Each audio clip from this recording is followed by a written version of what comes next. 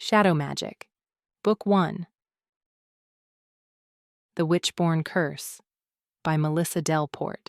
Chapter 1.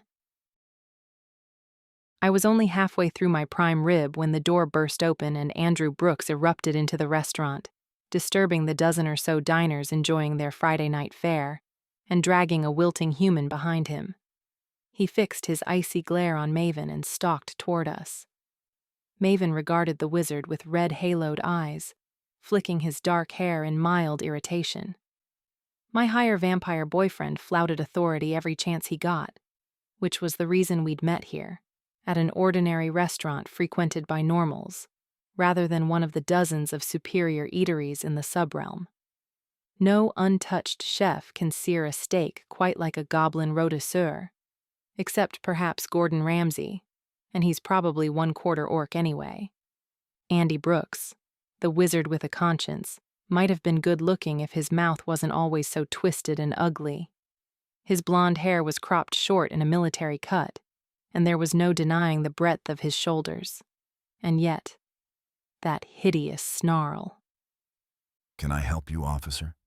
Maven asked, with an air of icy indifference. Andy shoved the dazed man in the direction of our table, causing a few patrons to gasp and rubberneck. "I found this in the alley outside, Maven," he snapped. "Care to explain yourself?" The symbiotic relationship Maven enjoyed with the Seattle Police Department was tempered only by the likes of Andy, who was planted by the council to destroy any evidence that might lead to a supernatural arrest. He reported directly to my grandmother, who served on the regional council, a group of 6 witches and wizards from powerful bloodlines responsible for maintaining order within the state. Not to be confused with the Manhattan Council, with a capital C for commanders-in-chief. Lording over all regional councils, the Manhattan Council was the highest authority in the realm. Working with normals was something no self-respecting wizard would ever do by choice, but Andy hadn't exactly been asked. Brooks took his job far too seriously, and he had an intense distrust of vampires, having had to clean up after them for most of his working life.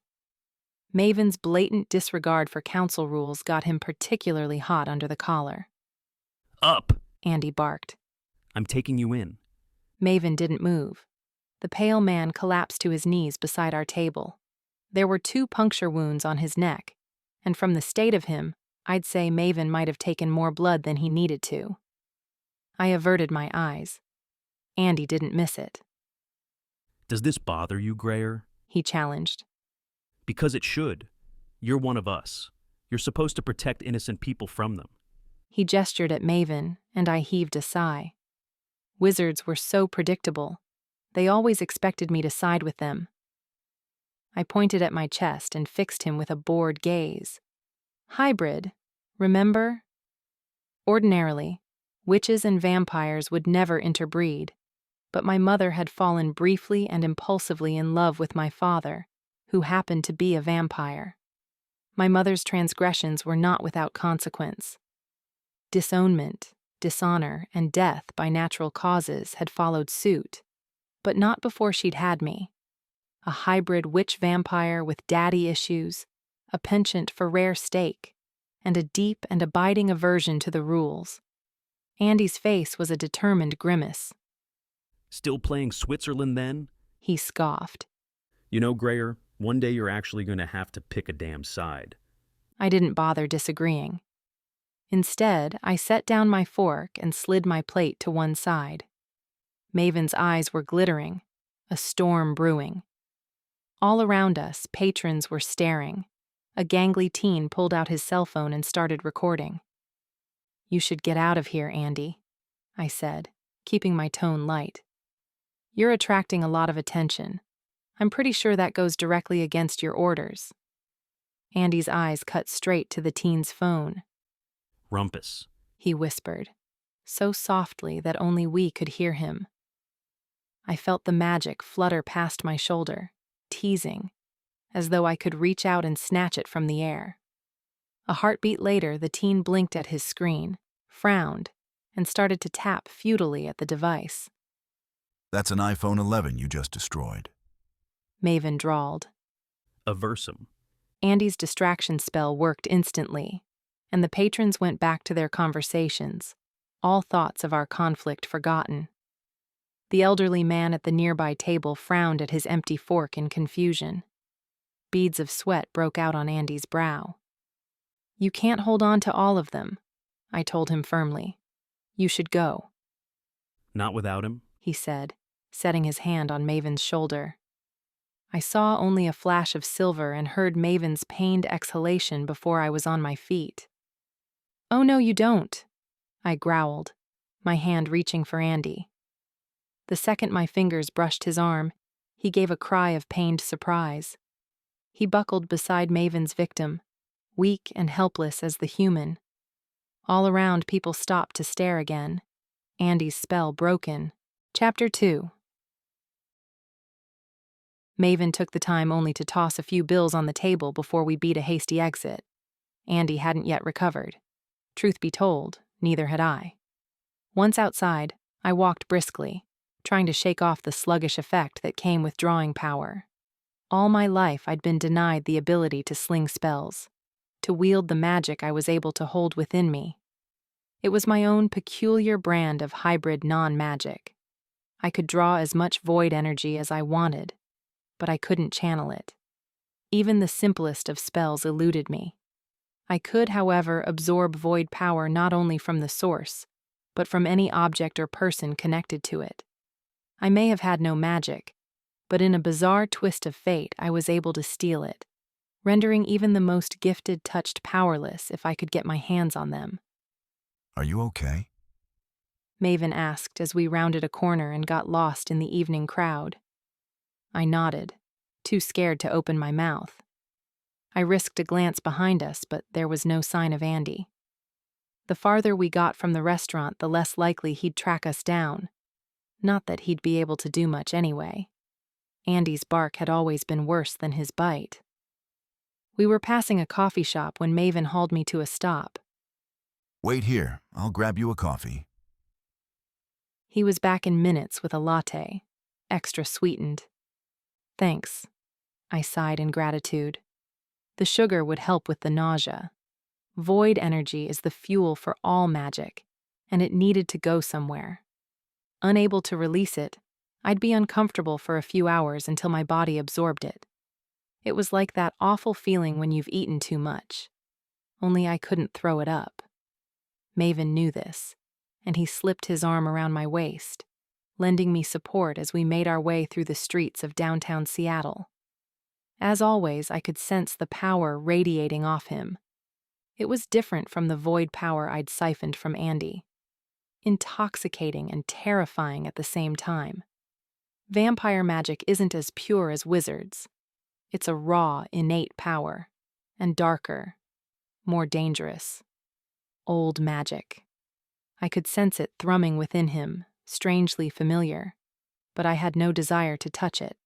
I would never intentionally hurt Maven. He craned his neck, scanning the high buildings around us. When are they going to stop with the skyscrapers? He mused, more to himself than anything.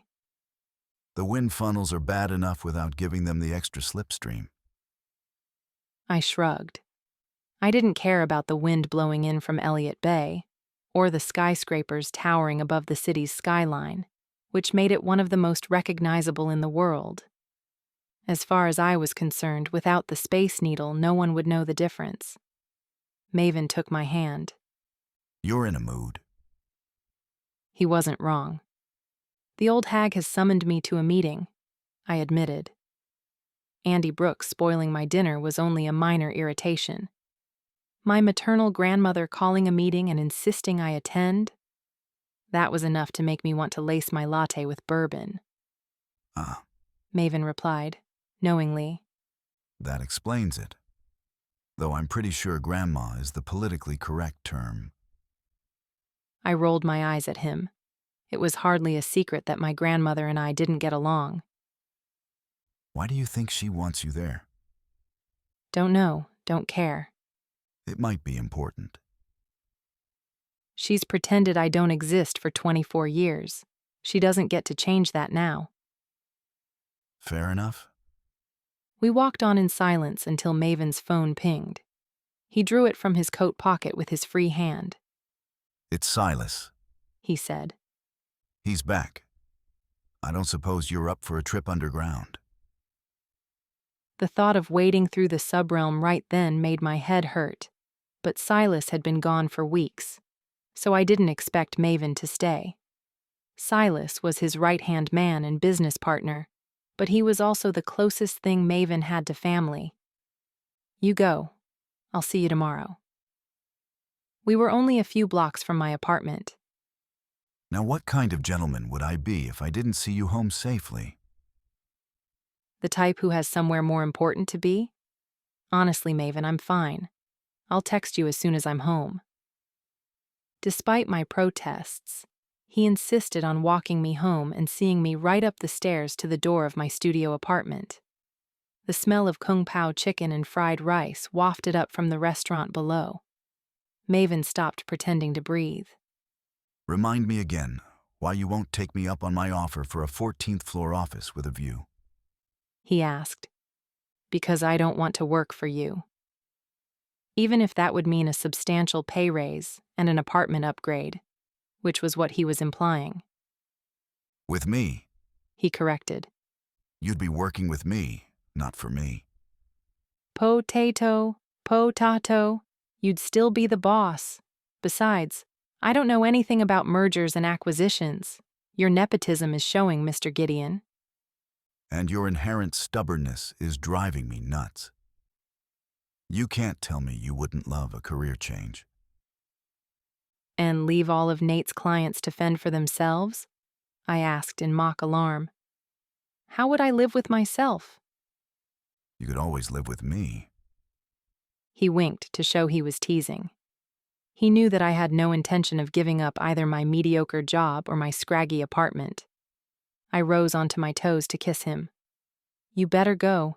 You're going to be late. As if to emphasize this, his phone pinged again. Duty calls. He sighed. I waited until Maven had disappeared down the stairs before I retrieved my keys from the bowels of my purse. I went in, and the door slammed shut behind me as I dumped the keys on the table in the hall. I'm home, I called, as I took the few steps toward the living room. I rounded the corner and froze at the sight which greeted me. I clapped a hand to my mouth to stifle the scream that rose in my chest. A mascaraed chihuahua sat on my favorite armchair, complete with red lips and indigo eyeshadow. It looked up at me in alarm, liquid brown eyes wide with terror, desperation etched on each microbladed brow. Richard! I yelled, while my heart hammered so hard it felt like it might crack a rib. A quick glance confirmed the TV was on. What in the void have you been watching? The chihuahua whined as I snatched up the remote, scrolling the recently viewed Netflix history. RuPaul's Drag Race. No surprises there. I narrowed my eyes as the problem materialized a few shows down. Really, Richard? I snapped, throwing him a filthy look over my shoulder. Beverly Hills Chihuahua? You don't even like Mexico. He whined again and buried his head in my favorite throw pillow. I switched off the TV. If you get makeup on that, I'm going to have you castrated. It was a futile threat, given that no vet in Seattle would have any clue how to neuter a lowly mimic. Richard had belonged to my mother, which was the only reason I kept him around. He was terrible company, and his Netflix addiction was getting out of hand. It affected his shifting patterns, like a chameleon trying to inhabit a rainbow. His true form was reptilian, similar to a Komodo dragon, but he shifted so often that his metamorphosis was all out of whack. How many times do I need to tell you to stay off the screen? I asked. He ignored me, but he couldn't help the tips of his ears pricking up. A mimic takes on not only the physical appearance of other animals, but also adopts their behaviors, which meant that I was now dealing with a 40-year-old neurotic ankle-biter. Richard, I growled. A lesser mimic would heed my authority. Richard's only response was to pee on the ancient chintz fabric. That chair was the only other thing I'd inherited from my mother, and at that point there was no question which of the two was more sentimental.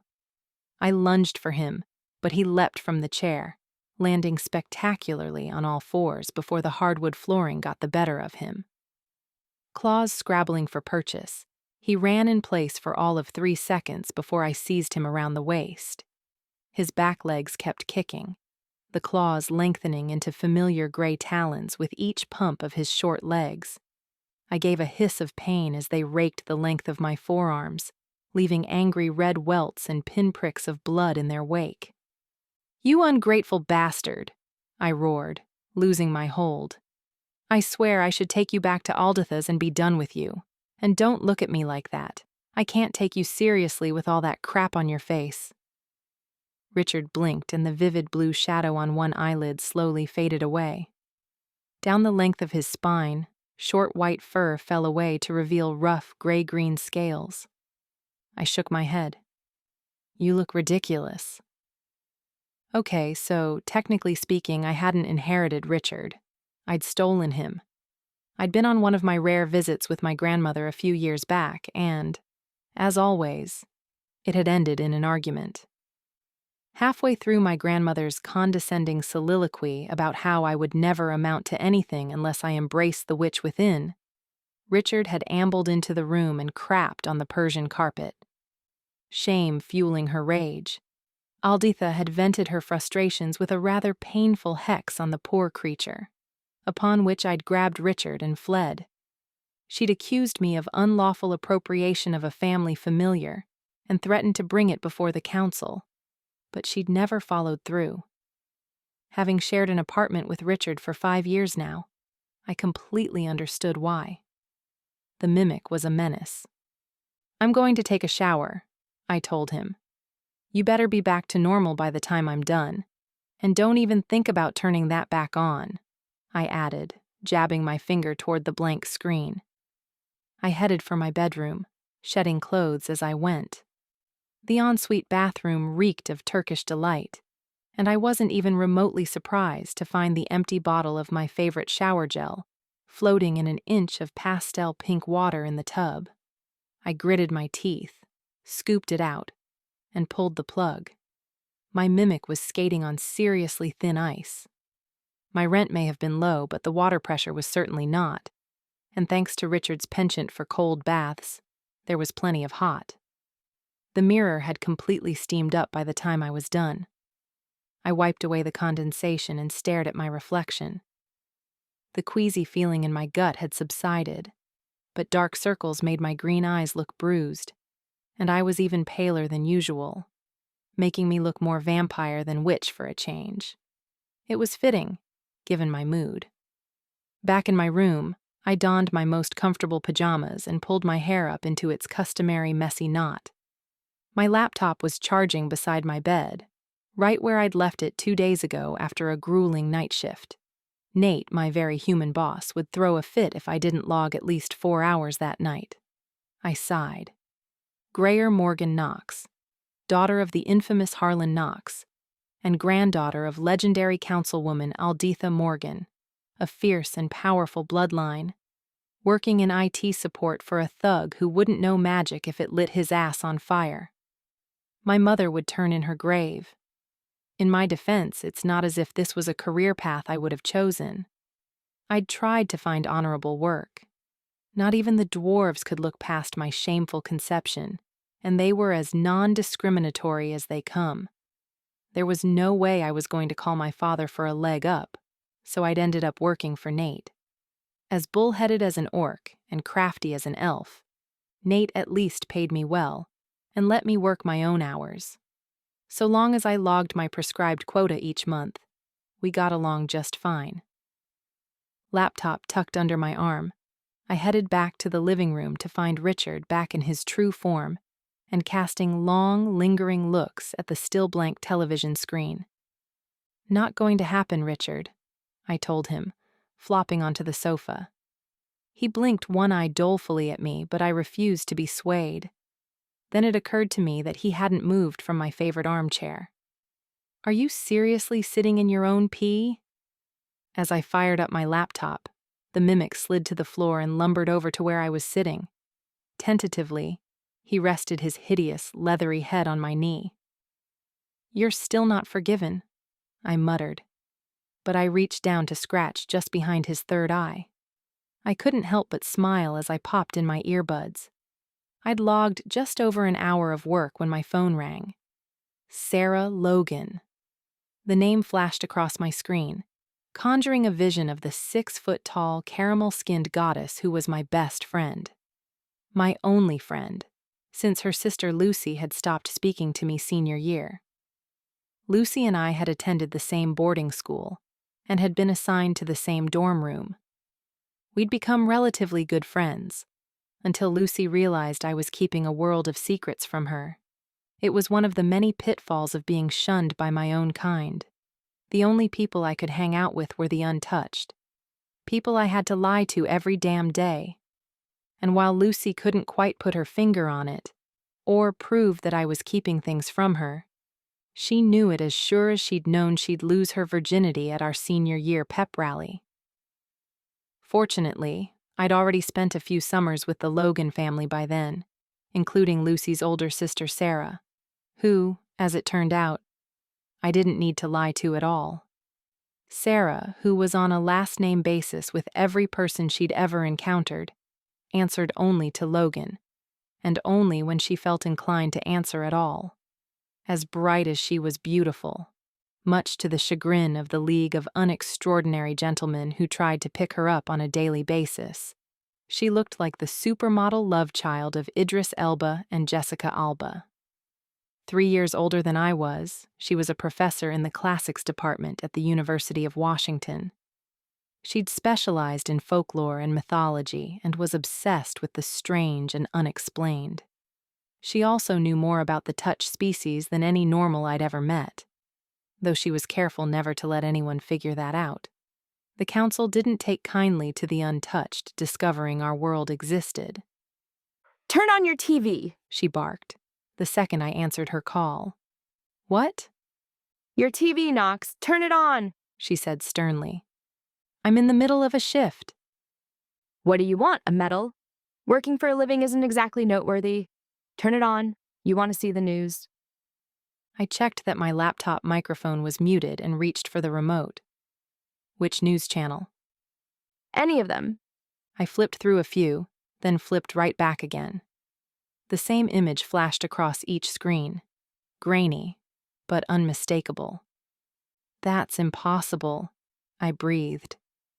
My laptop slid from my lap and landed on the sofa beside me.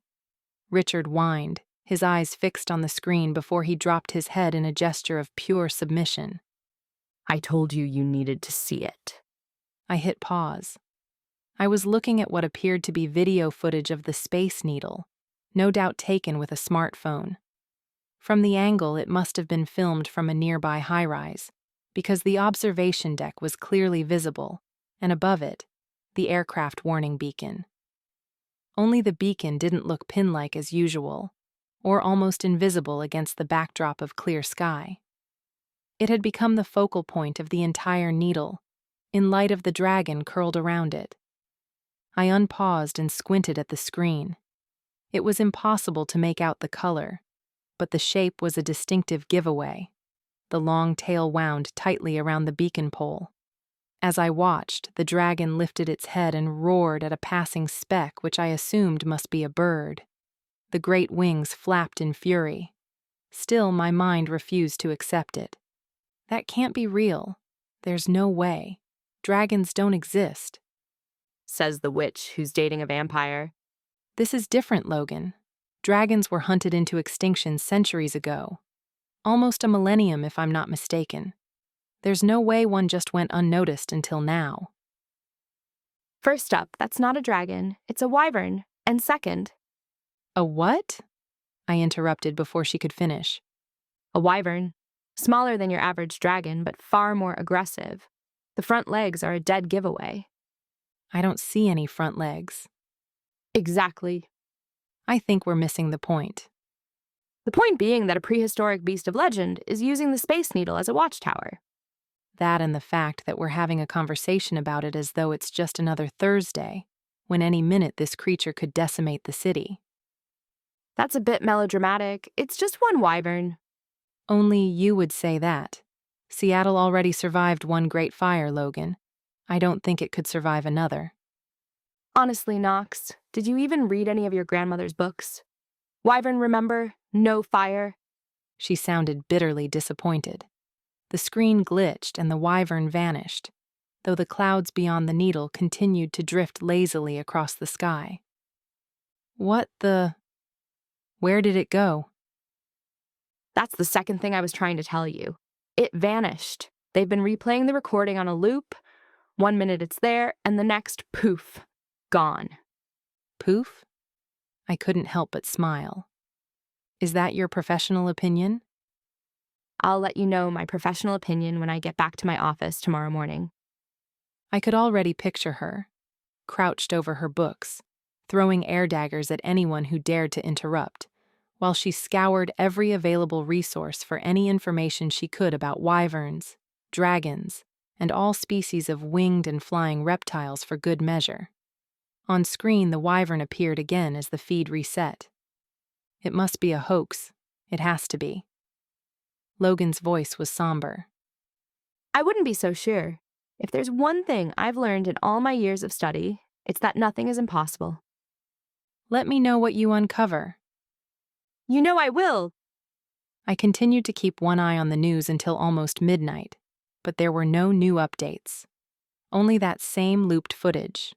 Wyvern, no wyvern, wyvern, no wyvern.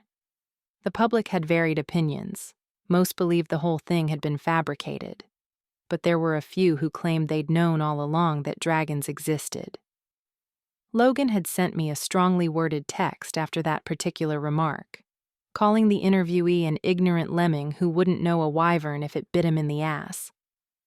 I hadn't formed an opinion either way. Still in a state of shock, I logged another hour of work before I finally crashed. I was so exhausted I didn't even make it to my bedroom.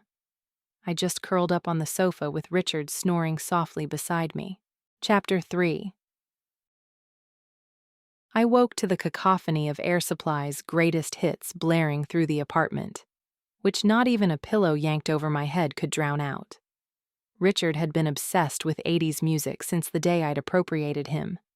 There was a cup of cold black coffee on the table, and I tossed it back as the smell of burnt toast assailed me. Assessing my arms, I found only faint red lines where Richard's claws had dug in. I didn't heal quite as quickly as a full-blooded vampire, but my ability to regenerate was impressive enough. In the kitchen, I found a capuchin monkey flipping eggs on the stove. It was one of Richard's favorite forms when he was looking for brownie points. Chores require opposable thumbs. He barked twice and then bared his teeth and stuck out his tongue. Over easy, please. I refilled my mug from the pot and dialed the volume down, then took a seat at the kitchen table to the opening chords of The Tide is High. I rested my head in my hands. The sound of my phone ringing provided temporary relief. Richard generously turned the music off as Logan's name flashed once more across my screen. 100 words or less, I said, knowing she would have been up for hours already, researching. Between the university library and the private collection Logan had amassed over the years, she'd be remarkably well informed. Other than what I told you yesterday, the wyvern is a legendary winged biped. That's a direct quote. I gathered. Biped? Walks on 2 legs rather than 4, like most primates, us included. The wyvern's forelegs are fused to their wings. They're more like arms than legs. Oh, and this is cool. They usually have a barb at the end of their tails, most likely diamond or arrow-shaped. It's the most powerful weapon in their arsenal, besides the talons and teeth, of course. Of course, I agreed automatically as the sound of paper rustling came through the phone. Numerous sources claim they were descended from the ancient dragons, but I don't believe that. A snake and a worm may share physical traits, but that doesn't make them cousins. I suspect they're a different breed entirely. Regardless, they're smaller and less powerful, but they're also faster and more efficient. Like the velociraptors in Jurassic World? Richard's head perked up at the mention of his second favorite Bryce Dallas Howard movie. I clapped my hand over the receiver. No, we are not watching it again, I hissed at him. Logan hadn't broken stride. I guess, if they were 50 times the size and could fly. Right. Nothing like that then. And I'm assuming they can't disappear? That wyvern didn't just disappear. From what I saw, that's exactly what it did. Have you seen the news this morning? Not yet. I only just got up. Go and look. I knew better than to disobey. Logan was like a dog with a bone. Cradling my coffee against my chest, I padded through to the living room and switched on the TV. It didn't take long to get the gist of it. According to the broadcast, the events of yesterday had been the result of a new science fiction exhibit at the Museum of Popular Culture. A young man in a Baby Yoda t-shirt was explaining the concept of CGI to an elderly reporter who looked more and more confused as the explanation progressed. Huh, I exclaimed. Computer-generated. You really think that's possible? Not for 1 second. This is Roswell all over again. I switched off the TV and tried not to let her hear the smile in my voice. How many times do I need to tell you aliens don't exist? Might I remind you, Knox, that 99.9% of the untouched population believe that magic doesn't exist? Or vampires, or elves, goblins, orcs? Okay, I get it. I cut her off before she could build up momentum. It's a cover-up. You're damned right it is. Like I said, that wyvern didn't just disappear. Someone threw up a glamour or cast an invisibility spell to hide it. My money's on the council. I groaned. It wasn't the first time I'd regretted telling her about the council. You think they're behind everything, Logan? You know I hate elitism. Oh, I know. In her senior year of high school, Logan had advocated for the abolition of prom king and queen, claiming that the timeless tradition had become nothing more than a popularity contest and a platform which encouraged bullying. Her campaign was legendary. She dragged Lucy and me into the fray too, insisting we lobby the cause. We'd been in freshman year and had no intention of drawing any unnecessary attention to ourselves. When I'd refused, Logan had quietly but firmly informed me that if I didn't protest, she'd let everyone know I was descended from witches. I still didn't know how she'd found out, but it had marked the beginning of a beautiful friendship. I'd even made my own placard. I hate to break it to you, I told her. But as much as I'd like to blame the council for this, no spell can last forever, and the wyvern hasn't been seen since last night, which leads me to believe the CGI claim might be true. It's not. She spoke with absolute certainty. Then where is the wyvern now? It's not exactly something someone could hide. I have no idea, but West would be a pretty good place to start looking. It'd be easy to take cover in 3,600 square miles of wilderness. That wyvern's probably nesting on Mount Olympus as we speak. You really believe it's real? That a species could just resurface after all this time?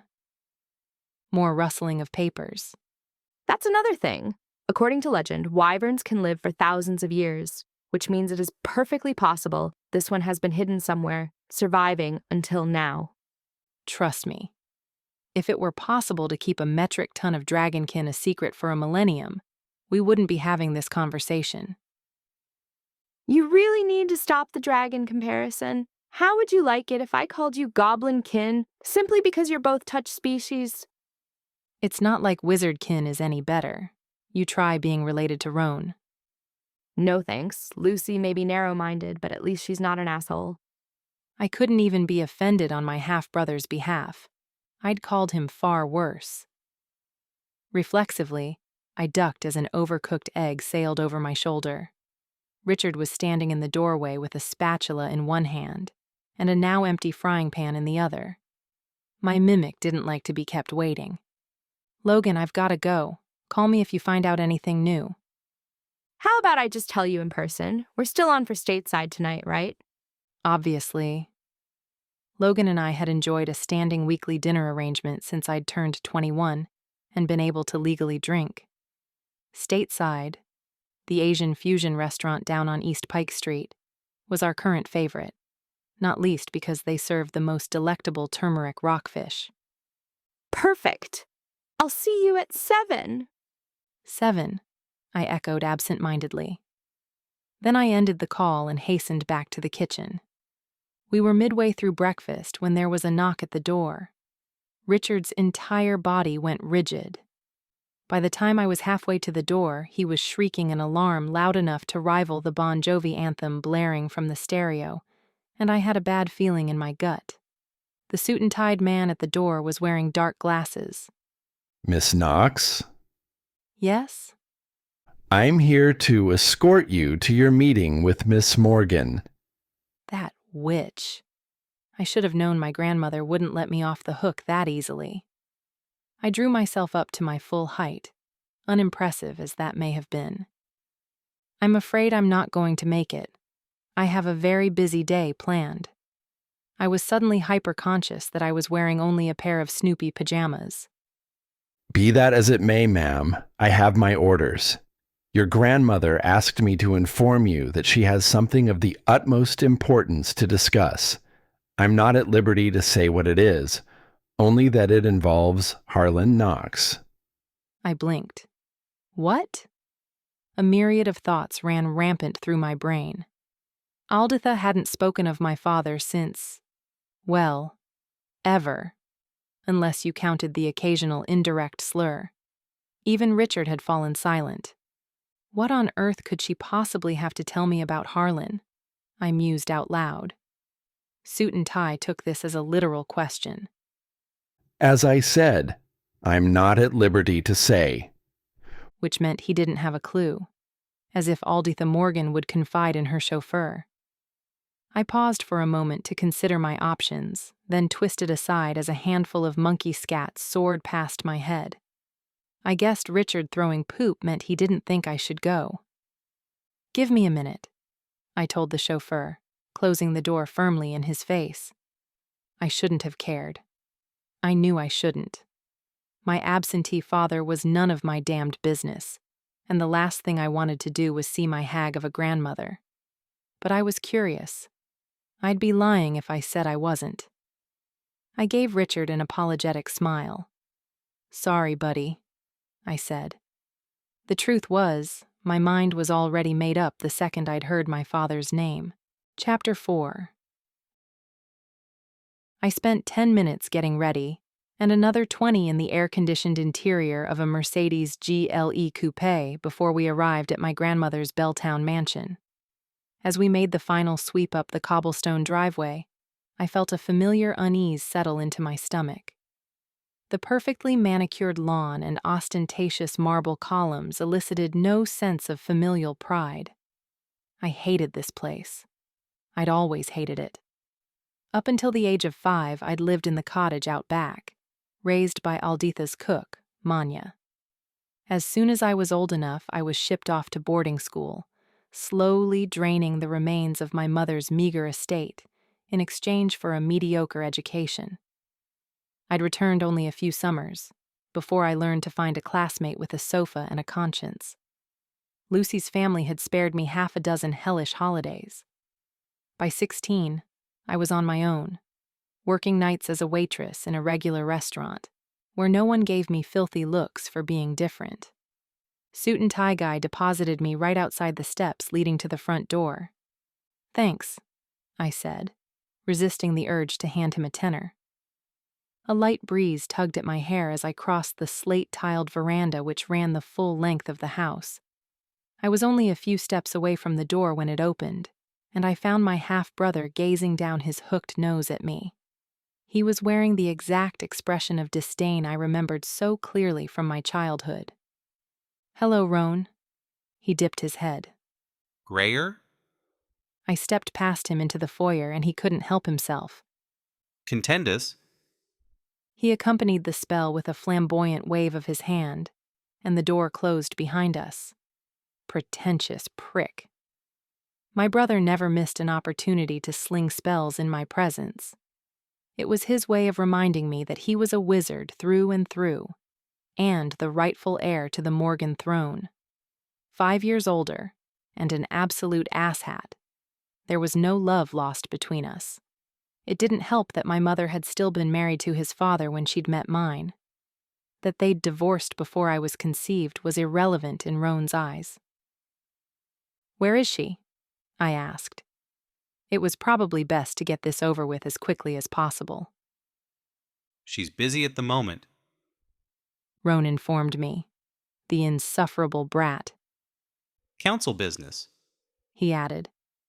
I turned and strode away in the direction of the kitchen. "I'll be with Manya if you need me." I found Manya sweating over a bubbling pot, wearing the floral apron I'd painstakingly sewed for her in the 6th grade. It was faded almost beyond recognition and straining around her girth. Manya was an orc, humanoid, but bulkier and strong as an ox.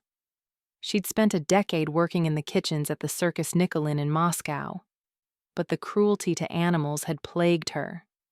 In a rare act of defiance, she'd booked a one-way ticket to the States some 30 years ago and been unfortunate enough to find employment at my grandmother's house. I bet Nikolin looked a lot less cruel after a few weeks with Alditha. Her fingers, each the size of a small bratwurst, were surprisingly nimble and capable of rubbing away any aches and pains, and a multitude of childhood cuts and grazes, as I knew from experience. Though admittedly, that may have had more to do with her potions than anything else. "Greyer!" She cried as she laid eyes on me. The rolled R's were music to my ears, and I walked straight into her open arms to receive a bone-crushing hug. "It's been too long, Malishka." Her baby girl, no matter how old I got. "Where have you been hiding?" She turned back to the stove, gave the pot a stir, and then clapped a meaty hand on the kitchen table, instructing me to sit. "I've been around, working mostly." "You still doing the computery mumbo-jumbo?" "It's called IT, Manya." She flapped her hands. "Don't get me started on things I don't understand. Here, eat something." She deposited a tray of still warm bruschetta before me and threw a dollop of cream cheese on a separate plate. "How is Maven?" "He's good, keeping busy." "He's still taking you to the theater?" "Yes, and you know our offer to take you with us still stands." I'd been trying to convince her to accompany us to the theater for years, but she'd never taken us up on the offer. "One day, Malishka. Now eat up. You're going to need your strength to deal with Miss Morgan." Any idea what she has to tell me? Manya was constantly underestimated by my grandmother, and I knew she heard a lot more than she should. "Sadly, no. Manya admitted. She's been cagey these past few weeks." I popped a piece of bruschetta in my mouth. "How so?" "Don't talk with your mouth full." "Sorry," I mumbled. A crumb shot from my mouth onto the scrubbed table, only to be swept away by Manya's ever-present kitchen cloth. Locking herself in that office of hers, a bunch of strange witches coming and going, and freezing spells left, right, and center. It's a wonder I know what day of the week it is anymore. "Really?" I frowned. Freezing spells were an easy way to avoid being overheard, but my grandmother hardly ever bothered. Like my brother, she felt the world was entitled to what she had to say. "That is cagey," I murmured. "I wonder what she's up to." It's not up to you to find out, the orc scolded. "Don't you go meddling in your grandma's affairs, you hear me?" I knew it was only out of concern for me that she said it, and I felt a fond warmth blossom in my chest. "What did I ever do to deserve you, Manya?" It's the least you deserve, child, considering the lousy lot you got lumped with. She glanced up at the oversized kitchen clock which hung above the refrigerator. "Would you look at the time?" She squawked. "I swear that woman speeds up the clocks. I better get back to cooking. I've still got 5 platters of food to prepare, and I've only just finished the charcuterie. She heaved her bulk off the kitchen stool and pulled out her chopping board. 5? I gazed around the kitchen. The smorgasbord of fresh fruit and vegetables, the mountain of delectable meat cuts, not to mention the loaves of fresh bread and bruschetta, and the enormous still-bubbling pot on the stove. Who the hell are you cooking for? There's enough here to feed a small army. Not quite, She grumbled. With a discreet look behind her, to check that no one else was around, she pulled a stubby wand from her apron pocket and aimed it at a pile of leeks. Rost! She whispered, using the Russian translation, and the leeks doubled in size. Manya's magic was not as refined as most, and she used the wand to focus her channeling. I wasn't complaining.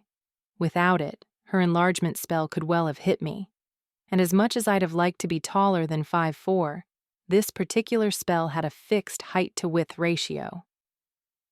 I opened my mouth to repeat the question, but Roan's nasal voice cut me off. He was hovering at the top step to the kitchen, not quite daring to enter Manya's domain. Alditha will see you now. He told me. Manya issued a string of orcish curses under her breath, low enough that only I could hear. I grinned and gave her one last hug before I followed my brother out of the kitchen. My grandmother was holding court behind her mahogany desk when I entered her office. Behind her, a commissioned portrait of my grandfather hung in pride of place. He had died young, when my mother was just a girl, a freak accident, a spell gone wrong. I sometimes wondered if he'd done it on purpose, unable to bear the thought of a lifetime with Alditha.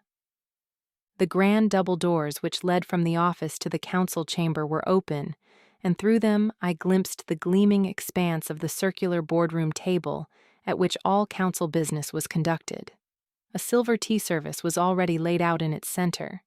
It looked far more inviting than the wingback chairs facing her desk, but the witch wouldn't want me getting comfortable. "Thank you for coming," she began, as soon as I was seated. Her hair was shorter than it had been the last time I'd seen her, cut into a blunt bob. It was still highlighted to within an inch of platinum, but she'd added a few golden streaks. They did little to soften her hostile, predatory face. I didn't have much choice. You do know I'm capable of calling an Uber. "I suspected you might not show if left to your own devices." I didn't bother to deny it. What do you want, Alditha? I asked insolently. In the chair beside me, Roan bristled. She laced her fingers and leaned forward, getting straight to business. "Your father has returned to Seattle." It was a loaded statement.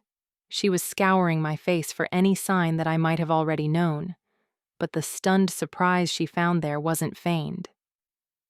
Harlan Knox had left Seattle for New York City when I was just a young girl.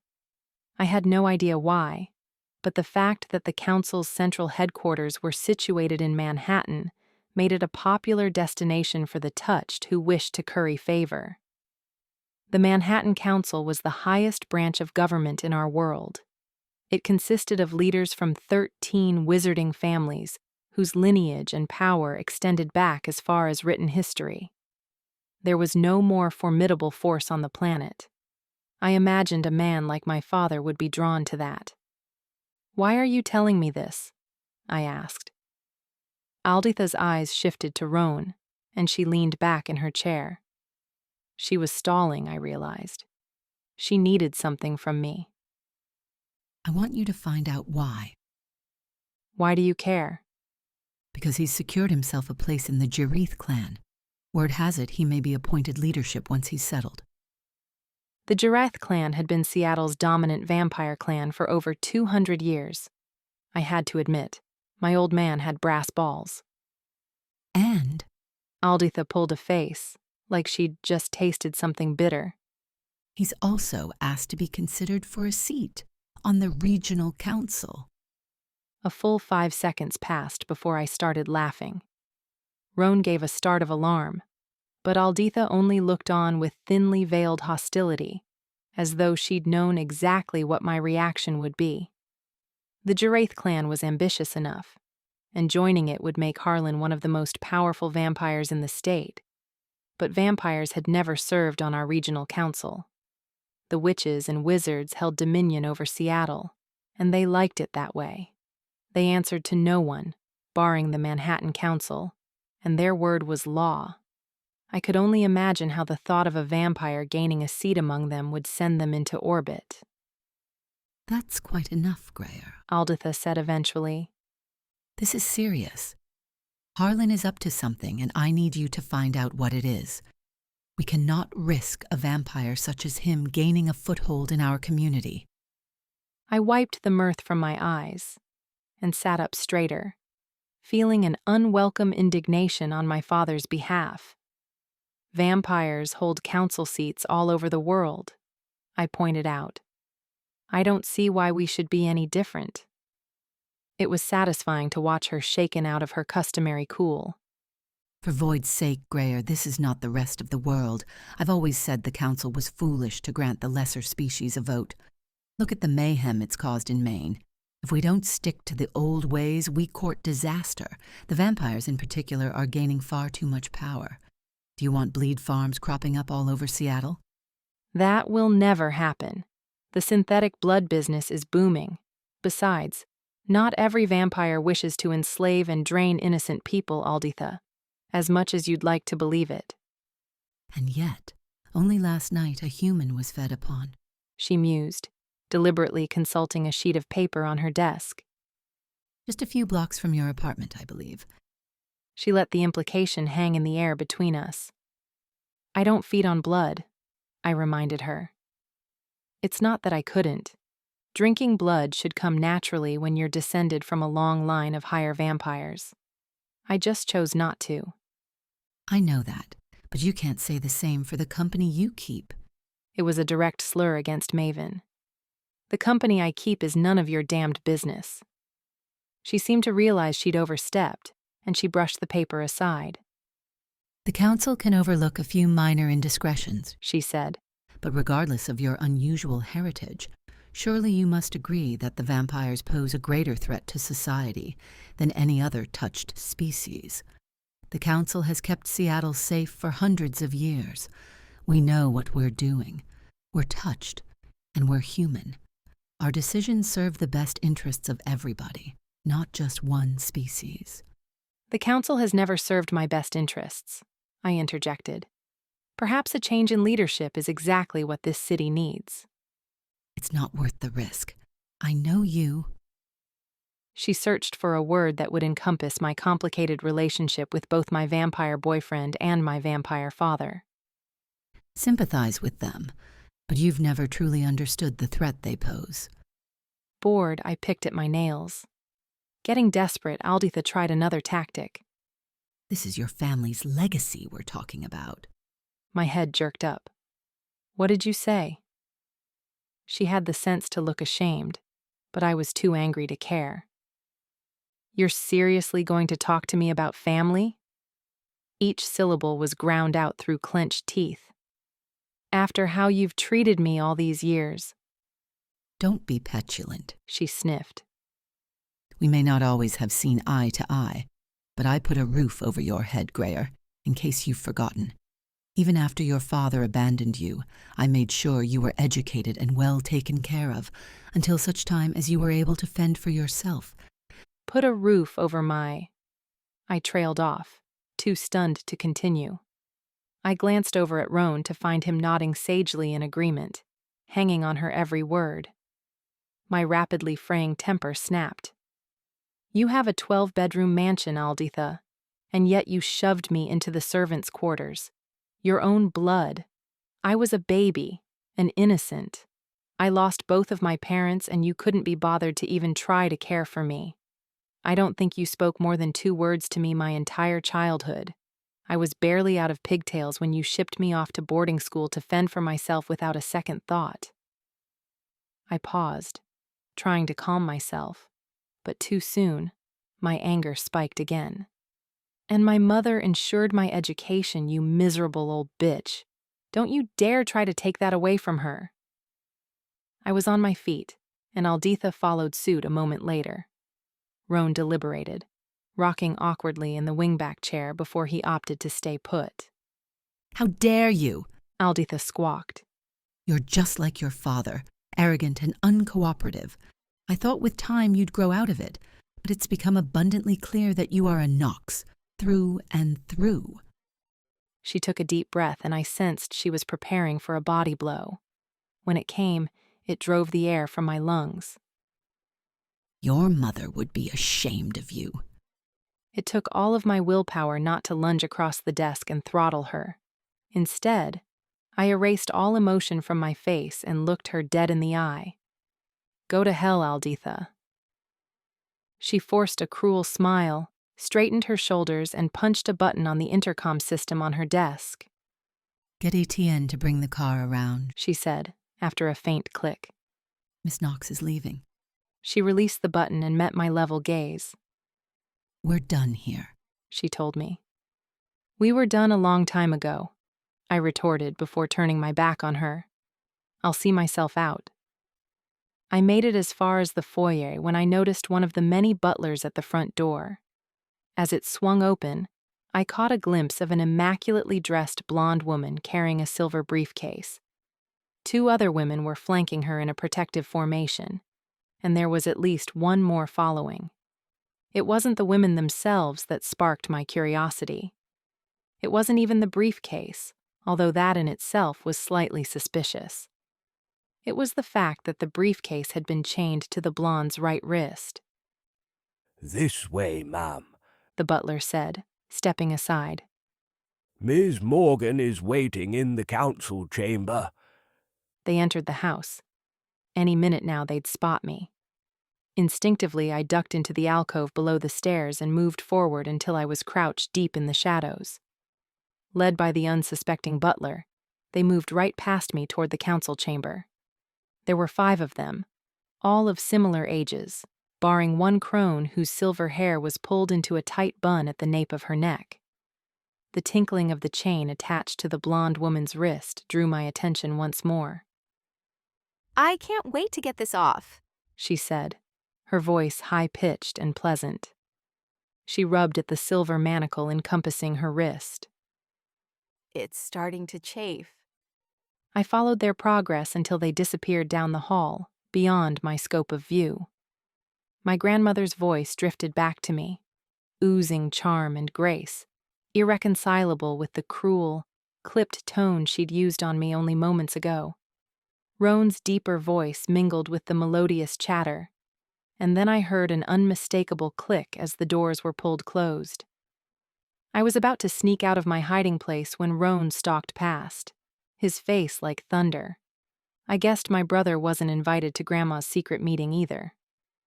I waited until his footsteps had faded into nothingness, and then I skirted down the hall. Alditha's office door was open, but the adjacent door, the one that led directly into the council chamber, was sealed shut.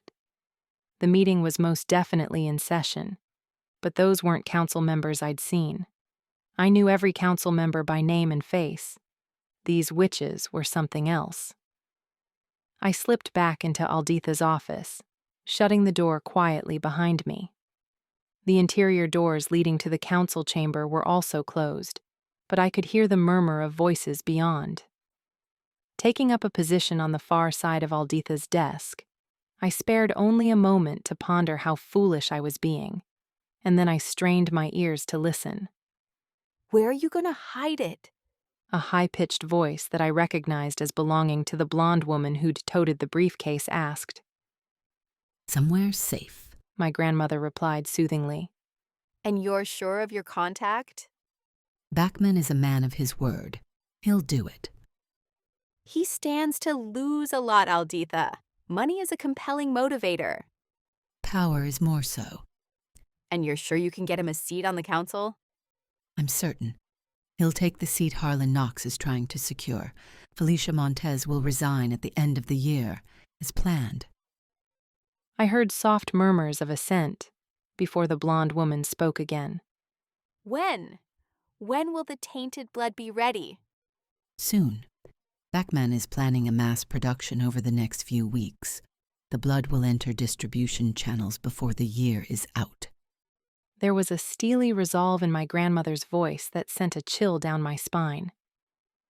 If we get caught, The blonde woman said. we're done for. The consequences will be dire. We won't get caught. No one will be able to trace this back to us. No one even knows the coven exists, which is why it's imperative the council never find out. Once all is done, we disband. Permanently. I'll miss this. A new voice said softly. This coven has become like a family. This coven was formed with one purpose, Fallon. Alditha replied, without any sentimentality. To destroy our enemies. Once that's done, Seattle will be safe, and so will we, so long as we take this to our graves. So many lives. A gravelly older voice said, bringing to mind the older witch I'd glimpsed outside. She sounded almost remorseful. Are you having second thoughts, Rue? My grandmother snapped. Perhaps you'd like to see our city fall into the hands of those monsters. Not at all. Rue replied. I only fear the consequent. She was interrupted by a knock at the outer door of the chamber, and I stiffened. My legs were cramping after crouching for so long, but I barely dared to breathe. I pressed my ear to the door, straining for each word. Apologies for the intrusion, Ms. Morgan. A familiar masculine voice said. But your granddaughter never came out to the car. I believe she's still in the house. I had only a second to process the implication of that final sentence before all hell broke loose. Alditha was barking instructions, ordering the house to be locked down immediately. Within the council chamber, chaos erupted, the high-pitched panic of a rogue coven that had been caught out. I whipped my phone from my purse and fired off a quick text to Maven. It consisted of only 2 words. Alditha's. Help. And then I dropped him a live location pin before I shoved the phone into my back pocket. I left the purse in plain sight on the floor near the desk and darted to stand against the wall beside the outer door. I was only going to get one shot at this. Heavy footsteps were my only cue before the door burst open. I held my breath. Frozen. The purse was in full view. Bait. Roan's dark head rushed past, and I slipped around the open door and into the hall. By the void's grace, there was no one there, although I did catch sight of 2 pairs of legs pounding up the stairs. Heart hammering, I darted beneath them, cowering once more in the dark recess while I considered my options. The front door wasn't a possibility. Alditha would have spelled it closed, and besides, it was the fastest route to the road. She'd definitely have stationed guards outside. I'd have to go out the back, take refuge in the woods that ran along the back perimeter of the property. I'd spent hours exploring those woods as a girl. No one knew them better than I did. Perhaps if I could make it to Manya's cottage. No. I dismissed that thought as quickly as it had come. I wouldn't involve Manya in this. The back door it was. Move, Grayer, I whispered. My legs had turned to jelly, but I put one foot in front of the other until I could see the hallway. Suit and tie rushed past, so close I could reach out and touch him, but he didn't stop. I waited until he was out of sight before I risked sticking my head out. I looked left, then right. The hallway was empty. I darted out from my hiding place and sprinted toward the kitchen. 50 feet. 30. 10. I barreled through the swinging doors, my momentum too much to skid to a stop. I missed the broad stairs completely, crashing to the floor beneath them and landing in a crumpled heap at Manya's boat-sized bare feet. Grayer! Her startled cry had me back up in no time. I winced as a pain lanced through my left ankle, then limped past her toward the back door. Manya grabbed hold of my jacket and hoisted me back, lifting me clear into the air in the process. They're watching the door, she warned, setting me down. They'll grab you the second you step outside. Damn it! There was nowhere else to go. Manya, however, decided to take matters into her own hands. She got her wand out and aimed it directly at the wall behind me. Vrata! The portal spell sounded guttural in her native Russian tongue, but it worked. Slowly, the brick peeled away, a passageway appearing inch by inch. Beyond it, I spied the familiar tattered green sofa that adorned Manya's living room, in the sweet cottage I grew up in. That cottage was situated right on the edge of Alditha's woods, so very close to freedom. "No, Manya," I half sobbed. I rushed forward, placing my hands on the shimmering surface of the passageway. My hands started to melt into it, drawing me forward, but I focused, concentrating all of my energy on maintaining my hold. The passageway began to shrink, one precious inch at a time. What are you doing? Manya cried. Don't close it! You need to go! I didn't have the energy to reply, but I wouldn't let her suffer for my foolishness. I absorbed the last of the spell until I felt the cold, bare brick beneath my palms, and then I stumbled backward. A wave of nausea rolled over me, and when Roan burst through the kitchen door with Alditha and 2 guards hot on his heels, I didn't even have enough energy to attempt to fight them off. Search her. Alditha's voice sounded far away, and rough hands patted me down. My brother smirked as he pulled the phone from my pocket. I knew the spell he would use before he spoke it. Fiat Fulgur. The electricity he'd summoned surged through the device, frying it, and killing the live location I'd shared with Maven. Chapter 5. The prison cell in Alditha's basement was as pristine as the rest of her house. The silver bars were polished to a high gleam, and the concrete floor had been recently screeded. I could testify to this fact, because I'd already slipped and landed on my ass twice since I'd been locked in. This particular holding cell was usually reserved for touched criminals of the highest order. I guessed that now included wayward granddaughters with a penchant for eavesdropping. I had no idea how long I'd been trapped down there, but I imagined only a few hours had passed since I'd overheard snippets of her diabolical plan to wipe out an entire species. Information she obviously couldn't risk me passing along to the species in question. A soft footfall from above drew my attention, and I looked up to find my grandmother descending the basement stairs. A frown marred the usually smooth skin between her eyes, courtesy of the elven potion equivalent of Botox, and her mouth was set in a grim line.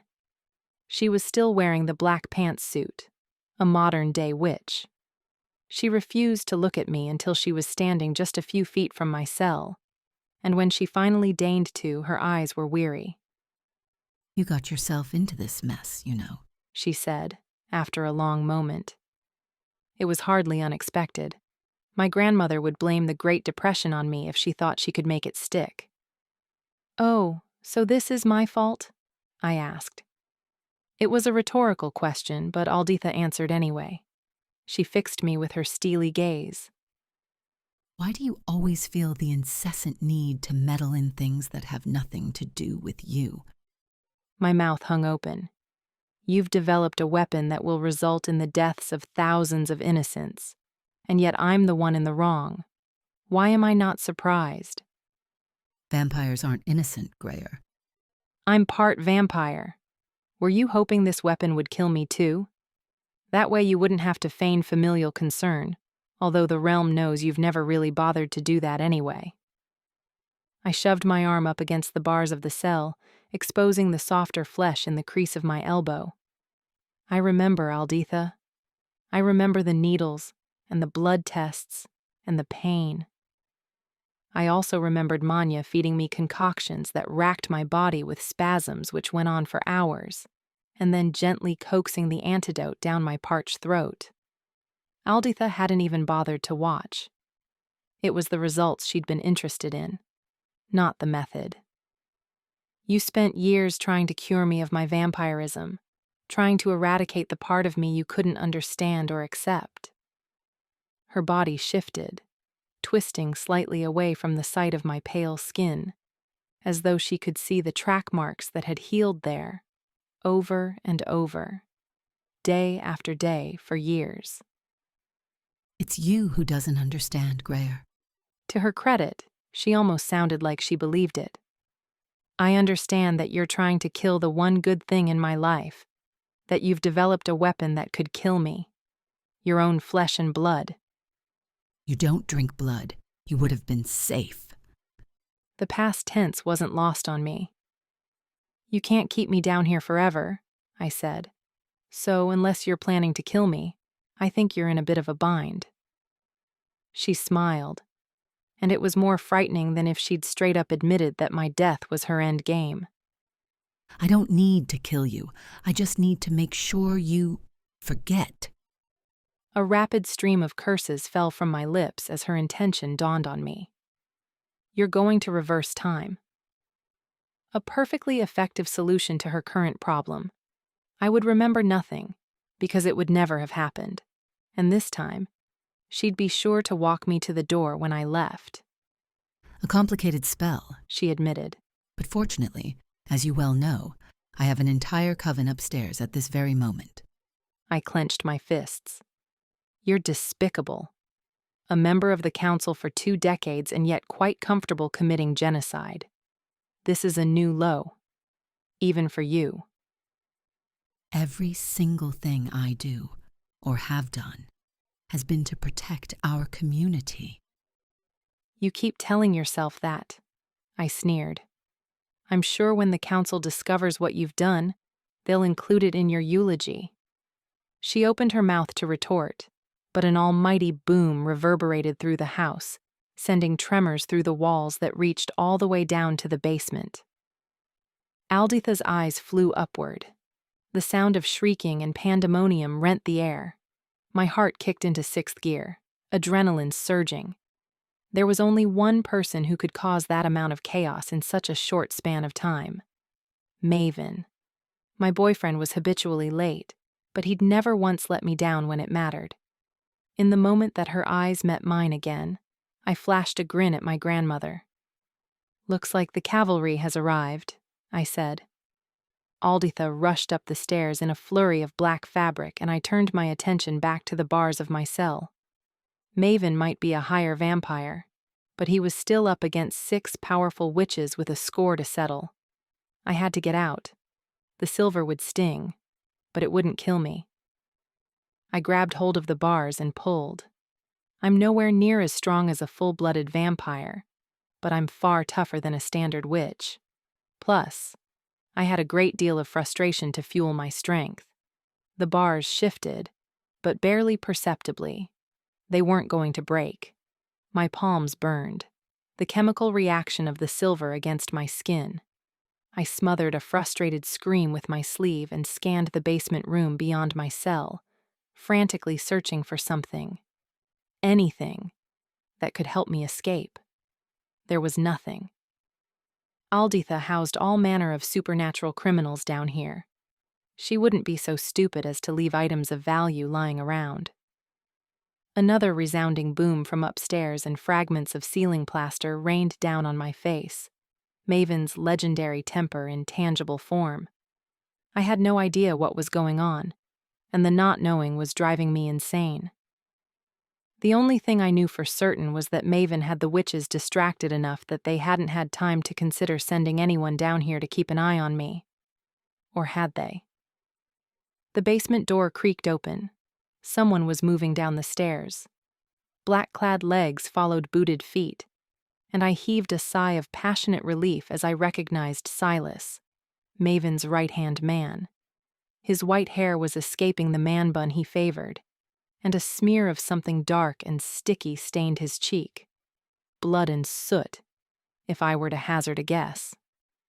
You can't break them, I stammered, gesturing the bars. They're reinforced. Even with his shifter strength, Silas wouldn't be able to do much. I won't need to, he drawled, in the voice like gravel that usually creeped me out. He held up a large rusted key. An orc in a floral apron slipped it to me on my way in. Manya, you beauty. The second the gate unlocked, I sprang from the cell, but Silas grabbed my arm before I could reach the stairs. "This'll be a lot quicker if you allow me," he offered, holding out both arms. The thought of being so near Silas, of being held by him, or pressed up against him, even with layers of clothing and his ever-present leather gloves between us, gave me chills. There was a darkness to the shifter that I'd never been able to put my finger on, but this wasn't the time for keeping him at arm's length. I nodded my consent, and he didn't hesitate. He scooped me up, cradling me against his chest, and flew up the stairs. The hall at the top was pure havoc. Smoke hovered ominously in the air. The front door had been blown right off its hinges. Sunlight streamed through the gaping hole, painting dappled patterns on the polished marble tiles. "Wait!" I panted, as Silas began to move toward the door. I glanced over his shoulder toward the council chamber. The doors were sealed shut, devoid of damage. Alditha's rogue coven must be hiding inside, and they'd spelled the room with protective enchantments. There'd be no getting to them, or the silver briefcase. "Grayer?" Silas's slate-stained eyes were glittering. Even this close, it was almost impossible to discern any pupil. Beneath my palms, I felt the muscles in his shoulders, taut as rubber bands stretched to the breaking point. He was agitated, his instincts driving him to keep moving. "Nothing," I said. "Let's go." Silas needed no further prompting. We emerged into the might of a sinking sun. I blinked against the glare as Silas lowered me to my feet. A growl emanated from his chest as we beheld the scene unfolding before us. A dozen of my grandmother's security personnel littered the front lawn, forming a rudimentary circle.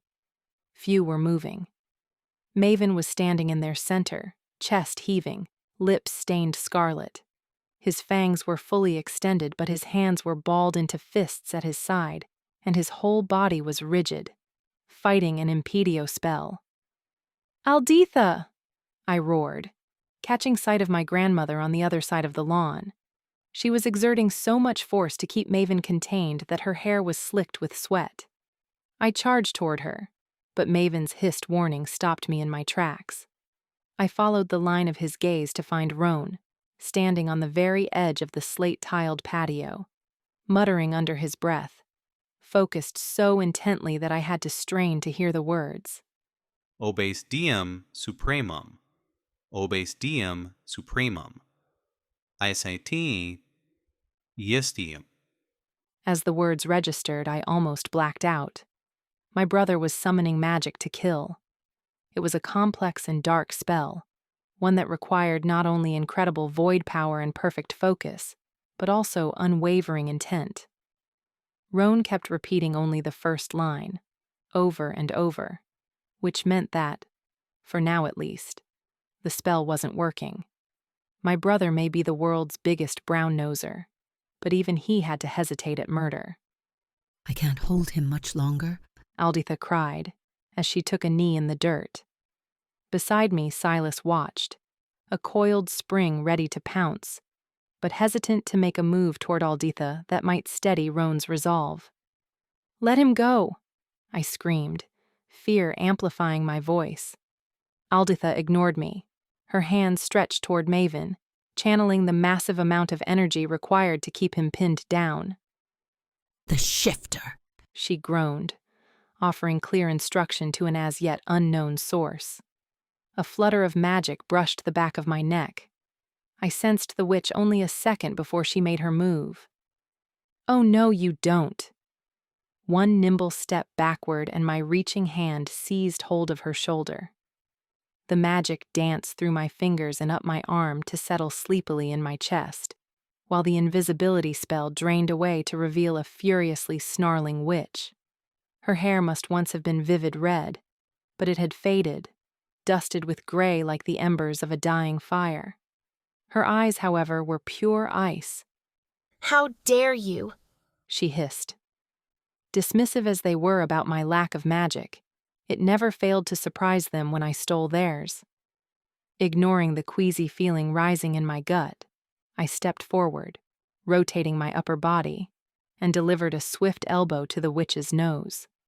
A sickening crunch, and a rather unimpressive spray of blood later, and she crumpled to the floor. I'd already turned back toward Roan. The shock of my brutality had interrupted his spell, and he'd had to start again. I'd bought us some time. Valen. Alditha's yell echoed across the space between us, eliciting not even a shred of guilt.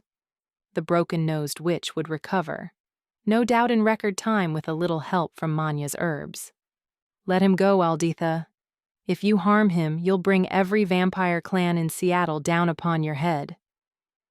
Killing a vampire went against council law, but I'd bet Alditha would prefer the council's civilized approach. Vampire justice is swift and simple. Alditha would be dead before dawn.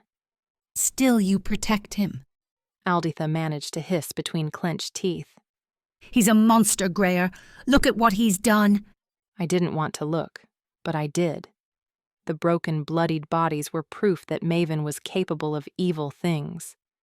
He didn't start this, I reminded her. You did. They're not dead. Maven's rasped confession drew my attention, and I met his eyes. He shook his head, the tiniest movement all he could manage. I swear it, Greyer. I didn't kill them. My chest expanded with emotion as a low groan emanated from a body only a few feet from where he stood. They live, Silas confirmed in my ear. My eyes darted from one body to the next, noted the rise and fall of a chest, the twitch of a finger. I couldn't help the smile that parted my lips. No, Alditha whispered, sensing my resolve. Roan stuttered to a halt, feeding off her fear. Go, I said. With that one word, Silas blurred beside me, becoming nothing more than shadow and smoke. An ethereal form I'd only witnessed a handful of times, only ever from Silas, and so rare it seemed almost not of this world. I moved too, sprinting toward my brother, who had quickly resumed the spell, a sense of self-preservation driving him now. I kept my body between him and Maven. He wouldn't have time to summon another spell. To get to Maven, he'd have to kill me. I heard the high-pitched shriek as Silas reached Alditha, heard the soft escape of air driven from her lungs, followed by a dull thud as her body hit the grass. I knew a moment of blind panic, fear that Silas may have killed her. I watched as Roan's face morphed into an expression equal parts horror and relief. Perhaps my brother wasn't as blindly loyal as I had always suspected.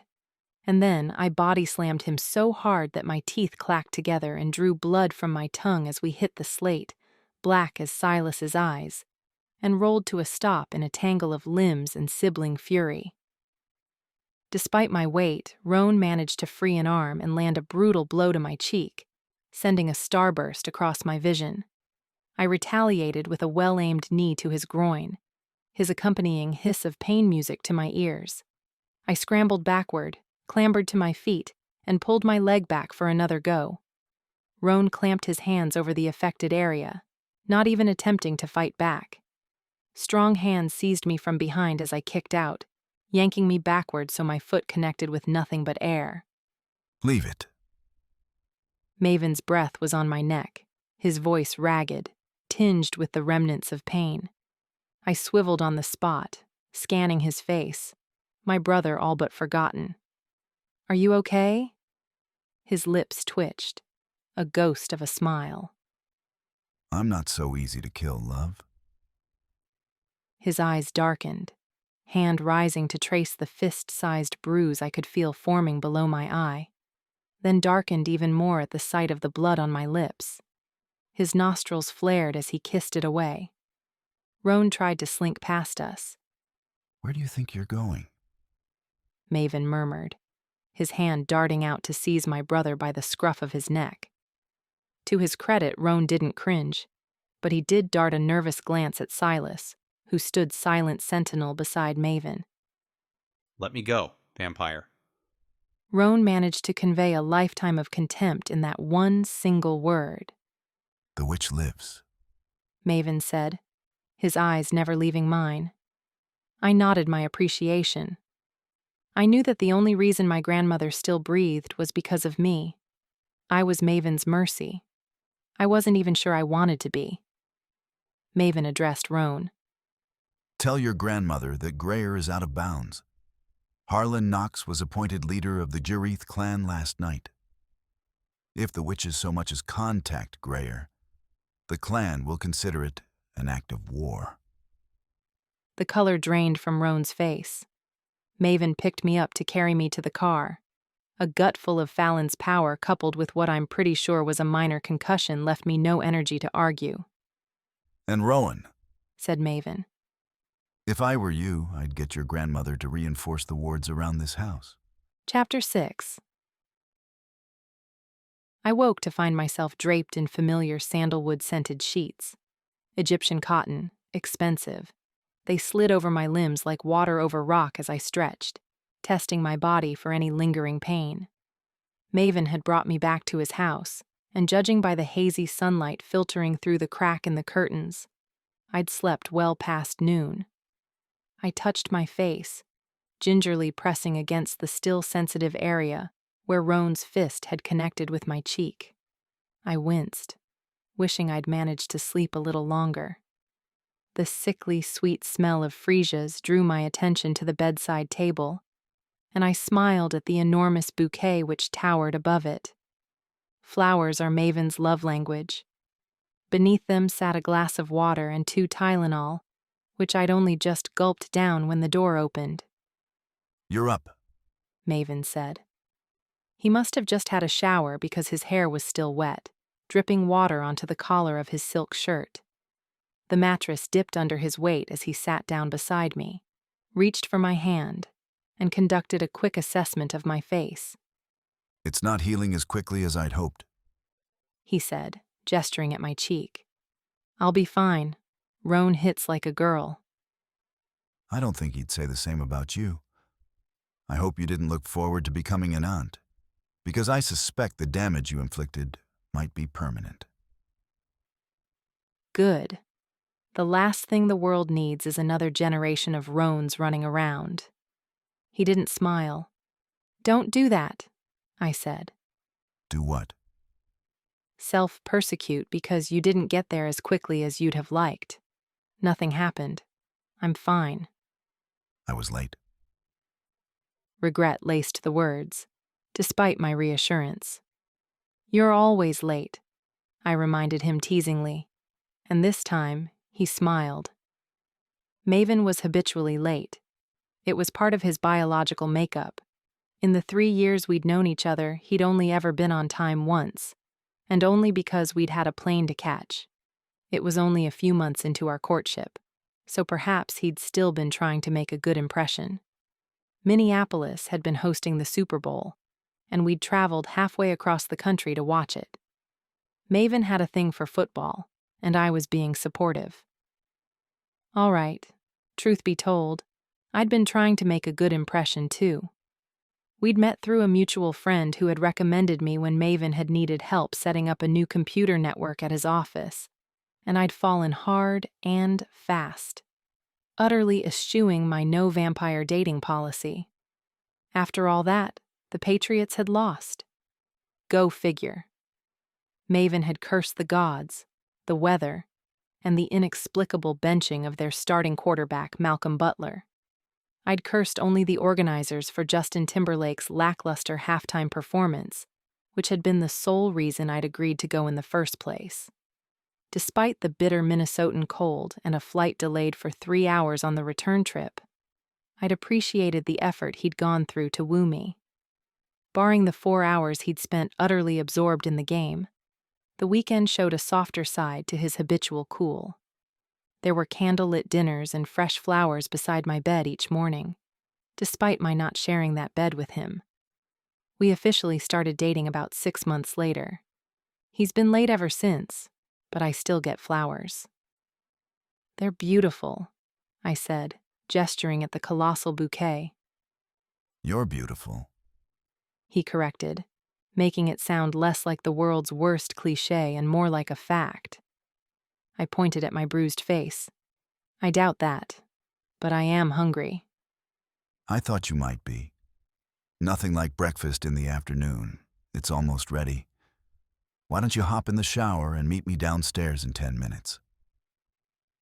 I thought of the serious conversation we needed to have and nodded. A shower sounded fantastic, and I'd need a clear head for what was to come. She's created what? Maven's hand was frozen, the glass of synthetic blood halfway to his mouth. I had told him most of what I'd heard at Alditha's, though I didn't think he'd processed most of it yet. We were perched on 2 retro bar stools at the kitchen counter. I wore one of Maven's silk shirts over the same jeans I'd been wearing yesterday, but I had belted it around the middle with a matching tie. He'd laughed when he first saw me, but he wasn't laughing now.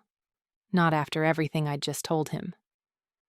At the far end of the counter, a crystal chess set was suspended in the middle of play.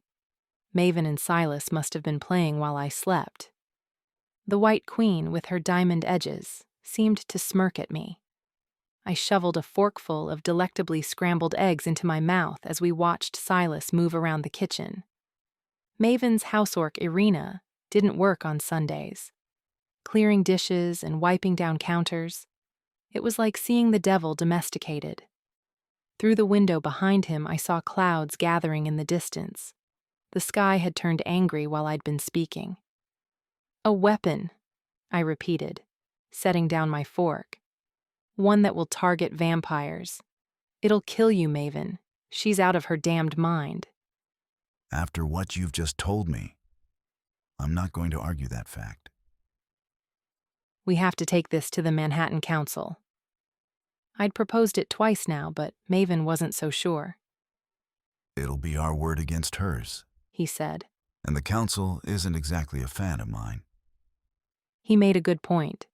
Maven had powerful social and political connections, but he tended to disregard much of the council's regulations. Greased palms and reciprocal favors held him above retribution, but if it came down to Alditha or Maven, an esteemed witch's word against that of a nefarious vampire. No contest. The council would protect their own. "The council isn't our only option," I murmured. "What you said yesterday, about my father. Is it true?" His eyes bored into mine, the red halo breaking the endless blue. "It's true," he confirmed. "Harlan was appointed. Your father is back, and he's now the leader of the Jareth clan." I opened my mouth to make a suggestion. Shut it again. With his newly appointed position, my father had just become one of the most powerful vampires in Seattle. He might be able to help us, but calling on him for aid made my stomach turn. If my relationship with my grandmother was complicated, my relationship with my father was practically non-existent. Extremists on opposite ends of a cultural divide, my mother had been the bridge between them, the one thing they both adored. Only through her had they found a fragile peace, and that had ended abruptly when she died giving birth to me. Alditha had held me accountable, and, following her lead, the witches had cast me out, and the vampires.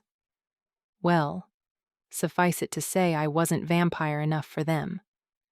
Following my mother's death, Harlan had promptly washed his hands of me, leaving me to flounder on my own, carrying only the name he had given me, Grayer, for the gray area I occupied between 2 species who wanted nothing to do with me. I hadn't heard from my father in years, barring a card he'd sent to my apartment shortly after Maven and I started dating, which read simply, "Good choice." It still irked me that he viewed my relationship with Maven as proof that I had picked a side when I'd done no such thing. I didn't fall in love with Maven because he was a vampire. I fell in love with him because he was, well, Maven. Someone who treated me well, and who didn't care about my lowly half-breed status. "Your father can't help us," Maven said, reading my thoughts. "He's been clan leader for less than 48 hours. and he's still a vampire. The council can preach all they want, but we've never been given a fair shot. And an allegation this serious. Without proof, we're on our own. Then we get proof. She'll keep that weapon close. It'll be at the house, at least until she transfers it to this Backman person. Jeffrey Backman. Maven replied almost automatically. It has to be. He's the owner of Backman Blood, the largest manufacturer of synthetic blood in the state. I helped him avoid a hostile takeover a few years back. He added, at my look of confusion. His board tried to throw him out, claimed he'd been pilfering the profits. I kind of wish I'd let them. I thought vampires controlled the synth industry. They used to. Maven grumbled. And largely still do. But wherever there is money to be made, there is a rapacious wizard trying to cash in. If I may, Silas began. We could simply eliminate Backman. It'd be easy enough to do, and without a distributor, the witch's plan fails. Maven flashed him a fond grin. I like the way you think, Silas. Sadly, I doubt that would offer a long-term solution. Synthetic blood is one of the biggest moneymakers on the market. Manufacturers are a dime a dozen. If we eliminate one, Alditha will simply move on to the next, and we'd have no way of knowing which. We fell into the silent cycle of endless potential problems and no perceivable solutions. A muscle twitched in Maven's jaw, the only outward sign of his frustration. He downed his glass, grimacing. I was pretty sure it was a psychosomatic response since synthetic blood tasted almost identical to the real thing. Maven, however, had never been a fan, and despite the council's decree that vampires drink synthetics to avoid drawing attention to themselves, he preferred his blood at a perfect 98.6 degrees. How in the hell could she even create a weapon that powerful? He eventually snapped. To take out an entire city of vampires, you'd need something a lot stronger than your run-of-the-mill potion. At the mention of potion, my thoughts immediately strayed to Manya, but I dismissed them as quickly as they'd come. Manya would never willingly cooperate in a plot this vile, and even if Alditha had somehow managed to coerce her, her magic simply wasn't strong enough. The Morgan grimoires? I suggested. Alditha has decades' worth of family spellbooks in her private library. I knew them well, had traced the cracked spines and inhaled the musty scent of them for years. I'd pored over them as a child, chanting spell after empty spell, brewing potion after worthless potion, drawing power from the void until it filled my belly to bursting and felt as though it might claw its way out of my chest. My attempts had gained me nothing but a hoarse voice and scorched fingers. I'd so badly wanted Alditha's approval, believing futilely that my salvation lay in proving that I could master the witch within me. I'd almost gotten away with it, too. A single jam-smudged fingerprint had been my undoing, proof of my crime. Alditha had banished me from the house for good after that. Witches would never document such a spell, Maven said. They're not that stupid, much as I hate to admit it. I agreed. A spell like that would be against the law. They would face trial if the council discovered it. It was Silas who supplied the obvious answer. Old magic, he said. He'd stopped cleaning and was now standing before us, his black eyes somber. Maven touched a thumb to his lips, wiping away non-existent blood. Old magic belongs to my kind, he pointed out, his voice flinty. I am not implying that a vampire would willingly help the witch, the shifter replied calmly. But she has already proved herself more resourceful than most. It's not impossible to assume that she may have gotten her hands on a vampire grimoire. Vampire grimoires are protected by blood magic. A witch couldn't open one, let alone perform a spell within. Silas wisely let the matter rest, but behind his eyes his mind whirled. "It doesn't matter," I said, snapping the mounting tension in the air. "Who cares where she found the spell? The point is she did, and your life is at stake." Maven cursed, low and loud. Mine and every other vampire in the city. I refrained from mentioning that I didn't really care about any other vampire. I felt little guilt for my lack of empathy. They had started it after all. Every weapon has a fail-safe, Silas pointed out. and every poison an antidote. If we could study the weapon she's created, we could possibly find a cure, a way to negate its power and render it harmless.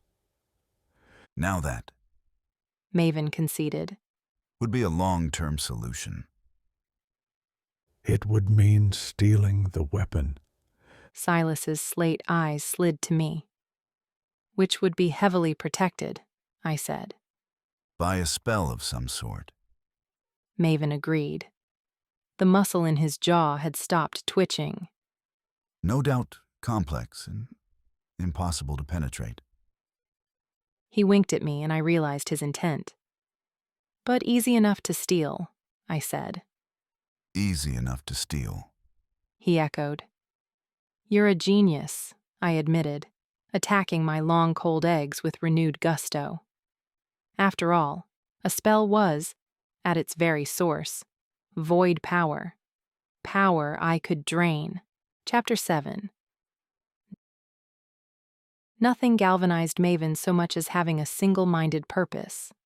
Add a sprinkling of trickery, a healthy dose of vampiric vengeance, and a lifetime of cultivated animosity, and he'd recovered almost all of his flippant joie de vivre in the time it took Silas to rinse his glass. I need to get to the office, he announced, rising from the stool with grim determination. There would be no point in reminding him it was Sunday. Maven didn't keep regular working hours. We'll need blueprints of the house to check if there are any points of access Grayer might not be aware of. I'll handle those. I have a contact at the clerk's office. Silas, I want you to find out anything and everything you can about that weapon. The most likely form it'll take. Potential composites. He trailed off, cocking his head toward me. You said the blood would hit distribution channels by Christmas? I nodded. That's what she said. Most manufacturing comes to a halt mid-December, which means Backman will no doubt plan a massive production run just before. That'll be the one. Silas agreed. The contaminated blood will hit the market during the busiest season of the year. Vampires might not celebrate Christmas, but they celebrated the holidays much like the untouched, with excessive eating and drinking. More synthetic blood was consumed over the festive season than any other time of year. Seattle's subrealm hosted one of the largest New Year's Eve parties on the West Coast, and vampires flocked in from surrounding suburbs weeks in advance to attend. My flesh crawled. She's timed it perfectly. The death toll will be catastrophic. Maven brushed a kiss across my temple. Don't be so pessimistic, love. We still have time to thwart Grandma's evil plan. Silas will drop you at home, but I'll have someone keeping an eye on your apartment building. I don't need a watchdog, I groaned.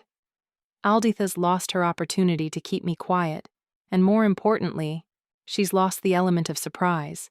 She wouldn't dare try anything, especially now that she knows her secret is out. Grayer is right. The witch will play perfect councilwoman in case anyone is watching. Her greatest chance of not being caught is to act as though nothing's going on. Thank you for that incredible nugget of insight, Silas. Maven teased. But you both seem to have forgotten that Alditha is not acting alone. There are 5 witches out there who have nothing to do with the council and who are not being watched. I'd rather not tempt fate, if that's okay with the 2 of you. Fine, I grumbled. I'd all but forgotten the rogue coven. That's my girl. He ruffled my still damp hair. Oh, and before I forget, Grayer, I have something for you. He opened his briefcase and withdrew a black cell phone. It's fully charged. You just need to sync it. My eyes widened at the weight of it in my palm. Maven, this is a Z fold. He raised his brows, all feigned innocence. A what? I wasn't buying it. It's a $2,000 phone, as you well know. He'd offered me the exact device a month ago, and I'd declined. It was gathering dust in my desk drawer. You may as well put it to use until you get yourself a new one. Maven could be as smooth as a buttered scallop on a porcelain plate when he wanted to get his way. Even Silas couldn't hide his smile. I can order one online as soon as I get home to my laptop. Which reminded me, I was at serious risk of losing my job if I didn't get any work done. I doubted Nate would appreciate the threat of vampire extermination as a reasonable excuse to miss my target. Maven was almost to the door. If you flip that open, it works as a tablet. He offered wryly. And it's a Z Fold 2, if we're being technical. I only just stopped myself hurling the phone at his departing back. With Maven gone, I found myself alone with Silas. I didn't believe either of us would have chosen the company if we'd been given the option. Still, he had saved my life. I haven't thanked you properly, I told him, for getting me out of there. Maven asked me to. He replied simply. You're important to him. I had the distinct impression that if I wasn't, Silas would have left me to rot and never thought of me again. So are you. Important to him, I mean. Silas might be Maven's right-hand man, but the relationship between them was more like father and son. If the shifter had been a vampire, I would have thought that Maven had sired him. Such was his loyalty and obsessive adoration. According to Maven, he'd found Silas on the streets when he was nothing more than a child, and had taken him under his wing. Outcasts and orphans were my boyfriend's specialty. We have that in common, Silas said. I wasn't sure if he was replying to my statement, or reading my thoughts. Silas always unnerved me. I'd never admit it to Maven, but I preferred the lengthy periods of time that he spent away. Still, he was the closest thing Maven had to family, and he'd be around for a while, especially with everything going on. There was no way he'd be doing any business travel while a weapon that could kill Maven was in play. I tried to move the conversation to safer waters. You must be happy to be back. My travel is necessary. Sure, but there's no place like home, right? He only frowned at me. I stifled a sigh. It had lasted longer than usual, but our bonding session had reached its conclusion. I'll get my things. I followed Silas through the kitchen and into the garage. The fluorescent lighting cast a sickly glow over us, turning Silas's pale skin almost translucent. The devil had become a ghost. Outside, it had started to rain. The wiper blades emitted an annoying squeak with every swish to the left. Maven just had them redone, Silas muttered darkly as we glided onto the highway. I'll have to call the dealership. His eyes followed the trail of the wipers for a few seconds, as if they were a personal affront to Maven's reputation. Ensconced in the passenger seat, I felt Silas's presence more than ever, dark and brooding beside me. His strange magic hung heavy in the confined space. I couldn't help but want to open the window and welcome the rain. Instead, I tried once more to draw him into conversation. Where did you go this time? For the business trip, I mean. Vancouver.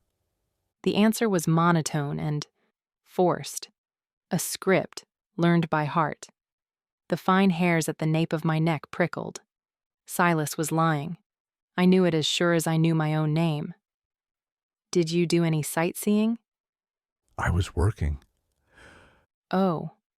I tugged my bottom lip between my teeth. Silas gave a small shake of his head, white hair falling from behind his ear to partially obscure his face. I did eat the best yellowtail sashimi I've ever tasted in a little restaurant in Granville, he said. His tone was too light. It didn't fit.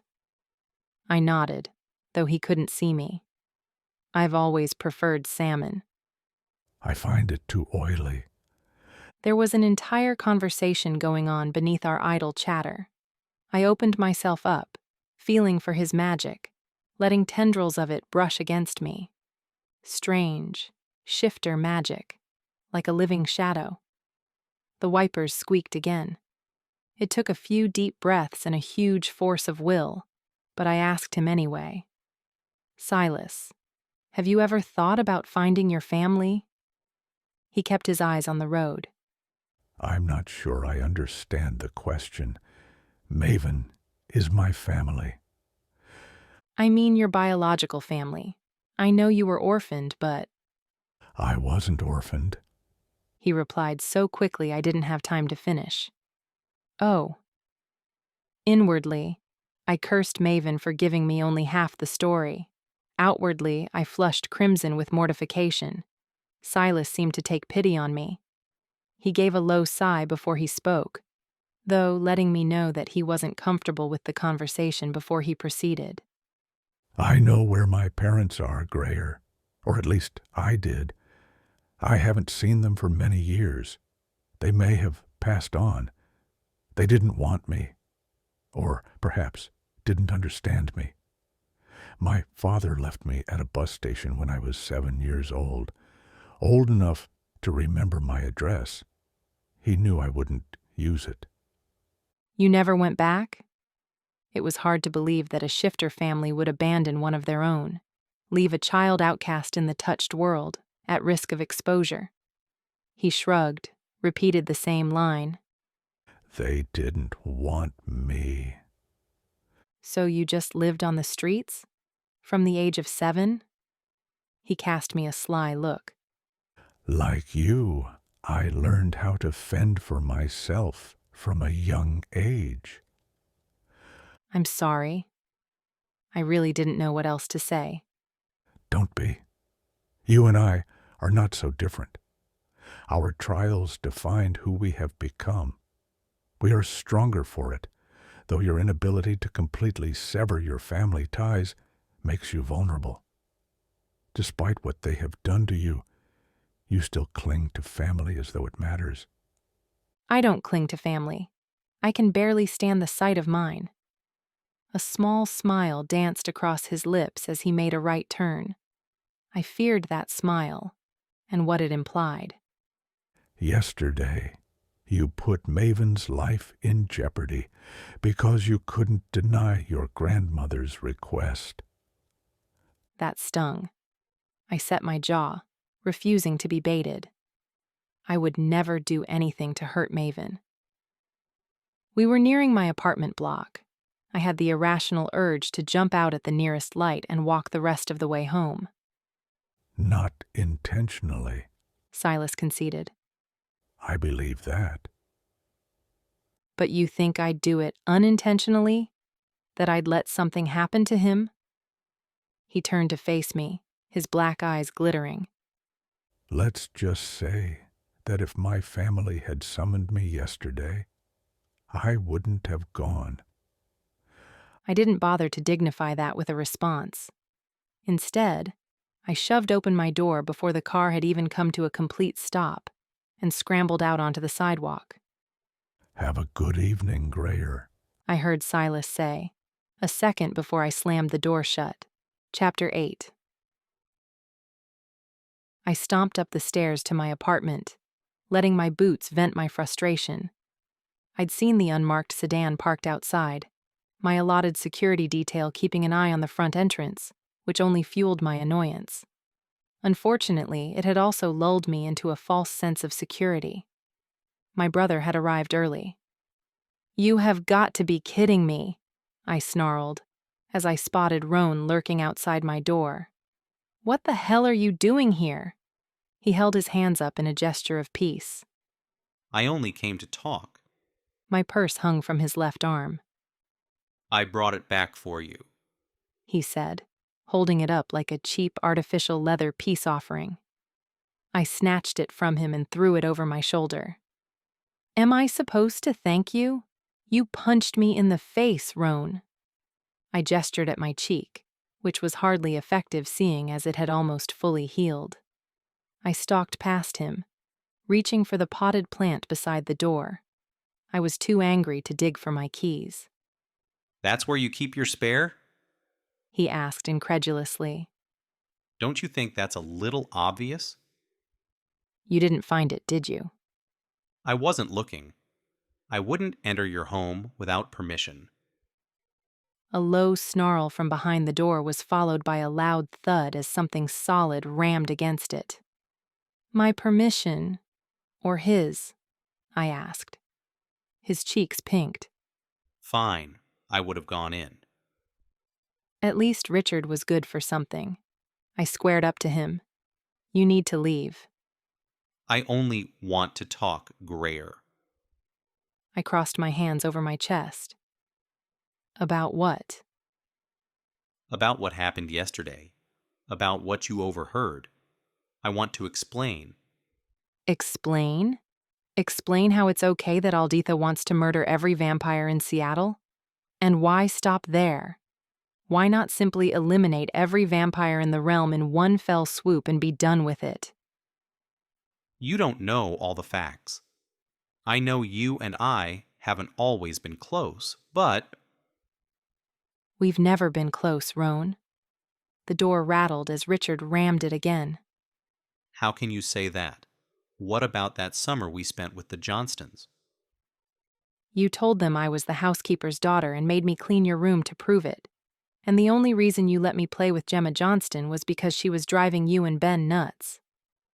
He gave me what I assumed he thought was a fond smile at the memory. Little sisters, am I right? You're such a dick. Grayer. How do you even know where I live, anyway? Grayer. And don't tell me you looked it up, because my real name's not on the lease agreement. Grayer. He roared. Are you going to let me speak or not? Did Alditha send you? His silence spoke volumes. I glared at him in disgust. Then not. I unlocked the door and swung it open, as 70 pounds of muscled red pit bull tried to ram it again. Richard yelped as he shot through the open doorway but still tried to take a chunk out of Roan's leg before he tumbled down the stairs. He'd barely hit the landing when he swung around and raced back up, teeth bared. Grayer! Roan's voice was reed thin. I let him sweat until the last possible moment, stepping in front of him only as Richard hoisted his bulk up the last of the stairs. His teeth snatched at my ankle but didn't break the skin. He whined through a mouthful of denim, gazing up at me with woeful brown eyes. Good job, I said, reaching down to scratch one crooked ear. But I've got this. He whined again but let go, tail wagging as he trotted back inside. Roan had the good sense to step out of range as he passed. Roan, I said firmly, looking my brother dead in the eye. I have nothing to say to you, and trust me when I say that there is nothing you could say to change that. Now, unless you want me to let Richard know that I've changed my mind, I suggest you head down those stairs and get the hell out of my building. He looked at me, long and hard. I expected him to say something, to insist I hear him out, or simply throw a few more insults my way. He didn't. My brother lowered his gaze, turned on his heel, and headed down the stairs, limping a little as he went. I felt oddly deflated. Well done, you, I said, forcing a smile as I stepped inside the apartment. You officially win the title of world's best guard dog. I thought Richard would immediately demand sugar, or extra screen time, but instead, he hung his head. What is it? I moved toward him, but he swung around and trotted into the living room. Richard? Confused, I followed, only to find a vaguely familiar gray-haired witch sitting on my sofa. Your brother may not have used the spare key, she said coolly. But I had no such scruples. I'd temporarily lost my voice, but not my senses. Hoisting my bag from my shoulder, I shoved my hand inside and fumbled for the switchblade hidden in the lining. I knew exactly how to use it, though I'd never had to. Logan had insisted I take an advanced self-defense course in college, and since then I had kept up with my refreshers. A single flick of my wrist and the blade sprang from the bone handle. Only 4 inches, it was still considered illegal in every state, but was perfectly capable of slitting the witch from chin to chest if I deemed her a threat. Oh, for Coven's sake, she tutted, instantly confirming my suspicions. It was the same voice I'd heard through Alditha's office door. Her silver hair had since been freed from the austere bun, falling softly to her shoulders, but there was no mistaking her. You're part of my grandmother's illegal coven. I saw you enter her house with the others. And I saw you lurking under the stairs. But that was hardly the time for a proper introduction now, was it? She offered her hand. My name is Ruella Ferrar, but you may call me Rue. I raised the blade. Is that really necessary?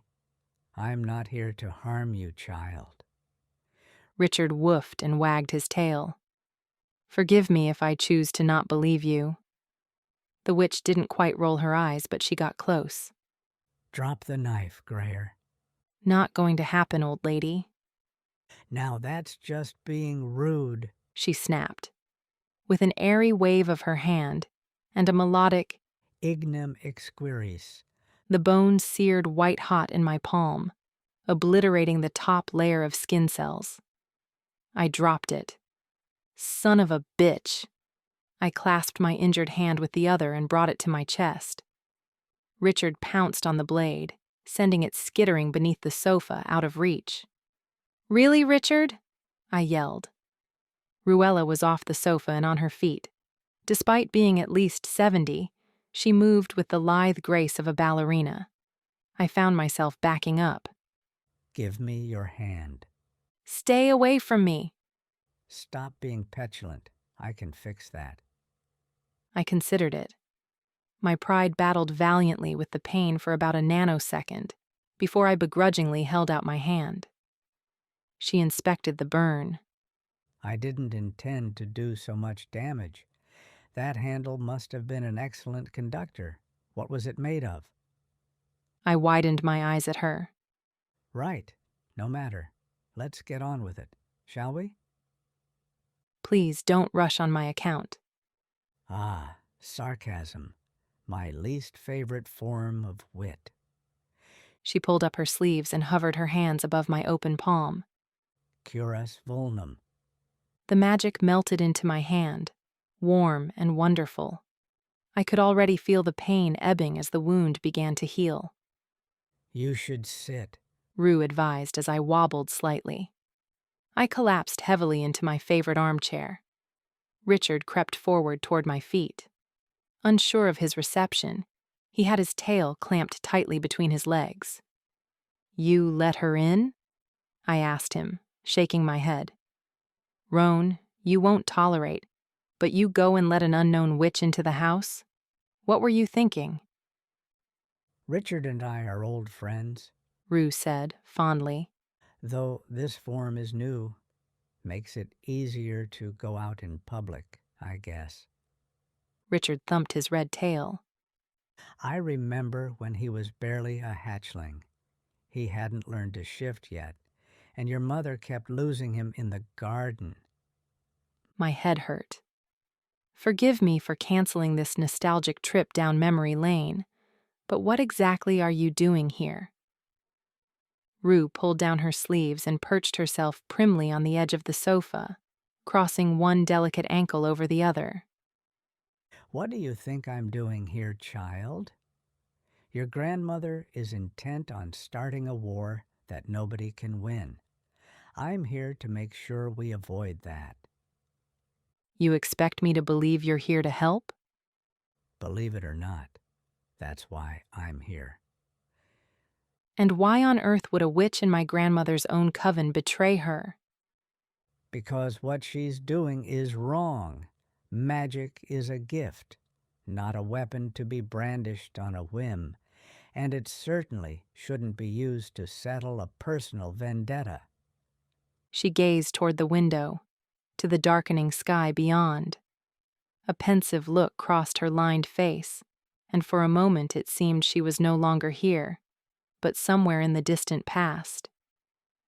Your grandmother has always hated the vampires, she said softly after a time. Even before Kendra met Harlan. She trailed off, dragging her hazel eyes back to my face. You look like her, you know, your mother. You have your father's eyes, but the rest is pure Kendra. Though you probably know that already. I'm sure you've seen photographs. I had seen plenty, though not with express permission. Alditha had scores of old albums in her library.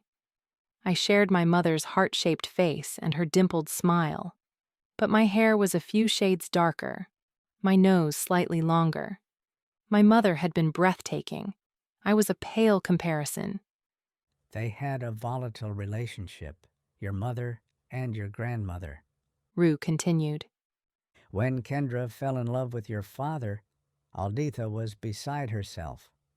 I didn't blame Kendra. Hardly anybody did. Your father is an attractive man, wildly charming, and it had been over between Kendra and Joseph for years. She'd only hung in there as long as she had because of Roan, but your grandmother couldn't accept it. Joseph had started to earn a name for himself in wizarding circles, and she'd been grooming him to take a seat on the council for years. The thought of having two council members from the same family sent her into orbit. Joseph did serve on the council, I pointed out. For a time, yes, but by then he was no longer married to your mother. And as it turned out, he was about as adept at being a councilman as he was at being a husband, which is to say, not very good at all. I think he served only 2 years before Felicia Montez replaced him. The name jolted me once more out of my nostalgia and brought me crashing back to the present. The same Felicia Montez who's resigning so that Jeffrey Backman can take her spot. Rue's jaw tightened. Your grandmother made that deal. I have no ties with the council, nor do I have any sway over their decisions. It irked me that she was trying to paint herself in an innocent light. You're in Alditha's coven. The coven is not the council. How's your hand? The question brought me up short. Reflexively, I clenched my fist, released it, and waggled my fingers. It's better. Good. She got to her feet. Would you mind if I made myself a cup of tea? Tea? Yes, dear, tea. I'm partial to peppermint, if you have any. I couldn't think of a single valid reason to deny her request, so I found myself inviting her to follow me to the kitchen. I only have chamomile, I said, unearthing a dusty box from the bowels of my pantry. Rue, who had taken a seat at the kitchen table, nodded her approval. Richard was at her feet, fake snoring. Tell me about the coven, I said as I brewed the tea. There's not much to tell. 5 witches, all powerful in their own right, though none as much as Alditha, and each indebted to your grandmother in one way or another. You? I asked. What did she do for you? That is my secret to keep, but regardless of your feelings toward her, you should know that your grandmother has shown exceptional kindness to many of our kind. There are few who would not rally to her call. And yet, I scoffed, setting the steaming mug before her. Here you are, betraying her. She clasped both hands around the warm ceramic. She looked as though she carried the weight of the world on her shoulders when she said, I cannot condone genocide or the murder of innocents. You consider vampires innocent? Law or no law, vampires were by and large considered to be evil incarnate by most of the touched, and witches especially. No, Rue answered honestly. I have no love for them, and I won't pretend otherwise. Not that it matters. An apex predator needs no allies. But once vampires realize that synthetic blood is tainted, where do you suppose they'll turn to for their food supply? Not just here, but all across the world. It hit me like a slam to the gut. Humans, I breathed. I couldn't believe this hadn't occurred to me sooner. Humans, Rue confirmed. It will be a slaughter. My conscience will not allow me to stand by and do nothing. It's a pity your conscience didn't stop you from helping Alditha in the first place. Her tone turned acerbic. If I had refused, she would have found another witch to take my place, and you would not be privy to the information I'm sharing with you now. Fair enough, I conceded. Tell me about the weapon. It's a poison, a potion, highly concentrated. Does it work? She took a sip of tea. I have no doubt that it will, though she hasn't tested it yet. The single ampule we brewed is enough for only 5, maybe 10 doses. Once she's ascertained that it will work, Alditha intends to concoct enough to lace a huge portion of the synthetic blood supply. What went into it? What's it made of? I couldn't tell you. Alditha prepared everything. We only lent our power to the spell. I can tell you, she added, while I cursed in technicolor, that the spell she used was old magic. My head jerked up. Silas had been right. Old magic? She used vampire magic? How is that even possible? Again, I couldn't tell you. I clenched my fists in frustration. What can you tell me? Only that you need to get that ampule to your vampire. Maven? She nodded. What old magic has done, old magic can undo. Maven will have access to it. There's no stopping Alditha from creating more of the poison or from distributing it. The only hope we have is to find an antidote. Chapter 9. I didn't offer Rue a second cup of tea. As grateful as I was for her help, it still sucked that she had been part of the creation of the poison, and despite a few vague details, what she didn't know would fill an impressively large book. She also point-blank refused to betray Alditha to the council. We could stop this before it even begins, I lamented. It's too risky. Your grandmother is too well connected. If we were to approach the wrong person, they could warn her, and this all blows up in our face. Then we call for a full quorum. We tell them all at the same time. Then she'd definitely know. She's one witch. One witch who you would be a fool to underestimate. If she gets so much as an inkling that the council might suspect her, she'll escalate her plans. She'll go underground if she has to. Alditha hopes to get away scot-free, but believe me, if she has to sacrifice herself, she'll do it. Either way, you've lost. So, we'll have to steal it. That had been the plan anyway, but it still stung to know that in a world governed by infinite power, my grandmother was untouchable. I'm afraid so, and it has to be done before the first week of November, Rue announced calmly. That's when she's conducting the test. That's less than a month away. Even as I said it, time seemed to speed up. Rue reached down to give Richard one final scratch. Then I suggest you get started. I walked her to the door, watching her long skirt swish around those dancers' ankles. There was so much I wanted to ask about my mother and what she had been like as a child. Alditha had hardly ever spoken of her, at least not to me. I bit my tongue, though, out of a twisted sense of self-preservation. Satiating my need to know her would bring equal parts hurt and comfort, and I wasn't ready to process both. We reached the door. "How do I get in touch with you?" I asked. Rue smiled a sad, secret smile that didn't reach her eyes. You don't.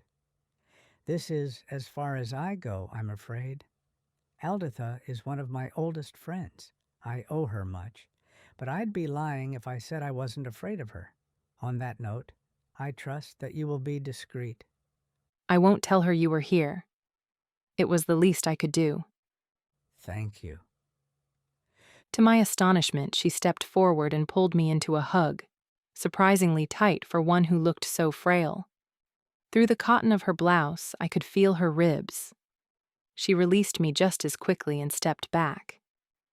Your mother would be proud of you, Grayer, she said, and then she stepped out into the hall and danced down the stairs. I carried that with me back to the living room.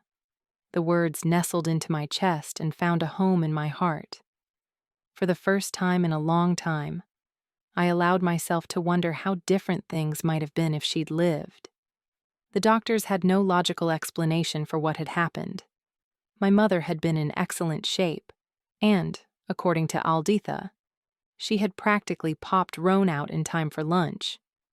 Granted, she'd been 5 years older when she'd had me, but still, at 34, it had hardly been considered a high-risk pregnancy. There was no apparent scientific reason why she had suffered multiple organ failure mere minutes after I was delivered. Dwelling on the past is a slippery slope. Determinedly, I pushed the dark thoughts from my mind and retrieved my laptop. Work would be a suitable distraction. I plugged the new phone Maven had given me into my laptop to sync and logged onto the help desk. It took 2 hours for my network to kick in. I knew the moment it did, because the phone started to ping so voraciously it almost vibrated itself off the edge of the sofa. I had 17 missed calls and about a dozen texts from Logan. Hastily, I called up her number. She answered on the second ring. Knox, where the hell have you been? I waited at Stateside for over an hour last night and drove by your apartment on my way home. You weren't there, so I know you weren't sick. You better have an excellent excuse for standing me up. Actually, I do. I'm waiting. Alditha locked me in her basement and planned to wipe my memory with a time reversal spell. Logan didn't respond, so I forged ahead. Maven and Silas had to rescue me. It was all very dramatic. Where are you now? On my sofa, working. Get up. You have 20 minutes to find a cab and meet me at Stateside. We'll never get in without a reservation. Sam will find us a table. Logan, I'm really not in the mood to... 19 minutes. I hung up and grabbed my purse. Despite my misgivings, Logan was sitting at our usual table in the back. She was focused so intently on her phone she didn't even notice me arrive. Are you still watching that footage? I asked, catching sight of the screen. Honestly, Logan, even the museum has taken responsibility. I'd had the news on all afternoon, providing background noise while I'd worked. The museum director himself had been interviewed and claimed full responsibility for the publicity stunt. Logan set the phone down and got to her feet to hug me hello. Her eyes bored into mine, then traveled the length of my body, from head to toe, before she seemed satisfied. You seem to be in one piece, she said when she was done. I took my seat. I am. Alditha didn't hurt you? There was a bottle of wine already breathing on the table, and Logan started to pour while she waited for my answer. No, my grandmother may be a lot of things, but I don't think she'd willingly hurt me if she could avoid it. Neglect is the cousin of abuse, she countered. True, but in this case, I kind of asked for it. Curiosity killed the cat and all that. She just didn't want me leaving with the information I'd overheard. What information? I took a deep breath. I can't tell you that. The bottle hit the table with a bang, sloshing scarlet liquid across the reclaimed wooden table. A waiter darted forward with a cloth, but Logan waved him away and used her napkin instead. We're back to this? She snapped, as she wiped at the spill with far more effort than was necessary. Remind me, Knox, when has keeping anything from me ever ended well? That's not fair. Pierre wasn't my fault. His name wasn't Pierre, it was Pugalug. I saw it on his employee card the following morning. I don't know what's worse, that you let me go to bed with someone who works the register at Walmart, or that he was non-human.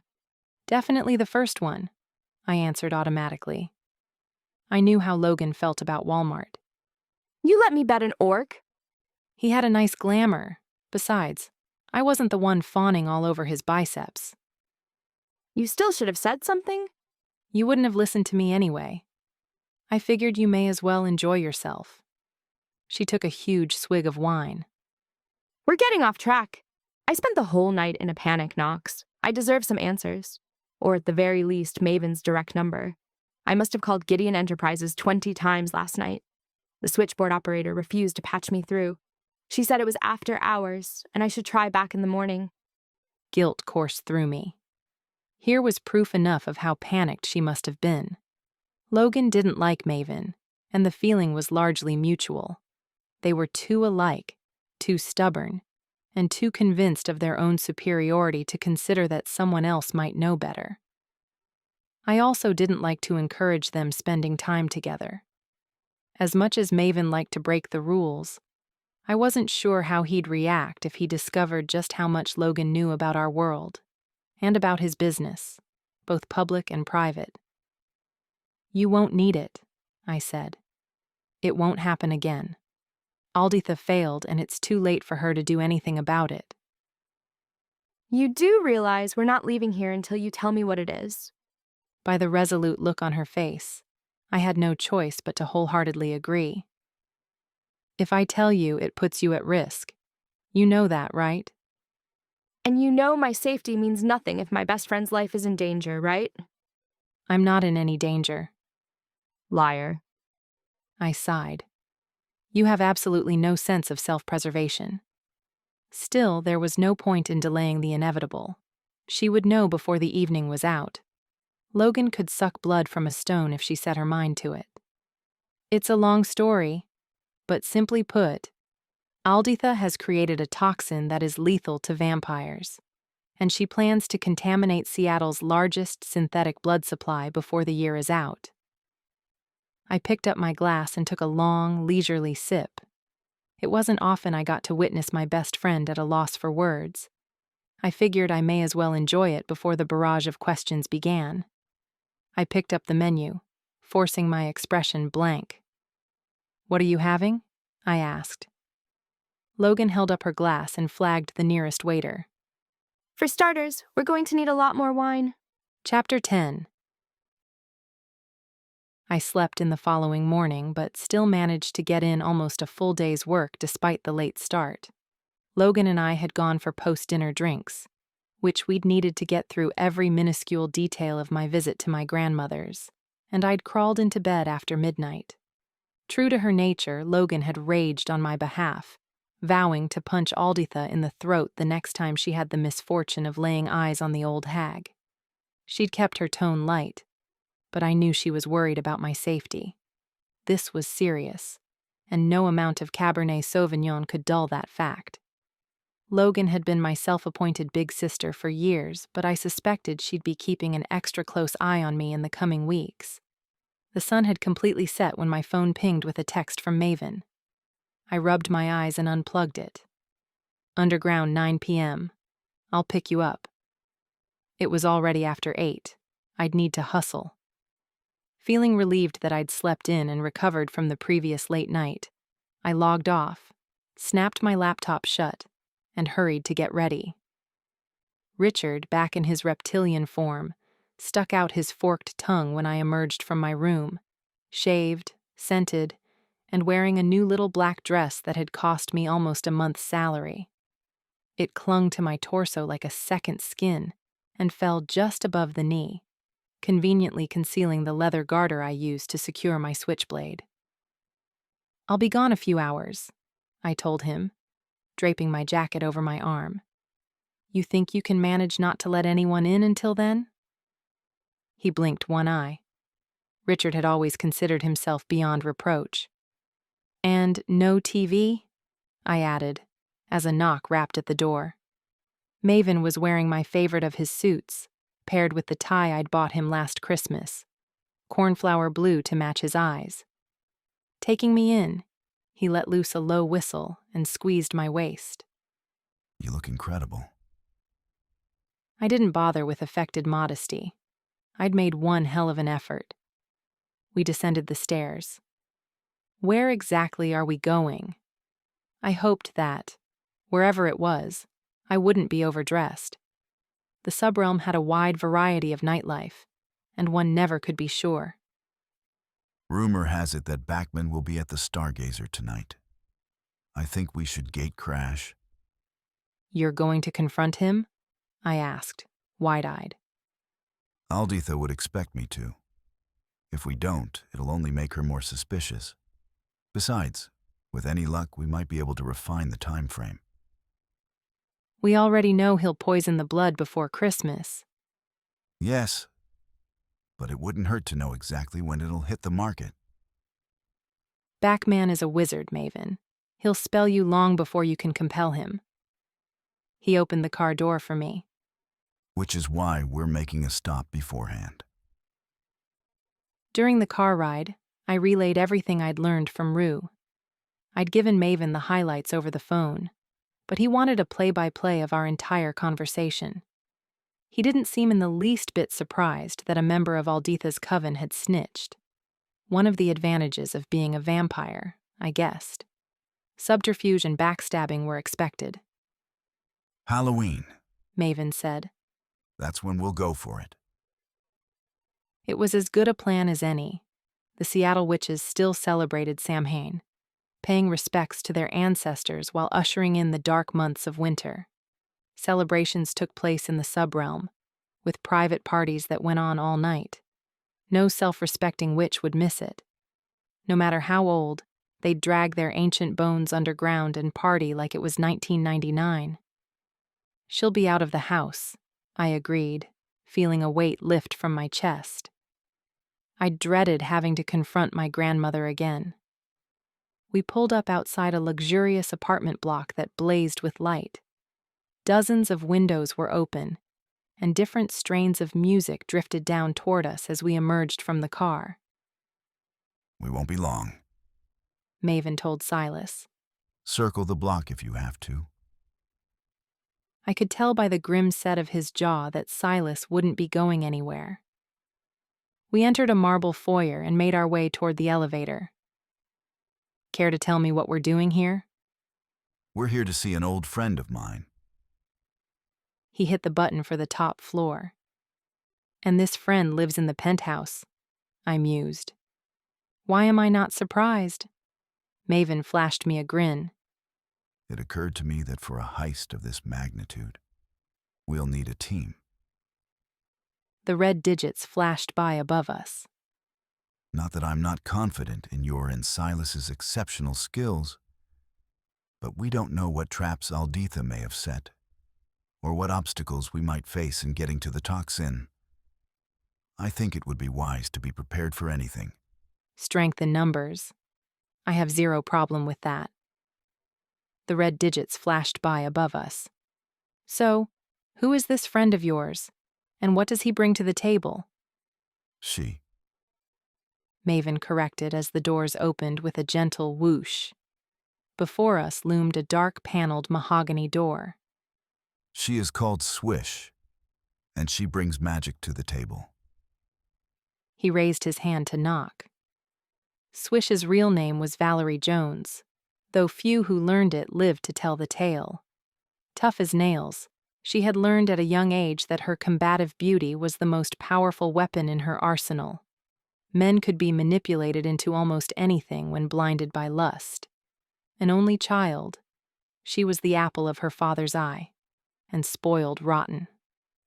For her 21st birthday, he had booked a luxury yacht to take Valerie and 30 of her closest friends cruising on Lake Union, only the best for his princess. He'd hired a Michelin-starred chef and a wildly talented boy band, whose latest single had debuted at number 2 on the Billboard charts. Valerie had taken one look at Evan Rose, the devastatingly sexy lead singer with the rasping, smoky voice, and decided to take him to bed. Unfortunately for Valerie, Evan, coming down from the high of an hour-long set and a joint the size of a frankfurter, was only too willing. 3 hours later, after a rather unsatisfactory coupling, he'd sunk his fangs into Valerie's neck. Valerie had promptly, and without any compunction, bitten him back. She'd woken naked and alone, with absolutely no hangover and a desperate thirst for blood. That had been almost 2 decades ago. In the time since, Valerie had discovered that vampirism suited her. She'd changed her name, compelled her father to sign over the family business, and then compelled him to forget she existed. She'd done the same to every single person who might notice she was no longer aging. She'd had him move to the south of France, taking his much younger second wife with him. Her mother, who'd had early-onset Alzheimer's, wasn't a problem, and she'd died only a few years later, leaving Swish free of the burden of having to pay for her care. In the first decade of her new life, Swish had single-handedly taken the national chain of jewelry stores that had been in her family for generations and turned it into a global empire. Besides the luxurious penthouse apartment, she also owned a villa in Greece, a country house in the Cotswolds, and a New York City studio loft overlooking Central Park.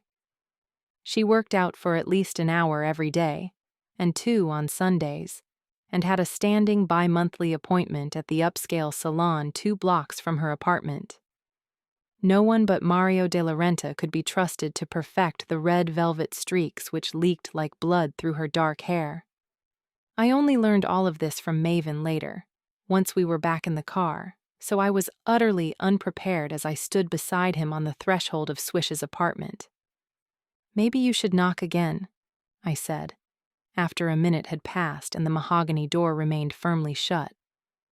She's here. Maven raised his voice. Are you going to open this door anytime soon? Or are you just going to stand there, fixing your hair all night? The door opened. My jaw dropped. I don't know what I'd been expecting. A distinguished-looking woman like Rue, perhaps, or a scholarly type with glasses and a chignon. Swish looked like a pussycat doll who had poured herself into a pantsuit. "Maven," she crooned as she moved aside so we could enter the apartment. A waft of Chanel fought briefly with the scent of bitter herbs and musty books. Number 5 won by a landslide. Across the palatial foyer, I spotted a bookshelf packed floor to ceiling with ancient grimoires. "And you must be grayer," Swish said, not looking at me as she shut the door. Unlike most vampires, she kept her fangs extended, and unlike most vampires, I disliked her on sight. It seemed the feeling was mutual, as she managed to pull Maven into a lingering embrace while simultaneously shooting daggers at me over his shoulder. When she finally released him after about 3 lifetimes, she swept her glacial gaze from my head to my toes and back again, and then gave an imperceptible little shrug as though she just didn't get it. Yes, this is Grayer. Grayer, Swish, Maven said. I stuck out my hand. Her palm was cool against mine, but her grip bit. "Charmed?" Her smile was as fake as it was fanged. When she released my hand, it prickled with the sudden return of blood flow. "Can I offer you something to drink?" Maven shook his head. We're in a hurry. "Straight to business as always. You're becoming predictable, Maven." He tolerated the barb with a smile. Only to those who know me well. I cleared my throat. "We'd better get on with it then," Swish said, crossing the foyer as though it were a catwalk. I followed behind Maven until we reached a small study. At one end, wall-to-wall windows looked out onto the bay beyond. If I stuck my head out, I'd see the car idling in the street below, and perhaps a glimpse of Silas through the windshield. On the opposite wall, another bookshelf, lined with even more grimoires. Magic hung in the air, acrid and cloying. I collect them. Swish said, seeing how the spellbooks held my attention. The ones out in the foyer are mostly harmless. Outdated healing spells, redundant potions. Child's play. These, however, she murmured, running a taloned finger across the spines. These are special. Where did you get them all? I asked. Vampire grimoires were rare, far rarer than witches, and Swish must have over 100. Her eyes flickered to Maven. Here and there, she answered, non-committal. She reached for a small red leather tome and pulled it from the rest. A vampire sigil was etched in black on the cover, though I couldn't read the title. Ancient Greek, perhaps, or some other language lost to the passage of time. Swish brushed past me and took a seat on one of the black velvet couches. Lovingly, she set the grimoire on the table, while Maven took a seat opposite, on the single-seater. Curious, I inched forward, felt the beating magic of the grimoire beckoning me closer. Swish glanced up at me, a puzzled frown marring her smooth white brow. When she opened the book, I saw old blood freckled across the yellowed pages. For the first time, I noticed the dagger on the table, slim, with a gem-encrusted handle and a wickedly curved blade. Beside it sat a ceramic bowl. My stomach churned. "What are you going to do?" I asked. Maven answered. "A protection spell, one that will prevent Backman using his magic on me."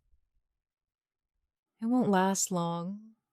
Swish sounded as though she'd already told him this before, and was issuing a final reminder. The spell requires your blood to fuel it, and you cannot bleed forever. How long will I have?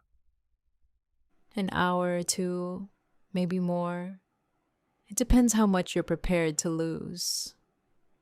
Maven held out his arm, wrist up. His fist was tightly clenched. Take enough to get me to dawn. I opened my mouth to protest, but Swish had already reached for the dagger. Without any hesitation, she slashed Maven's wrist, cutting deep enough to draw a hissed exhalation of breath from his lips. The blood started to flow, and Maven rotated his arm so that it dribbled directly into the waiting bowl. Swish set the dagger aside and reached for the grimoire. I didn't understand much of the incantation, but delivered in Swish's husky voice, it sounded as though she was auditioning for the narration of an erotic audiobook. I caught the occasional snippet of spells I had heard before, but nothing I could pinpoint with any accuracy. Despite the rapidly filling bowl of blood, I found myself fascinated. I had never seen a vampire perform magic before. It was different, unrefined in its execution, but somehow purer in form. Swish was less wielding it than acting as a conduit, letting the fluid electricity of it pour from her into Maven. At one point, she slapped Maven's hand aside, spraying the grimoire itself with his blood. Blood magic required sacrifice, and the grimoire would feast tonight.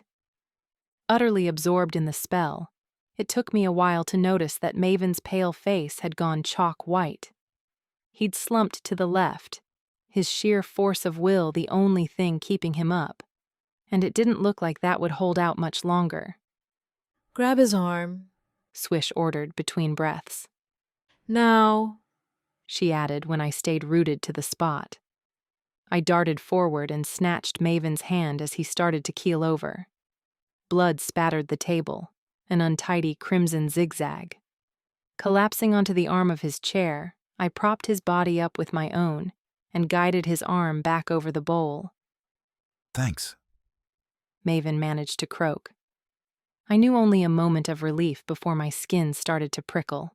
Chapter 11. Something's wrong.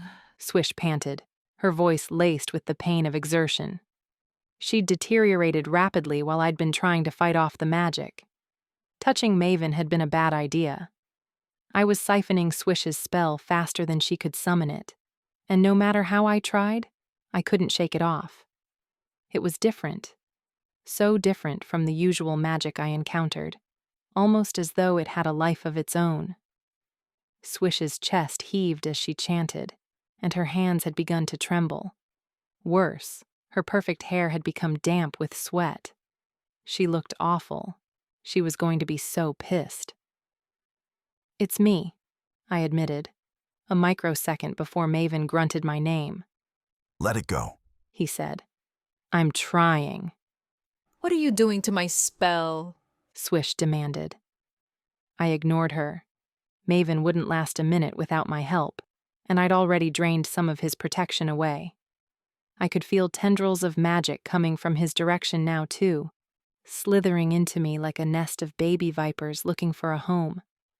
"1 second," I told him. "Just hang on for 1 second, okay?" He nodded. I let go of his hand and launched myself at the wall of windows, my eyes scanning the room as I went. A potted comfrey plant grabbed my attention. "You don't mind if I borrow this?"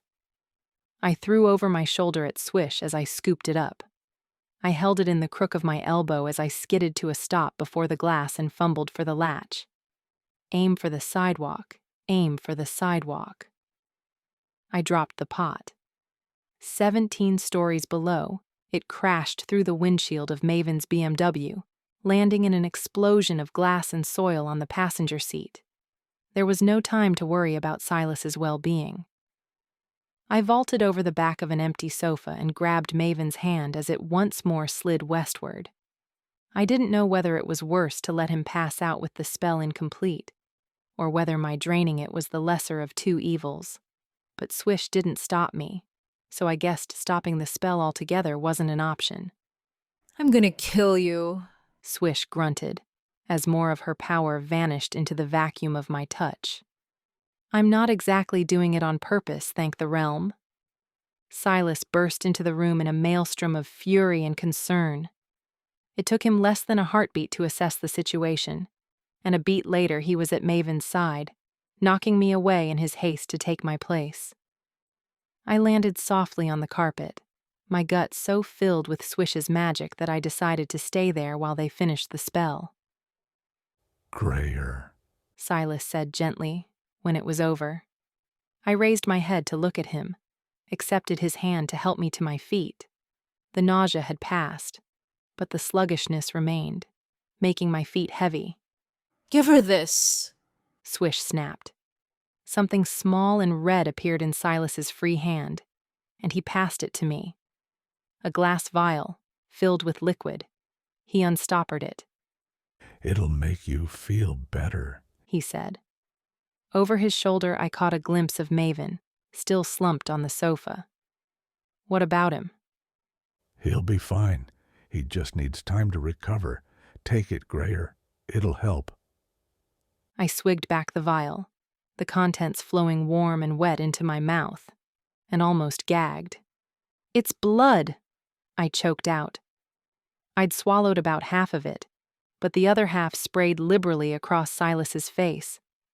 I wiped at my mouth with the back of my hand as he calmly withdrew a handkerchief from his pocket and wiped at his own. My eyes found Swish's unrepentant face. "You gave me blood." You're welcome, she snapped. And it's not just blood, it's laced with a healing potion. I don't drink blood, she shrugged. You feel better, don't you? I did feel better, but she could pierce my eyes with skewers and rip them from my head before I'd admit it. Swish sighed melodramatically and gave Maven a look that clearly said, "I don't know how you put up with her." "You're part vampire, Grayer," Silas explained gently. "You choose not to drink blood, but your body needs it on occasion. It'll accelerate your healing." I heal just fine on my own. The metallic taste lingered, caught in the spaces between my teeth, the grooves of my tongue. I had to get rid of it. Get her some water, Maven said, as though reading my mind. Silas disappeared, returning with a glass. I swallowed the whole thing down, rinsing my mouth as I went. What was that? Swish asked. Earlier, when the spell was underway, what were you doing to my magic? I was stealing it. Not intentionally, obviously. It's kind of what I do. How is that even possible? I shrugged. I honestly had no idea. Maven lurched unsteadily to his feet. We should go. You're not ready, Silas told him. You won't make it 10 feet in the subrealm in this condition. We're leaving. Maven insisted. I want to get to the Stargazer before Backman, to give us enough time to scout it out. I'll replenish once we're closer to the underground. Silas helped him to the door while Swish and I trailed behind. Every step was a lesson in self-control. I refused to show weakness, especially while she was there to witness it, though admittedly, the blood had made me feel a lot better.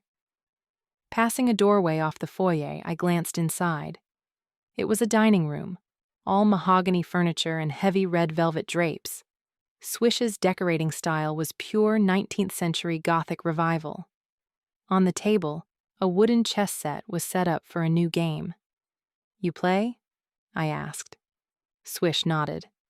I do. You? I try. I'm not very good at it. Chess is strategy in motion. It's not about your next move. It's about reading your opponent and anticipating theirs. Cold dread prickled the nape of my neck. It was almost word for word what Maven had told me the first time I'd attempted to play. Ahead, Maven and Silas were almost to the elevator. As we reached the apartment door, Swish grabbed my arm and pulled me back. You're going to get him killed, she whispered, so that only I could hear. Maven doesn't need any dead weight holding him back. I'm not dead weight, and what Maven and I do is none of your business. You're weak, a liability, and so long as you refuse to accept both sides of yourself, you're going to stay that way. I blinked at her. My mouth ached and I clenched my jaw to numb the pain. I know who I am, I said through gritted teeth. She smiled, condescension pouring off her in waves as she released my arm and set her palm to my cheek in an awkward, intimate gesture. Are you sure about that? A pain lanced through my jaw. For an awful moment, I thought she was using her magic on me. Later, I wished she had been. Instead, I cried out and dropped to my knees as, in one white-hot blaze of agony, fangs tore through my gums. Grayer! Maven's roar sounded behind me. I clapped my hand to my mouth and turned to stare at him, wide-eyed and terrified. What did you do to her? He demanded, brushing off Silas's help and limping back toward us. Swish looked down her nose at me. Pathetic, she murmured, before raising her voice so he could hear. Nothing. It's the blood. She's really never had any. She said it like I was a 2-year-old who had repeatedly been offered chocolate and politely declined. Never, Maven confirmed. He knelt down to inspect my face. He dragged my hand away, exposing my mouth, and tilted my head, first left, and then right. I could taste blood. Familiar, though, so I didn't need to spit it out. My own. They'll be gone soon, Maven assured me. It's a natural reaction, Grayer. Don't be ashamed. Something other than concern shone in his eyes. Pride. Does it hurt? He asked. Do you need anything for the pain? I shook my head. Despite the bleeding, the pain had ebbed. Can you speak? I had no idea. Only one way to find out. I think so, I said, relieved to hear that my words were audible, if a little thick. That's good. You're doing great, Grayer. He was being supportive, but I could sense his agitation as time ticked by. If he didn't manage to confront Backman while Swish's spell was still in effect, this would all have been for nothing. Can you stand? I nodded and we got to our feet. Did you know this would happen? I asked. He met my gaze. If I'd given it any thought, I probably would have guessed. He admitted. But I wasn't focused at the time. I reached up to my mouth to touch the end of one pointed fang.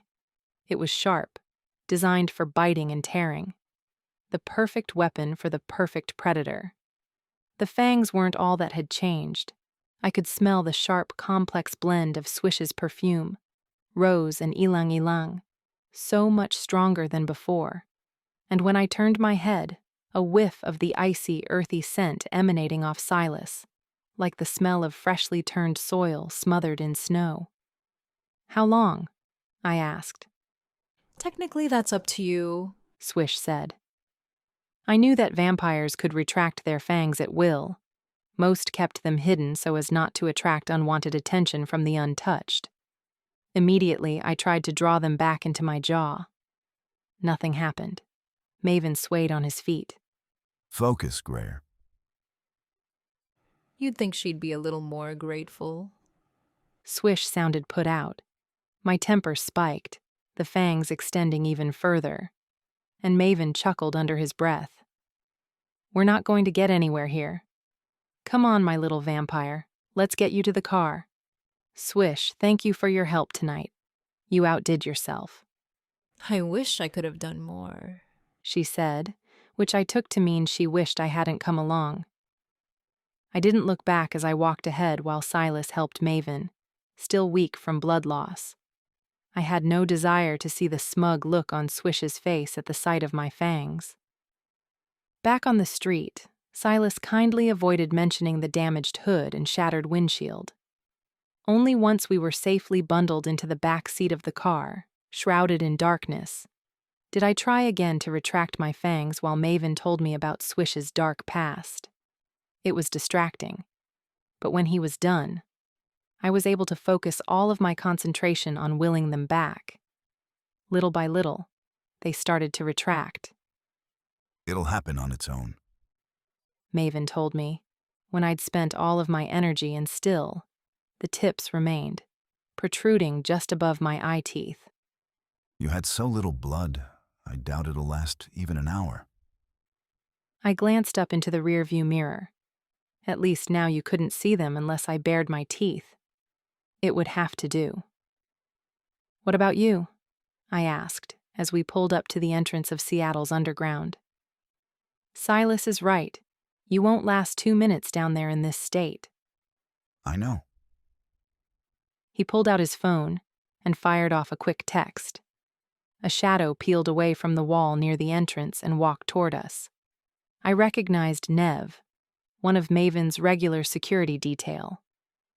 Nev will see you safely inside, Maven said as the door opened. In the overhead light, his face was drawn, his eyes dull. He needed blood. Leaning over, he brushed a quick kiss across my temple. Meet me in the Stargazer in an hour. Chapter 12. The Seattle Underground is a veritable city beneath the ground, a buried city, one which had crumbled to dust beneath the sands of time. Tourists visited all year round, arriving in droves to marvel at the original Seattle, the place buried beneath modern-day brick and mortar, the tinderbox which burned to the ground in 1899. Except that it didn't. The Great Seattle Fire wasn't quite as devastating as untouched history recorded. In one of the largest power plays in council history, the Touched used a combination of magic, compulsion, and sleight of hand to protect the Seattle subrealm from prying eyes. Only those with void power could see what lay beyond the rubble, barring a few normals who had been shown the way. Tourists funded the dazzling nightlife that occurred every evening from dusk until dawn, but they were never permitted into the beating heart of the subrealm, which is where Nev and I found ourselves after picking our way through the outer shell, the unspelled portion of the underground, home to those normals who lived on the outskirts of polite society. "I'm going to take a walk," I told Nev, once we had passed through the veil, a magical enchantment that rendered the subrealm inaccessible to normals. We were in a neon-lit hall, the pulse of music from a nearby club jarring right through my bones. Nev nodded. He'd delivered me safely inside, and subrealm security could take it from there. I wasn't in any real danger. It was the untouched from the city's seedy underbelly that posed the greatest threat on our way in, and they were outside the veil, tucked away in their gambling halls and opium dens. Nev headed off in the direction of the music, and I moved in the opposite direction, toward the quieter part of the quarter. The hallway widened, opening up into a cavernous space packed with brightly colored stalls. The subrealm market plaza, where you could buy anything, from healing herbs to dark artifacts so dangerous that a license was required to procure them. Manya had brought me here so often as a child that I'd committed the stalls to memory. Of course, that was a long time ago, and things had changed drastically. My first year of college, I'd searched for over an hour for Manya's favorite apothecary, only to discover he'd mistakenly mislabeled his black and deadly nightshades, so instead of treating his irritable stomach, he'd dropped dead in the middle of the market. Come to think of it, I guess his stomach didn't irritate him much after that, so technically the belladonna worked. I meandered through the bric-a-brac, passing crones and newbie witches alike, each with a story to tell. I paused at a stall smelling heavily of incense and ran my finger idly along the white petals of a feverfew flower. "Do you have anything for nausea?" I asked the middle-aged witch behind the table. "I have nothing for you." "Really?" I pointed at a large jar overflowing with familiar fronds and seeds. "Because that looks a lot like the dried fennel an orc used to brew for me when I was younger." "I didn't say I had nothing for stomach ailments." The witch sneered. "Only that I had nothing for you." It wasn't the first time I'd been snubbed because of my half-breed status, and it certainly wouldn't be the last. I smiled at the witch, baring my teeth to show the tiny tips of the fangs that were still retracting, and had the pleasure of watching her recoil. "Thanks anyway." The words had barely left my mouth when a slim figure appeared from nowhere, plunged her pale hand into the jar, and withdrew a handful of seed, knocking the jar over in the process. I saw only a pixie-cropped flame of red hair and an impish grin before the vampire disappeared into the throng. Behind me, the witch cursed. "Thief!" she cried, drawing the attention of the invisible security that patrolled the market. Two wizards launched themselves from the mob of shoppers and hurried toward us. They fixed their eyes on me, and I automatically raised my hands. "Not it," I said, as they skidded to a halt beside us. "Not her, you imbeciles. She went that way."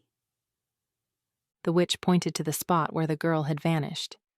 "Red hair, a green jacket." "What did she take, ma'am?" "A whole handful of fennel." Both men blinked, discomfited. "Fennel?"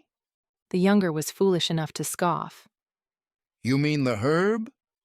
I sauntered off to the backing track of a righteously indignant tirade, and the groveling apology of a young wizard who was about to learn the hard way that one should never antagonize an old witch. I'd only gone a few steps when I heard a low voice laced with amusement. "They'll never find her." The speaker, a muscular man with broad shoulders and tapered hips, was leaning lazily against the back of a food truck, eating a grilled cheese sandwich. As I watched, he crammed the last of it into his mouth and washed it down with an entire can of Coke. "The thief," he continued, when I failed to respond. "She's long gone." He dusted a few crumbs from his jean-clad legs and tossed the sandwich wrapper into a trash can 15 feet away. "They aren't going to bother," I said, glancing back to where the wizards were still being berated by the witch. It was only a handful of fennel. It's not even worth their time. He moved closer and I got a whiff of his feral, musky scent. Wild and earthy, it wasn't unpleasant, but it was unmistakable. We didn't get many werewolves in Seattle. The wolf wiped his hand on the pocket of his jeans before holding it out. Sawyer Fortman. Grayer. Grayer Knox. He didn't react to the name, which was a relief. But the second my hand touched his, he inhaled sharply. Well, that's interesting, he said. I took you for a witch. Hybrid, I clarified. And werewolf? Lycanthrope. Not as pretty. But with far more freedom, I pointed out. I knew enough to know that lycanthropes didn't rely on the moon for their transition, nor did they become true wolves when they turned. I've never seen a lycan shift, I admitted. I gestured at his grubby jeans. Do you keep the clothes? Parts of them. It's why I stay away from branded fashion. Levi's make for crappy shorts. He started to walk toward the eatery, a broad hallway fanned with restaurants and coffee shops, predominantly orc territory. I found myself falling into step beside him. It was nice to have someone to talk to, someone who didn't seem to know or care about my low status. No one had made me feel so comfortable since Logan. I've never liked that stall, he said, jerking his head toward the table scattered with fennel. The wizards had left, and the witch bestowed us with a filthy look. Sawyer waved at her as we passed. Too much wolfsbane. We passed a pub aptly named the Dwarf's Downfall, and Sawyer pulled me out of the way as a sozzled dwarf fell off his chair and crashed onto the walkway right in our path. His companions clanged their tankards and roared with laughter. We kept walking. I glanced at my watch. I still had 45 minutes before I needed to meet Maven. Do you have somewhere you need to be? Sawyer asked. Not yet. You? Sadly not. I'm new to town. I haven't made any friends yet, but I'm sure they'll be flocking to my door any minute now. He winked at me, and I couldn't help but laugh. In a city devoid of lichens, I guessed he felt about as popular as I did. You'd be surprised. I know at least one person who'd be thrilled to meet you. Logan would be euphoric. A wyvern and a lichen in the space of 1 week. What were the chances? You'd like her. She's a professor. What does she profess? Mythology, mostly. Ah. He nodded sagely. I can see the appeal, then. So what brings you to Seattle? I was genuinely curious. I'm looking for work. Don't you have a pack somewhere? He chuckled. Again, lichen, not werewolf. We're notorious loners. Drifters, if you will. You don't have any family? If you want to know if I was born or bitten, you only need to ask. He waited until I raised my brows in annoyance. Bitten, he said good-naturedly. My family owned a chunk of backwater Georgia. Good for gators and not much else. Or so I thought. Lycanthropes love solitude, and one passing through veered a little close to home. I was in the shed, working on Bessie, my father's tractor, he explained. When she just walked through the door, as though she'd wandered into an IHOP. And she bit you? Just like that? Just like that. I still don't know why. That first year was tough. It was damn near impossible to control my shifting, so I figured it was best to leave. My folks had been through enough. They didn't need the burden of a monster on their hands. I could think of no suitable response to that, so I held my tongue. After a beat, Sawyer continued. I've been on the road ever since. Seattle seemed as good a place as any, and the park is an added bonus. I'm assuming you don't mean Bryant Playground, I teased. He gave me a wry look. No. As much as I retain most of myself when I turn, I find it's easier on the children if I do it in a million acres of solitude. You want one? I'd barely noticed that we'd stopped at a small coffee counter. sandwiched between a sushi bar and a restaurant outfitted to resemble the French Quarter of New Orleans. The smell of Cajun spices was so strong it seared my nostrils. "I'm fine, thanks," I said, trying not to breathe as he ordered an Americano. While we waited, I racked my brain, trying to remember everything I'd learned about lycanthropy from Alditha's books. Hideous was a word frequently used to describe their lupine form. Part man, part monster, smart, muscular, and almost impossible to kill. Despite Sawyer's earlier comment, I knew that wolfsbane would have no effect on him, and as far as I knew, only Quicksilver could kill him. A deceptive name, given that it wasn't silver at all, but mercury. As he laughed easily with the server behind the counter, I tried to imagine Sawyer with an elongated snout and clawed hands. It wasn't easy. "You sure you don't want one?" he asked, after taking a lengthy sip of the piping hot coffee. "It's good." I noticed that his eyes were neither green nor blue, but somewhere in between. "I've got somewhere to be," I reminded him. "I'll have something there." "Your loss." He shrugged, spilling coffee down the front of his t-shirt. "Ah, dang it." The southern drawl was pure Georgia. "I'm guessing you don't buy branded shirts either?" I teased. "Not if I can help it." We parted ways at the edge of the eatery. "It was nice to meet you, Grayer." My entire hand was encompassed in his enormous grip. "You too. I hope you find what you're looking for." For a second, something sinister flashed across his face, something fleeting, and so far removed from the light-hearted man I'd met that I wondered if I'd imagined it. "I'm sure I will," he said. I watched as he walked back in the direction we'd come, until he disappeared into, of all places, the dwarf's downfall. Chapter 13. My coffee grew cold while I waited for Maven at the Stargazer. Not surprising, it was awful coffee. My fault for ordering a cappuccino at a cocktail lounge. I watched as the cooled skin pulled apart from the rim of my cup and congealed in the center, a slimy umber island with zero appeal, and lamented the fact that I hadn't grabbed one at the coffee counter.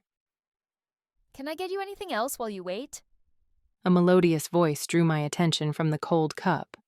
A young waitress hovered, untouched, rare in the subrealm. 2 telltale puncture wounds peeped out above her hastily tied scarf, and I cringed. The girl was a blood whore, a human servant, willingly waiting on her vampire lover to turn her.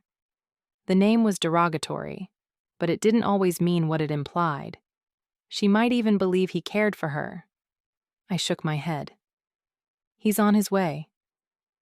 Fortunately, I didn't have much longer to wait. I sensed Maven a moment before he dropped into the seat opposite me. "Sorry I'm late."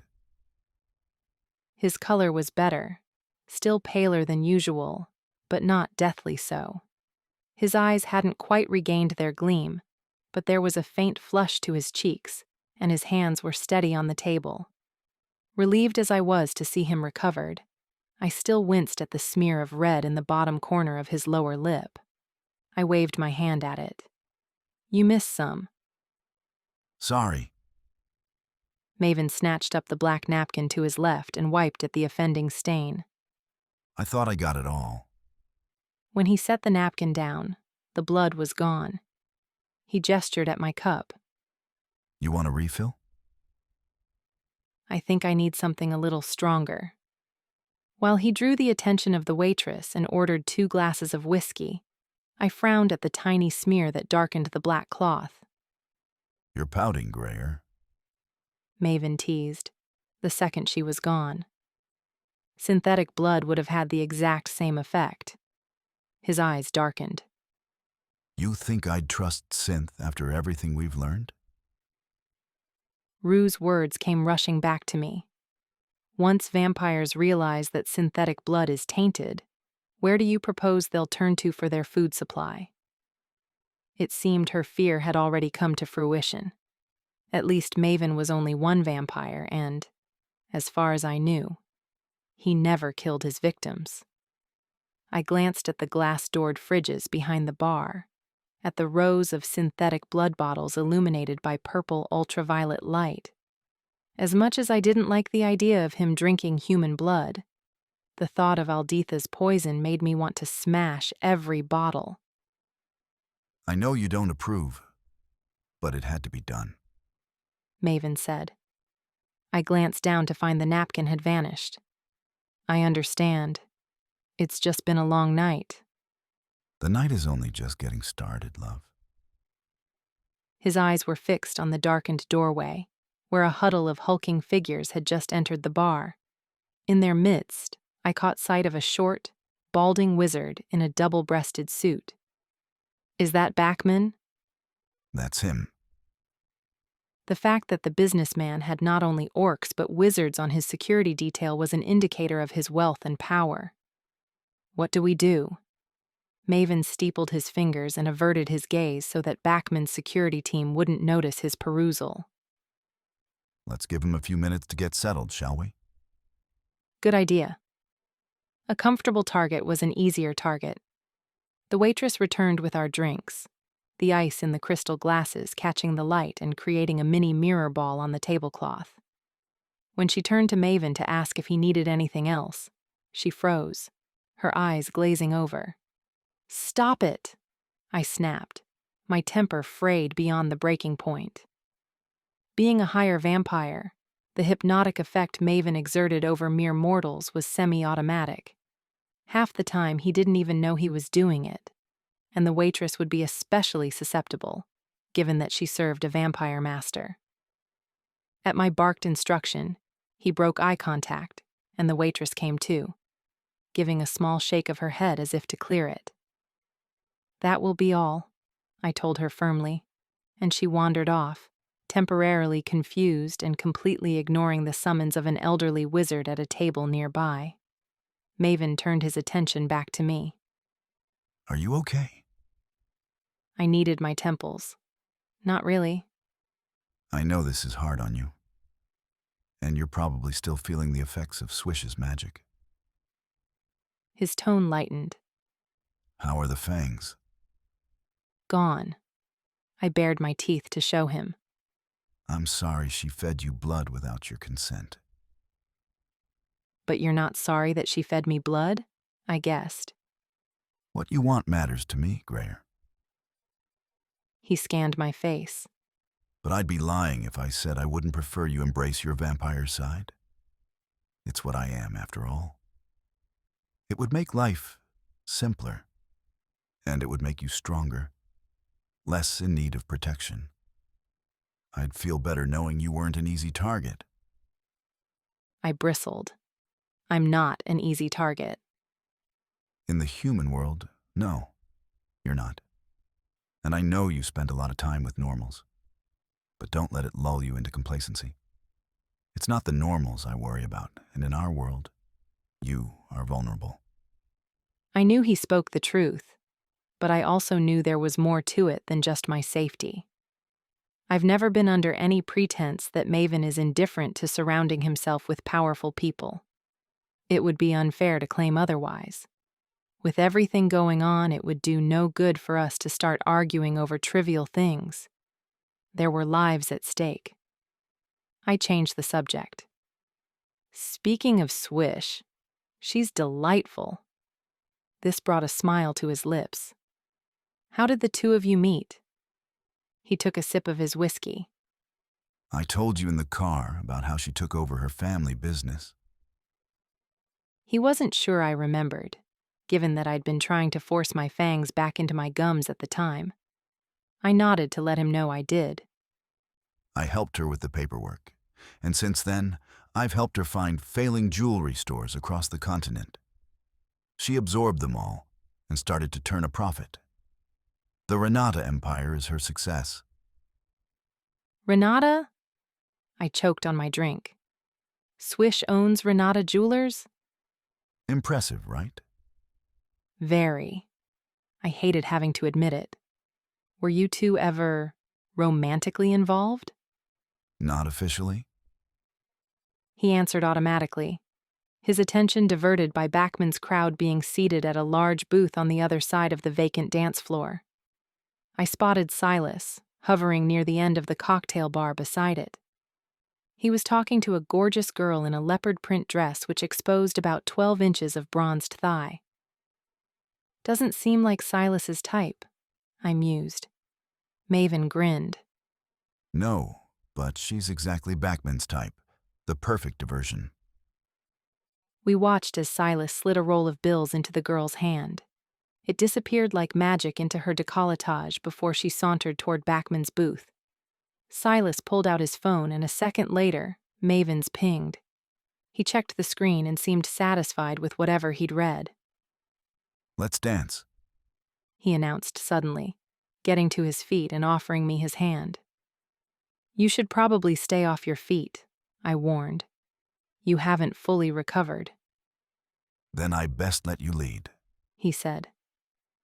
We were hiding in plain sight, I realized, as we swayed in the center of the dance floor. In full view of Backman, there was nothing to tip him off that Maven might have anything to do with the glorious girl who had stopped to say hi. A few minutes later, ensconced on his lap, she started up multiple conversations with members of his security detail, wizards and orcs alike. Backman endured it for all of 10 minutes before he sent them packing. I smiled into Maven's shoulder as they loitered around the perimeter of the bar, trying, and failing, to blend in. Maven swept me closer to the booth as the music changed to a rhythmic, marked beat. You didn't, I groaned, seeing Silas slip away from the DJ station. You really think you have the stamina for a tango? Sadly not, he admitted, his voice ragged in my ear. But with any luck, we'll be summoned before my legs give out. As if on cue, a high voice called out. Maven! We swiveled to find the girl in leopard print hailing us over. I knew it was you! She stepped out of the booth to give him a hug. It's been forever. Where have you been hiding? Behind her, Backman's face had taken on the severity of dried cement. Would I ever hide from you, Eloise? Her name rolled off his tongue with casual familiarity. Silas's text, I thought wryly. Especially after Cabo? He winked, and I could practically hear Backman's teeth grinding together. You remember my girlfriend, Grayer? Grayer, of course! Eloise enveloped me in a canyon of cleavage. So lovely to see you again. You must join us for a drink. I won't take no for an answer. She didn't wait for an invitation from Backman, which was a good thing because it definitely would have been lost in the mail. Instead, she pressed up against him, forcing him to shift awkwardly along the booth until there was enough space for all of us. Maven gestured me in first. This is my friend, Jeffrey, Eloise gushed. Jeffrey, this is Maven, and his girlfriend, Grayer. You don't mind if they sit with us for a bit, do you? I suspected Jeffrey wouldn't mind if the entire population of the subrealm squeezed into the booth, so long as she looked at him like that. With an air of acceptance, he waved away the beefy security guard who had approached the table. Of course, he said, calling for fresh glasses and another bottle of champagne. Maven of Gideon Developments, I presume? I hear you're set to absorb Gentech Industries. That's a prime piece of real estate. Maven bowed his head in acknowledgement of the compliment. My reputation precedes me. Backman curled his lip. In more ways than one. And they were off. For the next 10 minutes, the two men engaged in a covert battle of wills, a pissing contest for the rich and famous. Their dislike for one another was palpable, but neither would admit the obvious. Only when Eloise checked her watch for the 10th time in as many minutes and excused herself to go to the bathroom, per Silas's very clear instructions, did they drop the facade. Effectus adversum, Backman fired, the second she was out of earshot. The spell was intended to diffuse any attack Maven might make on his mind. Unbeknownst to him, it bounced harmlessly off Swish's protection spell. His second shot, however, wasn't magical, and it wasn't aimed at Maven. He gave me the briefest of dismissive once-overs. You're Alditha's granddaughter, the traitor, he said. Maven growled at the word. And you're the vampire determined to stop her from poisoning my blood supply, Backman continued. It's a pity there's nothing you can do to stop it. When does the blood hit the market? Maven asked, likewise dropping all pretense. He'd asked nicely, though. Backman hadn't been compelled. And why would I tell you that? Why wouldn't you? Maven countered. If you're so certain there's nothing I can do to stop it. I don't consort with vampires. Yet you've made your fortune off them? I snapped. Hating vampires isn't the same as hating money, he taunted. I saw an opportunity, and I took it. And when my grandmother offered you another opportunity, a seat on the Seattle Council, you decided to take that too, right? Even though you'll lose your revenue stream? He studied his glass. I have enough money. Your grandmother has offered me power. What makes you so sure she can deliver? Do you really think she has that kind of influence over the council? I do, he replied simply. Alditha has retained her seat for over 2 decades, despite her intense hatred of vampires, which goes against everything the council stands for. If I was a betting man, I'd bet on her every time. You're going to lose. We'll see. Maven had had enough. Catching Backman's eye, he drove the question home. When does the blood hit the market? Backman was conscious enough of what was happening that his eyes widened in shock, but he was still powerless to prevent the words which were coaxed off his tongue. December 15th. How much? Maven pressed, before Backman could break his fragile hold. How much blood will be contaminated? The wizard barely blinked. All of it. 30,000 bottles. Chapter 14. Keep moving. Maven's hand was at my back, ushering me through the newly formed crowd at the edge of the dance floor. I didn't dare look back. Backman had broken Maven's mind control just seconds after offering up that awful number, and we'd fled before he'd even had time to raise his hand to summon his guards. 30,000 bottles of poisoned blood. It would eradicate not only Seattle's vampire population, but most of the state of Washington's. In my peripheral vision, I saw Backman's security homing in. Keep your head down, Maven ordered, as Silas materialized alongside us. I can hold them off, he murmured, handing me the jacket I'd left at our original table. I hastily tugged it on. I'd rather avoid the confrontation if we can help it. Maven was moving faster now, his strength much improved, but still not at full power. We burst from the lounge and emerged onto the catwalk which ran between the Stargazer and Club Dread, another trance club, similar to the one that Nev had headed for earlier in the evening. I half expected Maven to go in and try to lose our pursuers in the throng of ravers, but instead, he headed for the stairs leading back to the market. Halfway down, I heard the stampede of booted feet ring out behind us. Faster, Grayer, Maven urged. They can't do anything, though, I panted as we reached the bottom and took off through the kaleidoscope of stalls. They can't touch us. It's against the law. They'll lock him up. Pride comes before a fall, Maven replied. And seeing as how Eloise won't be making a reappearance, his is doubly stung. The good news is that by this time tomorrow, he'll have completely calmed down. I rounded on him. And until then, he flashed his fangs. Have a little faith, love. We almost made it out.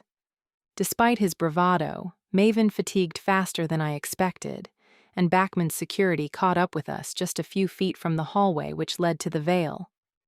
I didn't know which intimidated me more, the impressive show of force in orc numbers, or the magical prowess of the wizards who stood amidst them. Gentlemen, Maven said, impressively loudly for someone wilting on his feet. I'd strongly suggest you back away and leave us to complete the impressive escape we had planned. I promise it'll be worth watching. In response, the largest of the orcs drew a blade. I mirrored his movement, pulling my switchblade free of its sheath. The goon smiled at the sight of it, unperturbed. He'd be the first to taste steel. Silas sighed and stepped into view. The goon paused. Go. Silas murmured. I'll handle this. And miss all the fun. Maven scoffed. You should know me better than that. Maven, I groaned. Around us, a crowd had started to gather, drawn by the frisson of a potential fight. Where was Subrealm security when you needed it? Probably still chasing after a fistful of fennel. The goons lumbered closer. I raised my blade. Put that away, A deep voice ordered. Without warning, Sawyer Fortman moved into the circle we'd formed, putting himself directly between me, Maven, and Silas, and Backman's men. His eyes met mine for only a second before he turned his back on me in disgust. Get out of my way, Wolf. The largest goon, the mouthpiece for the rest it seemed, had spoken, but even he had to look up to speak to the lichen. I ain't going anywhere, Sawyer replied. And I prefer Wolfman. This isn't your business. I'm making it my business. A black-haired wizard stepped forward with a smirk. And just how long do you think you can fend us all off? As long as it takes for them to get here, Sawyer replied calmly, jerking his head toward the far end of the market plaza. Beyond the rainbow riot of color, I spotted 4 vampires elbowing their way through the crowd, black cloaks billowing behind them. The winks of amethyst lining the underside of their capes was all the identification I needed. Jareth, members of the dominant vampire clan who, as of 2 days ago, reported directly to my father. You've got maybe a minute until they get here, Sawyer continued, raising his fists. I consider my chances high. The bull-necked goon let loose a string of curses and slashed out with the knife. Sawyer leapt backward, his hands mutating rapidly as curved black claws erupted from the end of each digit. Hideous, I thought, catching sight of them. It wasn't so hard to imagine then. In one fluid movement, he thrust forward, slashing through the air and across the goon's chest. Blood blossomed from 4 perfect slices. The goon gazed down at them in disbelief. His companions rallied, readying themselves for revenge. Don't you have somewhere else to be? It took a moment to realize Sawyer was talking to me, but I couldn't bring myself to move. I couldn't just leave him there to deal with our mess. I still couldn't comprehend why he'd involved himself in the first place. Shouts reached us. The Jareth clan members were closing in. The goons had hesitated too long. Come with us. I tried to snatch at Sawyer's sleeve, but he pulled away. Looks like the cavalry has arrived, He muttered, and vanished into the frantic crowd. I scoured the sea of faces, but he was gone. And then Maven's hands were reaching for me, pulling me away toward the veil as Silas lent his boundless strength to both of us. Freedom never smelled so sweet. Erupting into a velvet night blanketed with stars, I drew in a lungful of cool, crisp air. I spotted the car across the street and sprinted toward it, freeing Silas to half-carry Maven across the black asphalt. He'd deteriorated rapidly during the journey out, making me wonder just how much of his bravado inside had been feigned. I'd almost reached the car when Silas gave a yell of warning and something cannoned into me. Small hands shot out to steady me as I stumbled, and an impish face topped with flaming red hair danced in my vision. And then she was gone, vanishing as quickly as she'd come, and leaving nothing but a faint trace of aniseed in her wake. Who the hell was that? Maven croaked. I have no idea. I scanned the street as Silas helped him into the car, but there was no sign of the girl. Only once I'd closed the door behind me, and Silas had pulled off in a cloud of smoke and burning rubber, did I find the small clump of dried fennel in my jacket pocket. Chapter 15. I'm going to go out on a limb and propose that we shouldn't expect an invite to the Backman annual Christmas party, Maven announced at breakfast the next morning. He was looking infinitely better after a good night's rest. His body healed of all the abuse it had endured the night before. We'd crashed minutes after arriving home. Maven's home, not mine. Sadly, my apartment lacked the fortress-like, state-of-the-art security system and night patrols that might be required to keep Backman's men out. "Do you think he would have calmed down by now?" I asked, tucking into Irina's Belgian-style waffles. She was nowhere near Silas's level, but the orc could certainly cook. Not that I was fussy. My signature dish consisted of buttered noodles, and a slice of toast on the side if I really felt like spicing things up. He'll have realized that making a move on us will draw unwanted attention, especially since the Guraith have gotten wind of the confrontation. I thought back to the black-cloaked figures who had appeared out of nowhere last night. We'd left before they'd reached us, but there'd been no mistaking them. "What do you think they were doing there?" Maven cocked his head. I have no idea. Perhaps your father was in the sub-realm last night. It was weird to think that my father was back, that he had returned to Seattle after all this time. I wondered idly if he'd get in contact. "More blueberries," Irina offered, thrusting the bowl under my nose. She was younger than Manya, with tufts of ginger hair and an endearing gap between her front teeth which gave her a slight lisp. Mouth too full to reply, I waggled my spoon in confirmation. Maven grimaced as she ladled another spoonful over my waffle stack, drowned them in maple syrup, and topped the lot with a generous dollop of whipped cream. It's your move, Maven reminded Silas. The shifter was studying the chessboard. He moved a black pawn one single space forward. The French defense, Silas? You should know better than to limit your bishop. I'm tired of losing the center. This time you're going to have to fight me for it. Deal. Maven parried, but I didn't stay to watch. Picking up my bowl, I rose from my stool. "I'm going to eat on the terrace. Thanks, Irina." She smiled her acknowledgement. On second thought, I grabbed the bowl of whipped cream, too. The French doors which led to the terrace were open, allowing the breeze in. I stepped through them and sank onto one of the lounge chairs which decorated the natural stone. The lawn, recently mown, stretched almost to the front wall, a sea of green bordered by perfectly tended garden beds, courtesy of the freelance landscaper Maven contracted in. It was a hell of a lot more impressive than the potted, half-dead yucca which adorned my minuscule balcony back home. A uniformed patroller stomped across the lawn, nodding at me as he passed. I waved at him. Beyond the boundary, through the wrought iron bars of the perimeter fence, I spotted a couple walking their dog. A yellow Labrador, barely more than a pup, it danced around the man's heels while the woman looked on.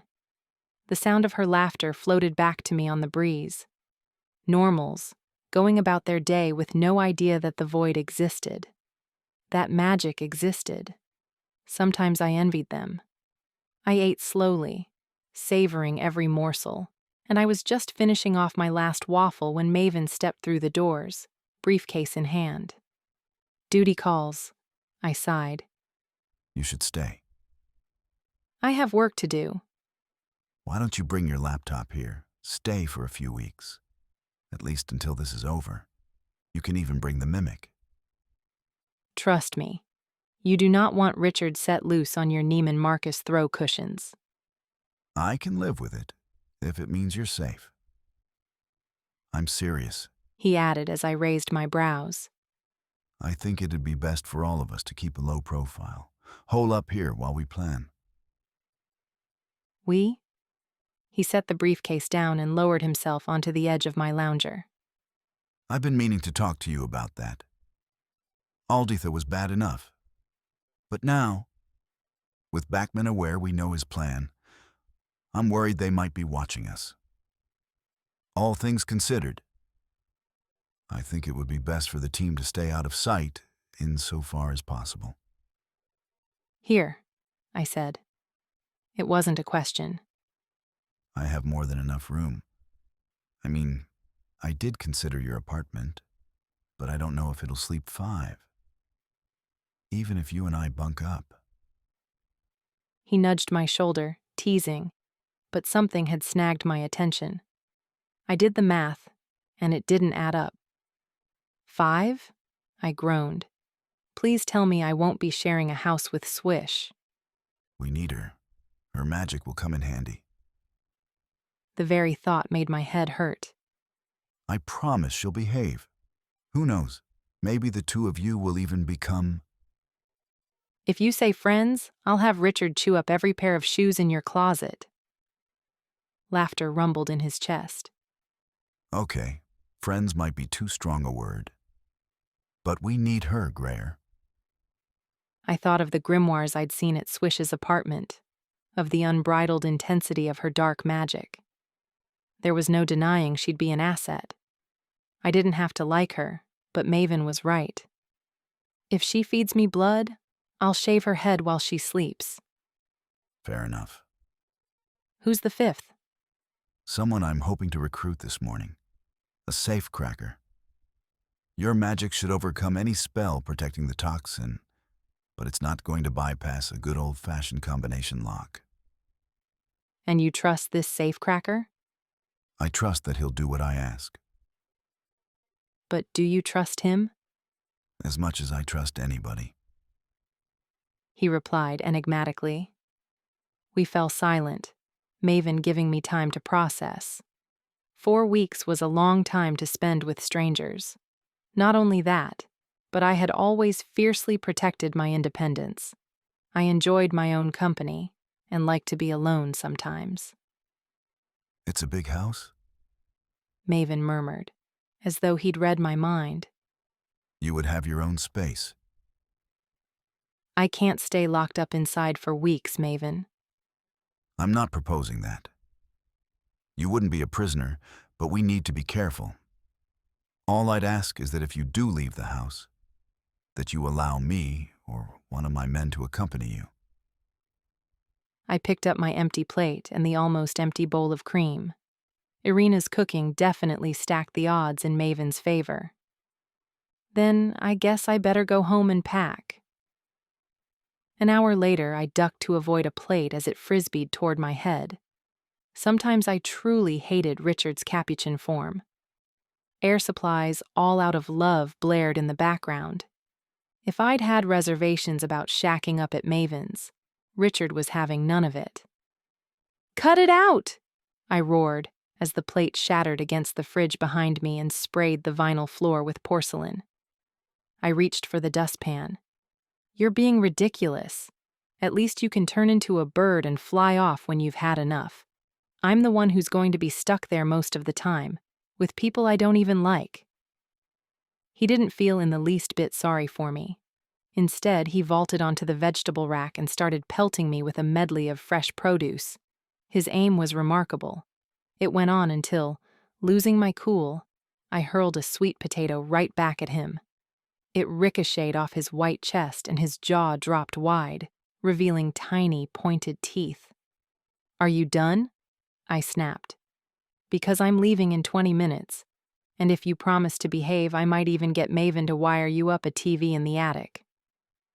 He still wasn't happy about it, but by the time I emerged from my bedroom 15 minutes later, laden with bags, he'd shifted into the pit bull form he used in public. He'd also crapped in the hall. I cleaned up and then retrieved a half-shredded lead from behind the door. An old leather collar dangled miserably from one end. Richard whined at the sight, an understated and far more believable protest. "I know you don't like it, but it's the law, at least until we get to the car." I scratched behind his ear. Nev was waiting in the Audi hatchback he'd driven since I'd known Maven. It was compact, but expensive. He winced a little as Richard launched himself onto the leather upholstery, then helped me load my stuff into the cramped trunk. My laptop bag didn't fit. I'll just throw it on the back seat, I said. Nev cast a dubious look through the windshield where we could see Richard salivating all over the glossy surfaces. It'll be fine, I assured him.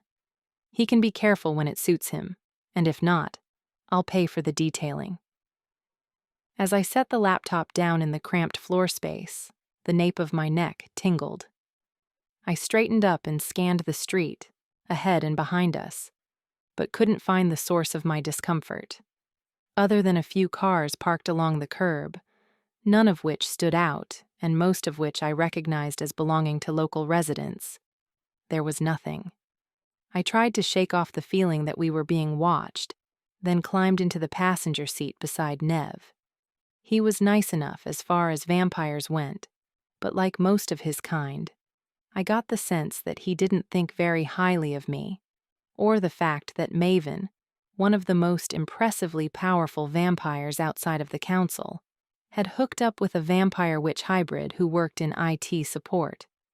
We turned onto the main street. "Don't you ever get bored of keeping an eye on me?" I asked wryly.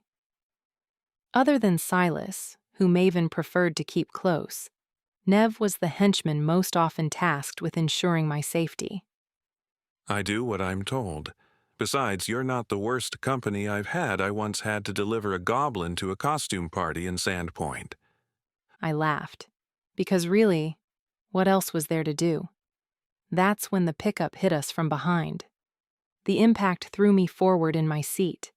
The belt caught, biting against my collarbone as I threw out my hands toward the dash. Neither saved my forehead.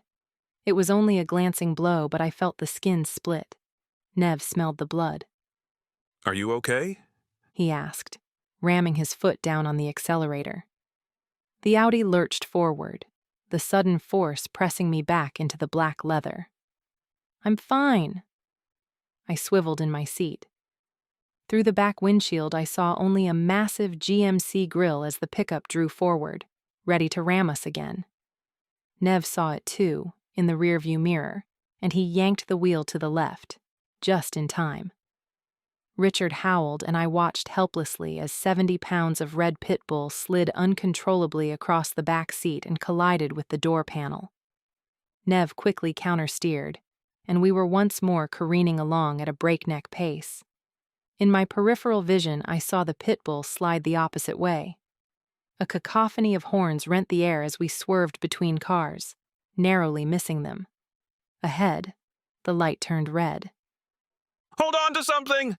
Nev yelled, swinging right. The Audi mounted the curb, jolting us so hard that my teeth snapped painfully together and drew blood from my tongue. Nev glanced sideways at me, wearing an apologetic look. Behind us, Richard was still scrabbling for purchase. A low whine morphed into a frantic caw, and then I heard the unmistakable flapping of wings. "Open a back window!" I yelled at Nev, as a black crow cartwheeled across the back seat. I'm a little busy. Nev's white-knuckled hands gripped the wheel as we weaved through traffic. Behind us, the pickup was gaining again, the superior engine power showing. I threw myself across Nev's lap and slammed my fingers down on the window switch. A gust of wind whistled around the interior of the car, whipping my hair into the cut on my forehead. "Go to Maven's!" I yelled, as the crow launched itself through the open window. The pickup rammed us again, the screech of metal on metal making my hair stand on end. "Head for the highway," I said, but I wasn't sure Nev could hear me over the noise. Call Maven! My phone's in my purse, tucked away in the realm's damned trunk. Take mine. He removed one hand from the wheel, seriously endangering our lives in the process, and managed to wrest his from his pocket. Passcode 3923. Maven is the speed dial 2. Randomly, I wondered who could possibly be speed dial 1. With fumbling hands, I managed to unlock the phone and hit 2. Nev? Maven's voice was clipped. "No, it's me." The pickup rammed us, harder than before, the Audi fishtailing dangerously to the left before Nev could bring it under control again. Grayer? Maven was panicked now. What the hell was that? A heavy-duty Sierra, if I were to hazard a guess. It's trying to run us off the road. I don't think Backman's forgiven you yet. Blood dripped into my eye and I blinked it away. Hold on! Nev roared. I dropped the phone into my lap and threw both hands to the dash to stabilize myself as we cut across 2 lanes, clipping the wing mirror of a red convertible. When I raised the phone back to my ear, Maven was already speaking. To the docks. What? I didn't catch that. Damn it, Grayer. Put me on speaker. I obliged, holding the phone out between myself and Nev. Can you get to the docks? Nev took a second to get his bearings, and then tore across another red light and made a left turn. I'm on my way. Head for Terminal 86, the grain facility. You'll find help there. Got it. Nev swerved again, narrowly missing a cyclist clad in hot pink lycra who cursed loudly and flipped him off. We gained ground as we hurtled downtown, toward the waterfront. The pickup fell back, hindered by a combination of traffic and its colossal size, making maneuverability tricky. "What's at Terminal 86? I asked, gripping the grab handle above my door with all my strength. I'd rebounded off Nev a few times already. I have no idea. His brow was furrowed in concentration, his arms rigid as he guided us closer toward Maven's safe haven. The concrete monolith loomed into sight, and I started to breathe again. Risking a glance behind us, I saw the pickup had taken advantage of the broader platform to creep up on us. I could make out the looming form of the driver through the windshield, and a slimmer figure crouched beside him. "It's going to be close," I murmured. We screeched to a halt outside the back entrance. I'd expected the cavalry to be waiting, but other than a few workmen sharing a cigarette, the area was devoid of life. We need to get inside. Nev freed his safety belt just as the pickup pulled up alongside us. I recognized the bull-necked orc from last night as he emerged from the driver's seat, but I had never seen the wiry wizard who rounded the front of the truck. Damn it! Nev froze, his hand on the door handle. The factory door was 20 feet away. We'd never make it. Just then, the wizard's mouth began to move. Chapter 16. The workmen scampered as the front of the Audi lifted clear off the ground, throwing Nev and me back in our seats. Through the windshield, we had a panoramic view of infinite sky, a levitation spell, and a powerful one at that. The orc smiled evilly at me through the passenger window. "Nev?" I asked, speaking out of the corner of my mouth. "Any ideas would be great right about now." Nev didn't reply. Who the hell is that? He asked instead. I was about to turn toward him to find out what he was talking about when a black bullet shot from the sky, aimed right for the wizard's head.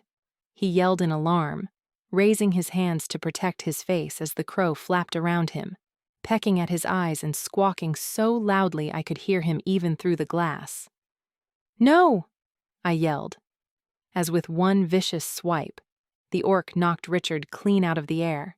He hit the concrete hard, wings still flapping, but managed only a few awkward pirouettes before he gave up. I reached for my belt buckle. "You son of a..." I fell back as the hood of the Audi rose once more into the air. It hovered precariously for a few seconds, while I fumbled with my belt and saw nothing but blue skies. Then, just as suddenly, we crashed back to the asphalt. An imposing figure, a vampire, silhouetted through the shattered windshield, had one hand on the now dented hood. That's not possible. Nev breathed beside me. I could only imagine the strength required to physically overpower the wizard's spell. The vampire glared at us as though this were entirely our fault. I knew that look well, knew the familiar green eyes which delivered it.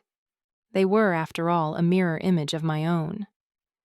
My father stepped away from the car and faced the wizard, who had turned a slight shade of yellow. I risked a glance at the factory door. the only place Harlan could have come from, and found it wide open. As I watched, 6 Jareth vampires poured out of it and lined up behind him, black cloaks billowing in the breeze coming off the bay, the amethyst linings clearly visible. It was an impressive and intimidating show of force. I finally managed to undo my belt and practically fell from the car in my haste to get out. Tasting vengeance, the orc stepped forward. Without missing a beat, Harlan stepped right between us. "You're trespassing," he announced calmly. I'd forgotten the deep timbre of his voice. "The clan has uncontested rights over this area, and I suggest you mind your magic," he added, as the wizard raised his arm.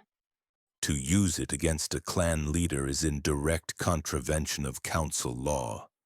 I could kill you where you stand and face no consequences. Not that they'd ever find the body." The wizard regained some of his composure. You wouldn't dare. "Wouldn't I?" When my employer hears of this. "I know who your employer is, you inconsequential worm. In fact, while I've got you here, I'd like you to do me a favor. Remind Jeffrey that he still owes me 20 large and a red-cheeked Pikachu. The 99 edition, as promised." I didn't know who was more bewildered, me or the wizard. The orc, on the other hand, only widened his eyes as the meaning of this gibberish hit home. Harlan stepped over to where Richard fluttered feebly and scooped him up. The crow stilled in his hands. "You should be gone already," Harlan warned. "and tell Backman nothing has changed. My daughter is out of bounds. If he goes after her again, he's already dead." Wizard and orc beat a hasty retreat, and, at a single jerk of Harlan's head, the clan members filed back through the open door, leaving me alone with my father, save for Nev, who wisely stood back. Harlan rounded on me. "For blood's sake, Grayer, you're dating the second most powerful vampire in Seattle and you still can't manage to stay out of trouble?" It was so grossly unfair. I was temporarily struck dumb. His next words were no less cutting. "Maven should keep you on a shorter leash." My cheeks flamed. I'm not an animal. "No," he agreed. "An animal would at least have some sense of self-preservation." Pointedly, I eyed Richard. "Richard doesn't count," Harlan snapped. "A mimic will always defend their guardian, no matter how underserving." I'd hardly expected a warm family reunion, but this was too much. They followed us. They attacked us. I don't see how any of that is my fault. "I guess you're not the only one to blame." He set his sights on Nev. "Does Maven actually pay you to be incompetent, or do you do it for free?" Leave him out of this, I yelled. If it wasn't for Nev, I wouldn't have made it 2 blocks from home. "He almost got you killed." He got me here safely. Besides, Backman's the one who sent those 2 after us. He's the one we should be worrying about. "I'm not arguing with you, Grayer. I'll have someone drive you home." He let loose a low whistle, a sure summons. "Jackson will be here in a minute." We fell into an uncomfortable silence. I couldn't think of a single thing to say, so I settled for, "Backman owes you money?" He shrugged. "It's an old debt. Wizards shouldn't play poker. They lack the face for it." Right. I nodded, as though his words made any sense. And a red-faced boogaboo. "Pikachu, it's a Pokemon card, extremely rare. It's not for me, I simply know someone who collects them." He was speaking to me, but he wouldn't meet my eyes. I could feel the anger radiating off him, saw the tremor in his cupped hands, shaking Richard around. "Give him to me," I said as a cloaked vampire came through the door. Harlan ignored me.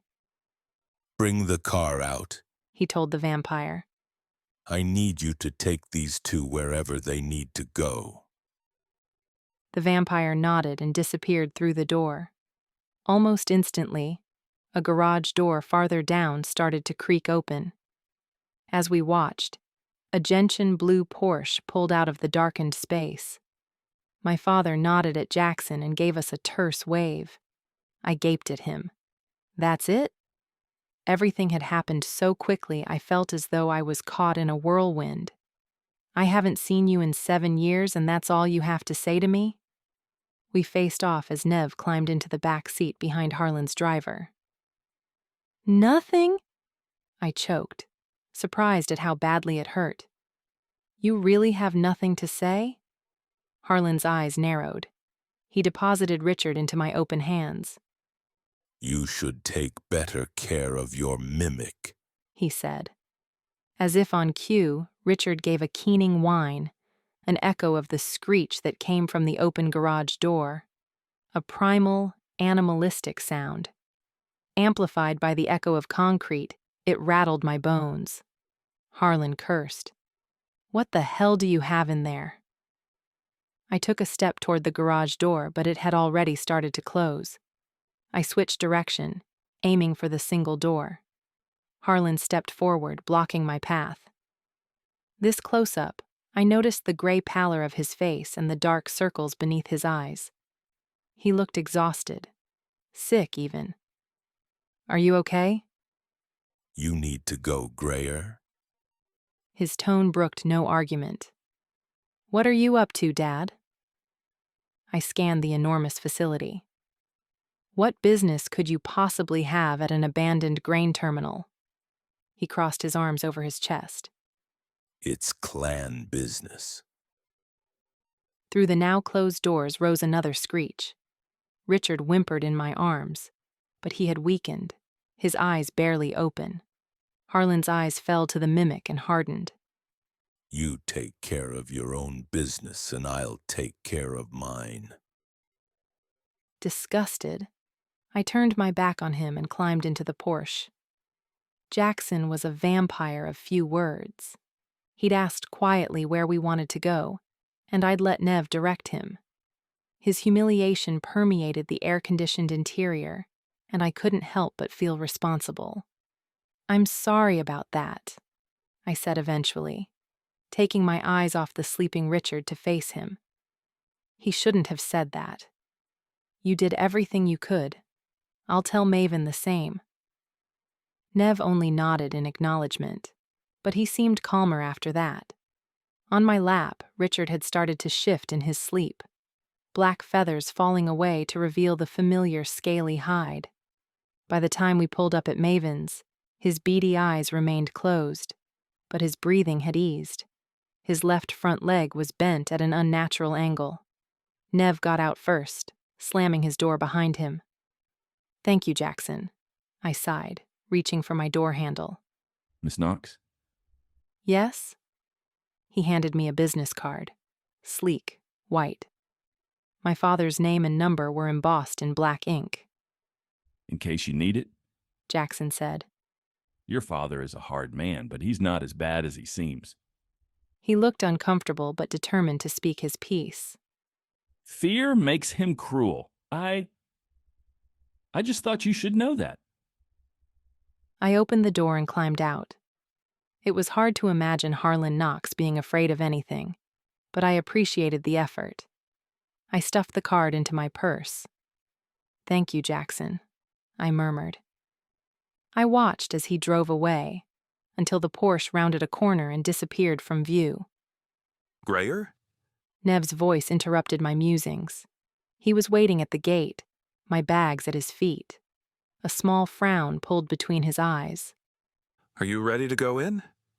After the day we'd had, he wasn't going anywhere without me. I took a deep breath and squared my shoulders.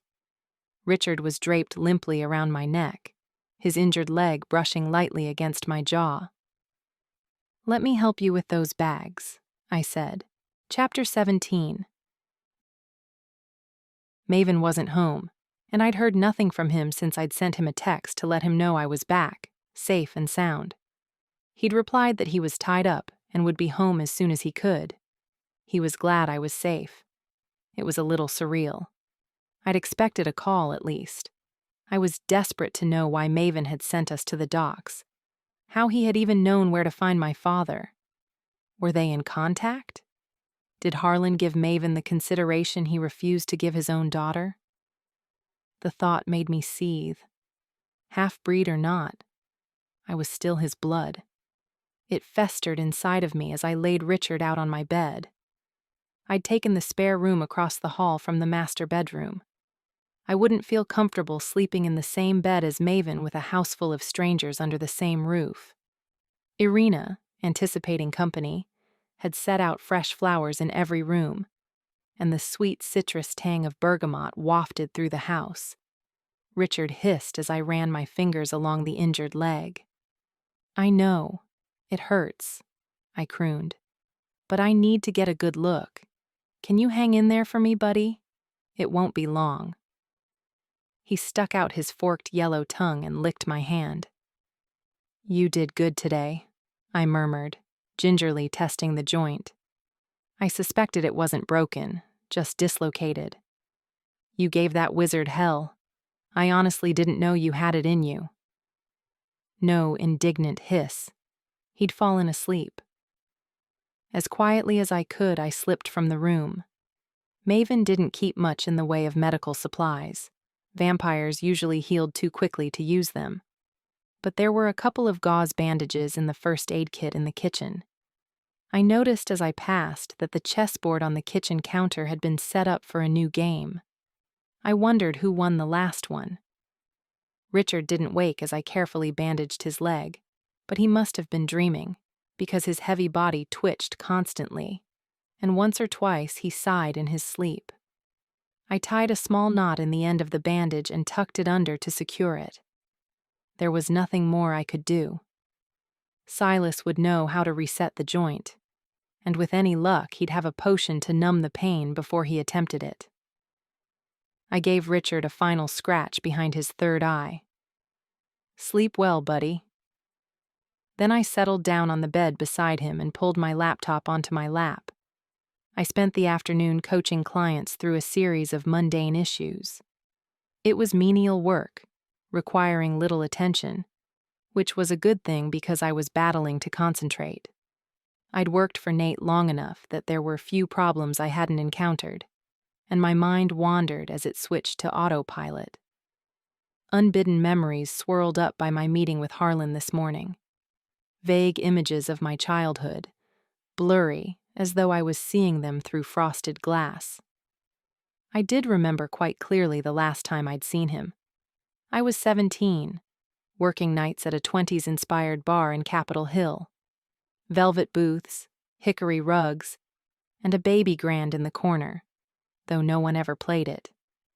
Owned and frequented almost exclusively by the untouched, I almost died of humiliation the night a group of vampires walked in and approached the bar counter behind which I had just entered the brutal monotony of a second shift. The vampires hadn't seemed at all surprised to find me serving them, an oddity that made more sense when my father joined them an hour later. "What can I get you?" I'd asked, determined to brazen it out. Harlan had played along. "I'm assuming you don't stock synthetic blood?" I'd rolled my eyes, which seemed to amuse him. "Scotch, then. Whatever you recommend." I selected the most expensive to maximize the potential tip.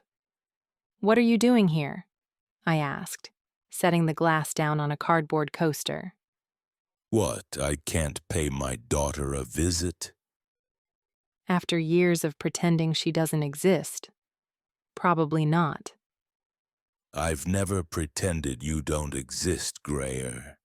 He sighed, sniffed the scotch, and put the glass down without taking a sip. "Your heritage is complicated. You were raised a witch. You were indoctrinated into their way of life, their way of thinking. It's directly at odds with mine. I couldn't possibly live up to your expectations." I laughed at that. You think Alditha has set a high family standard that you could never achieve? Trust me, old man. This visit alone is more than she's done in 17 years. You're feeling sorry for yourself. He sounded disappointed. I thought I was entitled to be. Your point?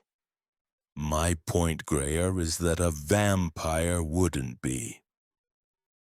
He'd ignored me for a while after that, joining his colleagues. They ordered a few rounds before opting for a full bottle at a time.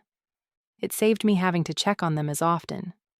I'd tallied up the drinks, watching the numbers climb, and thought that at the very least I'd make enough money to pay a week's worth of rent. We'd called last round by the time they vacated their table. Only Harlan lingered, watching me from the end of the bar, his long fingers drumming the wooden surface in thoughtful regard.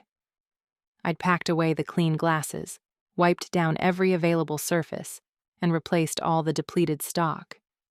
I couldn't avoid him any longer. Wearily, my bones aching after having been on my feet all day, I approached where he sat. "Can I get you anything else?" He lifted his glass between thumb and middle finger, tilting it back and forth. It contained only melted ice. No. He decided eventually. Just the bill. I printed it off, tucked it into a bill folder, and slid it across the counter. He examined it for a minute and found the astronomical dollar amount at the bottom. You happy with 18%? He asked. 20 would be better. He pulled a leather wallet, bulging with bills, from his pocket. I turned away. That amount of money made me uncomfortable. I waited until I heard the snap of the folder closing. Harlan was already off his chair, his dark hair catching the downlighting. Despite the copious amounts of alcohol his table had ordered, he seemed stone-cold sober. His green eyes met mine. It was good to see you, Grayer, he said. I couldn't say the same, so I stayed silent. After he'd gone, I counted the crisp $100 bills. There were far too many. My father had left me a $2,000 tip. Such was my shock. It only occurred to me much later that he'd known where I worked, and Alditha didn't. Grayer! Maven's voice roused me from my sleep. I must have drifted off after my last consult. A long-standing customer who, no matter how many times he was told, couldn't grasp the fact that naughty pop-ups didn't pop up unless you visited unsavory sites. I blinked the sleep from my eyes. My laptop had slid off my lap and was balanced precariously on the edge of the bed. I grabbed it and set it on the bedside table. Richard was still snoring softly beside me. Maven's footsteps stopped just outside the door. Gray, there you are, he said, clapping eyes on me. I raised my finger to my lips, pointed at Richard. What are you doing in here? Maven whispered, taking in my still unpacked suitcase on the floor. I assumed you'd be staying in my room. It was a perfectly natural assumption, given that's where I always stayed when I slept over. Usually, however, Maven didn't have a house full of guests, including one I strongly suspected was an ex-lover. I know. I just felt weird, what with everyone staying. Besides, I might need to work night shifts to catch up, and it'd wreak havoc with your sleep. He frowned. And that's the real reason? You're not having second thoughts about all of this? About us? I asked incredulously. No, definitely not. But I do have questions about what happened today. I thought you might. His gaze fell on Richard, which reminded me of the mimic's injury. But before we get to that, is Silas here? He's downstairs. He sent Irina off early, so he's making dinner. Do you mind getting him? I think Richard has a dislocated leg. Richard whimpered in his sleep, the sound tugging at my heartstrings. And while you're at it, ask him if he has any pain meds that'll work on a lesser shifter. Richard woke while Silas was assessing the leg. He looked mildly alarmed, until he spotted me crouched beside the shifter and flopped back down onto the duvet. It's definitely dislocated, Silas confirmed. Shifters have unique peptides that will assist with the healing, but if you want it set straight, we're going to have to pop it back. Will it hurt? Silas didn't lie. Like hell, but only for a second, and we can give him something to ease the pain. He fetched the tonic himself, from his own room. Of course, Richard flat out refused to drink it. In the end, Maven and I had to hold him down while Silas clicked the joint back into place. Simultaneously, Richard let out a blood-curdling screech, and then passed out cold. Silas, showing uncharacteristic affection, rubbed his pale belly. He'll be fine. Good as new by the time he wakes. I heaved a sigh of relief, feeling emotionally shattered. Thanks. Maven took my hand. You want to tell me how that happened? I waited until we'd left the room before I replied. He attacked the wizard Backman sent after me. Maven nodded as we descended the stairs. Nev filled me in when I arrived home, but he didn't mention our mimic hero. Nev was amazing too. We would never have made it to the terminal if it wasn't for him. That may be so, but he should have realized you were being followed immediately. Backman's men caught him by surprise.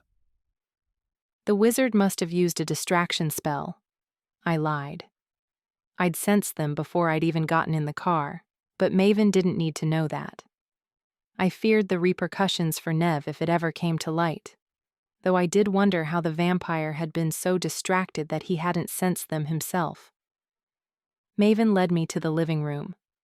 A fire burned merrily in the grate, while the tantalizing smell of roasting chicken wafted from the kitchen. Maven retrieved a half-full tumbler of blood from the bar cart, poured me a glass of wine, and sunk onto the sofa beside me. The tension ratcheted up between us. Things unsaid. "Are you going to start, or should I?" I asked. He knew exactly what I was asking. Your father is now the leader of the Jareth clan, Grayer. I'm a Seattle higher vampire. It stands to reason that we're going to be in contact. I felt it all over again. The dismissal, first from Harlan and now Maven. I set my glass aside in disgust. Maven didn't miss it. I don't know what else you want me to say. Why didn't you tell me? Because I didn't want to hurt you. The answer was so forthright it could only be the truth. I know that it hurts you more than you'd ever admit. I didn't want to add to that. So, Harlan deigns to speak to you because you're one of his own, yet he doesn't offer me the same courtesy? You're not a vampire, Grayer. I'm half vampire. How can you say that? He growled his frustration. But you're not half vampire. You never have been. How many spells did you attempt in Alditha's library? Hundreds? Thousands? How long did you try to be the best witch you could be, all for the sake of Alditha's approval? Why do you have a photograph of your mother next to your bed and none of your father? The red halo of his eyes grew in synchrony with his anger. For Void's sake, Grayer, you judge me for drinking blood, though it's the most natural thing in the world for me. Not to mention how you freaked out when your fangs erupted. You couldn't even look at me until they'd retracted. I gaped at him. There wasn't enough air in the room. My lungs had stopped working, and no matter how hard I tried, I couldn't draw a full breath. "What are you saying?" I managed to croak. You're not half vampire. Maven reiterated, a roller coaster on its final descent. You're just a witch with no magic who happens to have tainted blood. I reared back as though he'd slapped me. Blinded by pain, I stumbled off the sofa, knocking over my wine glass in the process. The red seeped into the carpet like spilled blood. Maven blinked through his rage, eyes slowly clearing. Hell, Grayer, I'm sorry. He reached for me and I lurched away. I'm sorry, he repeated, but he kept his distance, sensing I was about to bolt. You have no idea the day I've had. It's no excuse, but sometimes I wish you would look at me the way you look at them. I stopped retreating. At who? He widened his arms helplessly. Witches, wizards, take your pick. The touched, the untouched. Everyone else. Everyone but my kind. Your kind. Only you refuse to accept it. You've never given Harlan the respect you gave Alditha. He caught sight of the indignant look on my face. I'm talking about while you were growing up. The world isn't black and white, love. There's no such thing as pure good or true evil. There is only here and now and what we choose to do with it. Your grandmother is a witch intent on genocide. I'm a vampire determined to stop her. I guess the real question is, which side are you really on? Silas mopped up the wine. Irina had retired for the evening to her cottage behind the pool house, leaving Silas in charge of dinner. I was grateful. It would have upset her to witness us arguing. Like Manya, and so many of their kind, Irina was a peaceful soul.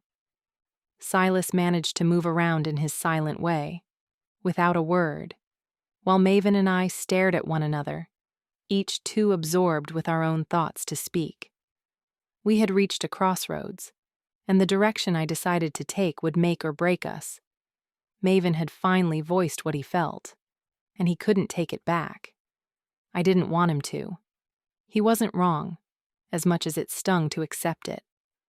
I had always denied my vampire side, believed it to be the darker part of me. My father knew it too, though he'd never come right out and said it. Alditha had indoctrinated me into her way of thinking, and she hadn't even had to try. I blinked away the pain of that realization. Maven turned away. I followed Silas's every move, knowing that when he left the room, my decision would have to be made. When he finally took his leave, I was ready. "Why didn't you tell me?" I asked, edging closer to the sofa. Maven didn't turn around. Some things are better left unsaid. You're right. I sank onto the tailored cushion and dropped my head into my hands. Voids. I'd been so stupid. I never really saw it until now, but I've always been ashamed of my vampire blood. I guess it was just easier than the alternative, growing up in a witch's house. I felt the cushion dip as he lowered himself onto the sofa beside me. I shouldn't have said it the way I did. I didn't mean for it to come out in anger. Honestly, it's for the best. I probably wouldn't have listened otherwise. I raised my head. Do you really think that's why Harlan has wanted nothing to do with me? A small smile tugged at the corner of his lips. I hate to admit it, but I doubt it's that complicated. Vampires just make terrible fathers. A memory flashed through my mind. Crashing waves, the sound of the surf, the smell of salt and sunscreen, a tacky smear across my nose. I'm clutching handfuls of Harlan's thick hair as he walks through the sand, me riding high on his shoulders. A wave approaches. The foam gallops toward us. It dances knee-high around Harlan's legs, so far below me. Can I go in, Daddy? You can do whatever you want, witchling. You're a Morgan and a Knox. The world is your oyster. What's an oyster? A deep rumble of laughter. Ask Manya. I'm sure she'll whip you up a batch for lunch. Grayer? I turned to look at Maven, the memory dissipating as quickly as it had come. For what it's worth, I've never held your vampirism against you, I told him, despite what you might think. He raised his brows. His doubt lingered. I'm serious. I mean, I still don't agree with drinking human blood. You have options.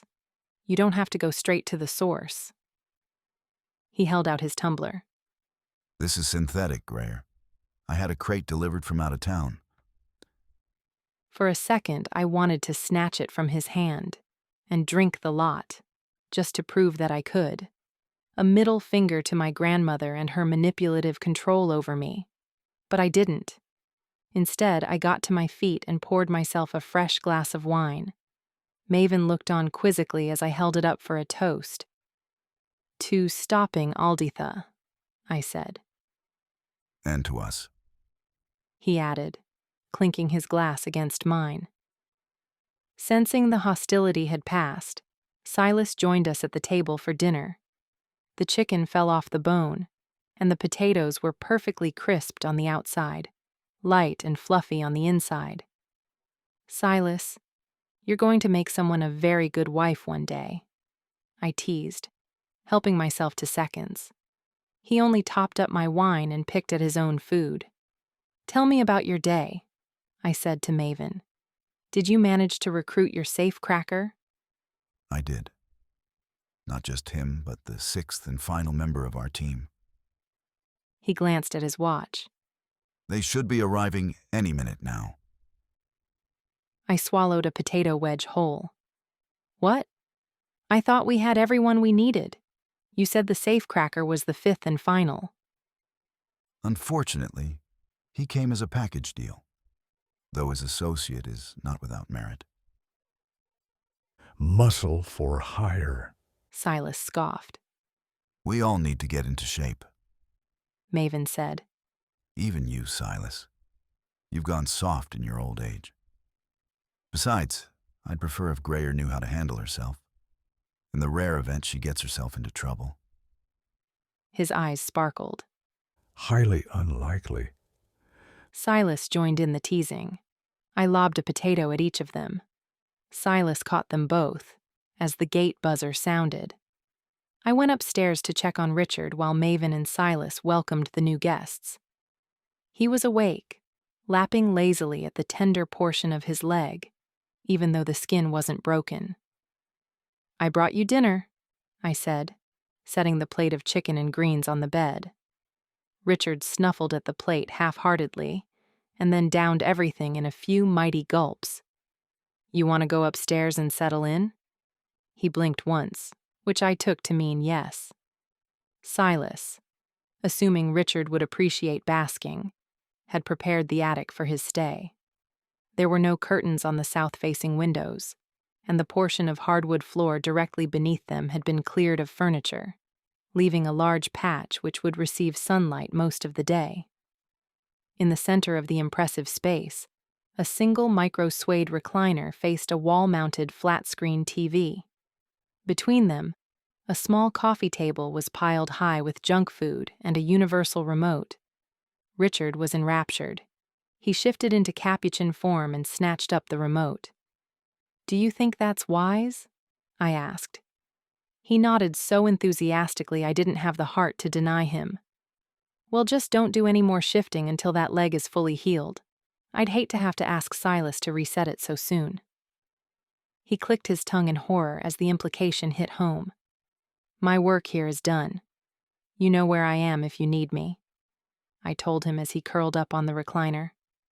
I suspected he wouldn't come looking anytime soon. Leaving him to it, I headed back downstairs to meet the final members of the team. Chapter 18. I heard them talking as I descended the stairs. Low voices emanating from the living room, Maven's and a lilting Irish brogue which brought to mind a distinguished gentleman with red hair and twinkling green eyes. I felt better already. I stepped into the living room, smile firmly in place, to find first impressions were seldom accurate. Crank Murphy was tall for a dwarf. At 4'1.5", and built like a mastiff, he had 3 failed marriages behind him, one for each decade of his adult life. None of his exes were dwarves. Not all were women. Crank had a penchant for pretty humans, male and female, and just enough charm to entice them, though not enough to keep them around. Good-natured and amiable, he had a deep and abiding love for Guinness. could tolerate a well-brewed pale ale, and considered Irish coffee a crime against humanity. Like most dwarves, he was unwavering in his scientific pursuits. Engineering and technology, science and math, all were puzzles to be solved. Magic was just another form of science in Crank's opinion. He believed in logic. Rules and reason were his religion, and anyone who said otherwise was a gobshite. Jovial by nature, Crank got along with almost everybody, his exes being the only exception. He spent more of his time with humans than the touched, who he found complicated and somewhat arrogant, and no one fit that description better than Maven Gideon. Maven's, however, was a summons Crank couldn't deny. Over the past 2 decades, the vampire had slowly cast a noose around Crank's neck, one that drew steadily tighter. Crank liked to think that if he hadn't been so desperate for the money, he would have made better choices. He'd probably never know. For years, Maven had funded Crank's scientific research, and, in return, Crank had done terrible things. Things that, if ever brought to light, would see him thrown into a cell with no chance of parole. And so, when Maven asked for help in this heist he was planning, Crank had had no choice but to rally to his call. The only upside was that he'd managed to bring someone else along to watch his back. Someone, as it turns out, I already knew. "Sawyer?" I gasped, catching sight of the lichen. He was sitting alone on the single-seater sofa, across from Maven and the fiery-haired dwarf with multiple beads adorning the heavy braids which merged his facial hair with the hair on his head. At the sound of my voice, Sawyer got to his feet, but he didn't look surprised to see me. Grayer. He gave me only a terse nod and didn't extend his hand in greeting. You two know each other? Maven asked curiously. I don't recall you getting much time to chat while Backman's goons were surrounding us in the sub-realm. Maven recognized Sawyer then. We met earlier that evening, I explained. In the market, while I was waiting for you. Ah.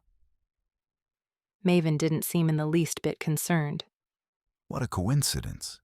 I guess there's no need to introduce you then. But Grayer, I'd like you to meet Crank Murphy. The safecracker, I said, holding out my hand. Crank took it in both of his and pressed his grizzled beard to my skin in what I assumed was a kiss. It's a pleasure to meet you, Grayer. I'd heard rumors of the hybrid, but no one thought to mention how lovely you are in person. He still hadn't let go of my hand. I'm sure. I had no delusions about what was said about me behind my back. Most felt comfortable enough to say it to my face. I tried to free my hand, but it was caught in a vice grip. Crank's eyes crinkled as he smiled up at me. Sawyer cleared his throat. I tugged ineffectually once more.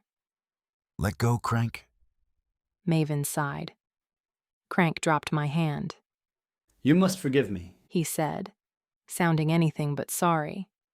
I get carried away around pretty girls. Or any girls, Maven said. Crank laughed again and took a swig of his ale. When he set his mug down, beer froth clung to his beard. Sawyer shook his head. So, Maven got back to business. You're confident you can open Alditha's safe without knowing what make or class it is? Don't matter what it is, Crank insisted. There ain't a safe in the world I can't crack. Well then, I guess we have nothing to worry about. Where do you want me to set up? Sawyer asked. Wherever you want. I have a home gym behind the garage, and the front yard should be big enough to accommodate any obstacles you might want to set up. You decide. Silas will arrange for anything you might need. You're training us? I asked. Sawyer gave me only a fleeting glance. I am. Crank grunted in disapproval. Oh, come on, boy. No need to be rude to the little lady. She was only asking a simple question. And I gave her a simple answer, Sawyer said. Your ma would be scarlet for having ye, Crank admonished, his accent thicker when using Irish insults. Don't mind him, Grayer. He's just not used to being around decent company. I can see that. I gazed at the shabby jeans and threadbare t-shirt, so out of place in Maven's palatial home. Sawyer acted as though he hadn't heard me, but I noticed how his lips tightened at the corners. It felt good to know I'd rattled him, considering how rudely he'd treated me. "You want me to train with him?" I asked Maven, when Sawyer excused himself to go to the bathroom. I couldn't believe the change in the lichen. He was nothing like the friendly, slightly eccentric shifter I'd met at the market. He's a little rough around the edges, I'll admit. But we don't have to like him, Grayer. He's here to get us in shape. Don't judge the pup too harshly, Crank interrupted. He's been through the ringer, but he's got a good heart. And he's the best man for the job, regardless of his prickly personality. He'll have ye in fighting form in no time. I can handle myself. I'm sure you can, lass. He tried to wink one eye, but failed abysmally, and ended up simply blinking for an extended period of time. When he finally opened his eyes, he'd lost his train of thought. Sawyer returned and asked where he could crash. Grayer, would you mind showing Sawyer to his room? Maven asked. I have a few more things to discuss with Crank. Sure. I was tired anyway, my bed calling. I led the lichen up the stairs. He had only one small backpack and a brown paper bag, folded over itself like a package. Laundry, he explained. I'll need to do a bit of washing while I'm here. I assigned him the room farthest from my own. It was small, the smallest of Maven's bedrooms, and I felt his animal presence more strongly in the confined space. The ensuite only has a shower, I said, but there's a bath in the bathroom down the hall if you prefer. A shower will be fine, thanks. He dropped the bag and backpack beside the bed and turned to face me. I felt uncomfortable under the intensity of his yellow gaze. Well, if you need anything, just let me know. Or Irina. Or Silas. He's the real domestic goddess around here. Something flashed in his blue-green eyes. I'll sort myself out. Do you have something against Silas? Or me, I wanted to add. Why do you ask? I don't know. You seem different from how you were in the subrealm the other night. Do I? It was such a Maven thing to say, but it sounded uglier coming from him. I guess neither of us is who we thought we were. I'm not the one who's different. Yes, you are. He offered no further explanation. Now, if you don't mind, I'd like to get some sleep. You should too. We have a busy day tomorrow. Chapter 19. My foul mood followed me through my dreamscape, and still lingered when I woke the next morning. The next few weeks were going to be worse than I thought. After a lightning-fast shower, I found the others already downstairs, looking as though they'd been up for hours. Irina hovered uncertainly in the kitchen, trying to make herself useful while Sawyer fried up what looked to be a pound of bacon and an entire carton of eggs. The glass-tiled backsplash gleamed with oil splatter.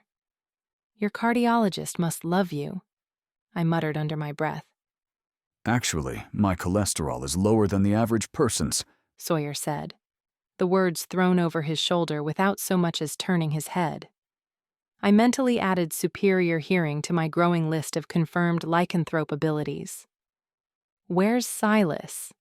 I asked Maven, who was perched before his open laptop, his fingers pounding at the keys. He met my eyes over the top of his screen. He's gone to get supplies. Sawyer gave us a list of things we'll need to get started. From the way he said it, I assumed these items wouldn't be readily available at the fitness outlet. Great. I helped myself to some granola and yogurt. I'd be damned if I ate anything Sawyer had made, even if it did smell like heaven on toast. Irina, for want of something to do, handed me a mug of steaming coffee. Thank you, I sighed gratefully, taking a sip and scalding my tongue in the process. Crank sat at the opposite end of the counter, his feet 8 inches off the ground. He was examining Maven's chess set, his hazel eyes bloodshot. Do you play? Not much, I admitted. Pity. Wonderful game, chess. He closed his eyes and didn't open them again. Maven's chest trembled with silent mirth, his fingers falling silent on the keys. Irish today, hungover tomorrow. He murmured. I wonder how he's going to get through today's training. Crank won't be training, Sawyer said, dragging a stool around the counter to sit opposite us. He dished up 2 plates, one of which he set before the sleeping dwarf. Crank jerked awake, grunted his approval, and tucked in as though nothing had happened. Dwarven physiology isn't conducive to exercise. With their short bones and dense muscle mass, their strength is inherent, not earned. Sawyer went on. I could train Crank for years with little to no progress. We'll have to get him in and rely on our own abilities to protect him. I won't be training Silas either, He added, but this time he offered no explanation why not. Maven only gave him a thoughtful look. A moment of silent communication passed between them, and then Maven nodded. It's Grayer I'm most worried about. He admitted. She's no pushover, but she is the most vulnerable. Purely from a supernatural point of view. Sawyer looked at me. Do you have any fighting experience at all? This wasn't the time to nurse a bruised ego. I know a little self-defense, and I'm handy with a blade. Grayer's family wasn't exactly what you'd call nurturing, Maven added. She's had to fend for herself most of her life. He squeezed my waist. Sawyer didn't miss it. A lot of people have had it hard, He said dismissively. My sentiments exactly. Oh, sweet Samhain. I dropped my head into my hands at the sound of Swish's voice. I haven't even finished breakfast yet. I doubted I would then. Swish had the ability to put me right off my food. She breezed into the kitchen, looking as though she just stepped off a runway. Her dark hair was perfectly straightened, forming a soft curtain down her bare back. The gauzy halter-neck top she wore left absolutely nothing to the imagination. It's like I always say, she continued, kissing Maven full on the mouth in greeting before she proffered a perfectly manicured hand towards Sawyer. The past doesn't define us. We have to rise above the challenges thrown our way. Didn't you grow up in Hollywood Hills? I snapped, but nobody paid me any attention. You must be the lycanthrope, Swish said, batting her eyelash extensions. Sawyer took her hand and shook it firmly. Sawyer, and you must be the vampire Grayer obviously can't stand. Swish looked pleased as punch, as though he'd paid her a compliment. You can call me Swish. Crank only watched on, looking dumbfounded. I'm going to check on Richard, I grumbled. Take your time, Swish tinkled. As I left, I noticed both Maven and Sawyer barely trying to contain their laughter. I might just move in here with you, I said into Richard's red coat. He'd shifted back to his pit bull form at some point. I'd taken refuge in the attic, curled on the recliner with Richard's head nestled in my shoulder as I mourned the loss of a perfectly good breakfast. Richard was pretending not to watch the Disney movie which was playing on the TV. She's impossible, I grumbled. Not an inch of her hasn't been surgically enhanced, and she has them all wrapped around her little finger. Richard whined. Except you, I agreed, scratching his ears. Then I laughed at the lemur on the screen giving a dying giraffe relationship advice. The movie was almost done when a knock sounded at the door. Come in, I called. I knew it wasn't Maven. He wouldn't knock in his own house. Perhaps Silas was back. Instead, to my surprise, Sawyer walked through the door. Richard raised his muscled head and sniffed the air curiously. We're going to be starting in a few minutes, Sawyer said. Maven said I should come and get you. Whoa, he added, as Richard vaulted off my lap and jumped up against the lichen's legs, sniffing every orifice he could reach. Despite my surprise, Sawyer didn't seem remotely fazed. Nice dog. He's not a dog. A grin. I actually got that. And he's not usually so friendly with strangers, I added pointedly, as Richard started to run circles around Sawyer's denim-clad legs. Oh, don't blame him. Sawyer roughed up Richard's cheeks. Worse, Richard reveled in it. Shifters can sense other shifters. We're practically family. Silas is a shifter, I pointed out, and you don't seem to be very fond of him. Sawyer's hand froze on Richard's head. He gazed at me in confusion, as though trying to make sense of something, then blinked the confusion away. 10 minutes, he said suddenly. I'll meet you in the gym. I was 2 minutes late. Maven's gym was fully kitted out, but I'd no idea what to expect, so I'd pulled my hair into its customary messy bun, donned a pair of workout leggings, sneakers, and a baggy t-shirt, and grabbed a bottle of Evian from the kitchen. Let's start with the basics, Sawyer said as I entered, and it dawned on me that I would be training alone, at least for this session. Where is everyone else? I asked. We were standing in the center of the room, on the circular training mat. I like to conduct our first sessions one-on-one. It makes it easier to assess your strengths and weaknesses. You said you know how to use a blade? Yes. A switchblade. It's in my room. I can get it if you want. He frowned. Why is it in your room? Because I don't need it? I'm hardly going to be attacked here. This place is like Fort Knox. Quick as a flash, he dropped to the floor, sweeping his leg and catching me behind the ankles. I fell heavily, landing flat on my back. Through multiple starbursts, I saw Sawyer's head pop back into view. Peering down at me, he raised one finger. First rule, always expect the unexpected. From now on, you'll carry a weapon with you at all times. Duly noted, I croaked, trying to draw in a winded breath. I thought you'd be stronger. He offered me a hand up. Are you all right? He looked more perplexed than worried as I kneaded my lower back. You didn't need to hit me so hard. I thought this was an assessment, not a full-fledged attack. I didn't think you'd fall. He ran a hand through his cropped hair, shorn almost the same length as the short stubble on his face. You shouldn't have fallen.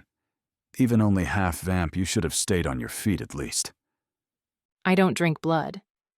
He brushed that off instantly. That's not it. No one drinks blood anymore. That's what synths are for. I felt about an inch tall. I don't drink synthetic blood either. What? I don't drink blood, synthetic or otherwise. Sawyer looked at me as though I'd just crawled out of a block of cheese.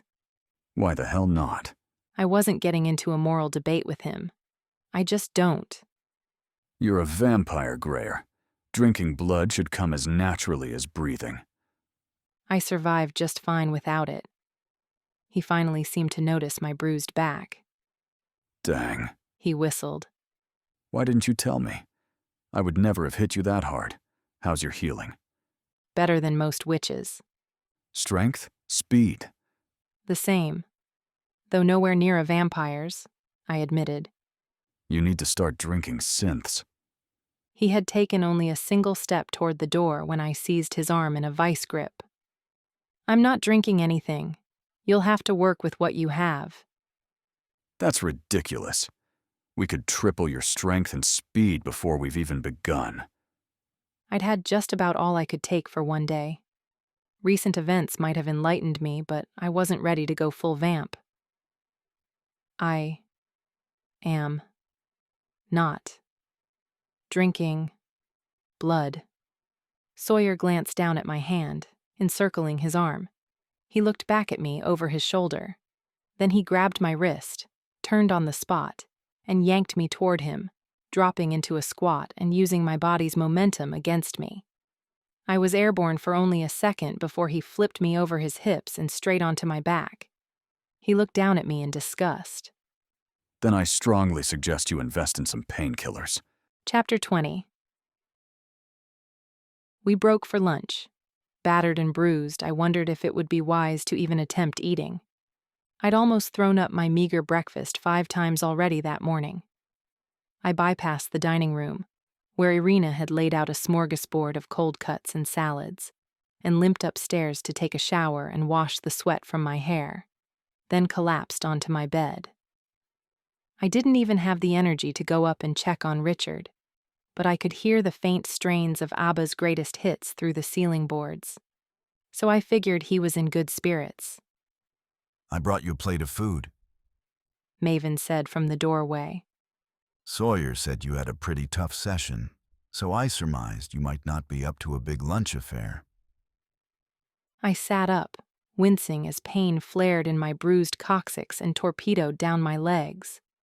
Sawyer had insisted I run it out. 5 miles on the treadmill, and it was just as sore as before, only now every other muscle ached too. Maven sensed my discomfort. Does anything not hurt? My fingernails. But give it time. I'm sure he'll find a way to agonize those too. He handed me the plate. Seared steak and a small salad tempted me enough that I figured I could handle it. It's not personal. He laughed. It felt pretty personal. I popped a cherry tomato into my mouth. He wants me to drink synthetic blood. Maven nodded. I heard. I don't want to. Then don't. I'm starting to run out of reasons why I shouldn't. He helped himself to a piece of lettuce from my plate, chewed, and swallowed it down with a grimace. I could eat that if I wanted to, he said. But I choose not to. Life's too short to eat bad food. That's the worst analogy I've ever heard. You're immortal. Yeah, but you're not. He winked. I watched the meat juices pooling around my steak, the red tinge spreading across white ceramic and bleeding into fresh greens. Was drinking synthetic blood really any worse than eating meat? It was a moral dilemma, which became less clear the more I thought about it. Frustrated, I set the plate aside on the bedside table. If this carried on much longer, I'd starve before Samhain. Maven rested a knee on the bed and took my hands in his. I know this isn't easy, Greyer, but nothing worth it ever is. You remember our trip to Boston?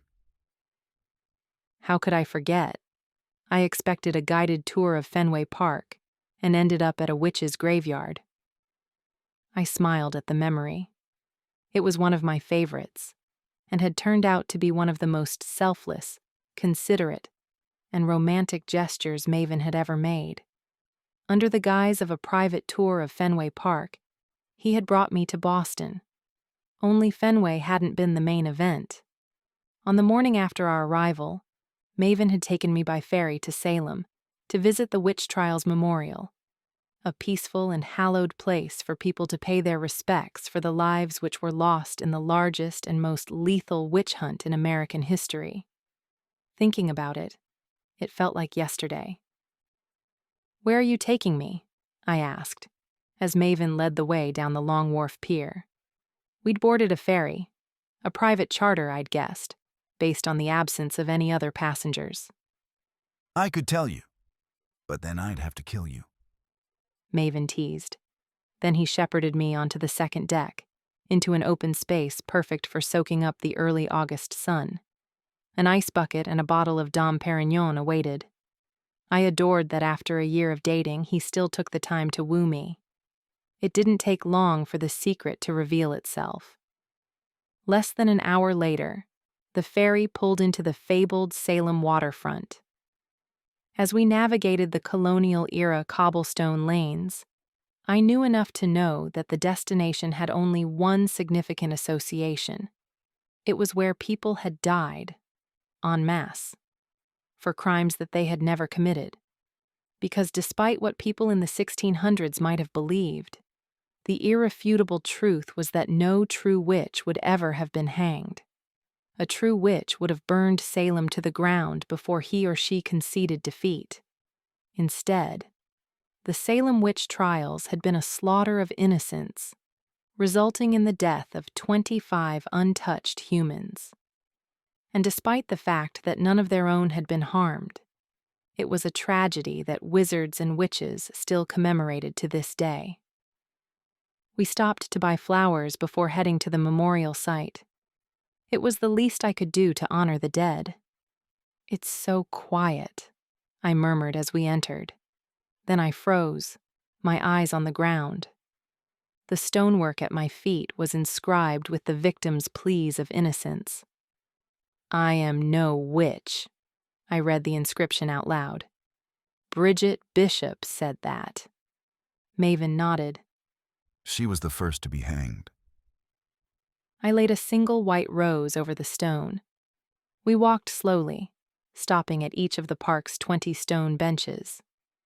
Each represents a person who was executed, Maven explained softly. There was a stillness to the memorial site that set my hair on end, eerie and unnatural, as though time had stood still in the centuries since. Giles Corey, Maven read, as we neared the next stone. pressed to death. Even I'd heard the story of Giles, who had refused to plead, and as a result had become the only person in American history to be put to death by a medieval form of torture, in which the body was pressed with heavy weights. A shadow passed over Giles's name. Clouds were gathering overhead. I knelt and brushed my fingers across the words. Saints, this is a barbaric country. More weight, Maven said, echoing the words that Giles reportedly spoke each time they asked him for his plea. Stubborn old bastard. He must have died in excruciating pain. If he'd just pleaded one way or another, they would have hanged him instead. Money, Maven replied. In refusing to plea, he died in full possession of his estate, which would otherwise have been forfeited to the government. You're joking. Nope. Like I said, Giles was a stubborn old bastard. He also wasn't a very nice person, according to public record. In 1676, he was brought to trial for allegedly beating one of his indentured workers to death. He was found guilty and fined. Still, he didn't deserve to die like this. None of them did. I swept my gaze over the benches, sick to my stomach. So much death, and not a witch among them. Actually, Maven drawled. That's not entirely true. What? I got to my feet and studied his face. He wore the same smug expression I'd come to know well. You know something, I surmised. I do. He took my hand and led me toward one of the benches we'd already passed. Sarah Good hanged, July 19th, 1962. The inscription read, "She was pregnant at the time of her arrest, wasn't she?" Maven nodded. The infant died before she was hanged. Supposedly. Supposedly? Supposedly. He teased, not ready to give away the surprise just yet. He gazed down at the gray stone. Someone had sprinkled it with salt, a gesture of respect and kindness, if utterly nonsensical. Magic came from the void. Salt was simply salt. You know her husband threw her under the bus? I asked Maven. I suspected he did, but I could always hope. He claimed to fear she was a witch due to her bad carriage toward him. Disliking one's husband does not a witch make, I scoffed. Sarah Good was no witch. Maven agreed. But she was in love with one. My head snapped up. I don't know who your source is, but if I were you, I'd ask for my money back. There's no way William Good was touched. Maven's eyes sparkled. I'm not talking about William Good. He took my hand and led me out of the memorial and into the old Burying Point Cemetery behind it. It's the oldest cemetery in Salem, he explained as we walked. The final resting place for some of Salem's most notable residents. You should sign up as a tour guide, I teased as we passed grave after grave. until we reached a tombstone so overgrown with lichen it was impossible to read. A shiver ran down my spine. Magic had been here. Who is it? I breathed. The true love of Sarah Good's life, and the biological father of her last-born child. He smiled down at me.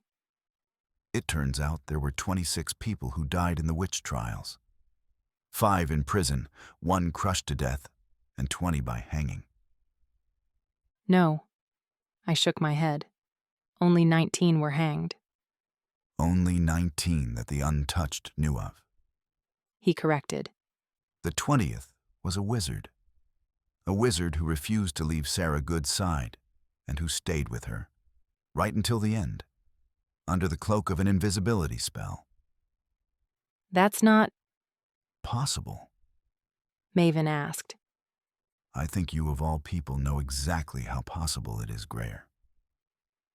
Why didn't he just save her? There was no saving Sarah. It was a different time. She had been convicted, even her husband had condemned her, and she belonged to him. I'm no more a witch than you are a wizard, I murmured. That's what she yelled at the reverend who tried to force her to confess. Maven smiled. She'd know a wizard when she saw one. If Sarah's lover was a wizard, what happened to the baby? Surely he wouldn't have let his own child die. He didn't. The baby lived. With the help of some of Salem's most powerful witches, he was smuggled from the prison and hidden among his own kind to be raised a wizard, like his father. The baby was a boy? He was. I pictured a mewling, blue-eyed newborn with rosy cheeks being rescued from a dark, dank cell. Had his mother given him up willingly, eager to save him, or had he been pried from her reluctant hands? Either way, the boy was orphaned from the moment his mother had been wrongfully convicted. It started to rain then, but only just. A few fat droplets burst against the tombstone, changing the lichen from gray to green. I was so deep in thought, so lost in the brutal history of Salem, that I barely paid heed. You said that the child's father died by hanging too? I asked Maven. Technically. Though it'd probably be more accurate to say he died of a broken heart. The night Sarah died, he committed suicide, using the same noose that had taken Sarah's life. His people buried him here, with her. I had heard the legend that the families of the deceased had retrieved their bodies from the shallow pit they had been cast into. The Puritans had tried to deny the accused a proper burial, but no bodies had ever been discovered at the execution site at Proctor's Ledge. Her body is buried here, without even an inscription to mark her final resting place. My blood boiled at the injustice of it all. I think she would have wanted it this way, Maven said softly. To lie forever with her one true love, and leave no marking to draw the attention of those who had judged her. It seems fitting. Peaceful. I never knew Maven could be so sentimental. I fell silent, trying to process everything he'd told me. How do you know all of this? I've had people researching since the day we met. It was my gift to you. Gift? I frowned. As interesting as it was, I wasn't sure how any of this applied to me. Maven, however, knelt at the tombstone and rubbed at the moss with his finger, until it fell away to reveal the last name inscribed on the tombstone. My breath turned to steam as I traced the word with my finger. Each familiar letter drove the truth home. The wizard had been a Morgan. We should go back and visit the grave, Maven said, bringing me back to the present. Once all of this is over, I mean. I'd like that. I was pretty sure that Roan and I were the only living descendants of John Morgan, and I doubted my brother would ever be bothered to pay his respects. I still can't believe you did all of that for me. Why wouldn't I? We'd only just met when you started researching the Morgan grave. It was a lot of effort for someone you barely knew. What can I say? His eyes twinkled. It was love at first sight. He eased himself off the bed until he towered over me. You ready to come downstairs? In a bit. I just want to check my email.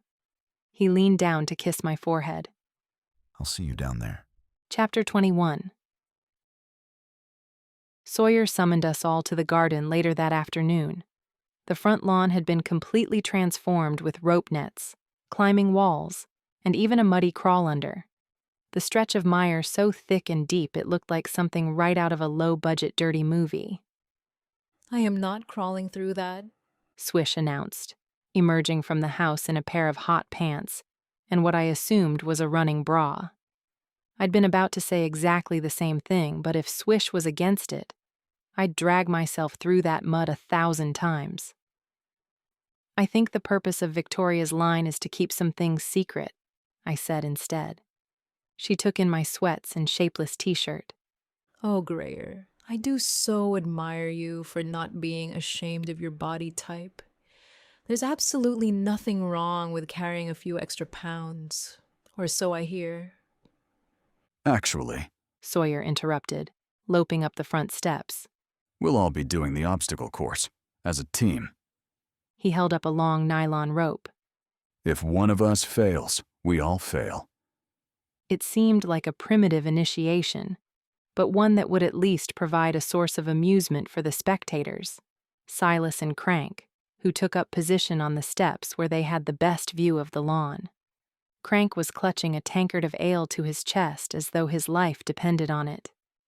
He was looking a lot perkier since he'd started drinking at lunch. As luck would have it, I was tied between Sawyer and Swish, with Maven bringing up the rear behind her. I could only imagine the view. You ready? Sawyer asked, gazing back at the three of us. Not really, Swish replied, eyeing the mud pool. Maven was dancing on the balls of his feet, itching to get started. I didn't know what to say, so I stayed silent, mentally psyching myself up. Let's go. Sawyer set a ridiculous pace, practically galloping toward the first obstacle, an 8-foot wall with no handholds. He'd left enough rope between us that he could take it at a sprint, launching himself up and grabbing the top with both hands. A second later, he was straddling the wall, showing impressive balance for someone so muscular. Another second, and Maven was right beside him. Not to be outdone, Swish sprang straight up off the balls of her feet, gaining such altitude they were able to seize her around the waist and lift her over. Give me your hand, Grayer. Maven leaned down as far as he could, and I jumped for his outstretched hand. My palm slid out of his grip. Cursing, I tried again, and this time he managed to snatch my wrist, almost dislocating it as he hauled me skyward. Sawyer and Swish were already on the other side, waiting. Sawyer caught me as I slid down the vertical planks and kept me on my feet as I landed. Thanks, I panted. No problem. We approached the rope ladder as a group. It was wide enough to accommodate all of us. But the second my feet reached the first rung, I realized the problem. With everyone moving at once, the rope bucked and twisted like a wild bronco wanting us off. My hands burned as I clung on, skin rubbed raw as I climbed. I was the last one to the top, but not by much. Maven was laughing, his competitive spirit aroused as he threw his leg over the top.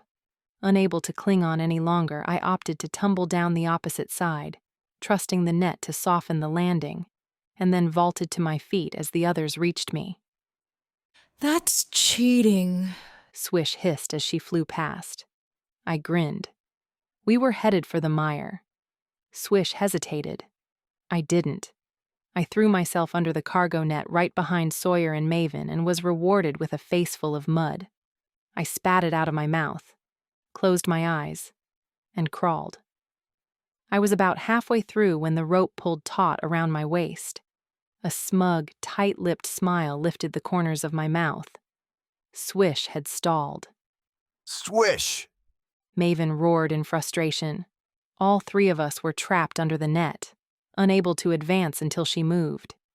Damn it, Maven. I didn't sign up for this. Through the grime, I could just see her neon sneakers as she hopped from one foot to the other.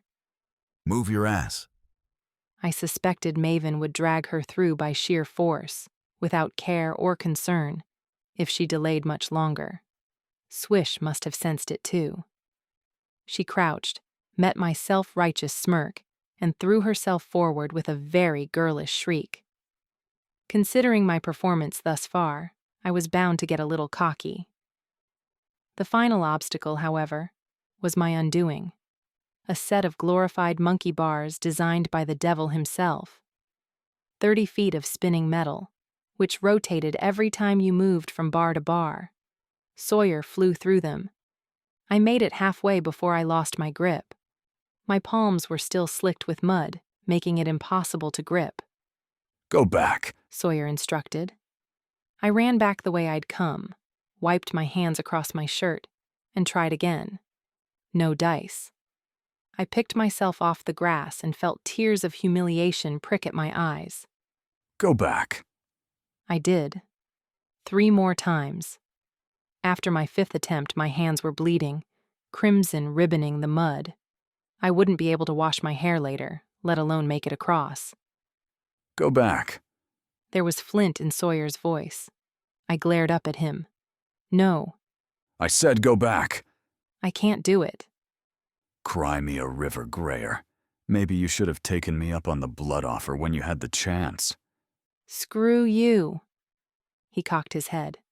You're really not my type. Watch yourself, Lycan. Maven warned in a low voice. She can do this. She just has to commit.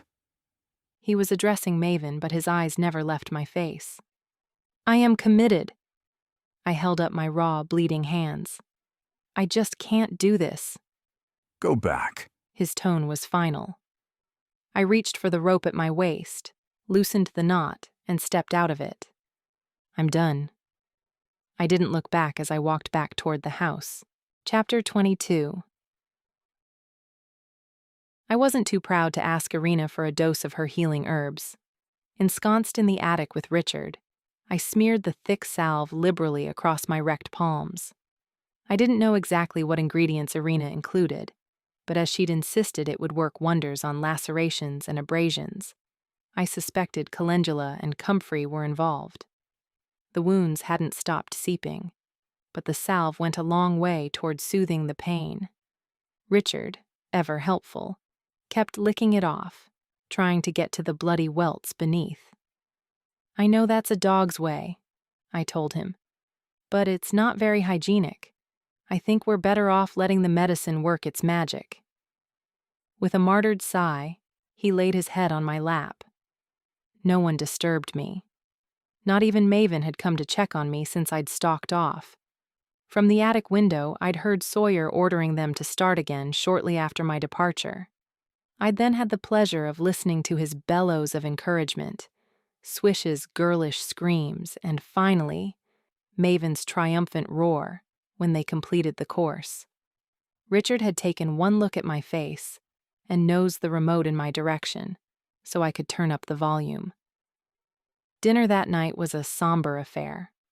Only Swish seemed to be in good spirits, swigging synthetic blood from a crystal wine glass until it stained her teeth, and regaling us with gossip about local celebrities she'd met and, in most cases, bedded. I refused to look at Sawyer, though a few times I felt his eyes on me.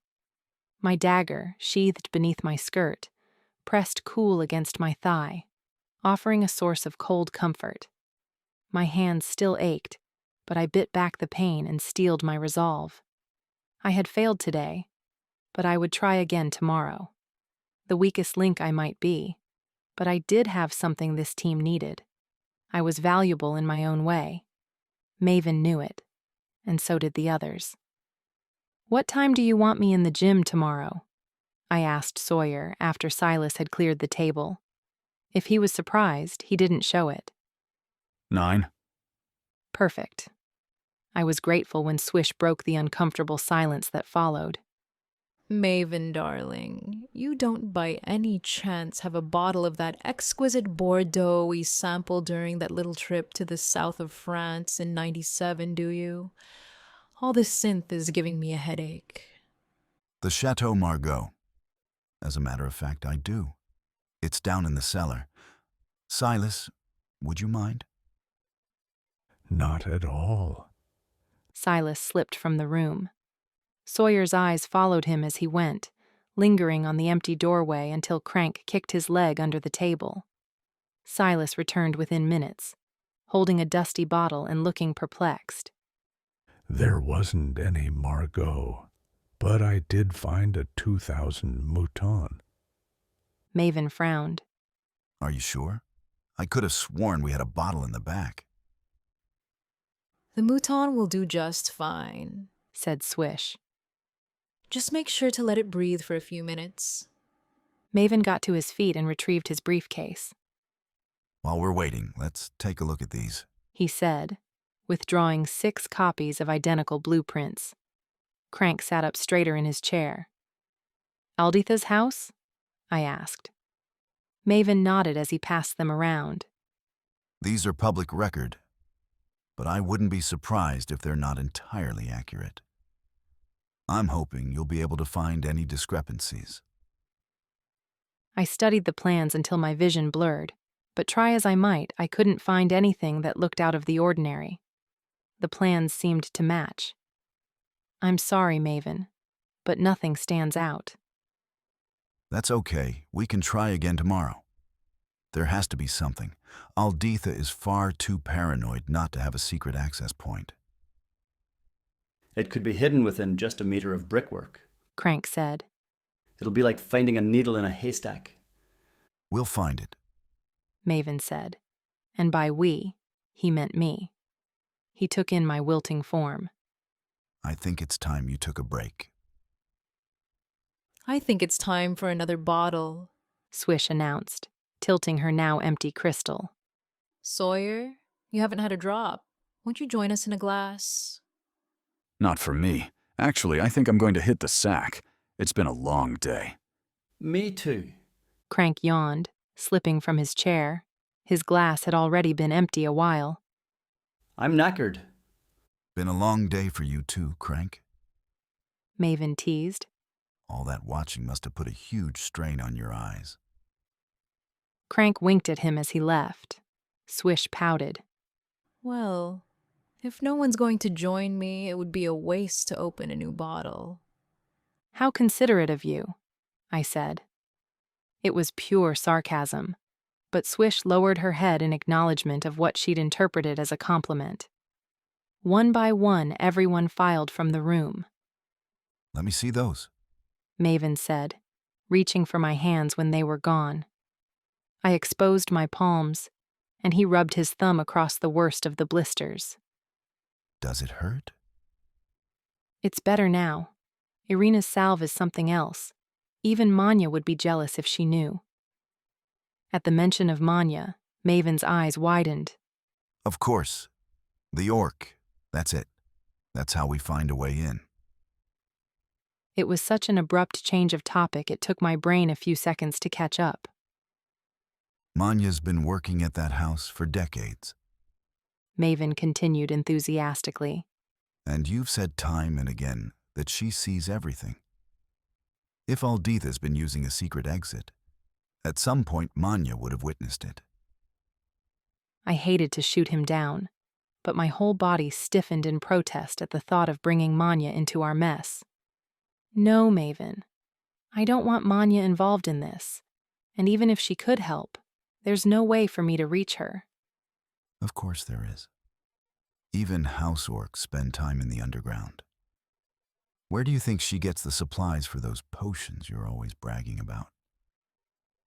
Okay, sure, she visits the subrealm, but if she was seen even speaking to me, Alditha would punish her. It's not worth it. He took a deep drink of the wine.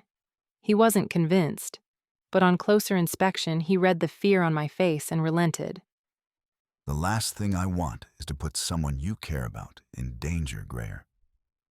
But I don't need to remind you how serious this is. We're all in danger, so long as that weapon is in play. I know. He didn't need to explain that if war broke out, every touched species would be dragged into it, willing or not. I gestured at the blueprints. If it's here, I'll find it. Just give me some time. I mean it, Maven. Manya isn't an option. I woke earlier than usual the following morning. I'd had a fitful night, a combination of the residual pain in my hands and disturbing dream sequences. In one dream, I'd had to watch as Manya was taken into council custody, wrists and ankles manacled and head hanging in shame. In another, I'd been tied to a set of monkey bars and left to hang by my arms until I thought they'd be torn from their sockets, and I agreed to drink human blood. I knew exactly who I blamed for the second. I padded down the stairs barefoot, in only my oversized pajama shirt, on the hunt for caffeine. As I started the coffee machine, a breeze tugged at the ends of my hair. I could have sworn the doors leading to the terrace were closed, but a slight gap showed they were ajar. Perhaps Silas was out in the garden. I went to close them only to freeze a few feet away. Low voices sounded through the small gap. Sawyer and Crank were out there on the terrace. It sounded as though they were arguing. I crept closer.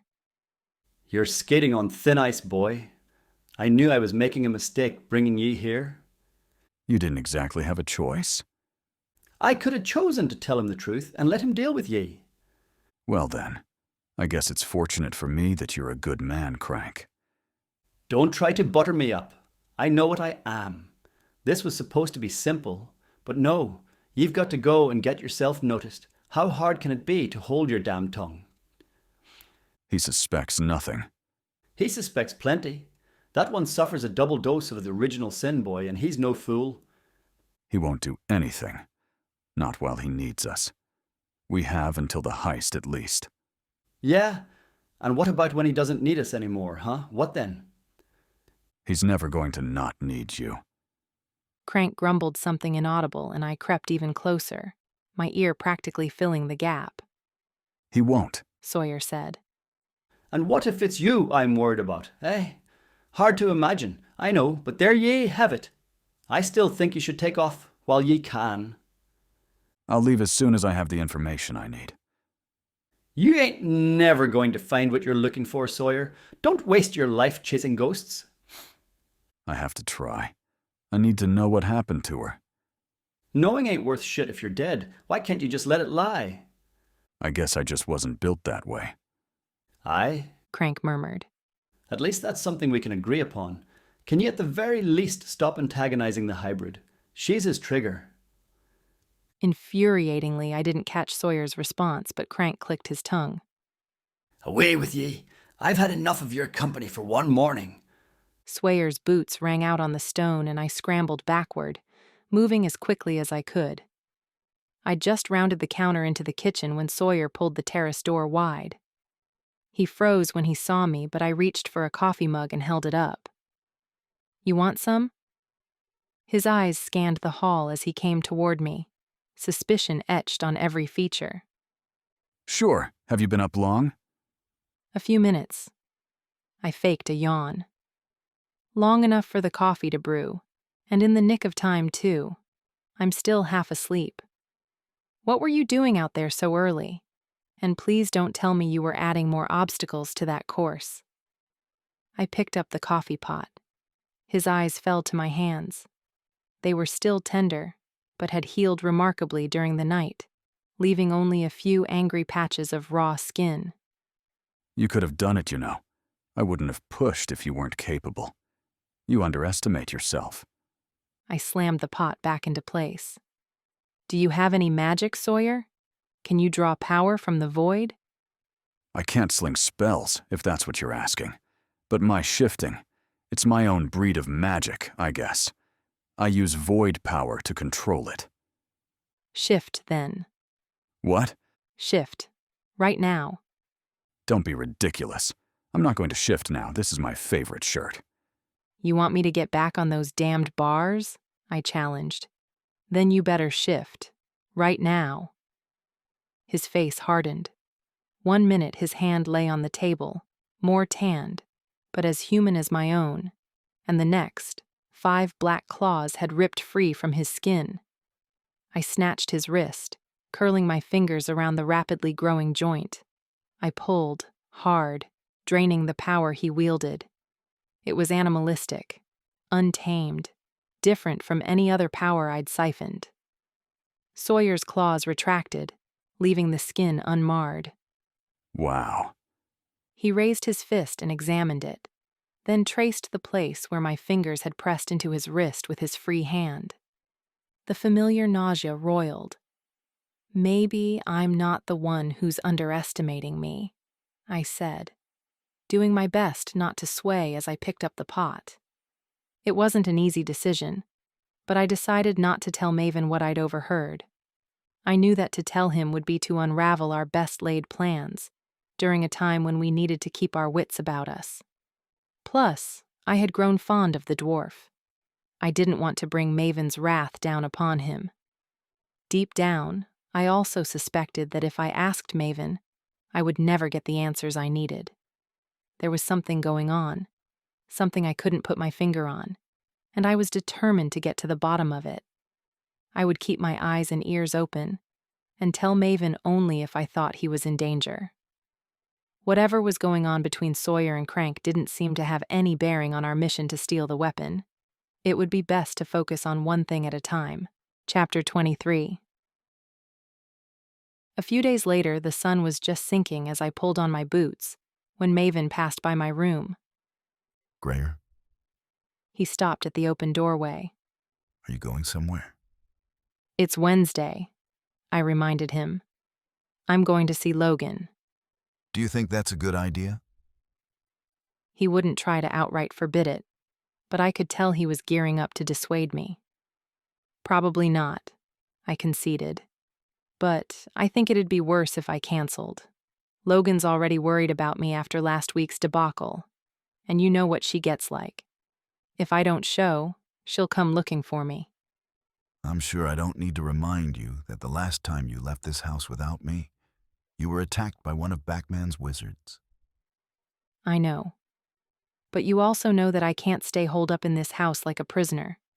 I have errands to run, and I'll need to get clothes from my place at some point, too. He stepped into the room and came to sit beside me on the bed. I can't help that I worry. I love that you worry, but I won't let Backman win. I won't be ruled by fear. He was still torn, a small frown pulling between his eyes. I laid my hand on his cheek and tried to give him the reassurance he needed. Maven was protective by nature, and possessive to a fault.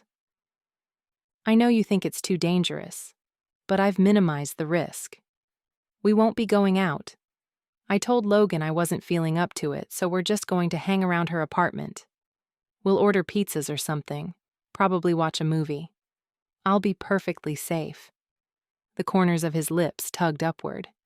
You're patronizing me. I grinned. Me? Never. Why don't you invite her here instead? I'm sure Irina can whip up something much nicer than a pizza. That definitely wouldn't be wise. There's too much going on here, and Logan's too smart for her own good.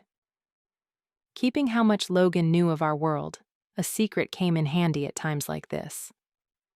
We can't bring her into this, Maven. Even you can't glamour everyone. He sighed, exasperated. He knew I was right, even if he didn't like it. You'll keep your phone on? I promise. And it's a Z Fold. It has excellent battery life. Minx. The smile had reached his eyes. Can I at least get Nev to drive you? I kissed him. Deal. I'd known he'd insist on Nev driving me, but it was something I'd already worked around. After all, Nev would only need to see me safely inside the building, and Logan's apartment had a fire exit.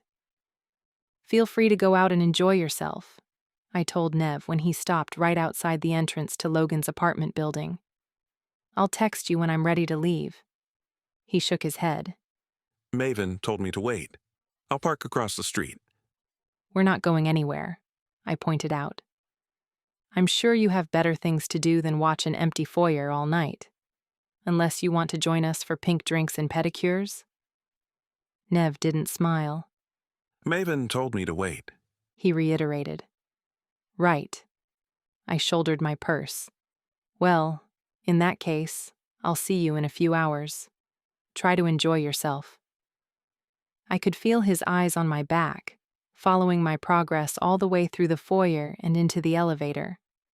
It was only when the doors finally closed that I leaned back against the mirrored panels and felt some of the tension leave my body. Logan opened her apartment door with a frown. You're late. Sorry.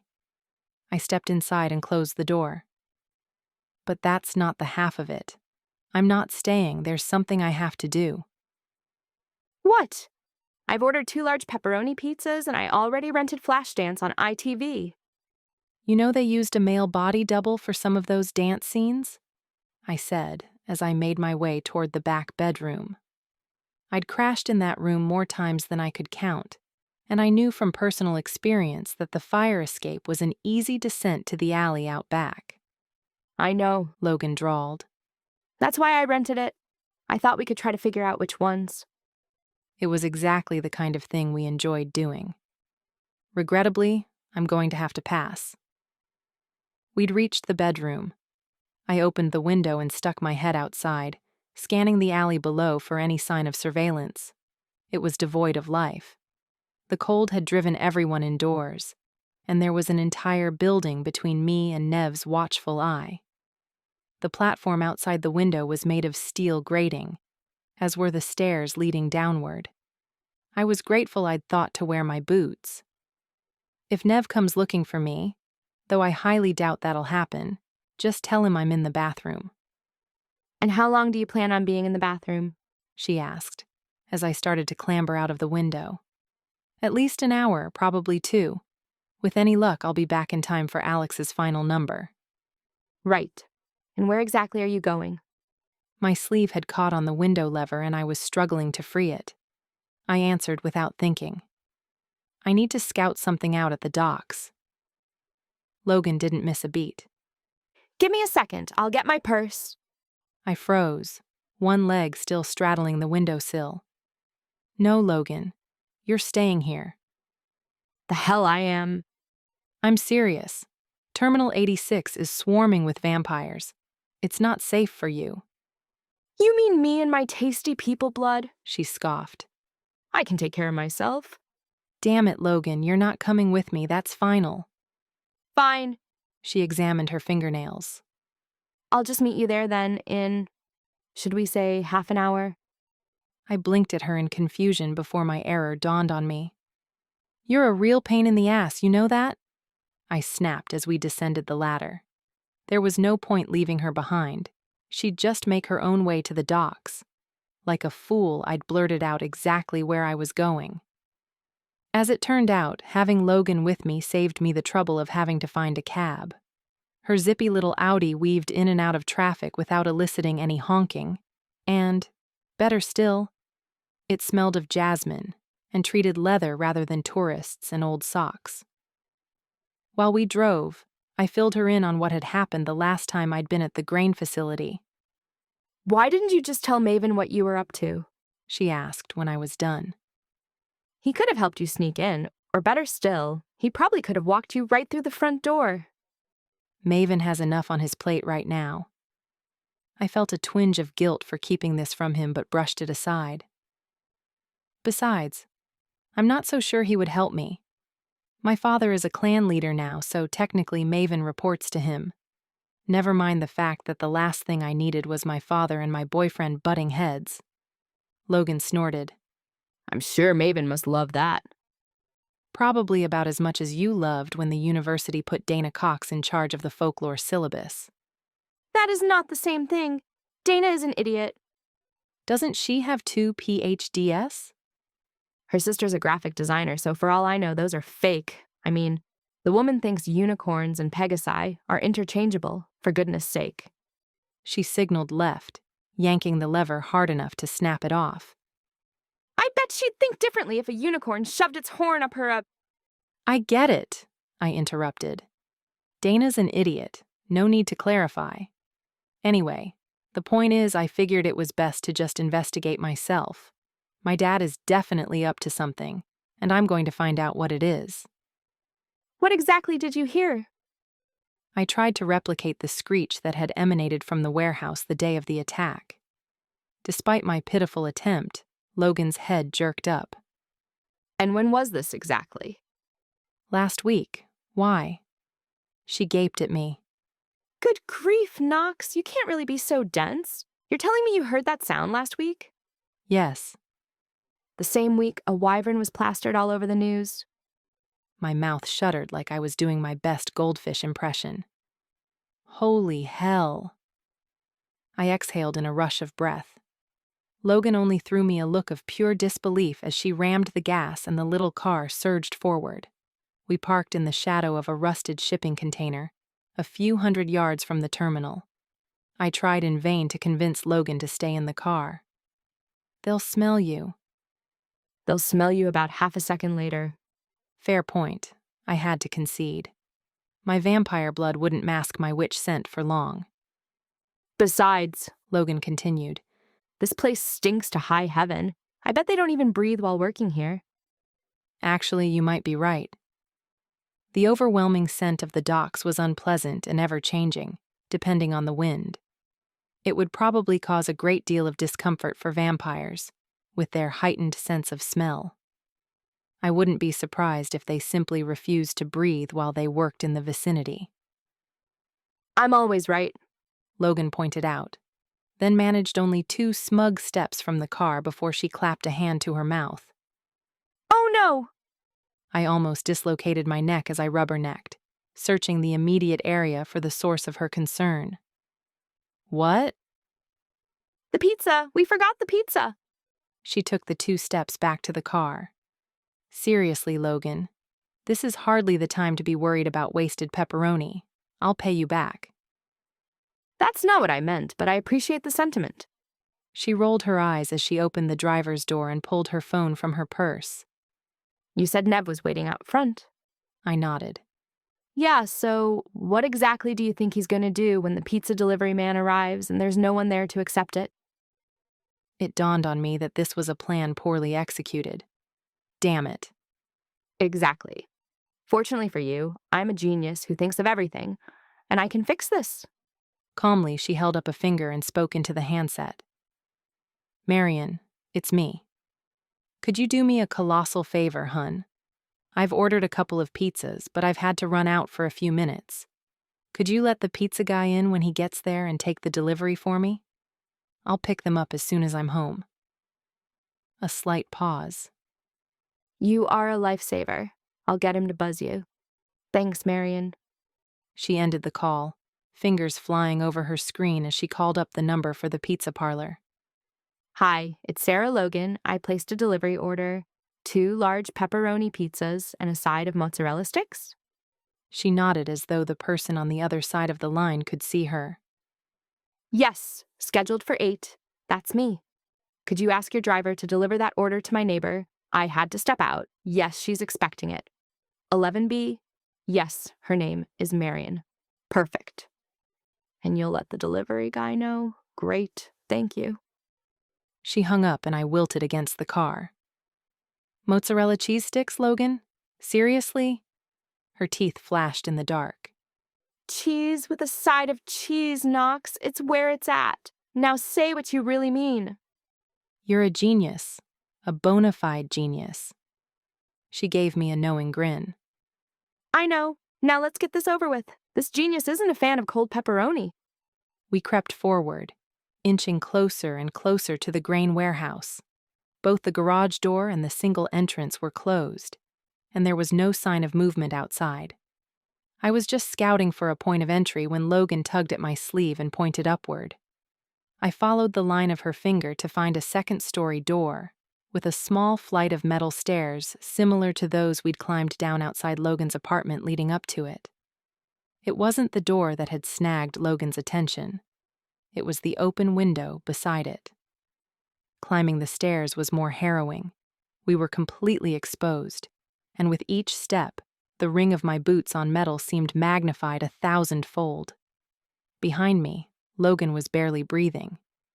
Beyond the window it was dark, but I could make out the white sheen of ceramic. Bathroom, I whispered back to Logan. Charming. They better have flushed. I grinned as I climbed through the window, and then helped Logan do the same. Beyond the closed inner door, the warehouse was silent. I don't think there's anyone out there, Logan whispered, her ear pressed to the plywood. We listened for a few more minutes, but other than the annoying drip of the faucet, which must have had a faulty seal, there was no sound. May as well take a look, I said eventually, and opened the door. We emerged onto a mezzanine-level platform. It was the perfect vantage point, situated in the middle of the warehouse, and affording us a bird's-eye view of the factory floor. Anything look out of place to you? I asked as we scanned left and right and found nothing but sacks of grain and unidentifiable machinery. Logan shook her head. No. The word had barely left her mouth when she grabbed my shoulder and dropped to a crouch, pulling me down with her just as a red door opened at the far end of the warehouse. 2 vampires emerged. I cast a nervous glance at Logan, thankful that we'd closed the bathroom door behind us. I wasn't sure if they were breathing, but at least there was no draft to carry her scent down there. Look, Logan whispered, pointing at the pair. The shorter of the 2 men seemed to be favoring his left leg, and the taller was cradling a hand to his chest. They were engaged in a heated conversation, but I couldn't make out the words from where we crouched, so high above them. I'm going to get closer, I said, inching forward. You stay here and keep a lookout. Knox. I ignored her and kept moving toward the set of stairs that descended nearest the pair. I didn't notice that she hadn't bothered to keep her voice down. Knox! She yelled. This time I noticed. Swinging around, I felt my heart drop into my stomach. Logan's eyes were wide with fear, her arms pinned to her sides by a pair of strong, pale hands. Over her shoulder, my father's face was a mask of fury. Hi, Dad. Logan recovered quickly. She raised her brows at me. I'm sorry, did you say Dad? She's with you, Harlan demanded. At my nod, he loosened his grip. I should have known. Wait! Logan rounded on my father and then turned back to me. This is your dad, and you've never introduced us until now because... I knew that look. Don't even think about it, Logan. You're not dating my father. You're not even supposed to know he exists, remember? Harlan's jaw slackened. She knows. Logan gave a tinkling laugh that I never wanted to hear again in my life. That you're a vampire? Of course I do. Harlan James Knox, originally of Devon, England, though you seem to have lost that accent entirely. Settled in Massachusetts when it was still a fledgling New England colony, according to my sources.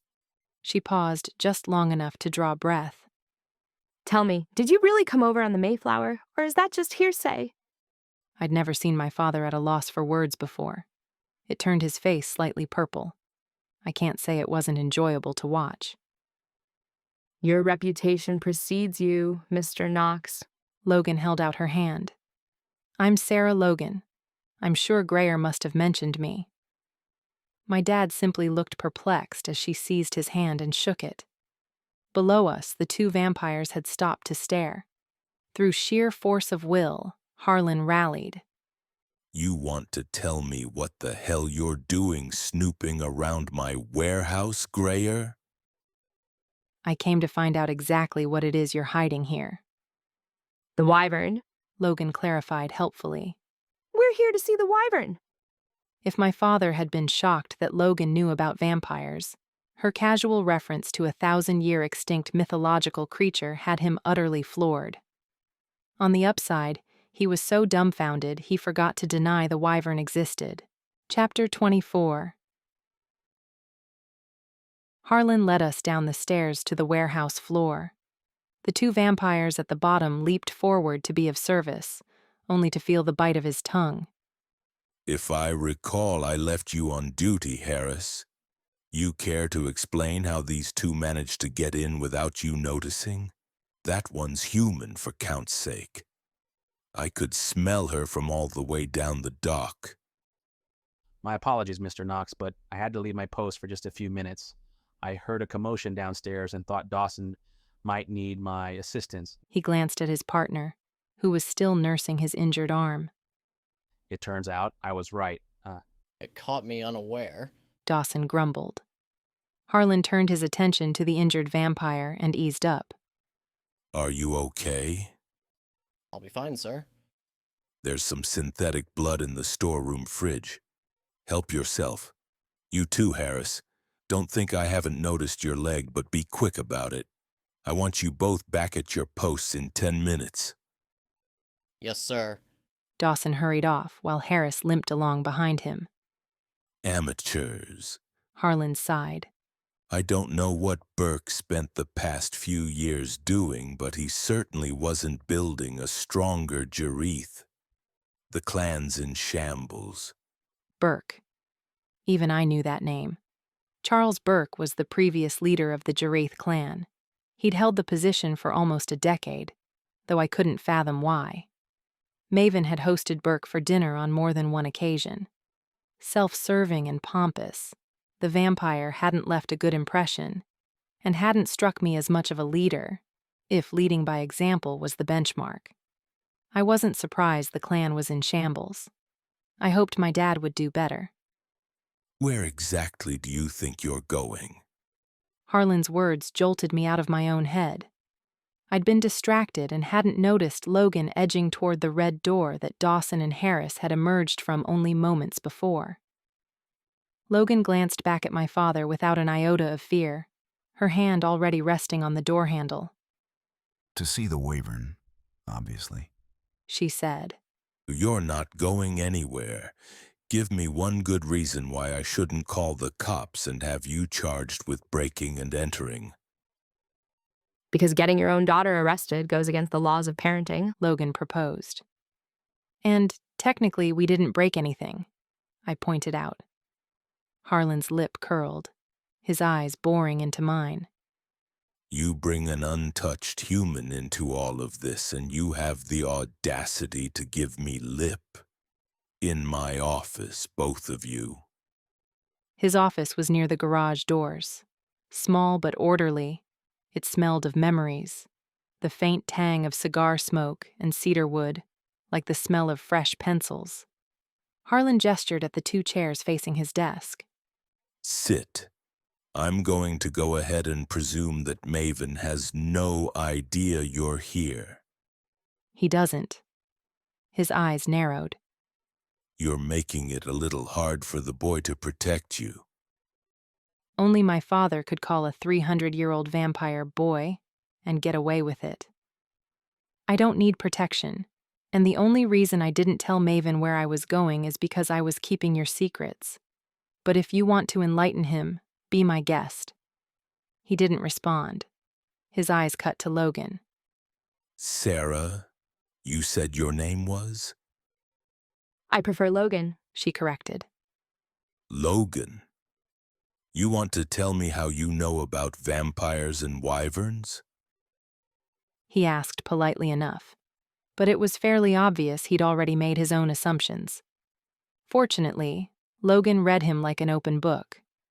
Knox didn't tell me if that's what you're thinking. He cocked one black brow at her. Knox? Grayer, she clarified. She didn't tell me anything. I figured it out myself. It wasn't that difficult, if I'm being honest. Touched glamours are easy enough to see through if you suspend belief for a hot minute. She caught sight of Harlan's face and trailed off. Anyway, I'm a professor at WU, and a bit of an expert in folklore and mythology. It wasn't that hard to figure it out. Logan told me about the wyvern, Dad, not the other way around. If the council ever finds out that she knows, the consequences would be dire. Then we best make sure the council never finds out. It's not that simple, Grayer. I have an obligation to report this. You have an obligation to not destroy your daughter's life, as difficult as that might be for you. I can help, Logan pointed out, sounding not in the least bit concerned.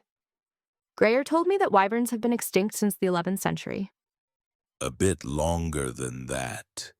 As far as I know, the last recorded sighting of a live specimen was in 952 AD. Which means that literally no one alive has had to deal with one. I may not be touched, Mr. Knox, but I am an expert on all things mythological. Quite frankly, you're out of your depth. You need me. I looked up at Harlan and tried to hide my smile. He pinched the bridge of his nose. Oh, all right then. But for the love of Lestat, let me go first. It's not exactly a kitten, and call me Harlan, please. Only people I pay call me Mr. Knox. Harlan! Logan nodded, testing it on her tongue, and then took a step toward the office door. I could sense her excitement. I guessed a lifetime of fascination with mythology, culminating in the witnessing of a 1,000-year-old creature of fable, was Logan's idea of heaven. Wait. My father grabbed Logan's shoulder and frowned in concentration. The air around her rippled. By the time he dropped his hand, she was sporting a set of wicked-looking fangs, and her eyes had changed from their familiar golden brown to an unnatural red. I balked at the sight. It was unnerving to say the least. What? Logan asked in confusion. Why are you staring at me like that? She obviously couldn't feel the glamour. There are council representatives down there, Harlan explained. If they report that a human was allowed to see the beast, she'll be memory wiped. Thank you. He shook his head, still hesitant. I should be doing it myself. This isn't how things work. I trust Logan, Dad. I just hope you know what you're doing. Dawson joined us as we crossed the warehouse floor, falling into step behind me. He looked better, and his face had lost the pinch of pain that had been present before, though he did rub absent-mindedly at his arm as if some phantom pain lingered. If he noticed Logan's altered appearance, he made no comment. "What did it do to you?" I asked him, as she and my dad walked ahead. Gouged out a fillet of flesh, he replied. I'd suggest you stay out of reach of the claws. Duly noted. My father paused at the door and made sure he had Logan's undivided attention. Remember, you're a vampire. Try not to react too strongly to the beast. Vampires don't do that. Logan nodded. Cold-hearted bitch, got it? Not quite what I meant, but it'll do. Honestly, if I never see another set of metal stairs again, it'll be too soon, I grumbled as we descended into the murky sublevel below the warehouse. We've been keeping most of the lights off, Harlan explained. It tends to be less energetic in the dark. Don't make any sudden noises either, he added as we reached the bottom of the stairs. We're keeping it sedated, but we haven't perfected the dosage yet. Every now and then it wakes fully. That's why they're here. He gestured toward a long stretch of concrete wall, against which leaned 5 wizards and a witch, a coven. The council didn't know how to handle the situation, Harlan explained. So they assigned me to deal with it. My first duty as clan leader, cleaning up the council's mess. I could hear the underlying anger in his voice, but he kept it at bay in front of the coven. They were kind enough to send a few reinforcements, though. I guess I should be grateful. We turned our attention away from the magic users and toward the real reason we were there. Ahead, enormous bars stretched almost from floor to ceiling. I felt bile rise in my throat. Is that a cage? Yes. And before you call the Humane Society, why don't you take a closer look? We drew nearer, and through the bars the wyvern came into view. It was bigger than it had looked on TV, though not as big as I'd expect a dragon to be. It appeared to be sleeping, the heavy scales along its side expanding and contracting with every breath. "It's blue," I mused out loud. I'd expected it to be black, but it was a deep Prussian blue, the color of an angry ocean on a cloudy day. Between the powerful hind legs, I caught a glimpse of a pale white underbelly. You still think I'm being cruel? Harlan asked. Logan saw them before I did. Are those bones?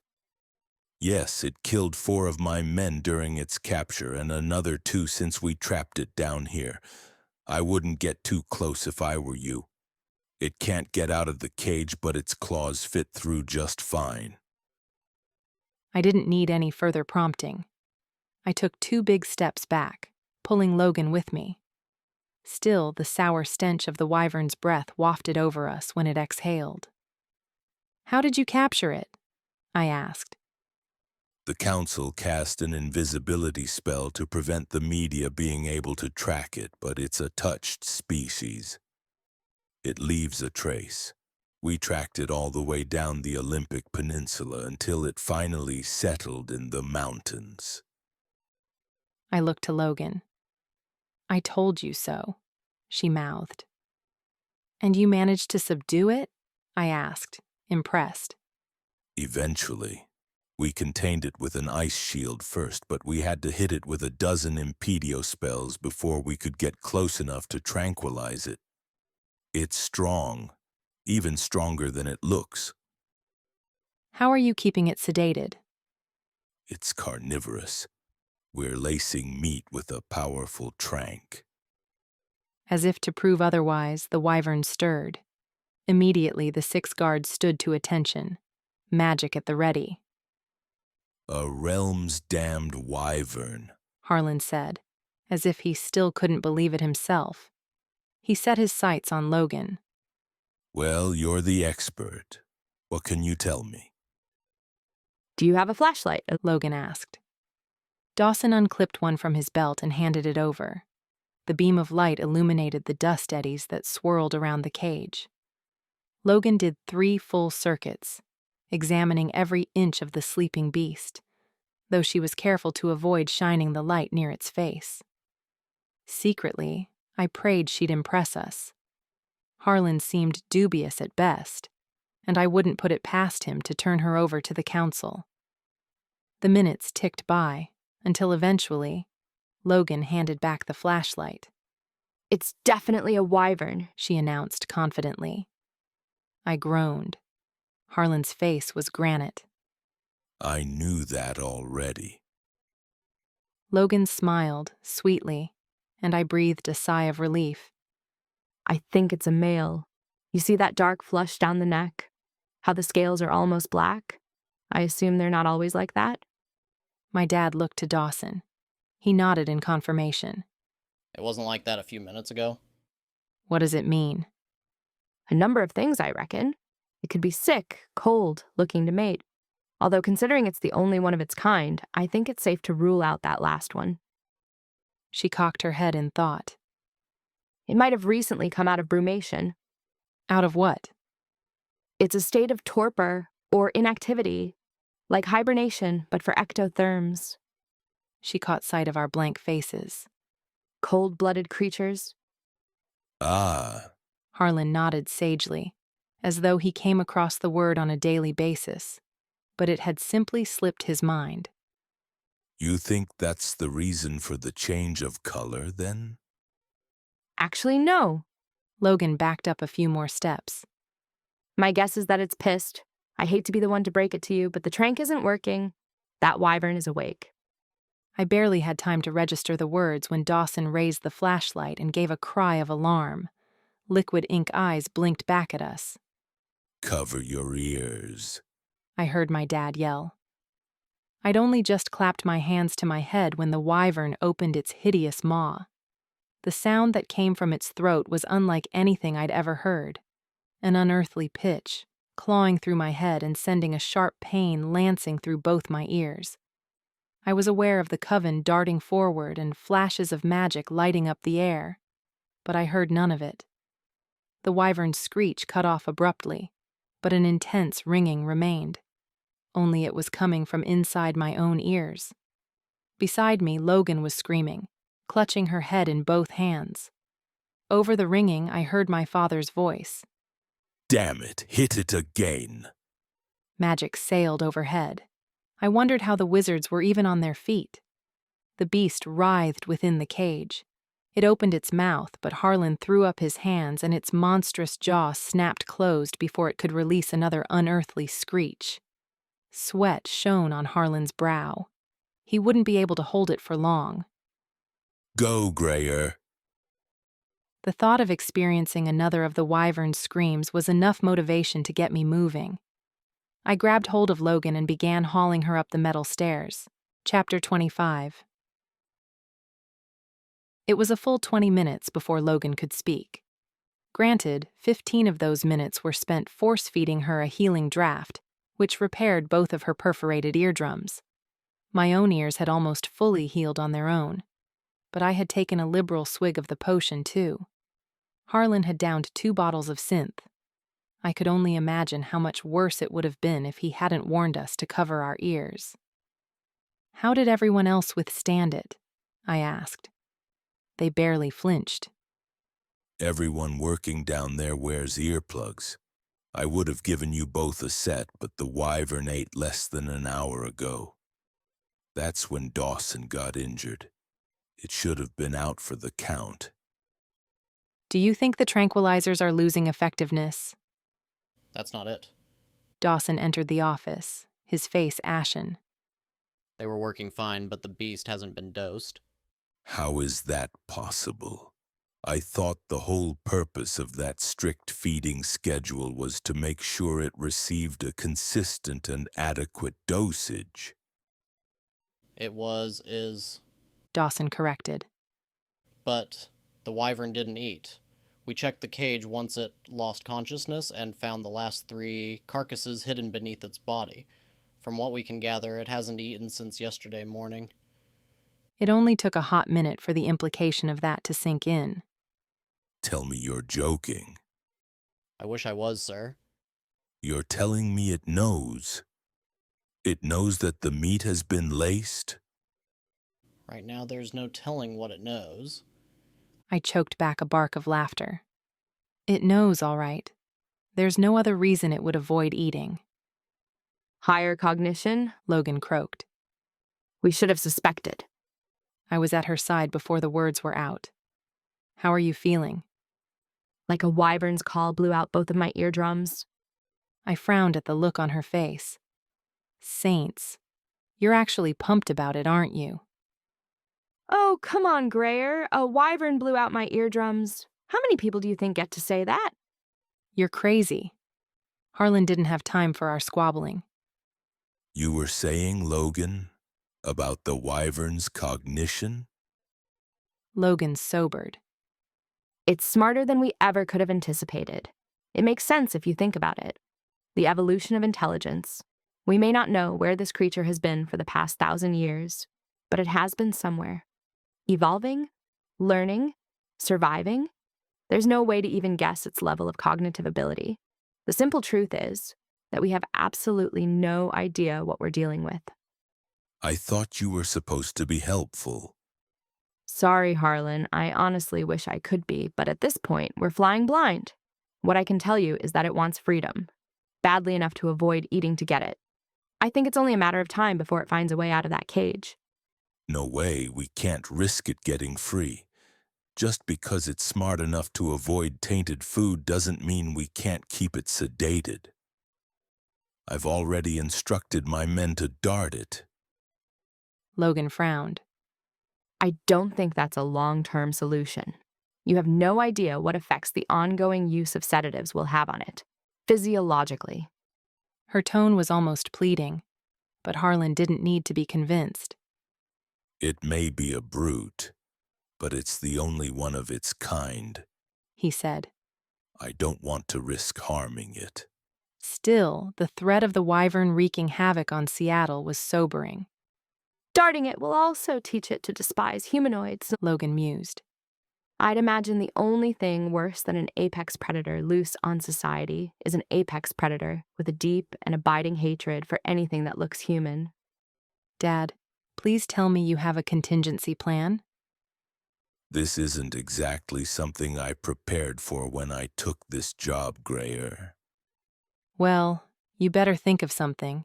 The Coven might have it contained for now, but I doubt they'll be able to hold it for long. It's not eating. It might weaken over time. Logan shook her head. I wouldn't bet on it. We don't really have a sound analog, but there are certain lizards that can survive weeks without food. Adult Komodo dragons only need to eat once a month. Ironically, the larger the lizard, the less it needs to eat. Then we're screwed. That thing must weigh at least 10 tons. Not yet, we're not. I didn't continue my research after the wyvern disappeared. Give me some time and I'll see what else I can find out. Harlan nodded. It's not like I have any other options. I'd appreciate any advice you have to offer. Of course, I'll need your number or a way to get hold of you. Harlan pulled a card from his breast pocket and handed it to her. I could have just texted it to her, I pointed out. You need to get going. A member of the Coven will be up here soon to brief the council, and Logan's glamour is long gone. Okay. I tried to help her to her feet, but she waved me away. I'm fine. That potion worked miracles. Can you drive? Yes, absolutely. She held out her hand, and this time my father went for a kiss rather than a shake. Logan flushed scarlet but kept her composure. I'll be in touch. I look forward to it. I pretended to retch. Once we were back in the car, Logan's adrenaline finally caught up with her. She started to laugh uncontrollably, and by the time we pulled out of the docks, I was in hysterics right alongside her. A wyvern, Grayer, she gasped between breaths. A freaking wyvern! I swear if I dropped dead right now, I'd die happy. Don't you dare. My father would never forgive you for abandoning him, and he'd find a way to blame me. I wiped away tears of mirth. Do you really think you can help? I honestly don't know, but I can say with absolute certainty that if I can't, no one can. I've always admired your humility. We drove right past the Audi on our way back. I ducked, but peeking through the headrests, I spotted Nev slouched in his seat. He must be bored out of his mind, Logan drawled. Well, he's waited this long. He may as well wait a bit longer. There's no way I'm ready to go home yet. Maven'll know something's up the second I walk through the door. Plus, I'm starving. Our pizza is going to be cold, Logan grumbled as she climbed the stairs of the fire escape. We can heat it. You still want to watch Flashdance? I shrugged. After the evening we've had, why the hell not? Before I left, I told Logan that she probably wouldn't be seeing much of me over the next few weeks. What you're doing for my father is important, I explained. Can you trust that what I'm doing is just as important? It'd be a whole lot easier if you just told me what you were up to. You know I would if I could. She sighed around a mouthful of cold crust. Fine. No stateside and no visits, but only for a few weeks. And best believe you better take my calls, or I might have to tell my new friend Harlan that you're up to something. I snatched up the last piece of pizza. Deal. Are you going to tell Maven what happened tonight? I considered the question. I don't think so. Not right now anyway. Even with the more pressing issue of Alditha's weapon, a wyvern was a big deal. Maven wouldn't be able to stay away. And now that Logan would be working with my father, they were both at risk. It was better that I kept Maven as far from that warehouse as possible, at least until Logan and my dad had come up with a solution. You don't think that's strange? Logan mused. That you feel you have to keep such a monumental secret from your boyfriend? My life is complicated. You know that better than anyone. She didn't comment, but I could feel the weight of her gaze on me as I stared unseeing at the television screen, dreading having to lie to Maven. Conveniently, it turned out I didn't have to lie about any part of my evening because Maven didn't ask. Chapter 26. It was toward the end of the second week of our incarceration that I found Sawyer in the living room, eating a banana and watching the news on the 85-inch flat screen. He looked agitated, the frown lines between his eyes illuminated by the glare. "What is it?" I glanced at the screen. People are disappearing. Vanished, without a trace. Mostly from downtown, but this latest is only a few blocks from here. He turned up the volume, and the newscaster confirmed that a woman had indeed disappeared, snatched right off the street while walking her dog. The dog had been found, unharmed and trailing its lead a few hours later. People disappear all the time.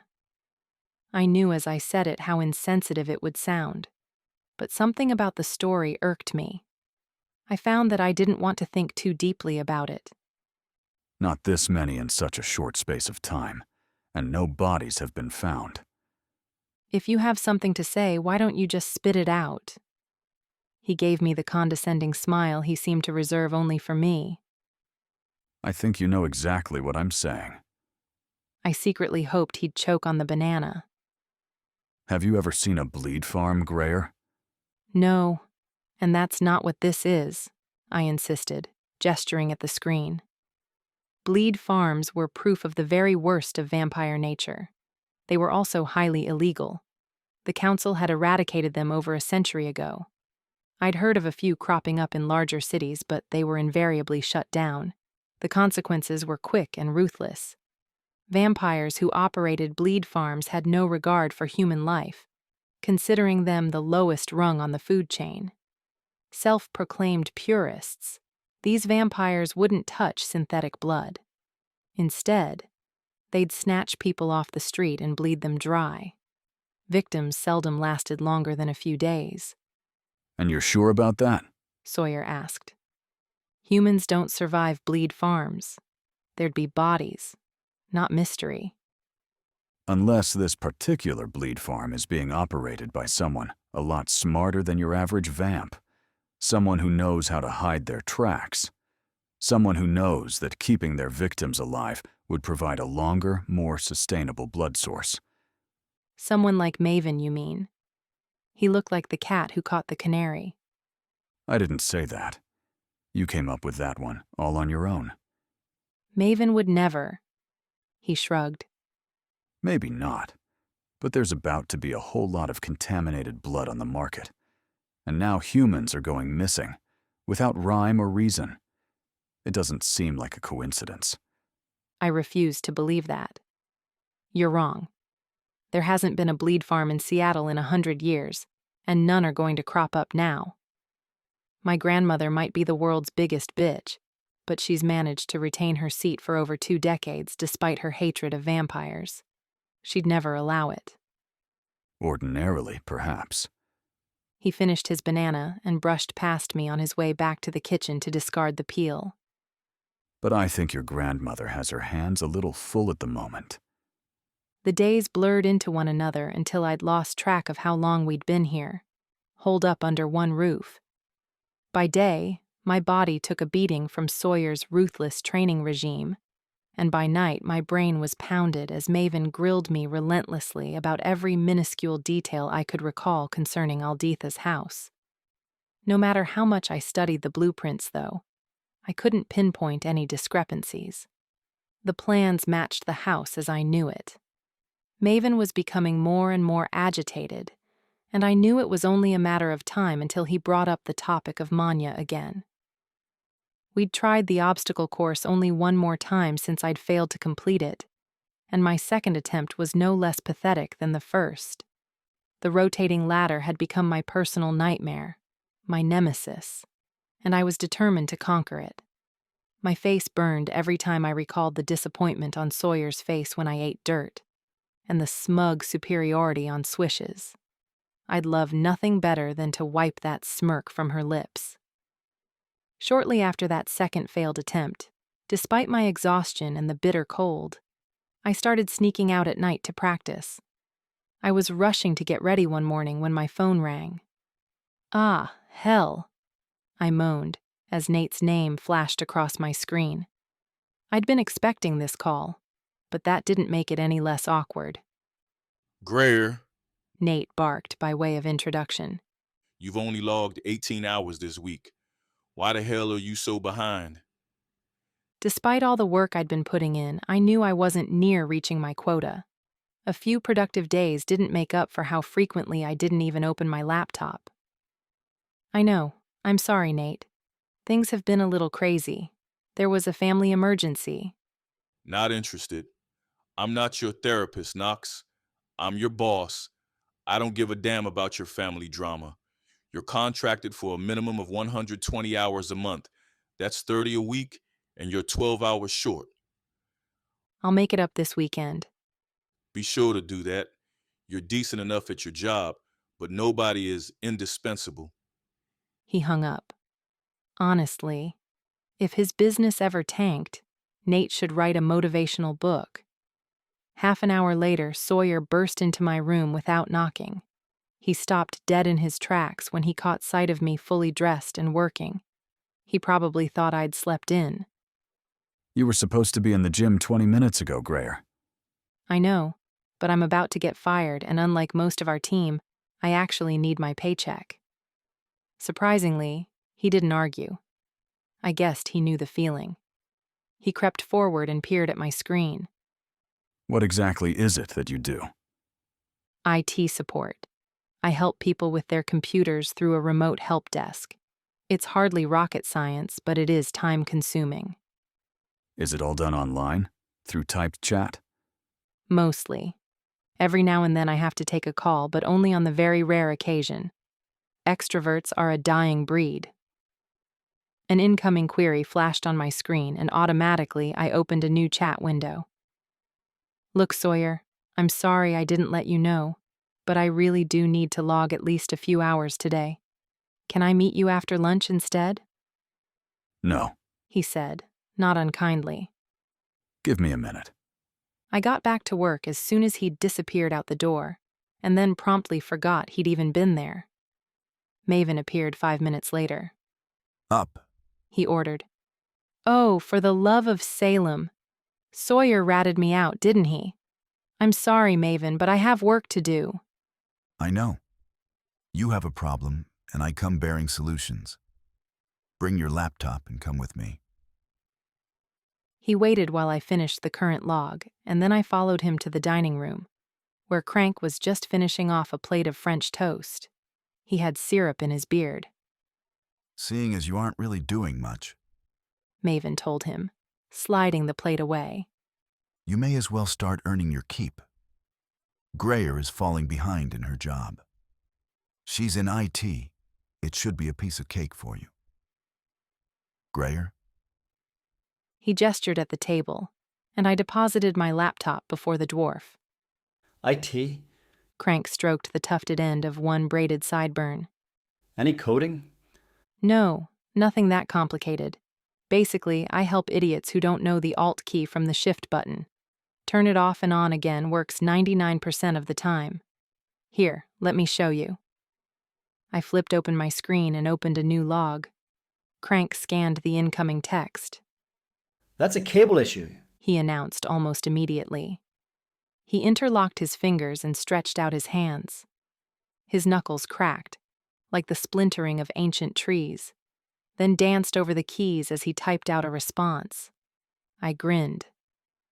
I think you're going to do just fine, but oi flute probably isn't the best way to open the dialogue. I edited his opening line and hit send. Just start with I'd be happy to help and use their screen name, okay? With work taken care of, Sawyer felt absolutely no compunction in upping my training schedule. Whenever I passed Crank, perched on some chair or other with my laptop balanced precariously on his lap, I felt a pang of jealousy. Carpal tunnel was nothing compared to the shin splints, muscle aches, scrapes, and bruises that I endured daily. I also missed Logan. The only silver lining to our quarantine was that Sawyer kept us so busy with training that Swish had no time to needle me. Or if she did, I barely noticed. In fact, though I'd gargle a swarm of wasps before I'd admit it to Maven, The more time I spent with her, the more I understood why everyone was so charmed. Sure, she was the most annoying woman I had ever met, but she was so unapologetic it was hard to hold it against her. Sawyer had even started pairing us up in the gym as sparring partners. You're losing your line, Grayer, he warned, as Swish slashed out with her forks. Sigh, Sawyer called them. The single most inappropriate weapon in the arsenal he'd amassed, but she insisted on using them. She thought she looked like Electra. I'd asked if she meant Raphael, the Ninja Turtle. I glanced down to see that he was right. I'd given her at least 3 feet. I dodged left, gaining a bit of ground, and raised my daggers. Sawyer was happy for me to keep the switchblade, but he didn't care much for the reach and insisted I keep 2 longer daggers at my hips. He'd even sent Silas out for a nifty leather belt that sheathed them perfectly. I'd teased Swish about her superhero complex, but honestly, I felt a bit like Lara Croft myself. I parried Swish's next strike, the satisfying ring of steel on steel resonating around us as I cast her sai aside and lunged forward for a kill strike, my blade halting directly over her heart. Well done. It was close as Sawyer came to a compliment. Swish pouted. I lowered my dagger. I told you the forks were useless. They're accessories, Grayer, and they're pretty. We both know if this was a fair fight, you'd be dead before you managed to clip on your belt. Sawyer insisted that Swish wasn't allowed to use her vampire gifts against me, and in return, I wasn't allowed to siphon her power, at least not when we sparred. Outside of the training ring, however, it was another story altogether. Having witnessed my siphoning firsthand, he now insisted I hone the skill. Every afternoon after lunch, he'd have me drain power from someone. Maven, Swish, himself, even Crank, though the dwarf had taken to disappearing around that time every afternoon. The only person he wouldn't let me near was Silas. He'd stop me only when I slumped in my chair, barely able to move, trying desperately to keep down my lunch. It almost wasn't worth eating. Then he'd give me only half an hour to recover before we'd hit the gym again. There has to be a logical explanation, he said, after a particularly debilitating draining which left me powerless to stand for the better part of an afternoon. I was lying on my favorite lounger, watching Maven and Swish race through the obstacle course, waves of nausea crashing over me. There's no explanation, Sawyer. No matter how many times you make me do this, it doesn't get any better. It's a waste of time. I'll siphon the spell. How many times do you need me to prove that I can? This isn't about siphoning the spell. It's about learning more about your gift. There's nothing to learn. I steal magic, it makes me sick. The end. Please, Sawyer, can we just give it a rest? Or at least let me siphon power straight from the void so no one else has to suffer. They can handle it. That night, it took everything in me to drag myself out of bed for my nocturnal training session. I dressed in the dark, chalked my hands with a bit of the magnesium carbonate I'd stolen from Sawyer's stash, and made my way outside. The past few nights, I'd been getting closer to finishing the hanging ladder. I'd figured out that the faster I did it, the less the bars rotated, and the easier it was to hang on. The grass was damp with dew, and I trailed sneaker-shaped footprints all the way from the terrace. The obstacle loomed before me, under a midnight canvas pin-pricked with stars. I climbed the steps onto the platform and gripped the first rung with both hands. Come on, Grayer. I dropped my feet from the platform and reached for the second bar. I almost made it. Just 3 rungs shy of victory, I ate dirt. I didn't even bother to stand before I let rip a stream of muffled curses. There's a trick to it, you know. I clutched my chest as Crank emerged from the shadows beneath the terrace. Are you trying to give me a heart attack? What the hell are you doing out here? He shrugged. I couldn't sleep. Do you come out here often at night? Often enough to know that you're improving. I glanced up at the bars. Not fast enough. The trick is to leap. You're nigh a few rungs from victory, right? I nodded. 3. Then all you need to do is cut them out. Here, let me show you. He ambled over to the front end of the ladder and pointed. Start here. I walked to where he was standing and studied the rungs. I could make it if I jumped. If I miss, I'll bomb the landing. Then don't miss. 2 days later, the team bore witness to my first official victory over the rotating ladder. Only Crank and I knew that I'd already done it perfectly over a dozen times before. Chapter 27. Maven went in search of a bottle of wine to celebrate, but the vintage he'd gone looking for was gone. "It's not Irina," I whispered, as his eyes followed her round the table, narrowed in suspicion. She would never. My money would be on Crank, but he wouldn't hide the fact. He'd already plowed through 9 crates of Guinness and about half a dozen bottles of Maven's imported scotch. Sawyer doesn't drink much, but I guess he could be. I trailed off as a new thought occurred to me. The people seated at the table weren't the only inhabitants of this house. I excused myself and barreled up the stairs. "Richard!" I barked as I came through the attic door. "Have you been— What in the name of Salem?" Richard was slouched on the recliner. A gray, monkey-like body tapered to a thick, bushy tail. His face was shrewd, fox-like, but his eyes were the real kicker. Huge and yellow, they dominated most of his face. The pupils were so tiny I could barely make them out. A circlet of dried flowers, no doubt pilfered from Irina's bedroom posies, sat askew between his pointed ears. I glanced at the screen. Mata freaking Gascar. Richard had turned himself into King Julian. His eyes dipped to the floor and I spotted a dusty bottle peeking out from beneath the recliner. I snatched it up. "You? You're the one who's been stealing from the cellar?" He blinked, slow and sloth-like. "Richard, this was a $600 bottle of wine." His eyes, defying physics, grew wider. "Since when did you start drinking anyway?"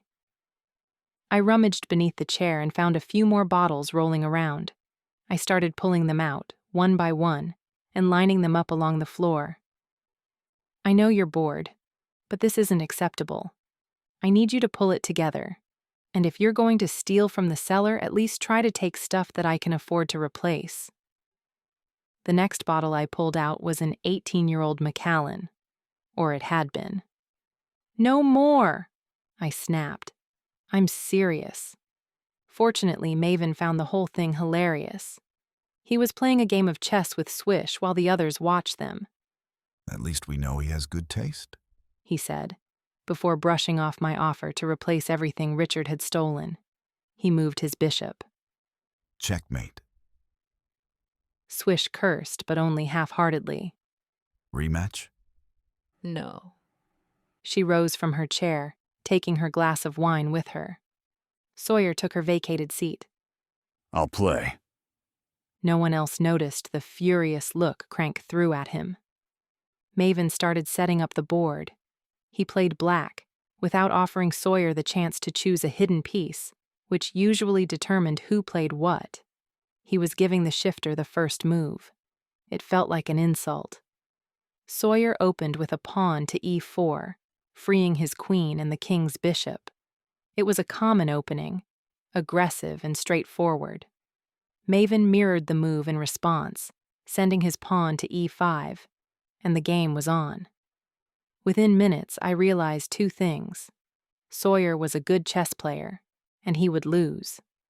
Despite his skill, Maven annihilated him, taking piece after piece with strategic precision until, with a frustrated sigh, Sawyer laid down his king in resignation.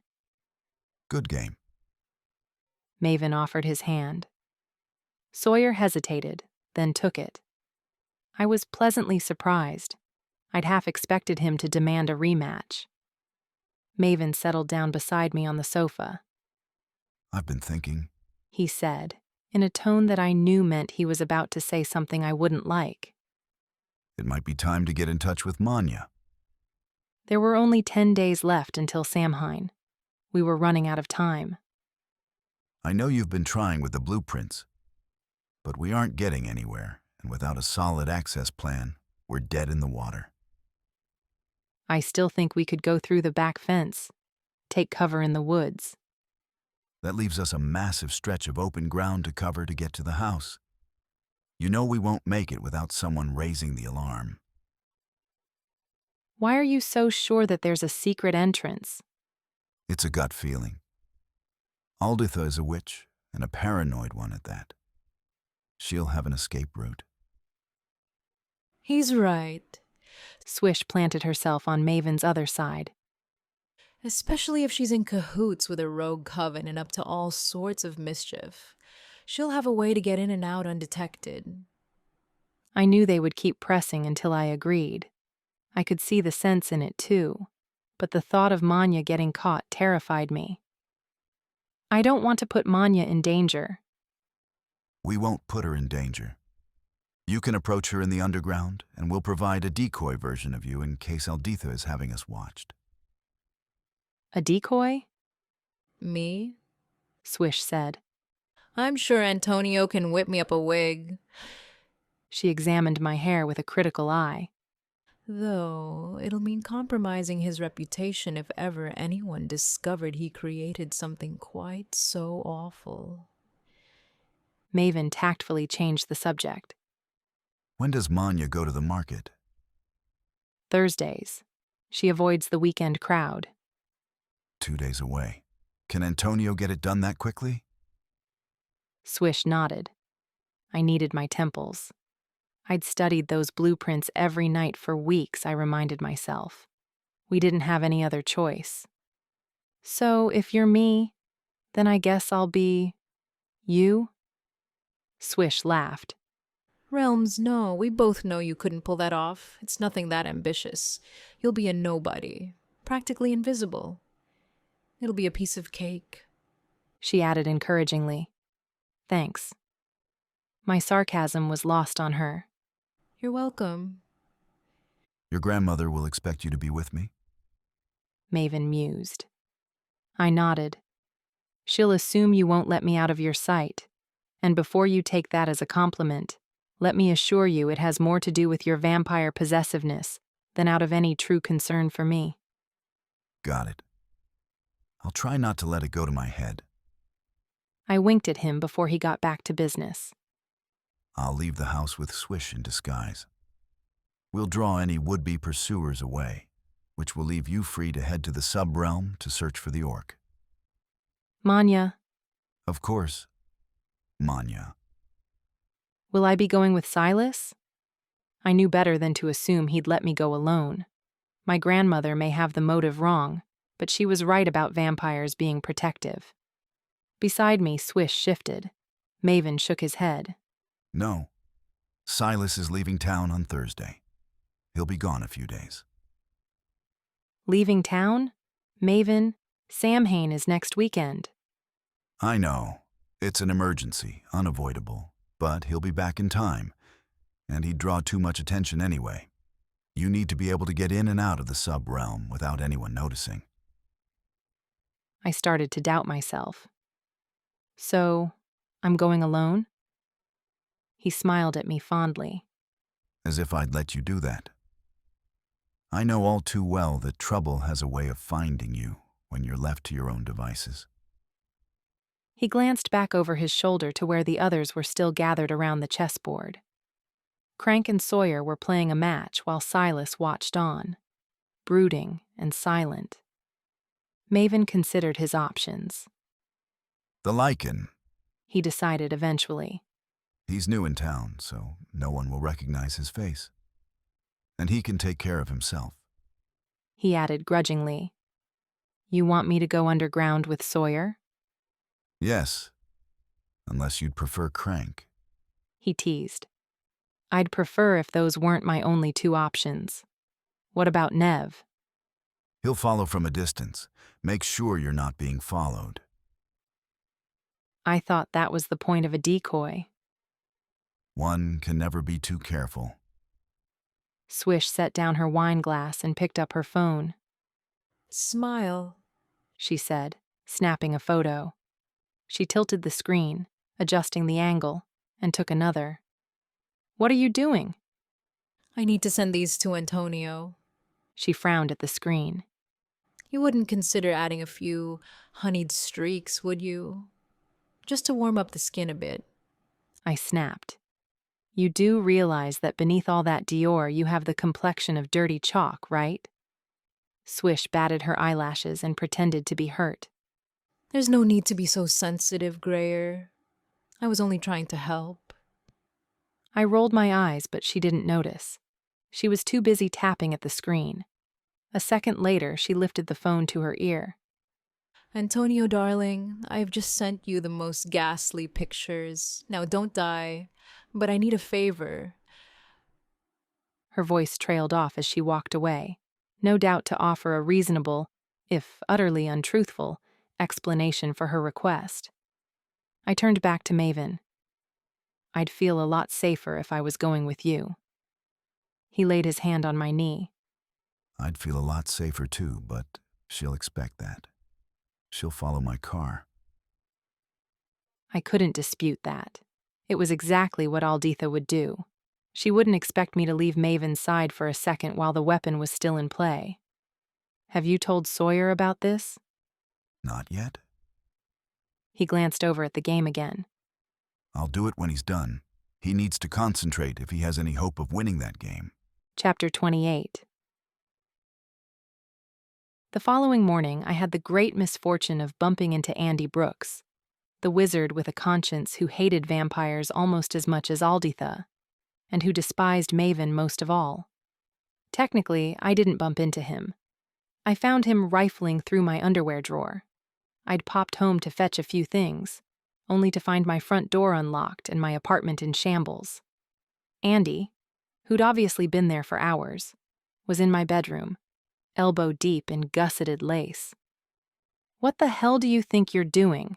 I demanded, to which he'd responded by flashing a warrant and a scowl. "A warrant doesn't give you the right to break into my house, Andy." The door was unlocked. "Liar. You picked it." His cheek dimpled in a smile that didn't reach his eyes. "Prove it." I sighed. It was my word against his, and we both knew how that would turn out. "What do you want?" He raised his chin. "Did my grandmother send you?" A false allegation against Alditha was all it took to loosen his tongue. "No. This isn't council-related. I'm here on official police business, following up a lead." A fabricated lead, no doubt.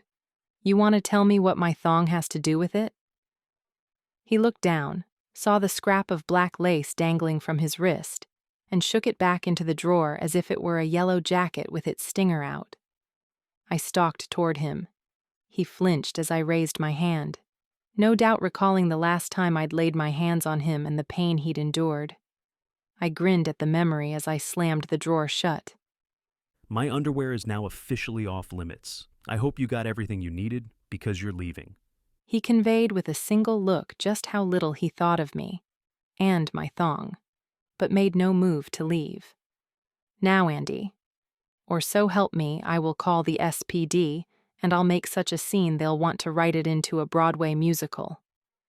"Go ahead. It's not like it'll do you any good." "Maybe not, but it would make me feel better. And if nothing else, it would create extra paperwork for you. If you're stuck behind a desk, it means you're not in my business." Andy changed tack. "Where's Maven?" "Yet another thing that's absolutely none of your business." "Actually, anything that threatens to bring the Touch community under scrutiny is precisely my business." "Please tell me you're not still going on about that incident at the restaurant." "Seriously, Andy, you have got to learn when to let things go. You don't even have proof that Maven fed on that man." "This isn't about one weakened human, Grayer. It's about dozens of people gone missing." I barked a bitter laugh. "And my grandmother is convinced that Maven is behind it, so of course you are too. I should have known." "People are missing, people with families, children. One less than 4 blocks from here, over on Galing Street. White house, blue shutters, a tire swing out front. The perfect house for a happy family. Only those kids are living a nightmare, wondering if they're ever going to see their mother again. My money's on not, especially if vampires are behind it. I'm surprised you reserved any doubt. Vampires or not, they're still U.S. citizens, innocent until proven guilty and all that. Or have you forgotten the bedrock of our criminal justice system? Vampires are a lot of things. He sneered. Innocent isn't one of them. In light of recent events, the same could be said for witches, I pointed out. He ran his hands through his hair, rapidly losing his cool. Say what you want, Grayer, but I'm not going to rest until those people have been returned to their loved ones, in the back of a police car or the back of a hearse. Either way, they deserve closure. I surveyed the chaos of my apartment, the tangible evidence of Andy's deranged desperation. What exactly did you think you'd find here? I asked. A map to an underground cell? A big red X marking the spot where you'll find all Seattle's missing persons? It infuriated me that he thought so little of me. Andy had been in the councils, and therefore my grandmother's employ for years. He'd known me since I was a young girl. It stung that he would believe me capable of this kind of evil. I hated that it stung. You know, there's not a shred of evidence that Maven has anything to do with those disappearances. How can you be so convinced that he's behind this? Andy's voice turned brittle. How can you be so sure that he's not? I threw my bag onto the back seat and slammed the door as I settled in beside Nev. The Audi was still in the shop undergoing repairs, but Maven had allocated him a sexy little one, Series BMW, with a 3-liter engine that growled every time he started the ignition. The car was an upgrade, if Nev's disposition was any indication. He'd even taken to wearing an estoril blue tie to match the customized paint job. Everything okay? He asked good-humoredly as I yanked at my belt to fasten it. From where he'd parked, he would have seen Andy exit my apartment a few minutes before I did. He must have put 2 and 2 together and realized that Seattle's most annoying cop was the source of my irritation. I'm fine. His fingers rested lightly on the wheel as we pulled out into traffic. If you say so. Inwardly, I cursed Andy Brooks. The seed he had planted was taking root, tearing through my convictions and leaving tendrils of doubt behind. Could Maven really have had anything to do with those disappearances? Every fiber of my being screamed in denial. But then I remembered the wilting man at the untouched restaurant, the blood on Maven's napkin at the Stargazer, the ice in his eyes when he learned of Alditha's plans. You think I'd trust Synth after everything we've learned? We turned another corner. I caught sight of the street sign and recognized the name. We were only a few stops from Galing Street. I bit my lip, deliberating. There was nothing for it. I had to see for myself. Nev, would you mind taking the next left? He frowned. I'd rather we head straight home. It's probably not a good idea to take any chances. I could understand his caution after the disastrous consequences of our last trip, but now that I'd set my mind to it, I couldn't turn back. We won't be long, I promised. I just want to stop over on Galing Street. Do you know it? I know it. He didn't look happy, but he wasn't in a position to deny me. We cruised on in silence, turning onto Galing Street just a few minutes later. Slow down, I warned, scanning the houses on either side. I really think we should head back. There! I caught sight of the house, white, freshly painted, judging by the gleam, with dark blue shutters. It was just as Andy described. A young girl was slumped in the tire swing, her bare feet dragging back and forth in the dirt. She couldn't have been older than 7. Pull over, I murmured, not taking my eyes off her. Nev obliged, pulling up to the curb and killing the engine as I twisted in my seat to watch. As if on cue, a man emerged from the house. He was tall and tanned, with flecks of silver darted through his dark hair. A handsome man, with an air of importance about him. Successful in his own right, if I were to hazard a guess. A proud provider. His face, however, seemed to have been leached of color, and his mouth pulled down at the corners. He was only barely holding it together, utterly mired in grief. As he drew nearer to his daughter, he forced a smile. It looked unnatural on his face, as though he had forgotten how to wear it. I hoped the child wouldn't notice. I couldn't hear the words he spoke, but I could tell by the way he said them that they were meant to lighten her mood, to reassure her and draw her out of her despair. It didn't work. The girl barely looked up. Tears pricked at my eyes, and I wiped them away with the back of my hand. It's a tragedy what happened here, Nev murmured from behind me. In an instant, ice clawed up my spine, rooting my body in shock and horror. I opened my mouth to speak, but made only a choking sound. Grayer. Nev looked alarmed. I swallowed down the lump which had formed in my throat and felt fury blaze in its place, an incandescent heat which seared from the inside out. Are you okay? How did you know? My voice was gravel. How did I know what? That something tragic happened here. I asked you to bring me here, but I didn't say why. Shadows darted behind his eyes, but not by a single flicker did his expression betray him. I knew because I didn't so much as blink as I searched his face for answers. Finally, he smiled, an act of pure indulgence. I read about the disappearances. It's all over the news. I've been following the story. Lies. The victims' addresses aren't public record? He had fully recovered his composure. You're not the only one with connections in the SPD. My skin crawled. There was a bitter taste on my tongue. Something was off, but I had no proof. I glanced back at the house. The father had coaxed the child off the swing and was leading her by the hand back toward the house. She wouldn't see her mother again. I was suddenly and inexplicably certain of it. A car backfired one street over, making me jump. We should go, Nev pressed. I nodded absent-mindedly, my skin crawling. Okay. Schooling my expression took monumental effort. I wanted nothing more than to throw myself out of the car. I was so desperate to get away from him. He started the engine. At the door, the child paused. She looked back, her blue eyes meeting mine. I felt as though she could see right through me. I looked away. The BMW peeled away from the curb. Are you looking forward to your training session this afternoon? Nev asked, as though nothing had happened. The lichen seems to know what he's doing. The child disappeared into the house. Not really, I said. I didn't clarify whether I was averse to training or taking a dig at Sawyer's methods. I didn't say anything else for the rest of the drive home. Chapter 29. I need to talk to you. I had hunted Maven down in his office, where he sat squinting intently at his laptop screen.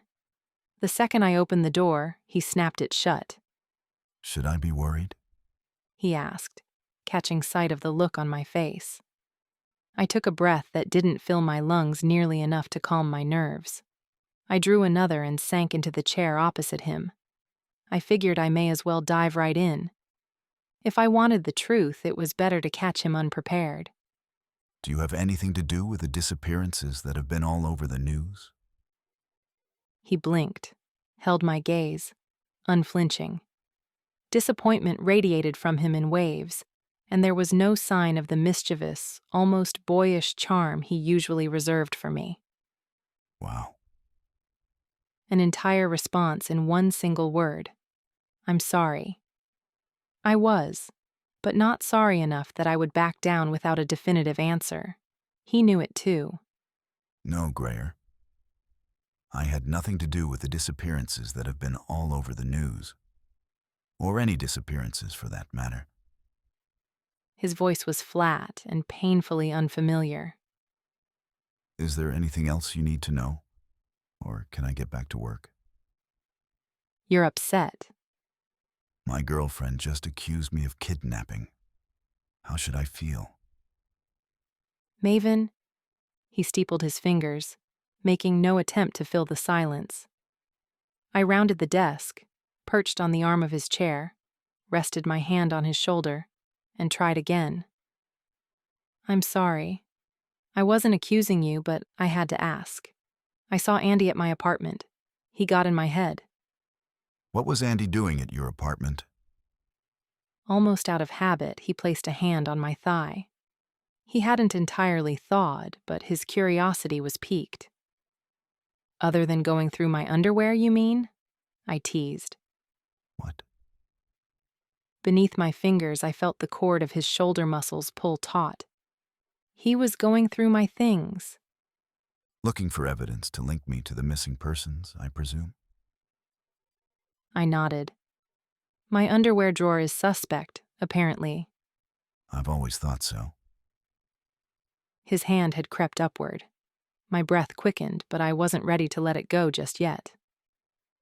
I still think Andy's the world's worst cop, but something about these disappearances doesn't feel right. It's a gut feeling I can't shake. You think vampires are behind this? I nodded. Why am I not surprised? He tempered his words with a smile. You can't blame me for jumping to the most logical conclusion. Too many people have vanished, and no bodies have been found. What makes more sense than a bleed farm? Nothing, he replied simply. Of course it's a bleed farm. I'm not in the least bit surprised you came to that conclusion. What concerns me is that you even considered I might be behind it. I didn't know what part of that to process first. You knew? That it was a bleed farm? Seattle is my home. It's my job to know. You never mentioned anything. Why didn't you talk to me about it? Because I knew it would upset you. And you've got so much on your plate already. I've had my people trying to trace those responsible, but they've been careful. They've left no scent, no tracks, nothing. Nev says it's like trying to track a ghost. Nev? Yeah, he's ex-military and one of the best trackers I know. It was an offhand explanation, a postscript afterthought, and he could never know how much it meant to me. All of my doubts and fears were obliterated by the knowledge that Nev's comment hadn't meant what I thought. He hadn't known about the disappearance on Galing Street because he'd been involved. In fact, it was just the opposite. He'd known because Maven had sent him there to try to find information that might lead them to the victim. They were trying to help. Relief flooded through me, guilt coursing hot in its wake. Maven was still speaking, and I forced myself to focus on the words. I don't care how professional they are. Everybody screws up eventually. In time, they'll make a mistake. And when they do, we'll find them. And those people, I added. If they're still alive. He was not entirely without empathy, but Maven wouldn't mourn the loss of human lives as I would. He was motivated to succeed by a sense of pride rather than propriety. The actions of a few rogue vampires could reflect poorly on him. Still, I didn't care what his motivation was, so long as he was using his impressive resources. How long do you think they have? The purpose of a bleed farm is to drain as much blood as possible. Ergo, keeping them alive as long as possible works in the interest of those behind it. As long as a month, if we're lucky. It's already been over a week since the first victim went missing, I pointed out. 3 weeks suddenly felt like such an insignificant amount of time. My mind summoned up the image of the girl on the swing, the blue shuttered house fading out in the background. Maven's hand tightened on my thigh. I'll do everything I can, Grayer. I know you will. I met his gaze and saw the heat which burned behind his eyes. His fingers trailed lazy circles, blazing a trail of fire across my skin. Where is everyone? I asked. Not here. Silas is at the office. Swish said she had an urgent work meeting, which I assume was code for a date. And Sawyer took off with Crank a few minutes ago. Come to think of it, that's probably a date too. His fangs flashed in good humor, and I couldn't help but laugh. I don't think Crank is Sawyer's type. In one swift movement, he pulled me down onto his lap, his strong hands cupping my hips. Our lips met. "They could be back any minute," I murmured into his mouth. "Unlike you, they know better than to open that door," he pointed out. Chapter 30. Thursday morning dawned gray and dreary. It matched my mood perfectly. I'd taken a bad fall off the climbing wall yesterday and landed painfully on my ankle, which was still tender even after a full night's sleep. Matters weren't improved when I went downstairs to breakfast to find that a package had just arrived for Swish. The wig, which looked remarkably similar to my own hair, and which Swish lamented having to wear loudly enough for everyone to hear. Sawyer took it easy on me during our morning training session. He let me stand in one spot to avoid straining my ankle and stab repeatedly at a stuffed mannequin. The whole day passed by in a blur until, finally, it was time to head underground. I donned a pair of faded jeans, braided my hair, and pulled one of Maven's baseball caps low over my eyes. Perfect, Swish announced as I descended the stairs. No one will notice you. She was wearing the wig and had left off her customary high heels. Face to face, we were almost exactly the same height. She'd even toned down her makeup. "Are you wearing contacts?" I asked, catching sight of the green. Yes, and they itch. She scowled and I caught sight of her fangs. "You'll need to retract those." I know. Maven already insisted. I'll do it when we leave. I could hear Maven and Silas talking in the dining room, and I left Swish where she was to find them. "I thought you were leaving," I asked Silas. "I am. It's a late flight. I'll head for the airport after you've gone." "You all set?" Maven asked. I shrugged. "As ready as I'll ever be, I guess." He brushed a kiss across my temple. "I'm going to check on the others." Silas followed him out, the silent sentinel at his master's 6. "Greer!" Crank called from behind me. I turned to find him sitting at the far end of the table, a perturbed expression on his face. He'd been cranky all day, barely speaking to anyone, and, even more concerning, I hadn't seen him touch a drop of alcohol since breakfast. When I drew nearer, I noticed that his hands shook on the hardwood beside a discarded glass of synthetic blood, which I assumed must be Maven's. I took a seat beside him. "Are you okay?" He brushed it off. "I'm fine. I just wanted to make a suggestion." "What is it?" He slid the glass toward me. "Before ye freak out, lass, it occurred to me that you're trying to protect the orc. I admire ye for that. There aren't many vampires who'd care enough to do so." It was the first time I'd ever been called one. "Manya raised me," I replied fiercely. "I would never want her to come to any harm because of me." "I know that, which is why I think ye should drink this. Ye're the hybrid, one of a kind. Ye may not know it, but there's a lot of folk out there who know who ye are and would recognize your scent, if not your face. Drinking this will draw the vampire out and mask the witch within ye, just for tonight." I gazed at the blood. Crank got to his feet. "Orcs are by and large good folk, despite what you may have been told. Yer Manya sounds like the best of the lot. Ye'd be doing her a service."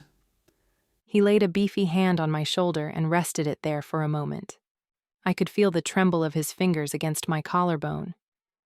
"It's only a suggestion, Greer, but deep down, ye know it's a good one." He shuffled out, leaving me alone to make my decision. Maven and Swish left first, driving slowly, letting any shadows watching the house get a good look at them in the car. Sawyer and I waited 20 minutes before we reversed the Audi from the garage. I waited until we were a mile from the house before I withdrew the bottle of synth from my purse. I'd smuggled it out of the fridge and left the glass on the table. Sawyer glanced at the bottle but said nothing. "I'm only doing it for Manya," I said. I didn't say anything. "I don't want the others to know." He shrugged. Not my business. Like Crank, Sawyer had also been on edge most of the day. I felt as though they were in on some secret that I wasn't party to. Which, of course, judging by the conversation I'd overheard a few weeks ago, they were. I tipped back the bottle and drank. Sawyer remained silent while my body transitioned. I tried not to react when the fangs tore through my gums, but I couldn't stifle a moan of pain. As my sense of smell became more refined, the lichen's musky scent filled the car. I lowered my window. Sounds invaded my head, the wind whistling in my ears, the hoot of a car horn a block away, a dog barking somewhere and everywhere, all at once. I focused on one steady, rhythmic beat, a metronome to hone my hearing and drown out everything else. The sound of Sawyer's heart. I slowly adjusted to the sensory bombardment. It took a lot of concentration, and by the time I was able to focus on the road, I saw that we were almost there. You okay? Sawyer finally asked. Yeah, it's a lot to take in. You can learn to drown it all out, you know.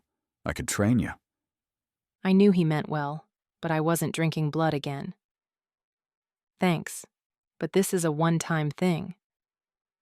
He pulled into a space near the entrance to the underground. If you say so. It felt strange to be descending into the subrealm as a vampire. Empowering, though I hated to admit it. With my heightened senses, I could pick out exactly where the untouched undesirables were loitering in the dark, and knew that if they attacked, I'd be more than able to deal with them. I assumed Nev was trailing us somewhere in the black tunnel behind, but I wouldn't be needing his protection tonight. I could see how easily this power might go to my head. Vampire's arrogance suddenly made a lot more sense. Beside me, Sawyer walked in silence. He'd had years to get used to his abilities. They were a part of him now, I guessed. Where do we find the orc? He asked as we approached the Vale. The market. Manya doesn't come down here for entertainment, only to stock up on supplies. We headed toward the plaza. I'd never experienced the market like that before. I'd barely stepped foot on the gravel when vendors started hawking their goods, calling out and inviting me to sample everything from barley bread to clove cigarettes. Sawyer's eyes glistened with mirth when one particularly exuberant witch offered me a sack full of wild Damiana stem, an herb renowned for its aphrodisiacal properties. I kept my eyes open for any sight of Manya as we weaved through the throng. Sawyer stopped at the red-tented stall of a popular apothecary and purchased a bundle of white willow bark. It'll help with your ankle, he explained. And any other aches and pains you might acquire from training. After almost an hour, I'd all but given up hope. Perhaps she's not coming this week, or maybe she came through earlier and we missed her. Sawyer wasn't so easily defeated. Let's try the food hall. The eatery wasn't as busy as it tended to be on weekends, and we were able to amble through quite easily. At a quaint tea garden right at the end, we hit pay dirt. There she is, I said, spotting Manya sharing a pot of tea with an orc dressed in pale pink and bouncing a rather ugly baby on her lap. They were seated at one of the outside tables, enjoying the view of the courtyard. I stepped forward. Easy. Sawyer rested his hand on my arm, holding me back. I'm going to scout the area before we approach her. Just walk around. I'll check if anyone's following you. He peeled away and vanished within seconds. Impatient, I stomped up and down for a few minutes, staying out of sight of Manya. A familiar waft of Cajun spice had me looking up to find Sawyer outside the coffee counter, an Americano in hand. He looked amused. You stopped to get a coffee? I asked, incredulous. Actually, I was done a while ago. No one's following you. Grumbling, I turned on my heel and headed straight back to the tea garden. Manya saw me coming. Her smile faltered as I drew nearer, looking like Grayer, but not. When she caught sight of the fangs, she was out of her chair. Grayer! It's me, Manya. I know. These are gross. I touched a finger to my fangs. But necessary. I'm in disguise. Manya's companion had stilled, gazing up at me in confusion. The baby started to bawl. Manya shook herself. Heavens, where are my manners? Greyer, this is my friend. Lada, this is Greyer, the one I told you about. Lada held out one plate-sized hand. It's nice to meet you, Greyer, though Manya didn't mention... She trailed off, not wanting to be rude. You said she was a witchling? She asked Manya instead. Half witchling, Manya corrected. But never mind that. What on earth are you doing here, Malishka? You shouldn't be exposing yourself like this. I remembered that the last time she'd seen me, I was being led away to be locked in Alditha's dungeon prison. I reminded myself to thank her for slipping Silas the key. I need to ask you something, in private. I offered Lada an apologetic look, but she only resumed her bouncing and made no move to leave. Manya deliberated for a second, then took my hand. This way. She led me through the tea garden and into the cool interior of the main restaurant. We passed a long counter laden with pastries, until we reached a door that led to the kitchen. Manya pushed through it, ignoring the wolf whistle from an orc chef who was sweating profusely in the sweltering space. Never going to happen, Dimka, Manya snapped. Honestly, you'd think an orc would take a hint. She grumbled as we continued on, through another door and down a narrow hall until we reached a small stockroom. Manya, where are we? She spun on her heel, wand materializing in her hand. Nepodvizhnost! She cried, sending a blast of magic from the tip of her wand. Behind me, Sawyer's arms and legs snapped together like a board, and he froze on the spot. I'd forgotten all about him. He's been following us, Manya told me triumphantly, before setting her smug gaze on Sawyer. Not so stealthy now. Are you, boy? Sorry, I mouthed to Sawyer over her shoulder. Actually, Manya, he's a friend. He's here to protect me. Oh. She looked put out. Well, why didn't you say so? It didn't occur to me until now, to be honest. She diffused the spell with far less enthusiasm. Rasseyat. Sawyer took a shuddering breath. That, he croaked, was not pleasant. Sorry, I said it out loud this time. Manya, this is Sawyer. Manya walked up to him and patted his cheek. My apologies. I thought you were intent on doing my Malishka harm. Now, she said, stowing her wand back within the folds of her dress. What is it you need to ask me? I explained as best I could about the weapon and the planned heist. Unsurprisingly, Manya wasn't thrilled with the idea. It's too dangerous, she insisted. Your grandmother has already locked you up once. Sawyer's head jerked up at that. Who knows what she'd do if she got her hands on you again? You need to stay away from her, Greyer. Keep your head down and stay out of her business. Please, Malishka, I couldn't bear it if something happened to you. Manya, she's going to kill people. My people. Not to mention the human casualties when the vampires discover their synthetic blood source has been poisoned. The humans aren't as powerless as you might think. A war between the touched and the untouched is hardly a solution. True. She wrung her hands. But I really don't want you in that house. I won't be alone, and you know Alditha won't be there the weekend of Samhain. Nothing will happen to me, I promise. Like you promised? You wouldn't fall out of that tree? Manya, I was 5. You really have to let that go. Couldn't move your arm for a week. She was on a roll now. Used up my entire supply of comfrey, if I recall correctly. Manya. She sighed, fixed her gaze on Sawyer. You'll be going with her? Sawyer nodded. Then I want your word that you won't let anything happen to her. Sawyer hesitated. I widened my eyes at him. I knew Manya. She was as stubborn as a mule. She wouldn't cooperate unless he promised. You have my word. I breathed a sigh of relief. There, you see? I'll be safe. We know what we're doing, Manya. We just need a way in. I suspect I'm going to regret this.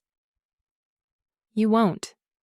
She gave me a look which told me not to argue, but she relented and spoke in a low voice. The pool house. There's a tunnel that leads from the woods behind the property right up into the pool house. Your grandmother doesn't know I know, but she's never paid me much mind. I saw her leaving through it once with my own eyes. Where in the woods? Where's the entrance? Near the cliffs. A copse of trees, red cedar, about a mile from the main road. You can't miss it. Sawyer met my eyes in question. The pool house is only a few yards from the main house. It'll work. Manya, do you have any idea where Alditha is keeping that briefcase? I haven't seen it, she replied, her words laced with meaning. I got it. If she hadn't seen it, it was hidden in the one room in the house that she wasn't permitted to enter. The council chamber. Chapter 31. We walked Manya back to her table. Lotta didn't seem at all fazed, but the baby had fallen asleep on her lap, so I assumed the bouncing had paid off. I gave Manya a hug.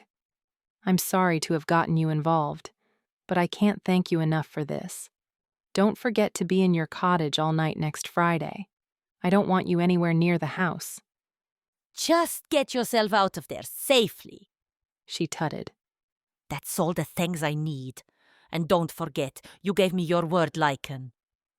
Sawyer wasn't listening. We need to go, now. My pulse quickened. What is it? But I didn't need him to reply.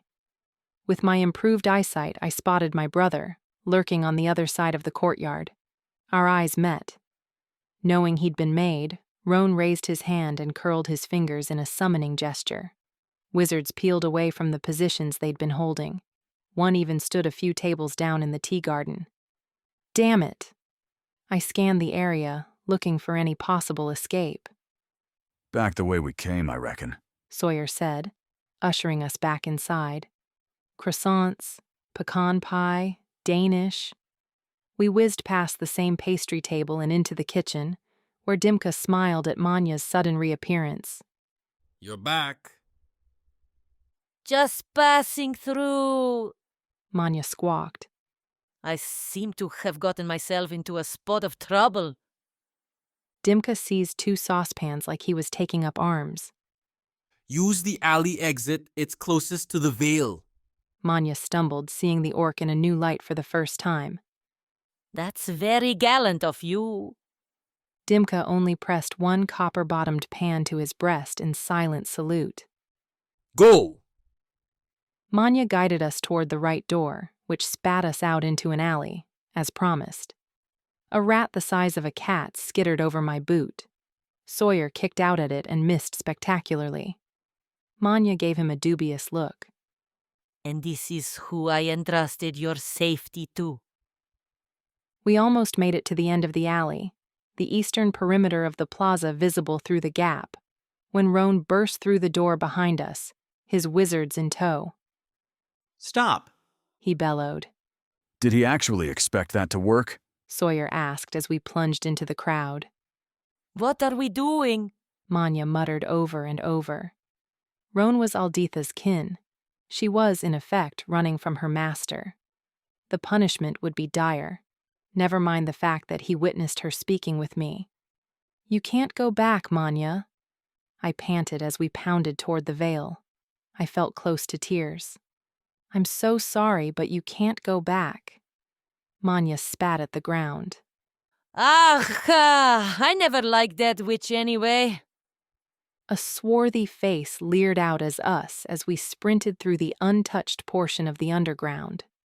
Sawyer threw out his elbow and caught the man in the face, sending him hurtling back into the shadows with a yelp. I gasped. What did you do that for? Men had a knife, child, Manya panted. So much for my superior eyesight. Behind us, Roan and his posse thundered, gaining ground. Manya's bulk made it difficult to outrun them. Remind me why we're running again, Sawyer asked, his blood up. They're wizards. They have magic we don't. Speak for yourself! Even out of breath, Manya managed to sound indignant. She whipped out her wand and hurled a fire shield over her shoulder. Ogneni shit! The wizards doused it before it had a chance to take, barely hindering their progress. This time, Manya tried ice. Ledjanoi shit! She always cuss this much? Sawyer asked, as a wall of ice spread rapidly through the tunnel behind us. Half a dozen wizards reacted, shattering it into 1,000 crystal bullets which needled our backs. Ow! I yelled. Risking another look behind us, I spotted my brother leading the pursuit. I should have let Richard shred the bastard limb from limb. Grayer! He roared, his voice resonating around the rock. Stop, I only want to talk. You know him? Sawyer asked. He's my brother, half-brother, I added furiously. We're not what you would call close. We'd reached the stairs leading up to the street. Sawyer and I each hooked an arm through Manya's and practically hoisted her up, her feet catching against every step until she finally thought to raise her knees. With my superior strength, I barely felt the weight of her bulk. Hold on! Manya yelled as we burst through the doors at the top. She aimed her wand at them, creased her brow in concentration. Vrata! It was the same spell she'd used to create the passageway back in Alditha's kitchen, strengthened by the fact that the brickwork recognized it. Through the rapidly expanding portal, I glimpsed a familiar floral apron hanging beside the stove. Manya, you're a genius. I grinned as we turned for the car, wondering how foolish my brother would feel when he burst through the doors to find himself back home in Alditha's kitchen. Where to? Sawyer asked as we pulled away from the curb. Manya was huddled in the back seat, with little room to accommodate her orc stature. We can't take her back to Maven's. There's too much going on, and Alditha will expect it. I racked my brain. There was only one other person who would be able to protect her, but I suspected she wasn't going to like it. The white card had bent at the corners. I saved my father's number to my phone, stuffed it back into my purse, and then hit the call button. He answered almost immediately.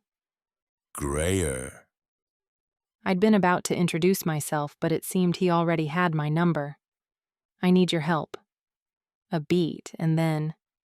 What have you gotten yourself into this time? Not for me. I need protection for a friend. Manya huffed. Harlan gave me an address. Wow. Sawyer breathed when we pulled up outside a security-flanked gate 15 minutes later. He bent his head to catch a glimpse of the top of the perimeter wall. This is one house? Looks like it. Through the imposing wrought iron gate, I could see a sprawling mansion towering ahead. I'd managed to retract my fangs on the drive over, but my gums still ached. I gave my name to the vampire guard on duty, and he let us through. There were more guards stationed at various intervals up the sweeping drive, and a few visible at the edge of the front lawn. Sawyer was gazing up at the house. Are those? Samhain save us, I groaned, catching sight of the massive amethyst banners, emblazoned with the Jareth sigil, a snake within an eye, hanging from the third-floor balconies. I mean, it's a little pretentious, right? Sawyer was openly laughing now. Vampires, Manya muttered from the back seat. We pulled up behind a black SUV and parked. As we emerged from the car, my father strolled out of the house. His eyes found Sawyer first. He'd probably smelled him from inside. You're the lycanthrope passing through? He asked. That'd be me. And yet you didn't think to report to the clan to let us know of your visit? I didn't think I had to. I don't fall under clan jurisdiction. That may be so, but it would have been the polite thing to do, a sign of respect. Sawyer shrugged. My mama tried to raise me right, but she also taught me that respect is a thing to be earned. Harlan, I interrupted. Do we have to do this now? We do if this is the friend in need of my protection. Well, it's a good thing he's not then.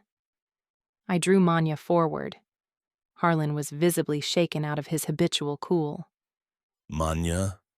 Hello, Mr. Knox. How many times have I asked you to call me Harlan, you old hag? As many times as I've denied you the honor, you simple-minded Mudak. I vaguely recalled that this particular insult meant moron, or something similar, but the teasing way they spoke and the sly smile on Manya's face contradicted the offensive slurs. I've missed you, Manya. Harlan seized her in a bone-crushing hug. Manya, are you blushing? I asked when he released her.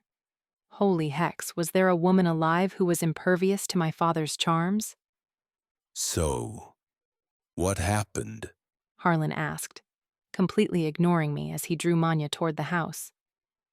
Did Alditha ask you to heat the okroshka again? Sawyer gave me a curious look as we fell into step behind them. It's a summer soup, served cold. He sniggered. It's not that funny. It's pretty funny. Harlan led us through a side door, into a gargantuan kitchen that took up about a quarter of the entire bottom floor. Sleek silver appliances adorned every gleaming surface, all state-of-the-art. Most looked as though they'd never even been used. We're still settling in, Harlan explained. And as luck would have it, I haven't found a chef yet. Does he even need one? Sawyer whispered. It's not that hard to crack open a bottle of synth. Harlan cast him a warning look before turning back to Manya. I host meetings at least 3 times a week, and we often have guests over the weekends. It'd be a lot of cooking, but I'd be happy to let you pick out the menus. I call foul, I muttered, but I had to admire his smooth talking. Alditha had denied Manya that right for years. Harlan knew exactly which buttons to press to swing things in his favor. You would also have full authority to hire any staff you might need. We do have a housekeeper and a groundsman who handle the rest, but the kitchen would be your domain. Manya, of course, was in heaven. Malishka, what do you think? I think you should push for a raise while you're at it. Chapter 32. Harlan insisted we stay while Manya got settled. He'd offered her one of the upstairs bedrooms, but that level of luxury was too much for her to bear, so he'd shown her to a row of pretty cottages at the back of the property, where she'd got sucked into a conversation with her new neighbor, the housekeeper Harlan had mentioned, who was, surprisingly, not an orc. Shifter. Sawyer whispered in my ear as we walked back to the house with Harlan. A true were. Feline, judging by the smell. Feline? You mean she turns into a cat? Probably something a bit more impressive than your average house cat. Tiger, perhaps. Or a cougar. Jaguar, Harlan corrected. Of course he'd been eavesdropping. Witchborn. She was cast out of her shadow a few years ago and came to me looking for work. Her shadow? Her group, her family. I frowned. The collective noun for jaguars is shadow? Harlan gave me a look I knew well. Grayer. No, I mean, it's just, I never knew that. I did, said Sawyer. You did not. You're right. I didn't. Thought it was a prowl. A common mistake, Harlan nodded sagely, while I wondered if I'd fallen into some sort of alternate universe. We were almost back at the house. What do you call a group of lycanthropes? I asked, curious. The atmosphere cooled slightly. Nothing. Sawyer replied briskly, walking inside. I gaped after him, baffled. What did I say? Forget it, my father said. The boy's just being sensitive. It dawned on me then that there wasn't one. No collective noun existed because a group of lycanthropes didn't exist. Notorious loners, word for word from Alditha's books. Oh. Yeah, I wouldn't let it worry you. I cleared my throat. Now that I had him alone, I felt safe to ask. How are things going with the wyvern? Has Logan been any help? Just speaking her name reminded me how long it had been since I'd last seen her, and how much I missed her company. When this was over, I was treating her to a girls' weekend in the mountains. There would be romantic comedies and vodka. Lots of vodka. She's been incredible, Harlan replied. She figured out that the illusion of freedom is almost as powerful as freedom itself. I don't follow. He looked toward the house. I'm sure he'll be okay on his own for a while. Come with me, there's something I want to show you. I followed him around the house and down a winding path that began at the edge of the lawn and meandered through trees and unkept grass. Where are we going? I grumbled, as ivy snagged at my legs and the overhead canopy blotted out the moonlight. Surely we've reached the perimeter? Not yet. The clan owns every plot bordering the house. It ensures the occupant's privacy and makes it easier to secure. It's undeveloped, as you can tell, and isolated enough. Isolated enough for what? For that. He raised a hand to point as we emerged from the trees. A single structure, big as a warehouse, had been erected on a hastily cleared stretch of land. It must have been constructed in a hurry, judging by the fallen trees which still littered the ground around it. There was no need to ask what it housed. There was only one reason my father would build such a monstrosity in the middle of the woods. You brought it home? I had no choice. The council couldn't come up with any ideas, and the grain silo was a security risk. Too many people coming and going. How are you keeping it contained in there? He grinned. A single ankle shackle. What? That's the beauty of it. Turns out the beast has a weakness. It's allergic to iron. I curled my lip in disgust. And your solution was to manacle iron to its leg?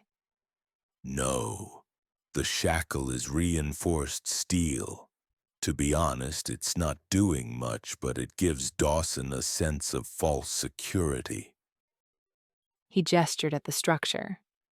We used iron in the reinforcing, ceiling included. The wyvern won't go near it. It has enough space to move around, he added quickly. But he stays away from the walls. And Logan came up with this? It took her a while, and the screams ruptured her eardrums twice more, even with plugs. But yeah, the iron was her idea. I made a mental note to call Logan the second I got home.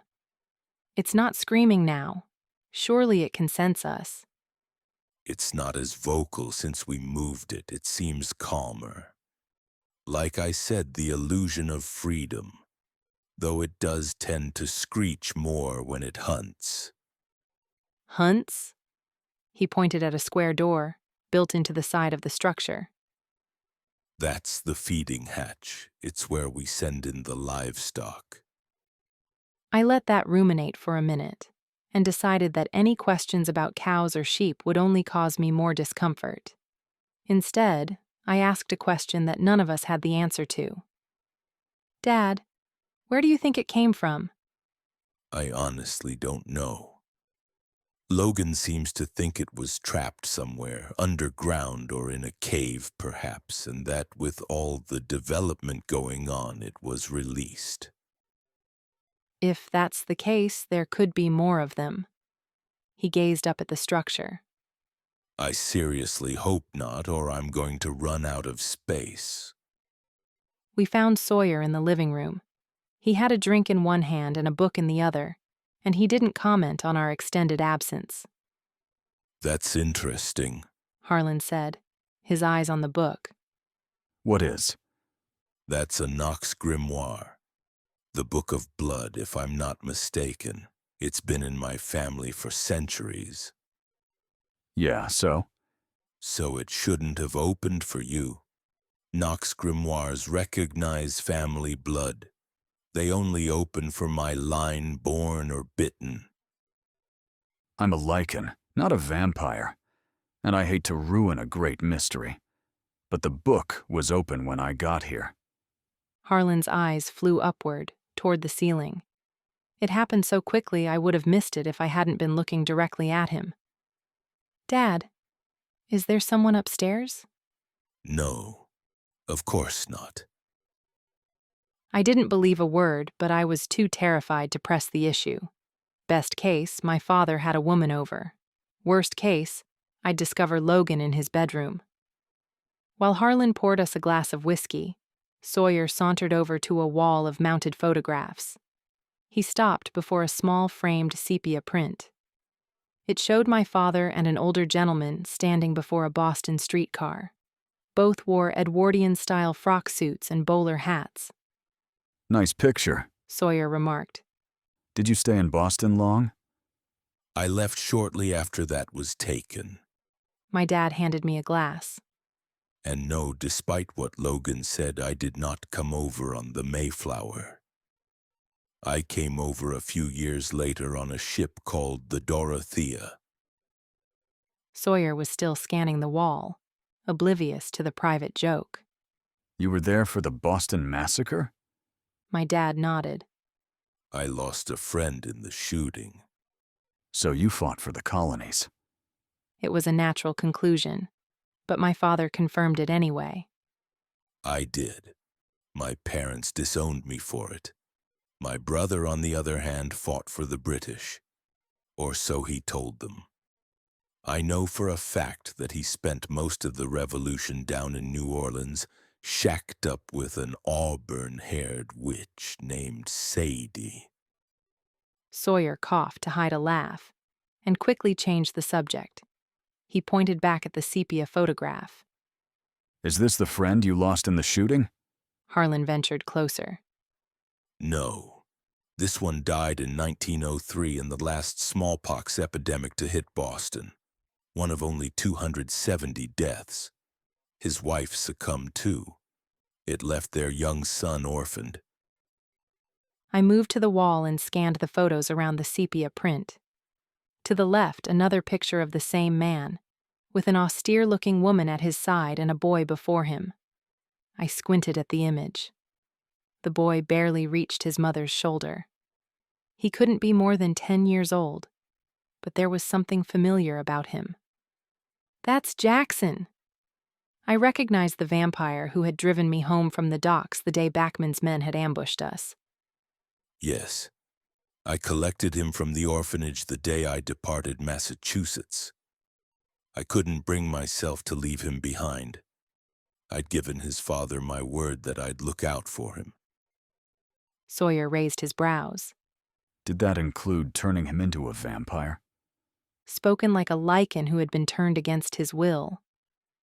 Fortunately, Harlan seemed to understand where Sawyer's anger was coming from. I raised him as a human until he was old enough to decide for himself what he wanted. No wonder Jackson had defended my father's character. He'd witnessed his magnanimity firsthand. We continued to browse the photographs until Manya joined us a short time later. Sorry it took me so long. Leandra insisted I stay for a cup of tea. She really is quite a remarkable woman. Did you know her son, Ford, is only a year older than you are, grayer? In fact, I think they visited the house once. You couldn't have been older than 4. Do you remember? I shook my head. I don't. I'm sorry. Never mind. You'll meet him soon enough. She smiled at me, glanced around, suddenly realized she was at a complete loss as to what to do, and started straightening the cushions on the sofa. Leave that. Harlan barked. You're not even on the clock yet. Tonight you're my guest, Manya. Now what can I get you to drink? It took a little coaxing, but eventually she consented to a small glass of sweet sherry. I sat beside her on the sofa while she sipped at it.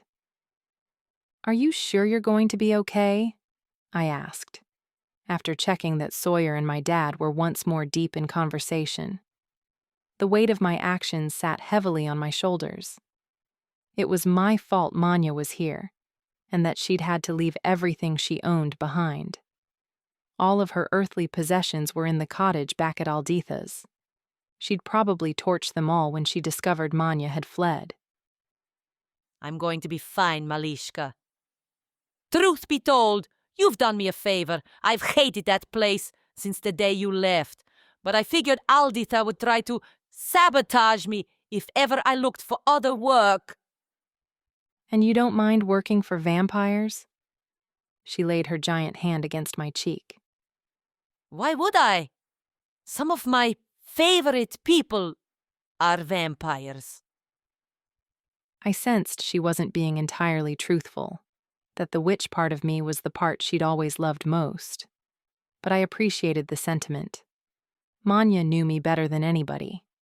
She sensed I was changing, and she was letting me know she was okay with it. I promise I'll come and visit more now. You better. A daughter is always welcome in her father's house. Isn't that right, Mudak? If you're going to be working for me, I think we should stick with Harlan if you don't mind. Harlan replied in a gruff voice, but I noticed that he didn't contradict her. Chapter 33. I tried to apologize for my insensitive comment when we were back in the car, but Sawyer brushed it off. I behaved like an ass. I guess being around you and your family just got under my skin. My family is the most dysfunctional on the planet, I pointed out. Not just your father. Manya, Maven, even Silas. They're your people, you know. Have you ever gone back to visit your parents? Once or twice. They don't understand why I can't stay. But you could stay. You've learned how to master your shifting. That's not the only reason I can't go home yet. It reminded me of what I'd overheard between him and Crank.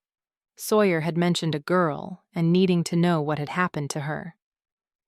You have some secret mission you need to accomplish? Other than our mutual cause, obviously. His hands tightened on the wheel. You could say that. I'd be happy to help you, you know. After all this is over, do whatever it is that you need to do to feel ready to go home. Thanks, he said grudgingly.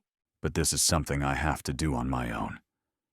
I tried to find a way to bring it up again, to glean more information, but he changed the subject. Your old man is quite something. Is there any particular reason you're so tense around him? It's a long story. It's a long drive. I rested my head back against the headrest. We don't have a typical father-daughter relationship. Harlan left shortly after I was born, and we haven't seen much of each other since. Yeah, I get that. But do any vampires have typical parent-daughter relationships? I was raised a witch. My mother's side. Ah, a bit more family-oriented then. I laughed. Actually, no. He listened while I relayed my life history. It took less than 10 minutes. How did you meet Maven? Through an old school friend. It was just after I turned 21. I'd only been working for Nate for a few weeks, on a temporary basis, so I was still doing some private work to make ends meet. Maven had a small IT issue and she recommended me. He smiled in the dark. Not very romantic, I know. Romance is overrated. A condition suffered only by fools and women. I slapped his arm. Is that your official opinion? I saw it on a bumper sticker once. He took a left turn. What about Silas? He was probing now, his tone light, but his body language gave him away. Silas has been around forever. Maven kind of adopted him when he was very young. There's nothing Silas wouldn't do for him. Or for you, I'd imagine. Imagination is a condition suffered only by fools and men, I said. You're saying Silas wouldn't do the same for you? Let's just say if I wasn't with Maven, Silas wouldn't piss on my head if my hair was on fire. Maven's BMW was parked in the garage when we pulled in. I guess they're home, I said, stifling a yawn as I tapped the hood. I opened the door which led to the kitchen and froze. Sawyer smelled it too. A mix of ammonia and rusted metal. It smelled like death. Magic hung in the air, along with something else, something dark and forbidding, as though chaos itself had been unleashed through the house and settled like dust into the cracks. Maven! I rushed inside, panicked. Hey, you're back. He sauntered out of the living room, a half-full glass of blood in his hand. He'd removed his jacket and tie. He looked completely at ease. Can't you smell that? A small frown drew his brows inward, and it occurred to me that although I'd retracted my fangs, my senses were still heightened. Smell what? My skin crawled as the dark presence skittered over it.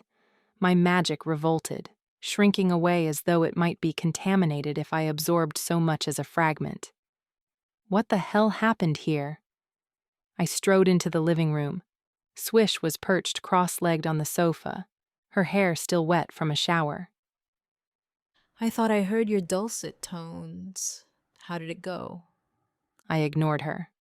Crank? Sawyer had entered the room behind me, and he'd immediately noticed the dwarf, slumped in the chair, his face deathly pale beneath beads of sweat. Even his beard looked ashen, as though some of the red had been leached out of it. I crouched down on his other side opposite Sawyer. I'm fine, boy, he managed to croak. Just a bit under the weather. Sawyer's face was granite made living. You're not fine. He set his sights on Maven, a storm brewing in his eyes. You bastard. You think this is worth it? Look at the state of him. Maven was struggling to maintain his facade of innocence. Do I think what is worth it exactly? Sawyer waited a beat too long. Whatever the hell you made him do while we were gone. I have no idea what you're talking about. Swish and I were out of the house. We only just arrived back a few minutes ago. Something niggled at the back of my mind. He was lying. I knew it as sure as I knew my own name. It was my fault, Crank insisted. He raised himself to a seated position and gave us a reassuring smile. I took the liberty of attempting one of Swish's spells while you were gone. You'd think a dwarf of my age would know better than to mess with a vampire grimoire, but there, ye have it. Maven forced a smile. Well, that explains that then. Crank didn't let it go that easily. Sawyer, I think you owe Maven an apology. From where I was standing, I was the only one who noticed the pleading look the dwarf gave the shifter. Do it, I mouthed, suddenly terrified for their safety. Whatever had happened here tonight, it had caused a seismic shift in our amicable home. Sawyer dropped his head. When he raised it, his eyes had lost some of their madness. He got to his feet. It seems I was mistaken. Maven's face gave nothing away. That's not much of an apology, but I guess it'll have to do. Grayer, why don't you tell us about your evening? I felt only passionate relief and dived right in.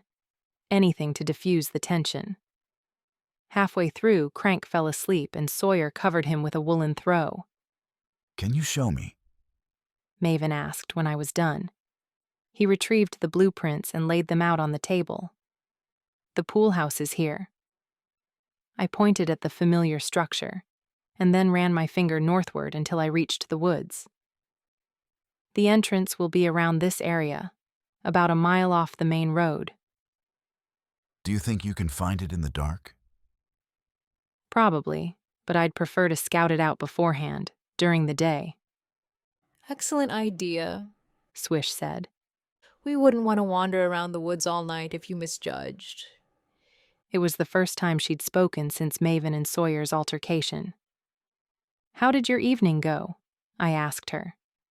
Did you go anywhere interesting? Unmistakably, she glanced at Maven.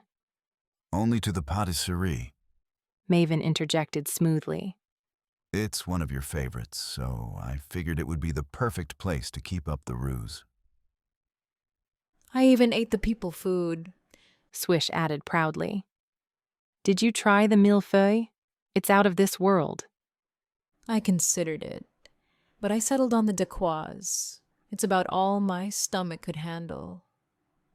I smiled at her indulgently. Swish was a beautiful liar. While Maven and Sawyer, seemingly having put their disagreement behind them, discussed reconnaissance of the woods the following day, I listened with only half an ear. I knew without a doubt that Maven and Swish hadn't been anywhere near the patisserie that night. They'd been here with Crank, doing something terrible enough to leave a scented scar through the house. I just didn't know how to prove it. It was only once I'd gone to bed and was drifting off to sleep that I remembered. When I'd touched the hood of Maven's car, it had been ice cold. Chapter 34. Trudging through the woods beyond Alditha's property the next morning, I couldn't shake the feeling of unease that had been building since the night before. Something was going on. Something it seemed only I was oblivious to. It was as though, despite our common goal, every person living in the house had their own hidden agenda. Maven drew closer, taking my hand in his. You've been awfully quiet this morning. I'm just thinking. He waited for me to elaborate, but I'd fallen silent. Am I supposed to guess? It was difficult to find words that wouldn't sound like a blatant accusation. Maven, what are you going to do if we can't find an antidote? Say we fail and we don't manage to steal the toxin, or say we do get hold of it, but you can't break down the components. What happens then? We'd reached an incline and he turned to help me over a cluster of rocks. I honestly hadn't thought that far. I didn't buy it. You're always at least 3 moves ahead. You don't really expect me to believe you don't have a plan B? Or a plan C, for that matter? Nothing set in stone.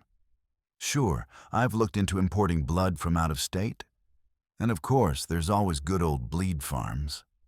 I'm joking, Grayer. He rushed to reassure me after spotting my horrified expression. The bottom line is, we have alternatives, if it comes to that. But I don't think it will. I'm confident our plan will work. I hope you're right. I'm almost always right. Have a little faith, love. Grayer? Sawyer called. We should be nearing the entrance. Does anything look familiar? Sometime today would be great, Swish added. It's going to take an army to scrape all this mud off my boots. I told you to stay home. Maven said. It won't take all 4 of us to find it. It was this, or listen to a play-by-play of every chat Crank logs today.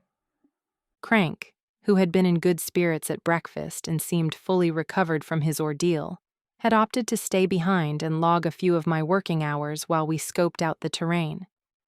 I did a quick sweep of the area and found the red cedar that Manya had mentioned. There, that copse of trees down there. The entrance should be somewhere inside it.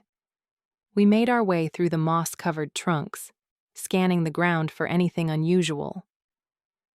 I hate Seattle winters, Swish whined. As soon as this is over, I'm heading somewhere tropical. Barbados is glorious this time of year.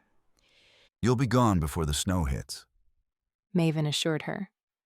Though it'd be a shame to miss Winterfest. Swish shuddered. All those screaming kids and the stench of eggnog for weeks on end? No thanks. I'll take pretty tourists and extra Bloody Marys any day. Sawyer sniffed the entrance out first. A set of wooden storm doors, covered with foliage. They opened to reveal steps leading under the ground. Should we go in? I asked. Sawyer shook his head. I don't think that's wise. Not while your grandmother is in residence. I'd hate to meet her coming the opposite way. You'll be able to find this in the dark? Maven asked. The lichen nodded, secured the doors, and brushed them back over with greenery. Then I guess we got what we came for. Swish was already stomping back in the direction of the car. Back home, Crank happily informed me that he'd managed to double my productivity at work. Nate had even acknowledged my efforts with an email. Though to be fair, it was more a criticism of past performance than praise of the current. You need to slow down, Crank. You're setting the bar too high. How am I supposed to keep it up when you're gone? I winked to show I was teasing. Sawyer stuck his head through the doorway. There you are. Meet me in the gym in 20 minutes. I thought we were taking the day off. I grumbled, but I knew better than to try to get out of it. With only a week left, we were running out of time. As I pulled on my sweats, I noticed how my body had changed, lean muscle visible even when I wasn't flexing. I felt stronger too, less like a victim, even less like a witch. Before heading to the gym, I checked on Richard. He was in capuchin form, playing solitaire on an old iPad Crank had rustled up for him a few days ago. An empty pizza box lay open on the table, 8 crescent crusts piled in the middle. I'm going to have a word with Irina about your eating habits. You know gluten makes you bloat. He scowled. And it makes you grumpy, I added fondly. When I bent down to scratch his head, the whiff of stale Guinness nearly knocked me out. Next week you're going cold turkey, I told him. Once we're back home, all of this stops. No screens, no booze. And I'll make all of this up to you, I promise. I'll do all the cooking for a month. I'll even let you win at Monopoly. He didn't even bother to raise his head to acknowledge he'd heard me. Sawyer had me do 20 minutes on the treadmill to warm up. I could run almost 3 miles in that time, unless he set the machine on an incline. Are we going to talk about what happened last night? I asked. It was the first time we had been alone since his altercation with Maven the previous evening. They'd been prickly with each other all morning, but otherwise acting as though nothing had happened. It seemed to be a common theme in the house. Sawyer attempted to shut down the conversation before it could get started. I don't think that would be wise, all things considered. What do you think really happened? We know what happened. We know what they told us, I corrected. And I think we both know it wasn't the truth. There's no way Crank attempted old magic on his own. He upped the incline, hoping that I'd run out of breath. Sawyer, I need to know what you know. I don't know anything. So you're going to lie to me too? He increased the incline again. I don't owe you anything. I leaped off the treadmill. Your mood swings are starting to give me whiplash. I'm a part of this team, just like everyone else, and yet I feel like the only one who's being kept in the dark. He killed the program, and the belt slowly came to a halt. That's something you need to sort out with Maven. I opened my mouth to retort, but the words got tangled up on my tongue. He was right. Maven was the one who owed me an explanation, but I wasn't sure he'd give me one. I'm afraid to ask, I admitted. Maven's never kept secrets from me before. Oh, come on, Grayer. Surely you're not that naive. He turned away in disgust, pulling weights from the rack and lining them up on the floor. You think Maven's been keeping things from me? Before now?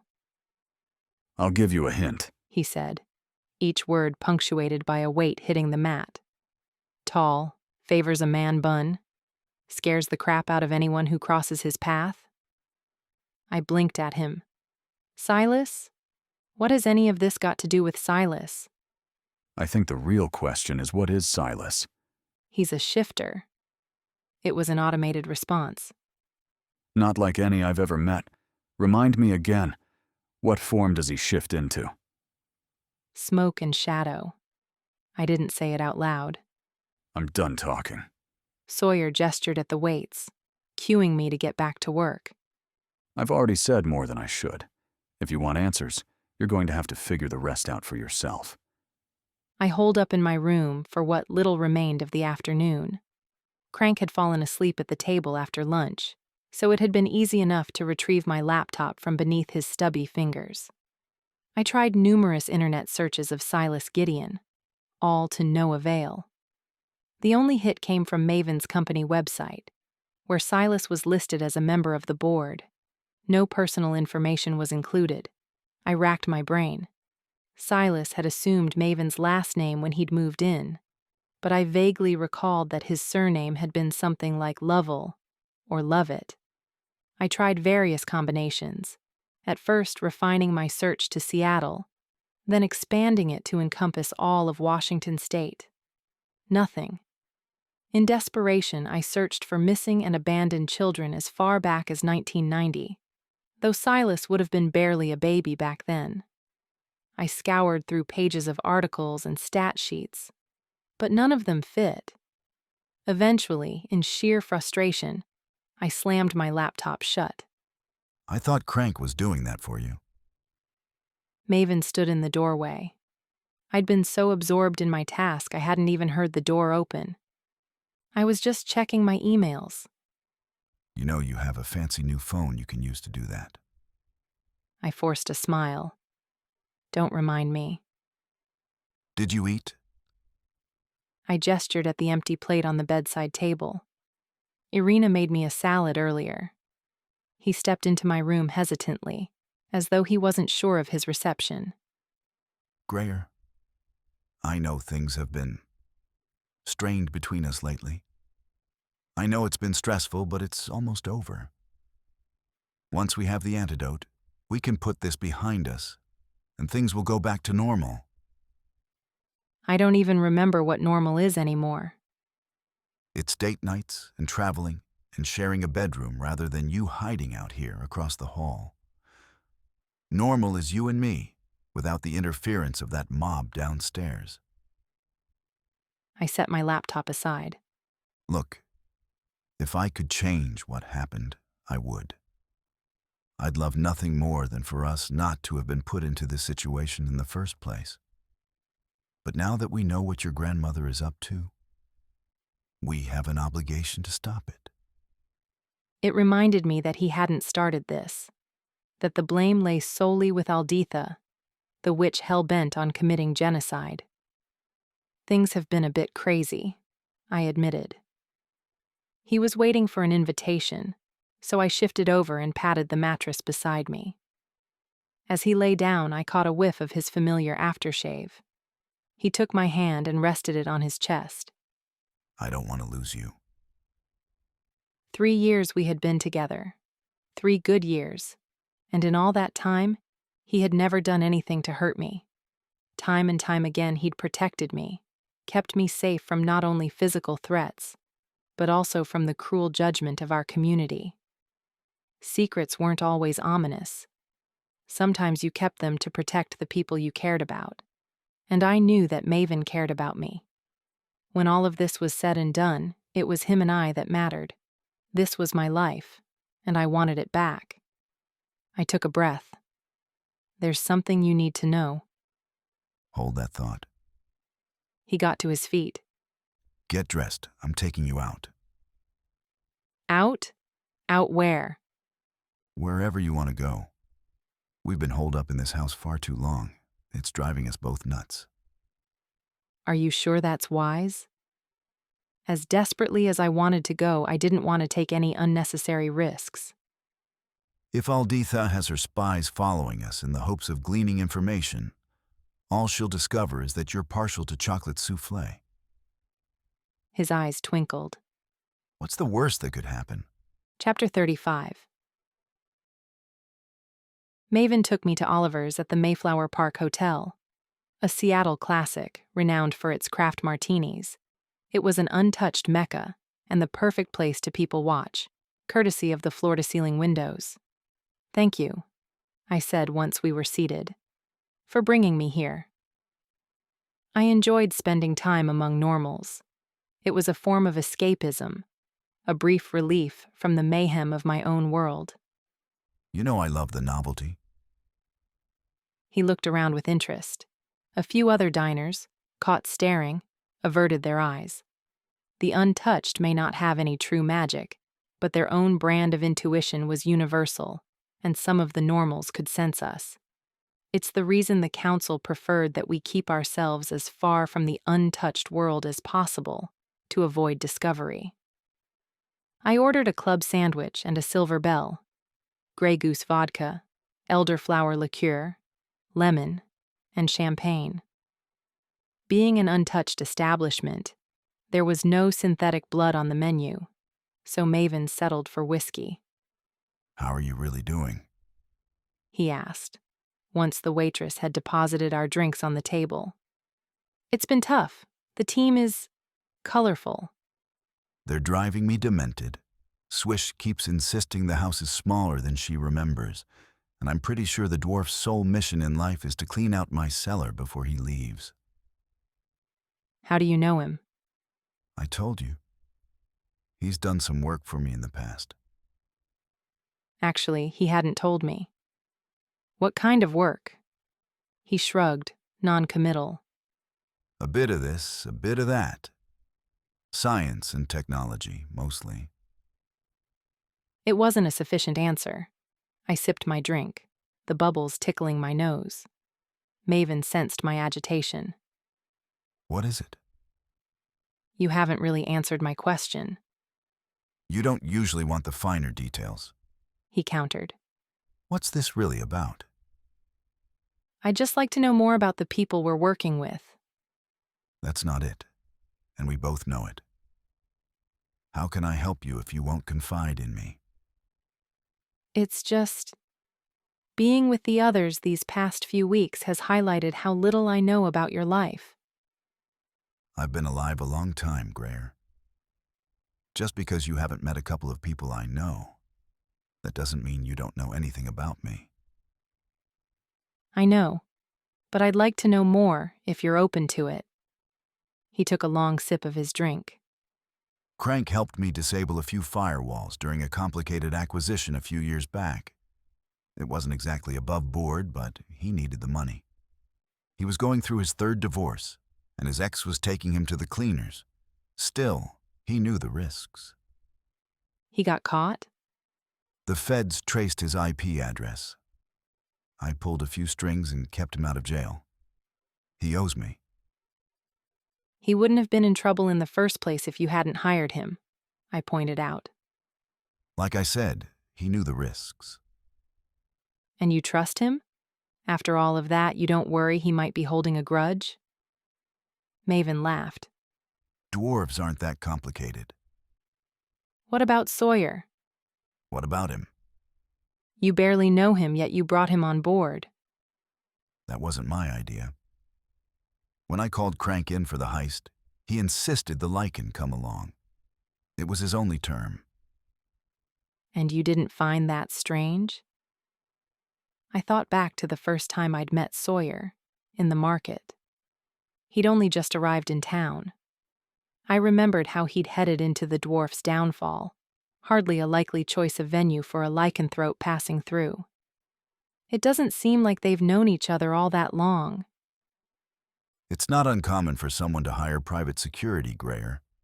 I have a team of them. So does your father. And as for Sawyer, so far, he's proved himself useful. I have no reason to distrust him. Unless there's something you know that I don't." The waitress arrived with my sandwich. "You folks need anything else?" she asked. "No, that'll be all for now," Maven said.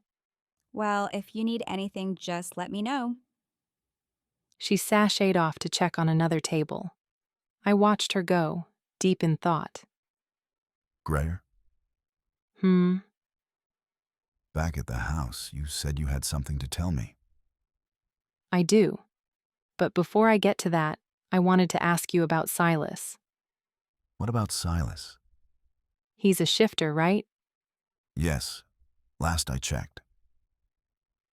The thing is, I've never heard of a shifter like him, not even in Alditha's books. Shifting isn't a science. There are no rules. Some are limited to only one form. Others are able to take multiple forms. Richard is the perfect example. Richard is a mimic. He imitates what he sees. Silas, on the other hand, well, he doesn't shift into anything. He becomes... I trailed off, unable to find the right words. Nothing? Maven suggested. Exactly. Silas's is a rare gift. I'll be the first to admit it. But it's part of who he is. You of all people should know that being different doesn't define who you are. I get that. But surely you had questions when you first met. You must have wondered. I did. But I didn't think prying would get me anywhere. Silas was so young, and he was confused and frightened. I couldn't imagine Silas ever being afraid, but I kept my thoughts to myself as Maven continued. His own parents abandoned him. I didn't have the heart to make things any more difficult. You never tried to find them? Why would I? Curiosity? It's what I would have done. He smiled. I didn't feel the need.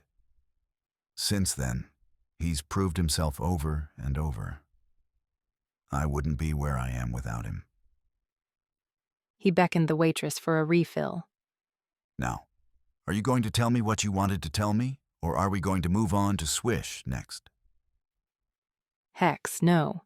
It would put me off my sandwich. I took a bite and chewed slowly, wondering how best to broach the subject. Sawyer is up to something, I said eventually. He has ulterior motives for being in the house. He needs something from you. Information. I'm not sure what it is, but it has something to do with a woman, and finding out what happened to her. I watched his face carefully for any signs of recognition, but he seemed genuinely puzzled. And you know this how? I overheard him and Crank talking a few mornings ago. And you're only telling me this now? I didn't think it was that big a deal, I lied. And I figured it would be best for everyone if we kept the peace. Do you have any idea what he could be after? I have no idea. You didn't hear anything else? No. It was a short conversation, but Crank would know. Maybe you could ask him. I think it would be best if we kept this to ourselves for now. At least until after the heist. In the meantime, I'll run a full background check, see what I can dig up. I nodded, but I was still concerned. Don't worry about it. It's probably nothing. For all we know, Sawyer needs help tracking down an old girlfriend who was wise enough to realize she deserved better. Now, can we please stop talking about everyone else and focus on us? We're supposed to be on a date, remember? Not unless you order that soufflé you promised me. Deal. He raised his hand to signal the waitress. So, have you got any big plans this weekend?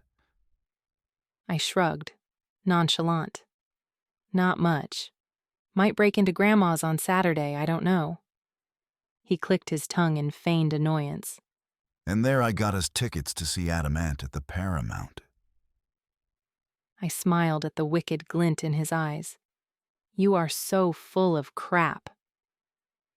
Yeah, but you love it. Chapter 36. Considering I'd told Maven what I'd overheard between Crank and Sawyer, I was surprised when he asked me to accompany the Lycan on the supply run the day before Samhain. All week I'd avoided Sawyer, and I'd barely met his eyes during training. Maven told me to act as though nothing had changed, but it was harder than I'd expected. As we headed southeast, Sawyer's ancient truck emitting a cloud of noxious smoke behind us, I passed the time by staring out of my window. A woman wearing a pair of espadrilles chased a young girl on a pink bicycle, white streamers billowing from the handlebars. My kid's sister had a bike exactly like that. Sawyer mused. You have a sister? Yeah. Her name is Lily. She's a bit too grown up for streamers now. She turned 21 last month. I got her an ATV. It's not pink, though. Did she have a party to celebrate? Yep. Much to my father's dismay. He says it's all boys and Billie Eilish these days. Makes me almost relieved I didn't have to endure it. You didn't go? No. Why not? Lily's sensitive. Every time I go back to see them, it knocks her for a loop when I leave. I figured she'd enjoy herself more without the emotional roller coaster. My dubious look didn't go unnoticed. You disagree? You sent her a gift. She would have been thinking of you anyway. I'm sure she would have been happier if you'd delivered it yourself. He honestly looked as though the thought hadn't occurred to him. Maybe. Where are we going exactly? I asked as we entered the seedier side of Rainier Valley.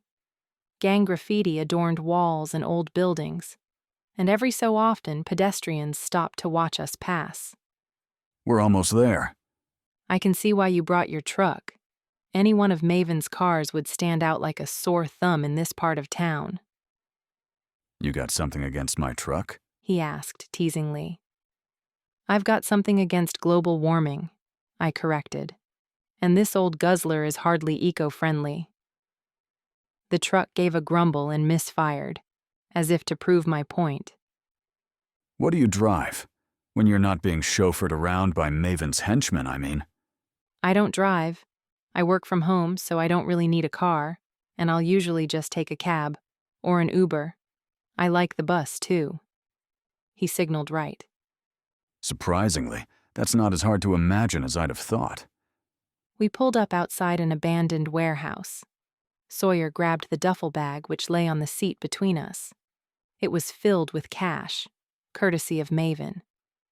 This looks like a promising place to die, I chirped as Sawyer led me inside.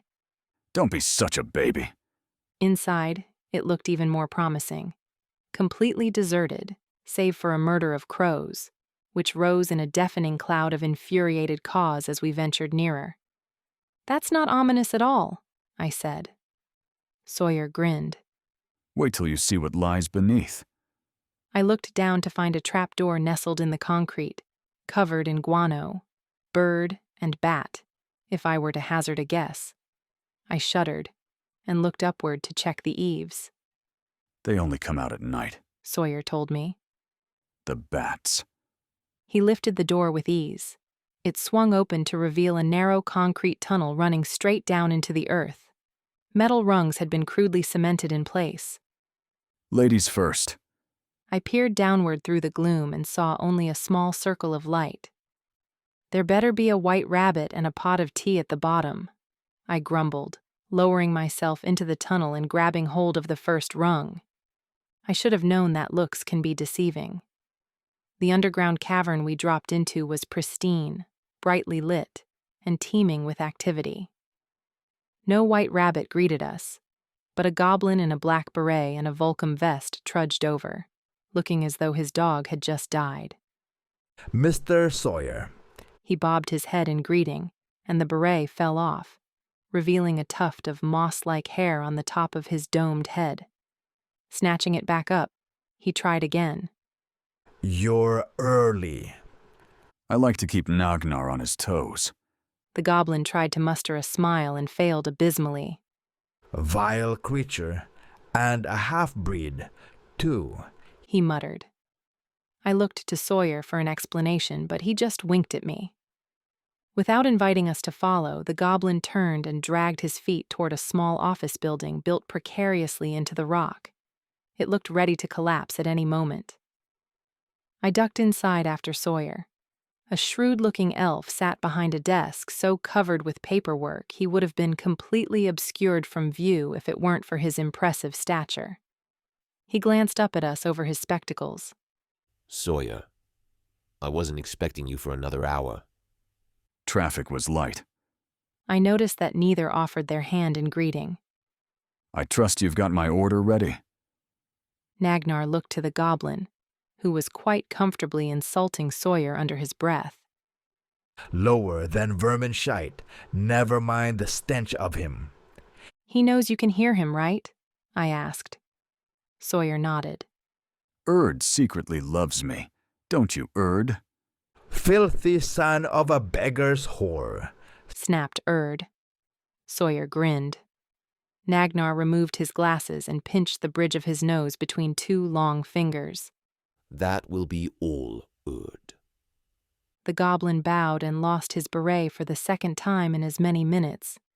Nice hat, Sawyer called as Erd disappeared back outside. Goblins. Nagnar sighed. I cursed the day I promised his mother I'd take care of him. He's a menace. Nonsense. Erd's delightful. I think he made a lot of sense, I agreed. The elf seemed to notice me for the first time. And who are you? Nagnar. This is Grayer. Grayer. Nagnar. Nagnar is the most illustrious supplier of illegal weaponry in the Pacific Northwest. No need to advertise it, Nagnar grumbled. Forgetting myself, I held out my hand. It's nice to meet you. Nagnar looked at it as if my skin was laced with poison oak. Elves, like vampires, believed they were a superior species to, well, all others. Have you got my payment? Nagnar asked Sawyer, who clapped a hand to the duffel bag. Cold, hard cash, as promised. Nagnar led us to an enormous stash of weapons and electronic equipment, most of which I couldn't identify. How do you propose we get all of that up that shaft? I asked. Nagnar narrowed his eyes. You brought her through the top? I thought she'd appreciate the scenic route. I couldn't believe he'd done all of that just to mess with me.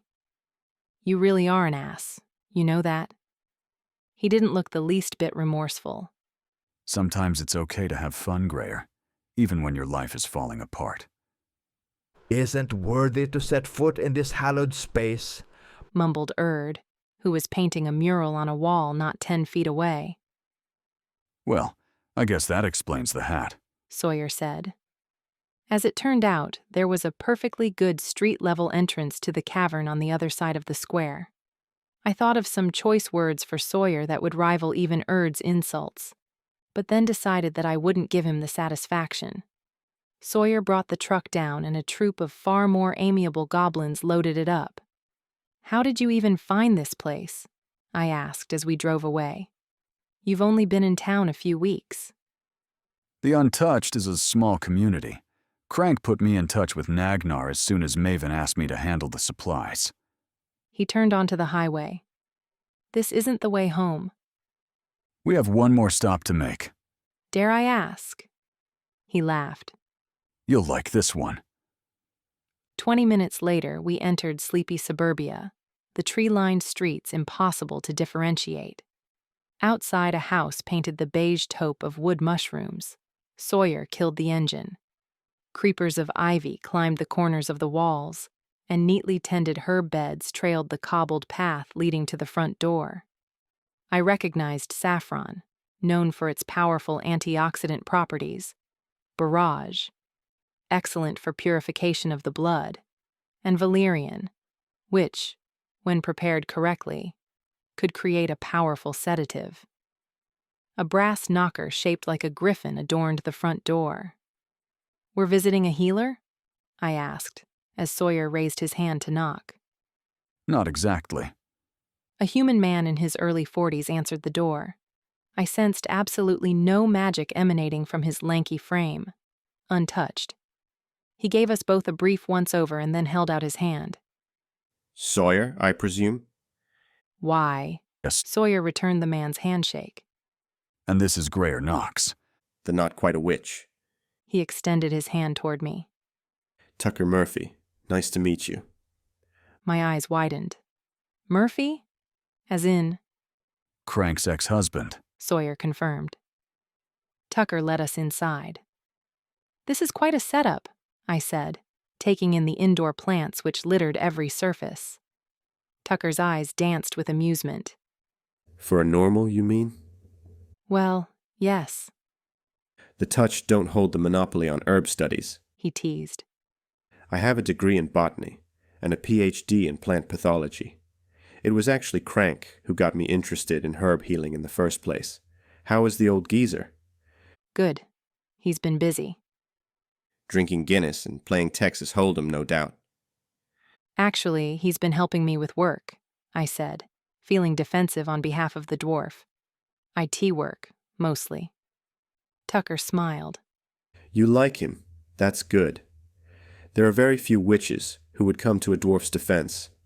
Vampires either, for that matter. He added for good measure.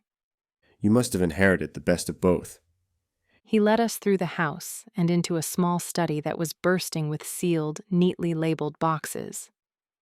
He hasn't been around for months, so I took the liberty of packing his things. Tucker explained. This is all Crank's stuff, and you've kept it? I vaguely recalled that Crank had been divorced for years, from his last wife. His marriage to Tucker must have ended a decade ago at least. What else would I do with it? I don't know. Throw it out? Why on earth would I do that? Isn't that what exes do? He laughed. That's what women do. I didn't dissolve my marriage because I disliked my husband. I dissolved it because Crank was already married to his first love, science, and because he was running up debt faster than we could pay it off. Legally, I would have been liable for half. You still love him? It was a statement, not a question. Tucker sighed. Not in the way that you think, though I did warn him not to marry the woman who came after me. I knew from the moment I met her she was trouble. Took him for half of everything when she left. He gestured at the mountain of boxes. It's why he kept this stuff here.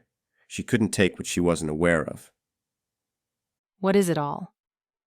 A few family heirlooms, some unlicensed artifacts, but gadgets mostly, self-crafted. A lot of patents are pending, but Crank doesn't seem to be able to finish what he starts. That, or he's afraid that once they're made public, his designs would be too easily copied. He lifted a box from the top of the stack, searched for a place to put it, and, finding none, dumped it in Sawyer's arms. Hold that. A few boxes later, by the time he found the one he was looking for at the bottom of the pile, Sawyer had disappeared behind a stack of stuffed cardboard. Just set those back. Tucker told him. In a neat pile, if you will. I followed him out of the room while Sawyer tried not to drop everything. We sat in the living room while Tucker went through the box. Thanks for the help. Sawyer grumbled at me when he joined us. You seem to have it under control. I was distracted, watching as Tucker withdrew unidentifiable gadgets and gizmos from the box. A few schematics, neatly rolled and secured with rubber bands. A stuffed teddy bear wearing a onesie decorated with 4-leaf clovers, and an ornate pendant containing a moonstone the size of an apricot followed suit. That was a gift from the Maluna Pack down in New Orleans, Tucker explained proudly. The Alpha owed Crank a favor, something about his daughter getting herself into trouble at school. Crank hacked the school's records and changed her transcripts so she could get into college. He smiled fondly at the memory before continuing to burrow.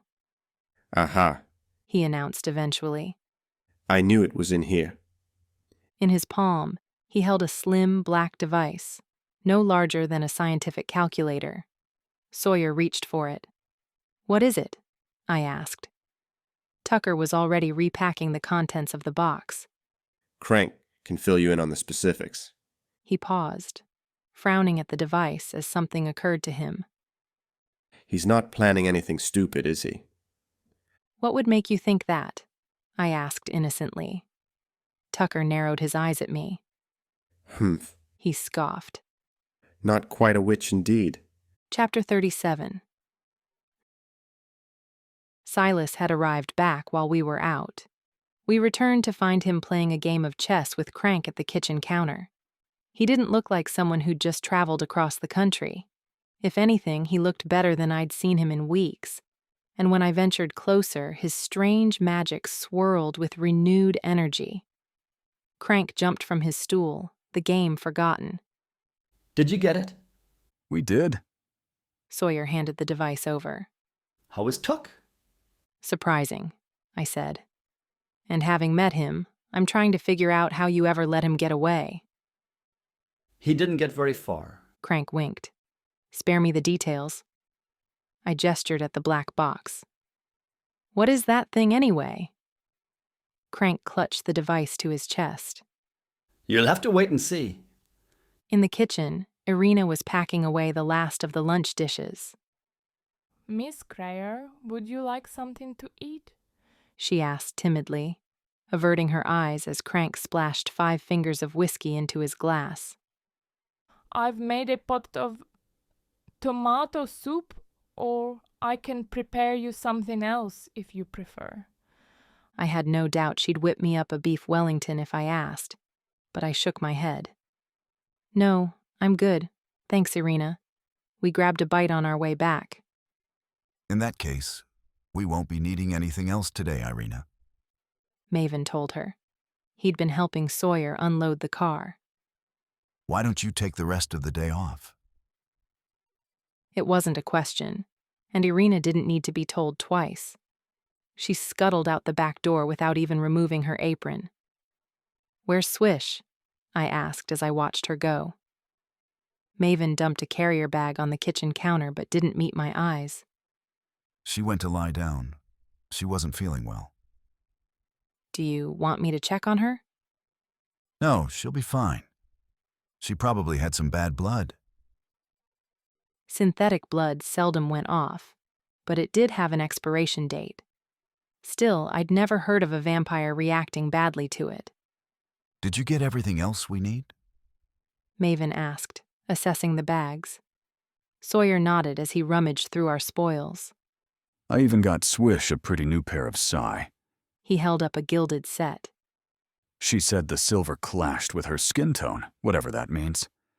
It means she's an idiot, I said, but I couldn't summon enough hostility to make the insult pop. Do you think she'll be okay by tomorrow? Without a shadow of a doubt. Maven sounded wildly confident, but passing Swish's room a while later, I could have sworn I heard her throwing up. Much later, after everyone had retired to bed, I lay awake in my room, tossing and turning. I was a ball of nerves, the thought that in less than 24 hours we'd be breaking into Alditha's house hardly settling. Abandoning sleep, I threw on a gown and headed downstairs to the kitchen, letting the light from the hall guide my way. I'd just made myself a cup of tea when Silas walked in, catching me completely unaware. He wore black pants and a gray silk shirt, open at the collar. I wondered if he even owned a pair of pajamas. It wasn't long before it dawned on me that I was the reason he was here, prowling the dim-lit house at this time of night. You can't sleep either? I asked. He switched on the light. Actually, I wanted to talk to you. I blinked as my eyes adjusted. In the 3 years I'd known him, Silas had never once sought me out to have a conversation. Maven must have snitched. Sure, what's up? Maven mentioned that you had questions about me and my upbringing. I figured it would be best to take the bull by the horns. Okay. I also wanted to set your mind at ease. He took a seat at the counter and gestured at the chess set. Why don't we have a game while we talk? You've known me long enough to know I'm not very good. I could teach you a few tricks. Besides, practice makes perfect. I pulled a stool around the counter to sit opposite him. He clasped a pawn in each hand and held them out, fists closed. A bit obvious, Silas, I teased, choosing his right hand, where I knew the white pawn was hidden. Silas uncurled his fist. Black. Nothing is ever obvious, he said. He set up the board, wordlessly, and then made his opening move. There are only a few ways to open, I prefer the French defense, as you probably know. Maven calls it predictable, but I prefer to play to my strengths. Once the game is in play, though, the possible moves increase exponentially, and with infinite paths, the window for error grows infinitely wider. I only need to make one mistake for you to swing the game in your favor. But how will I know if you've made a mistake? His black eyes glittered. You need to be paying attention. We played for only a few minutes in silence before Silas took my queen. Even I could see that there was no way I'd ever win. I tipped my king over in surrender. I concede. He nodded and started to reposition the board. When he spoke again, it became apparent that we had reached the crux of why he had sought me out in the first place. My shifting is an anomaly, he said softly. It's rare, even in our world, and my parents couldn't understand or accept it. That's why they abandoned me. Were they shifters too? No, they were untouched, about as mundane as they come. In a moment of weakness, my mother confessed I'd first shifted just days after birth. Not fully, I'd imagine, but an infant bleeding shadows would frighten anyone who hadn't been exposed to our world. I didn't want to feel sorry for Silas. Have you ever wished you could be like everyone else? Blend into the crowd? I accepted what I am a long time ago. He gave me a long look. You're an anomaly, too. The infamous hybrid, half vampire, half witch. The first in recorded history, as far as anyone knows. What? You didn't know? He smiled at my confounded expression. Your magic is just as much an anomaly as mine, Greyer. Unprecedented and inexplicable. But being different isn't a curse. It's a gift. He'd opened up without giving anything away. I wanted to ask more about his upbringing, his family, but wasn't sure how to go back to the beginning. Lovac, Silas said. My head jerked up. My surname was Lovac. It's not much, but it should give you somewhere to start, if you're that determined to find answers. I swallowed down the lump that had lodged in my throat. Can you read my mind, Silas? No, but I can read your browser history. He didn't even apologize for prying. I can't tell you much else other than that my parents' names were Henry and Sandra, and they lived in Tacoma, about an hour's train ride from here. The past tense wasn't lost on me. Lived?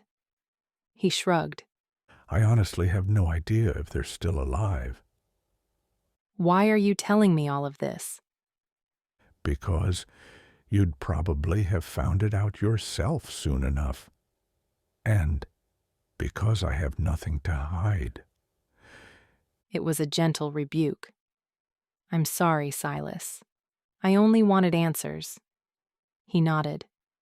If you want to dig into my past, Greyer, that's your call.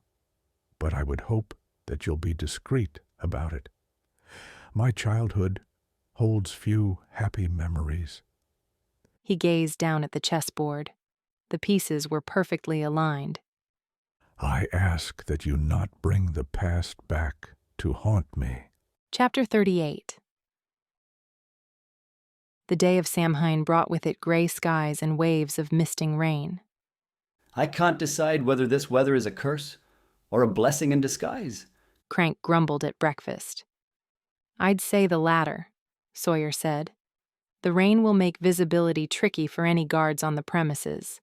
It'll give us better cover, make it easier to get in and out without being seen. I licked maple syrup off my spoon. Plus, there's the added bonus that will drip water all over Alditha's Persian carpets. Well, I think it's a disaster. We turned to find Swish descending the stairs. She looked slightly paler than usual, but was well enough to have applied about 60 perfect coats of mascara to her already overlong lashes. Might I remind you that I'm about to ruin another perfectly good pair of Louboutins hiking through all that mud? I'm glad to see you're feeling better. We missed you at dinner last night. Want a waffle? She gagged. No to the waffle, then? Grayer, I'm not in the mood. Sawyer was consulting a sheet of handwritten notes that looked more like a spider's graveyard than a cohesive mission plan. It was a wonder he could read his own untidy scrawl. You should have been a doctor, Swish said, peering over his shoulder. Sawyer ignored her, focusing on me instead. What time will Alditha leave for the subrealm? I narrated while I did the mental math. Festivities usually begin around 4, but the preliminaries are geared toward lowborns, house orcs, goblins, and the like.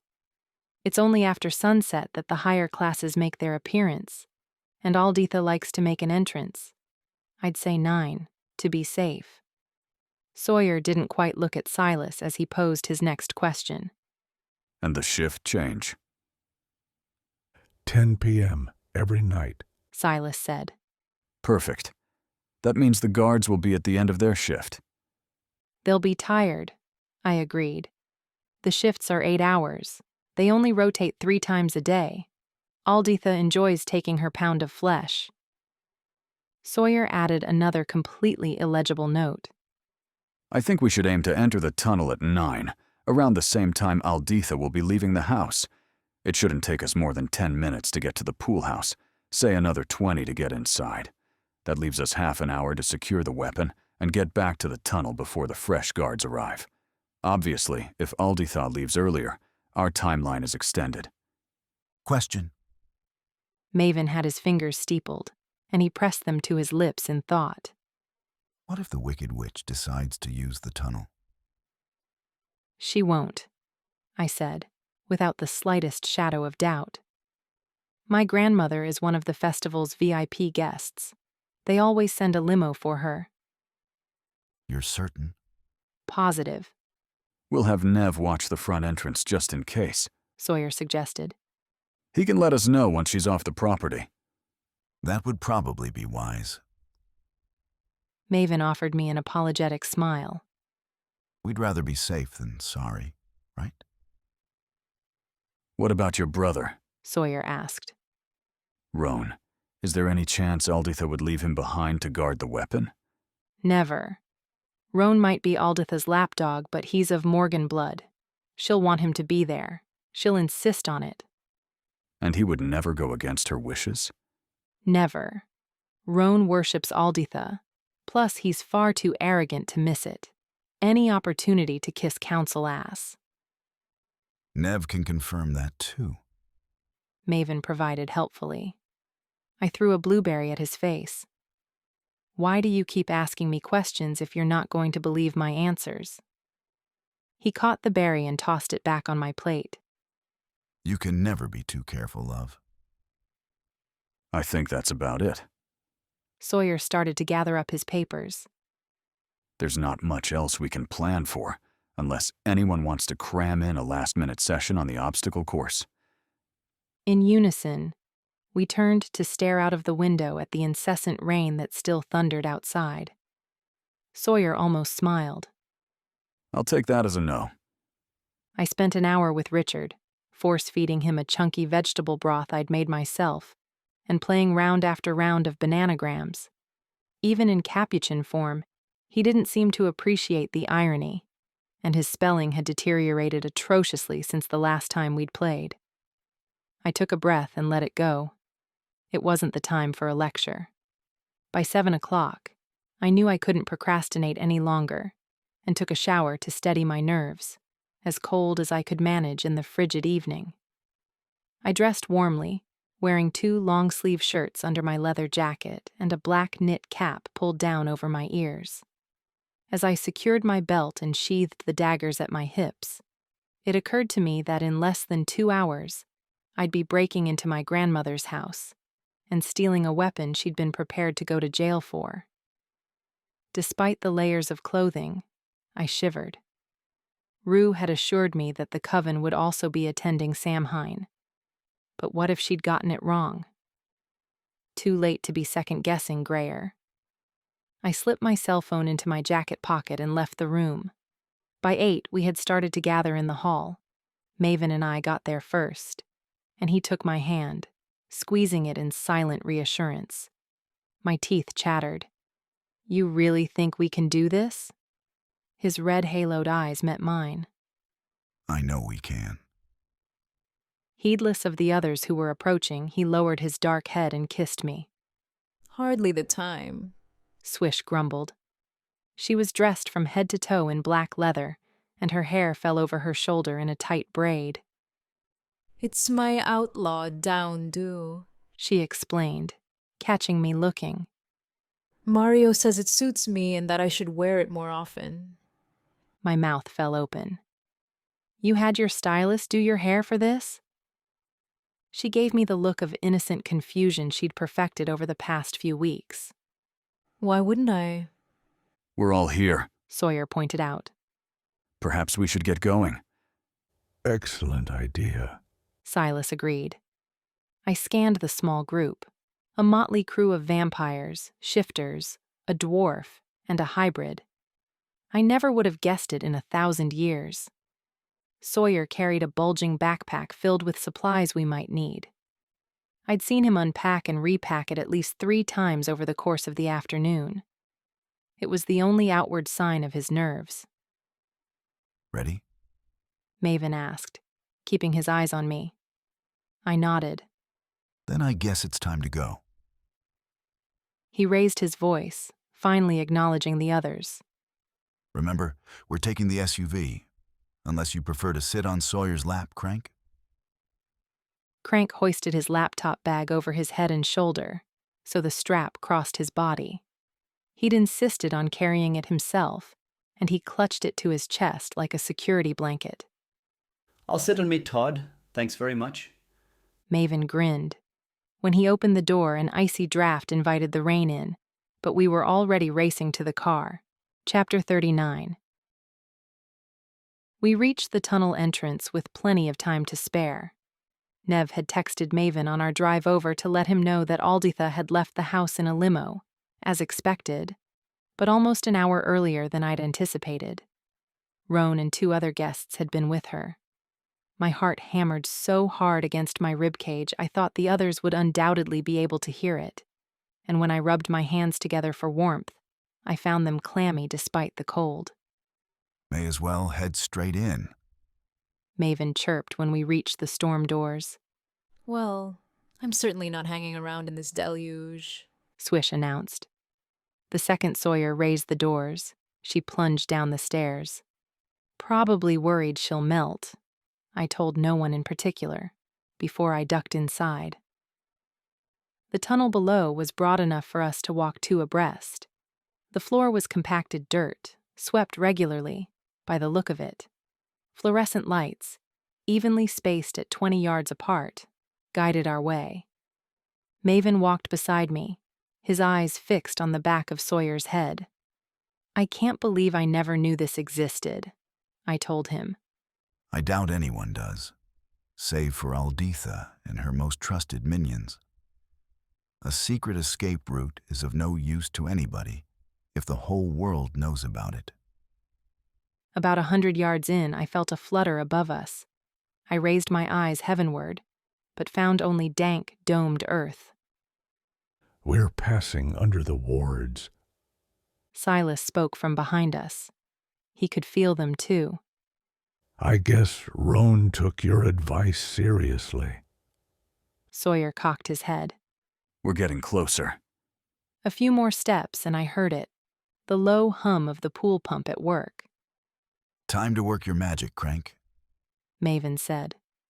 Crank freed the laptop from its case and cracked his knuckles. This close to the house, he easily accessed Alditha's private network.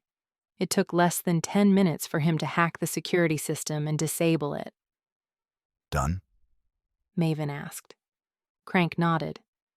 Now it's just the guards we'll have to worry about. Give it to me, Silas offered as he started to hoist the bag back over his shoulder. You might need your arms free for this next part. Crank only clutched the laptop more tightly to his chest. It didn't take long before we reached another set of stairs, more structured than the rough version in the woods, and tiled in the same terracotta as the pool house. Sawyer raised his finger to his lips and began to climb. My phone vibrated in my pocket. Sawyer had reached the top of the stairs and was examining the solid wooden panel which barred our way. I pulled my phone from my pocket but didn't recognize the incoming number. I let it go to voicemail. I hadn't even slid it back into my pocket when it started to vibrate again. Grayer? Maven's agitated whisper drew my attention. Sawyer had slid the panel aside. Sorry. I stowed the phone away. Wait. Sawyer's warning came a fraction of a second too late.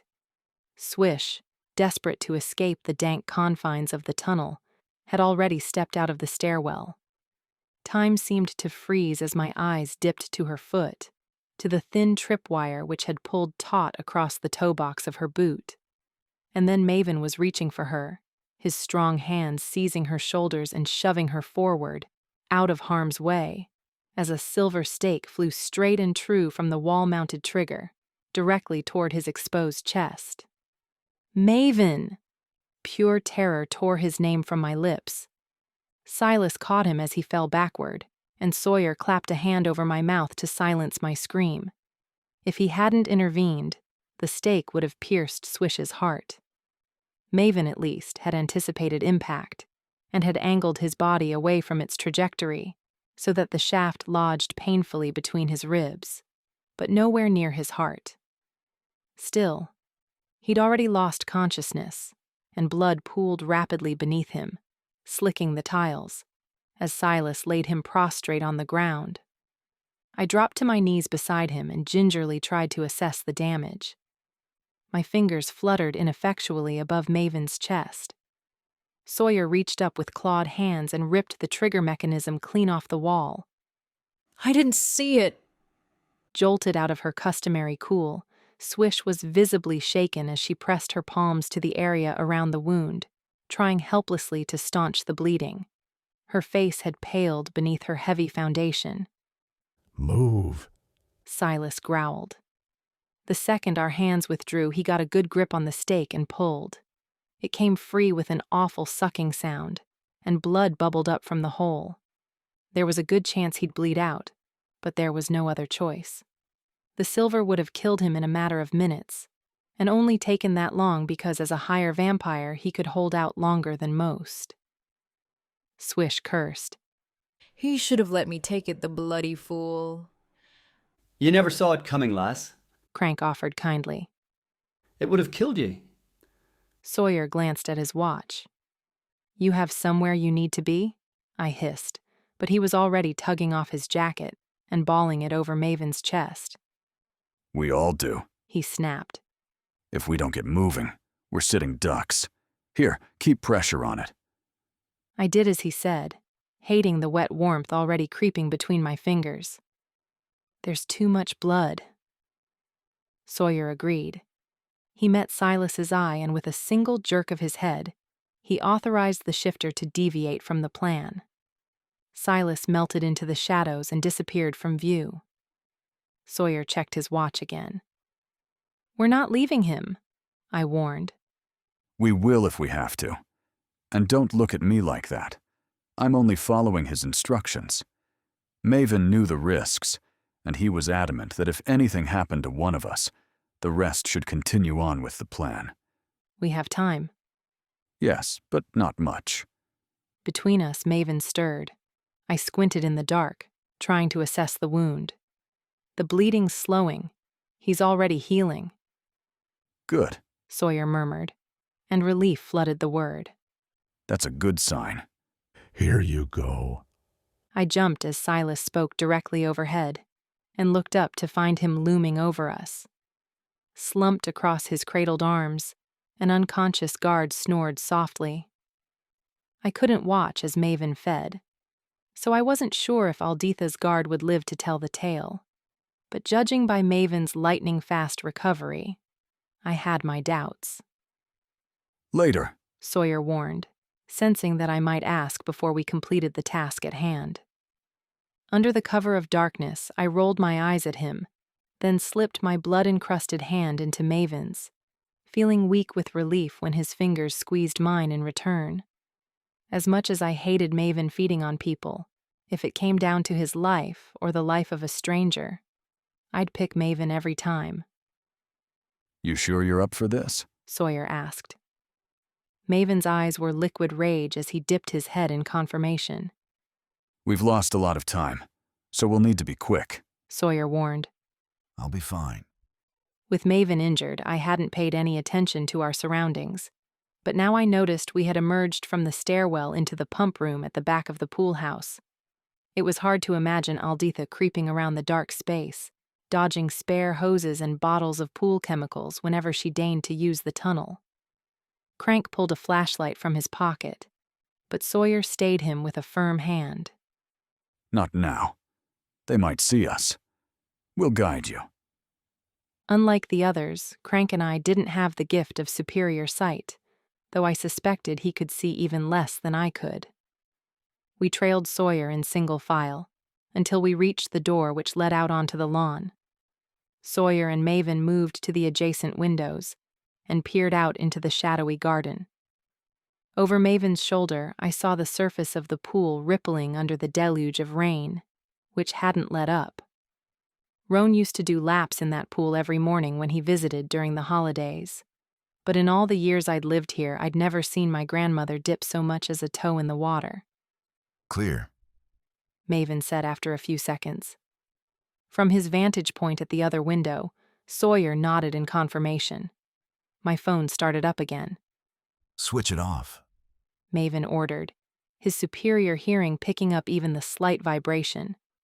I marveled again at his miraculous recovery, and then quickly checked my screen. It was my father calling. I declined the call and switched the phone off just as Sawyer opened the door. Outside, it was eerily quiet. We slipped around the side of the building and looked toward the house. Not a guard in sight. Let's wait until they do a sweep, Sawyer whispered. I'd like to know how long we have between patrols. Maven was agitated, his blood up. Now that we were here, he wanted to get this done. We don't have all night. Better safe than sorry, Sawyer reminded him. Over the dull drone of the pump system, we heard the rustle of leaves. It was close, but I couldn't tell exactly from which direction the sound was coming, which was why I almost died of fright when a guard emerged from the foliage to our left and walked right by us. He passed so close I felt like I could almost reach out and touch him, only a few yards from where we crouched in the dark with our backs literally to the wall. As his footsteps receded, Sawyer started a timer on his wristwatch. It felt like forever before the guard passed by again. Sawyer checked his watch. 12 minutes. Crank looked up at me. Not in any hurry, is he? He whispered. Sawyer peered back at us. Let's go. Single file right behind me. Stay low, stay alert. The kitchen door was closest. Swish pulled back her sleeve and held out her hand for one of my daggers. I'd spent an hour sharpening it, and it pierced the paper-thin skin at her wrist at barely the slightest pressure. Swish wiped the blood across the brass lock and muttered the words to unlock it. The lock clicked. Nicely done, Sawyer said, but he looked worried. He ushered us toward the doorway. What's wrong? I asked as I passed. He scanned the area outside the door. I don't know. Something's wrong. It seems too easy. Tell that to Maven. He's the one who almost took a stake to the heart. I wouldn't exactly call that easy. Sawyer didn't reply. It wasn't the time or the place to be having a conversation, so we slipped inside. Sawyer closed the door quietly behind us, just as Swish's voice rang out in the dark. I've got a feeling we're not in Kansas anymore, she drawled. Well, I'll be damned. Faced with the broad expanse of Maven's back, it took me a few seconds to comprehend his confusion. Not a breath of wind disturbed the quiet stillness of the night. Above, the stars winked, as though in amusement. "We're outside," I said. Swish managed to convey an entire diatribe in one single look. Your genius is wasted here in Seattle, Grayer. Grayer, NASA needs you. I ignored her and met Maven's eyes as he slowly turned, scanning the garden. Ahead, the kitchen door loomed once more. "Portal spell?" I asked. Swish muttered under her breath, her old magic curious and tentative, eager to do her bidding as she sent it outward in search of answers. It didn't take long. Swish shook her head. There's no concealment spell in play. This is something else. Furiously, she stalked toward the door and yanked it open. Rain thundered beyond. Maybe a time loop? No, Crank interjected.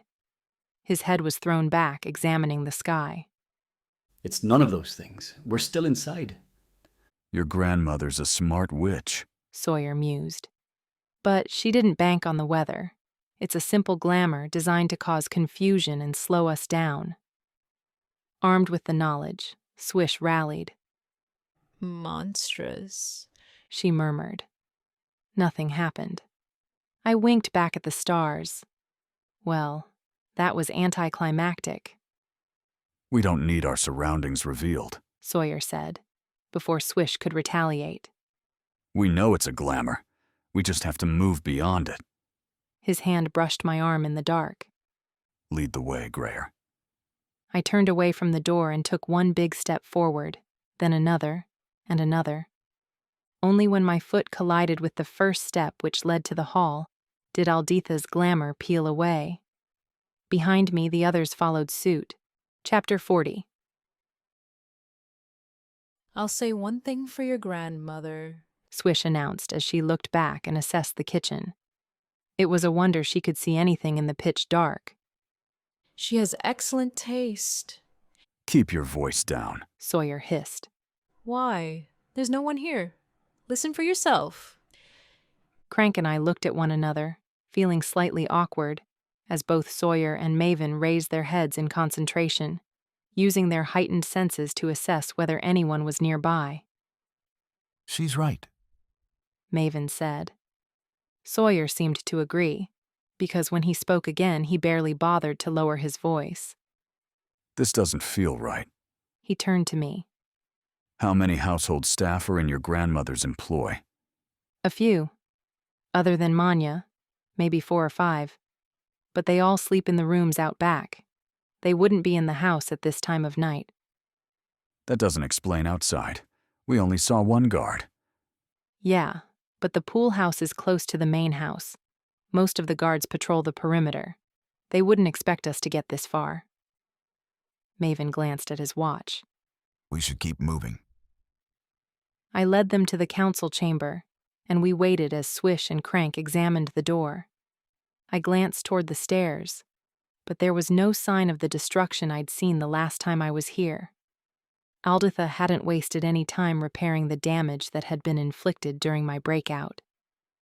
It's spelled, Swish confirmed, drawing my thoughts back to the chamber door. Sawyer gestured me forward. You're up. We'd planned for this. We'd expected magical protection not only on the safe, but on the room itself. The quickest way through would be for me to simply siphon the barrier spell. I placed my hand against the door and felt it immediately. The magic rippled beneath my palm. There was a lot of it. More than one witch had lent her strength to this spell. Sawyer sensed my unease. Just like we practiced. I gritted my teeth and began to draw the power away, layer by layer. It filled me up fast. By the time I was done, waves of nausea were crashing over me. Crank pulled a small screwdriver from his pocket, but Maven brushed him aside before he could attempt to pick the lock. Allow me. He kicked open the door, splintering the wood around the locking mechanism. Subtle, Swish drawled. Sawyer wore the same concerned frown he'd sported since we left the pool house. The chamber smelled musty, as though it hadn't been opened since the protective enchantments had been spelled. The drapes were drawn, heavy enough to blot out any light from within, so Sawyer pulled a lantern from his backpack and set it on the table while Crank searched the room, the arc of light from his flashlight zigzagging all over the place.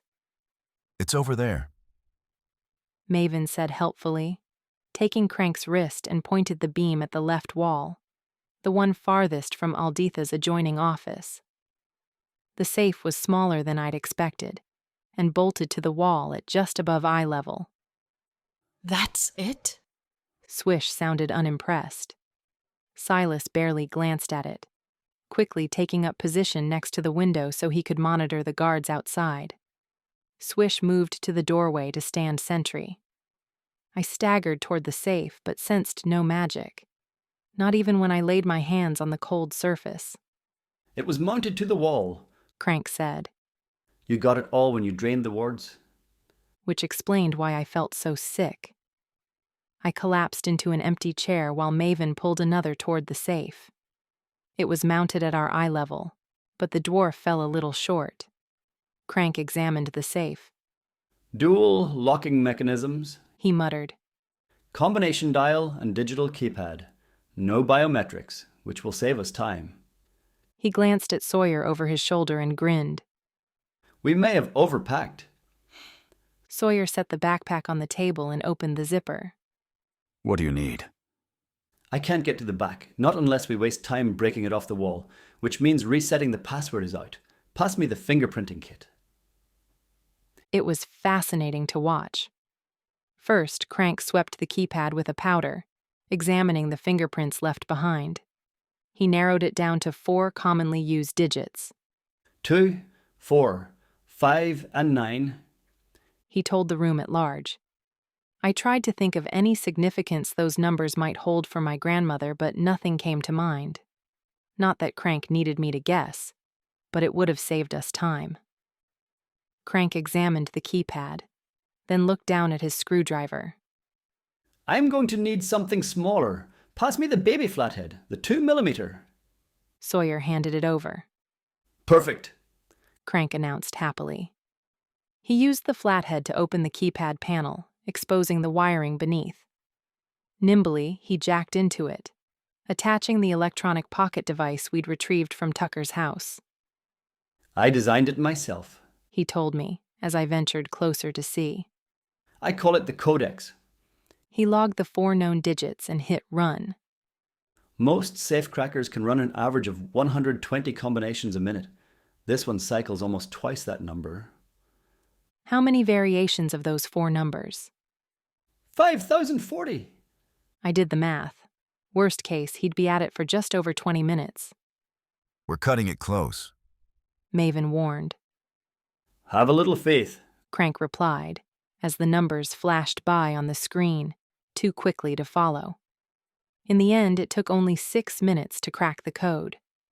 As the final number, the 4, rolled into place, a soft beep confirmed the code had worked. Triumphantly, Crank disconnected the codex and handed it back to Sawyer, who was still looking discomfited. He couldn't stand still, shifting his weight from one foot to the other. What now?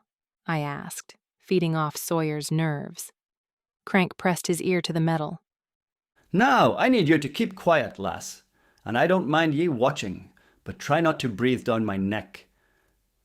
He manipulated the lock by sight and feel, a skill I imagined must have taken years to learn and decades to master, and he did it in less time than the codex had cracked the electronic combination. With an audible click, the safe unlocked. She's all yours, Crank announced, climbing down off the chair. I stepped closer, my curiosity piqued. Crank grinned up at me. Sawyer looked to Silas, who was peering round the edge of the drapes. Anything. No patrols since we got in here. The shifter was frowning now, too. Maven stepped up to the safe. It's too easy, Sawyer repeated. I'm beginning to agree with you, Silas said. Maven reached for the handle. I held my breath. Wait. Sawyer's warning came too late. Maven had already pulled at the door. Sawyer launched forward, knocking Crank to the floor. I knew only a moment of panic, saw the inside of the safe, the glowing orb which hovered within, and then the explosion threw me backward and I knew nothing but darkness. Chapter 41. I woke in an unfamiliar hospital bed, stiff sheets scratching my bare legs.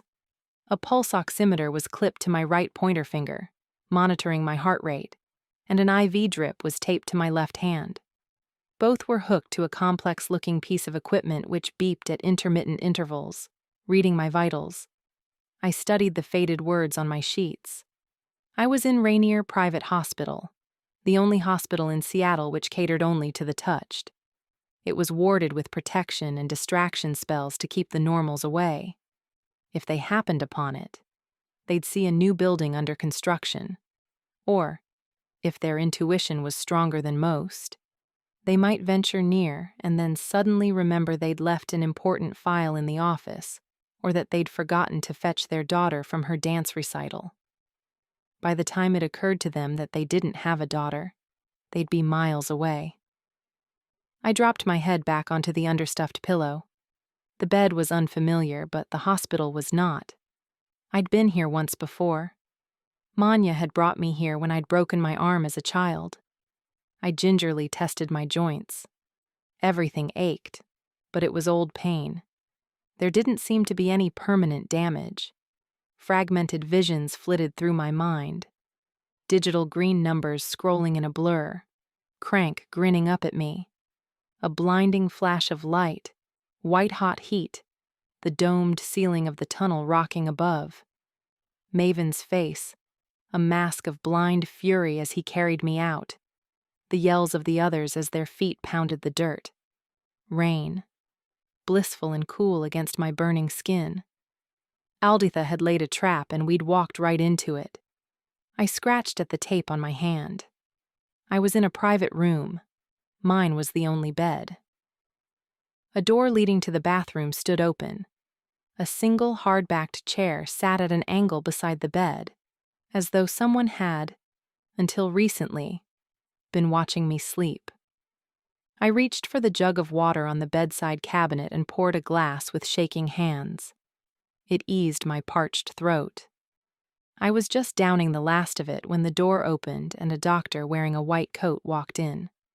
A wizard. He had a stethoscope hanging around his neck. Maven was right behind him. "Ah, she's awake," the doctor declared. Maven crossed to the bed and took my hand, taking care to avoid the oximeter. "You can take that off," the doctor said, flipping a switch on the machine. "How are you feeling, Ms. Knox?" Like I just got trampled by a herd of angry elephants. "Yes, well, you did take quite a beating." He didn't elaborate, and I didn't care what story Maven had concocted to explain my injuries. "My name is Dr. Jensen. I was on duty when you were brought in last night. You gave us quite a scare. 3rd-degree burns to your face and hands, a concussion, and a nasty cut across the left shoulder blade.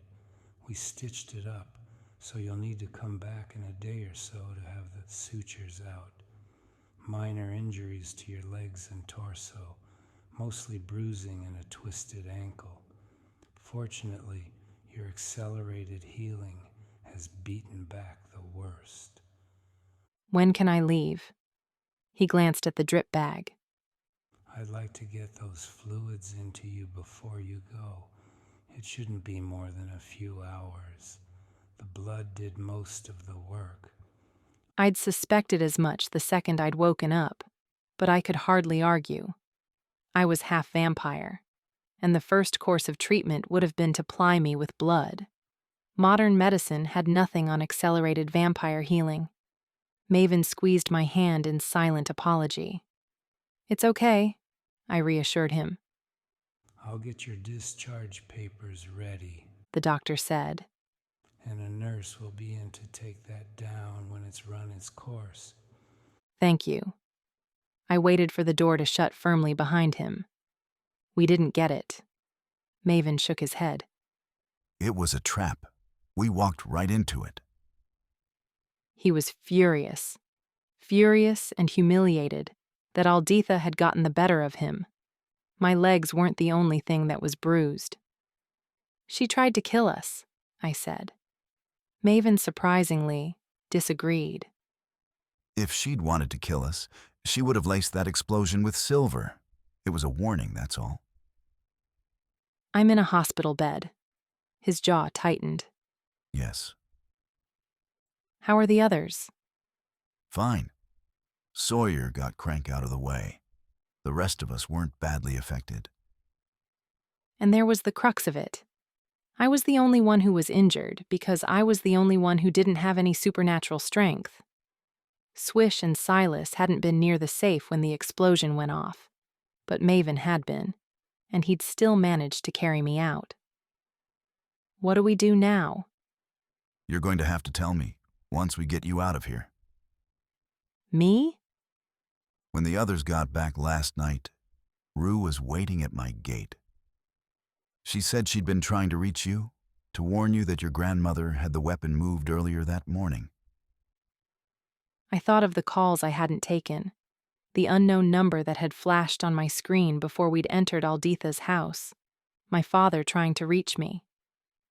She's waiting at the house, Maven continued.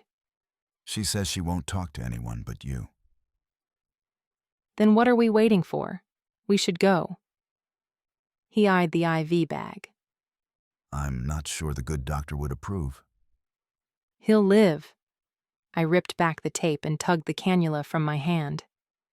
Where are my clothes? They were badly burned and didn't survive the explosion. This, however, did. He pulled the Z-fold from his pocket and handed it to me. Damn fine piece of engineering. I should hope so, considering the price tag. Still, I was surprised. Other than a few scratches, the phone didn't look any worse for the wear. Maven bent down to retrieve something from under the bed, a small black duffel bag with the Gideon Developments logo emblazoned on the side. Irina packed you some fresh clothes. He handed me the duffel as I swung my legs off the bed. Do you need some help? Please. I already felt like I might fall over if left to my own devices.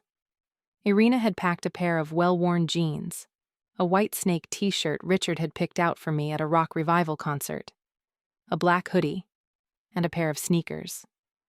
Unself-conscious, I dropped the hospital gown, leaving the starched white cotton in a puddle on the linoleum floor. With infinite tenderness, taking extra care to avoid any bruised skin, Maven helped me dress, and then set me gently back on the bed so he could pull on my socks. I hope my feet don't stink, I teased. He only brushed a kiss across my right instep and continued. All done, he announced once he'd tied my shoes. Great, let's blow this popsicle stand. I paused as my bladder protested this immediate course of action. I just need to use the bathroom first. I'll handle this on my own, I added, as Maven stepped forward to assist me. He didn't look happy, but he let it go. If you fall over, I'm not responsible. Deal. I wobbled to the bathroom on legs as unsteady as a newborn foal's. I had only just dared to look in the mirror, noting the faint red welts across my nose and cheeks, residual burns which hadn't fully healed, when I heard raised voices coming from the room outside. Maven and Dr. Jensen were facing off beside my now empty bed. I won't discharge her, the doctor was saying. I have an obligation to my patient, and she's not ready to leave. Plus, her papers aren't ready, and I need them to complete the file. Then I suggest you get started. Maven replied coldly. Because we're leaving in 5 minutes. Vampires! Dr. Jensen spat. Always believing you're above the rules. He turned to look at me, his expression lacking the warm regard of earlier.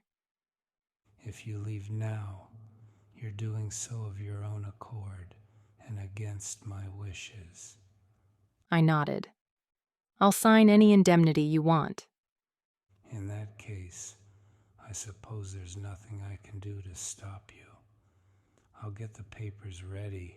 Please make sure to sign them at the nurse's station before you go. Without any further ado, he marched out. Thank you, I called after him. For everything. Rigid-backed, he paused at the door just long enough to mutter, You're welcome, Ms. Knox. You ready? Maven asked, when he was gone. I could do with a shower and my own bed. Then let's get you home. He didn't seem to understand that it wasn't his spare room I craved. Chapter 42. It was a defeated, subdued party that greeted me when we arrived home. Crank, in particular, had taken my injuries to heart. His head hung so low that his chin was practically touching his chest, and he had to peer at me through bushy ginger brows. I should have known, lass. Should have taken the time to unbolt that safe and drill through the back before we opened it. It's not your fault. I bet that bomb was set to go off the second the safe was compromised. Chances are you would have blown yourself up if you'd drilled into it. And even if it wasn't, we didn't have the time, remember? Actually, Sawyer corrected. we had all the time in the world, considering Alditha let us walk right in. I bet even if the guards had seen us, they had orders to stand down. It doesn't matter. All's well that ends well. And I'm here. That's easy to say now, Crank said. You didn't see the state of ye last night. Maven took my elbow. Rue is in the dining room. I put my hand on Crank's shoulder and gave it a squeeze. It wasn't anybody on our team's fault, Crank. Especially yours. Maven led me to the dining room. She doesn't like me, he said as we walked. I wouldn't take it personally. She's spent too much time with Alditha. She's wary of vampires. She seems to like your father just fine. I groaned. Don't remind me. That man could charm the skin off a snake. I'll take that as a challenge. He cupped a hand briefly to my cheek. You sure you're up to this right now?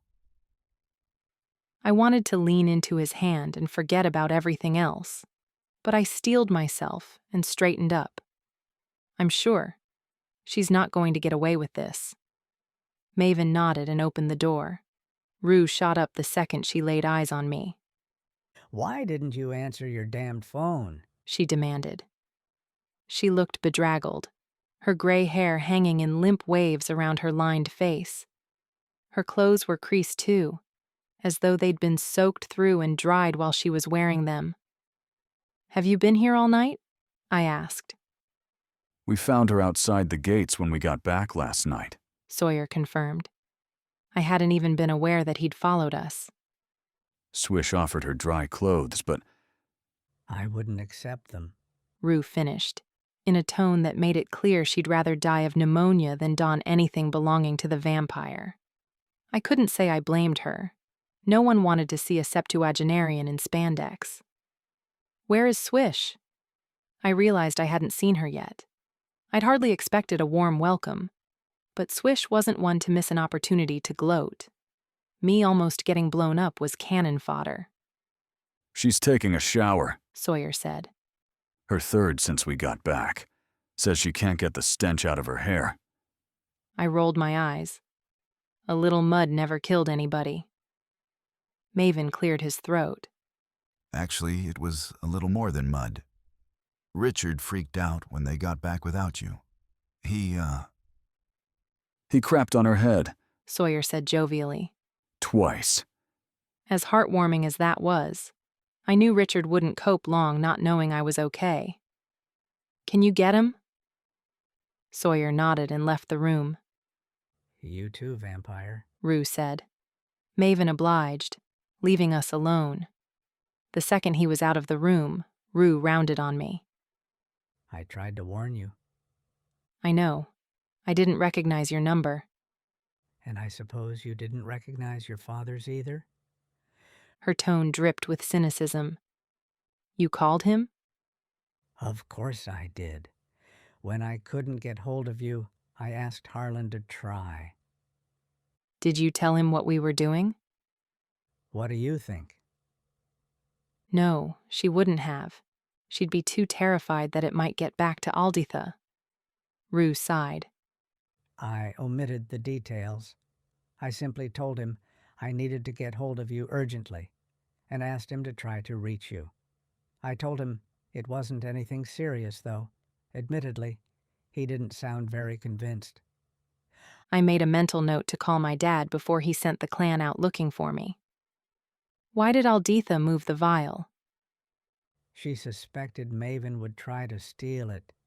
She didn't feel comfortable being out of the house so long, leaving it unprotected, and it was easier to take precautions than increase security. The door opened. Richard launched himself from Sawyer's shoulder and skittered across the table, his tiny black capuchin hands barely skimming the surface in his haste. I opened my arms and caught him as he leaped, only to have my eardrums assaulted when he started screeching. I tried not to breathe as I was engulfed in whiskey fumes. "Easy," I murmured, stroking his furry white chest. He vaulted onto my head and performed 3 full circuits, using my ears as footholds, before hoisting back my shirt collar to examine the stitches he'd sniffed out. "Ow!"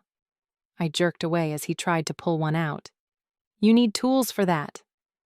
He flashed his teeth. "Don't you dare. Those aren't sanitary." Sawyer ventured closer and glanced down at the wound over Richard's shoulder.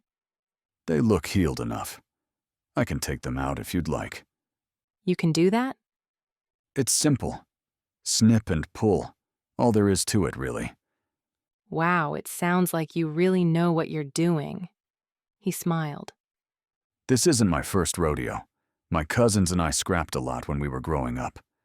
My mama eventually stopped taking us to the ER. He smiled at the memory, forgetting where he was for a second. Then he recalled his surrounding. Do you want me to do it or not? My back itched, supplying the answer. That would be great. It would also save a trip back to the hospital. Dr. Jensen had seriously underestimated my accelerated blood healing. I'll get some scissors. Rue watched Sawyer leave. I haven't met a lichen in years, she mused. I thought they were all but extinct. You thought wrong. I settled Richard on my lap and got back to the business at hand. Where is the weapon now? Rue glanced at the door. I'm going to tell them anyway. You may as well spit it out. I know, I just can't bring myself to. Where is it, Rue? At the Bachman Blood Laboratory in Bachman Towers. I'd driven past Bachman Towers a handful of times, but the blazing, ostentatious signage made it hard to miss. In the CBD? Yes. Bachman owns the entire building, but it'll be in the lab itself, probably in cold storage. Until he uses it to make the first dose of contaminated blood. For Alditha's trial, yes. She wrung her hands. Bachman will infuse the test batch as soon as he's able, failing to secure the weapon last night. Well, it's nothing short of a disaster. You probably have less than 72 hours, Grayer. If that. I suspected Alditha had transferred the toxin to Bachman not only to keep it safe, but because she was preparing to use it. There was nothing for it. We would need to act immediately. We'll have to go for it tomorrow. The lab is closed on Sundays, so there'll be less personnel on site. Rue nodded. And Samhain celebrations only end at midnight, so most witches and wizards will still be in the sub-realm. Including Bachman? I would assume so. He's a powerful wizard. I doubt he'd miss it. But Grayer, this won't be like your grandmother's house. The lab will be far more heavily protected. The thought was sobering. I'd almost died at Alditha's. This would be harder, more dangerous. Bachman had no familial ties to any of us, and he'd already tried to kill us once. There would be no messages if we failed, only death. Rue left shortly after our conversation, but not before she programmed her number into my phone, which was almost dead. Make sure you answer it next time, she warned. I won't call unless it's urgent. I will, and thank you for trying to warn us and for coming here. I know you're risking a lot. Not as much as you are. Be careful, Grayer. I will. A false promise, given the circumstances. She knew it as well as I did, but she gave me a hug goodbye. We gathered around the table. Where's Silas? I asked Maven as he sat down beside me. Upstairs. Sawyer clipped the stitches, but he let Richard pull them out. The mimic was infinitely gentler than I expected him to be, especially in his drunken state, but he did try to eat 3 of the discarded nylon sutures. There's no way we're sneaking into that lab, Maven said once I'd filled everyone in. They'll be expecting us. Good. Swish was in a foul mood, one that Maven told me she'd been nursing since our failure at Alditha's. A good old-fashioned conflict is exactly what I need right now. We tried to do this the nice way, Maven agreed. And look where that got us. Crank, however, lacked their bloodlust. I don't like it. We'll be utterly unprepared. Maven's voice was ice. You're not backing out on us now. You didn't even ken where the vial will be. I'd only slow you down. I'm sure you'll keep up. Sawyer hadn't said a word. He laid down the scissors and applied a thin layer of antiseptic cream to the puckered skin, and then covered the wound with gauze. It's almost healed, but that should prevent any infection. Thanks. You're welcome. What do you think? Maven asked him. Sawyer met his gaze. I think you're crazy. You were reckless before, but we had a chance. There isn't a hope in hell we'll get anywhere near that vial now. But by all means, have fun storming the castle. It's not that simple. We're going after that weapon, and we'll need all hands on deck. I signed up for one job. Which hasn't been completed. Besides, who's going to watch Crank's back if you're not there? Both men bristled with hostility. Might I remind you that Grayer was almost killed last night? In a heist we had weeks to plan. This isn't a job. It's suicide. You have 24 hours to make it work. It'll only take me 10 minutes to pack. I slammed my hands down on the table. Enough! This isn't getting us anywhere. Maven, Sawyer is right. If anyone wants to pull out, let them go. A smug smile lifted the corners of Sawyer's mouth. I wiped it right off. You may be a lot of things, Sawyer, but I never pegged you for a coward. And as for all that planning you mentioned, fat lot of good it did any of us. You're acting on impulse, Grayer, he growled. You're angry and upset, and you're not thinking this through. If you stop to consider what we're up against, you'd know that I'm right. Wrong. I'd know that nothing has changed. This isn't about me, or you, or any of us. This is about stopping my grandmother from killing thousands of vampires and protecting humans from the aftermath. It's about preventing a war. And I, for one, am not going to let her get away with it. Not with so many lives at stake. I got to my feet. Now, I don't know about the rest of you, but I happen to have a lot of faith in the people in this room. Maven's right. We tried to do this the nice way, but if a few have to die to save thousands, I can live with that. As I spoke the words, I knew them to be true. We haven't shown our claws yet. Salem help them when we do. Salem help who exactly? An icy finger trailed my spine. We all turned as one to watch as my father stepped into the room. Chapter 43. Well? Harlan managed to encompass every single one of us in one sweeping glacial gaze, barring Crank, who had slid under the table. Who wants to go first? Because I'd like to know exactly what you're up to and why my daughter spent the night in a hospital bed. He set his sights on me. Dr. Jensen is a very old friend.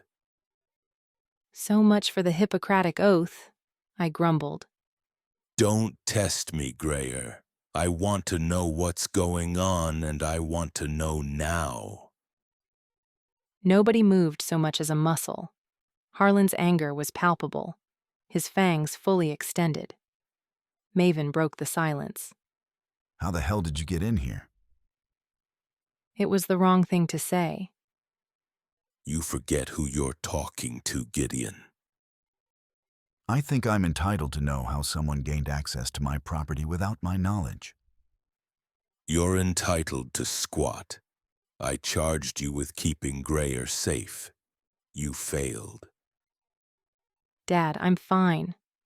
Richard hissed his denial, then jumped up and down on the table, pointing at the bloody remains of bandage and sutures. Snitch! I hissed. Harlan raised a single black brow. Fine. Yes. I spent the night in the hospital, but I'm fully recovered, as you can see. According to Mike Jensen, you're lucky to be alive after the injuries you sustained. That's a gross exaggeration. You should take his professional opinion more seriously. Perhaps if you hadn't insisted on being discharged against his advice, he wouldn't have felt the need to contact me. He smoothed down his suit jacket and composed himself. I tried to call you last night. Multiple times. Why didn't you answer my calls? My battery died. How convenient. Nobody could ooze sarcasm like Harlan Knox. What do you want me to say? I'm sorry? Because it's not like we've ever had one another on speed dial. I don't want an apology. I want you to tell me what happened. I raised my chin. That's none of your business. Don't test me, Grayer. He scanned the room. You're all up to something. And since when do lichens spend time with vampires and dwarves? Sawyer averted his eyes. And you may as well come out, Harlan added. Crank peeked out from under the table. Hello, Crank. Harlan! Crank didn't quite curtsy, but he got pretty close. A notorious safecracker, a lichen and vampiress who spent decades mastering old magic. Harlan mused. What on earth could you all possibly have in common? Chess club? Swish proposed prettily. Secretly, she was thrilled that Harlan knew who she was. If looks could kill, the one Harlan threw her way would have annihilated her. Grayer, I want answers. Well, you're not going to get them. What I do with my life has nothing to do with you. You're a vampire. You fall under my protection. I'm not affiliated with the Jaraith, or any clan. I'm still your father. Only when it suits you. His fragile hold over his temper snapped. Fine. You may not answer to clan law because of the witch's claim, but your boyfriend here certainly does. Jaraith or not, you fall under my jurisdiction, Maven. Unless you'd prefer to answer directly to the council. On what charges? I'm sure I can rustle something up. Be careful, Harlan. Clan leaders aren't the only ones who hold positions of power in Seattle. I've been here a lot longer, and you don't want any controversy. Not so soon after you've been appointed. It wouldn't look good. Neither was going to budge an inch. It was like watching the clash of the Titans. Torn between the devil and the deep blue sea, I chose the devil. Fine, I'll tell you what's going on, but you're not going to like it. Grayer, Maven warned. He might be able to help, I said. Sawyer's right. This is going to be tough. A lot tougher than last night. Harlan has resources and we could use them. I'll be the judge of that, Harlan said. Alditha has created a... That was as far as I got. I hadn't even seen Silas enter the room, but before I could finish my sentence, he appeared behind Harlan and snapped his neck. I screamed, the sound torn from my throat by an icy hand. My relationship with my father might have been strained, but watching him collapse like a marionette whose strings were clipped cut me right down to the marrow of my bones. The sound galvanized Sawyer, who lunged for Silas, his clawed fingers encircling the shifter's neck. His elongated jaw snapped, yellowed teeth mere inches from Silas's face. Silas didn't even flinch. I suggest you take your hands off me, Lycan, if you want to keep them. Sawyer! Crank roared, then turning to me, snapped. He's not dead, lass. It takes a lot more than a broken neck to kill a vampire. He'll wake in a few hours. He seemed to realize the significance of this fact. And I strongly suggest none of us be around when he does. Maven moved, stepping right over my father's prostrate body to lay a hand on Sawyer's shoulder. His fingers bit deep. His words were softly spoken, but no less menacing. Let him go, or I'll kill you where you stand. Slowly, Sawyer released his hold. I couldn't get my legs to work. He's clan leader, Maven. Swish's voice trembled.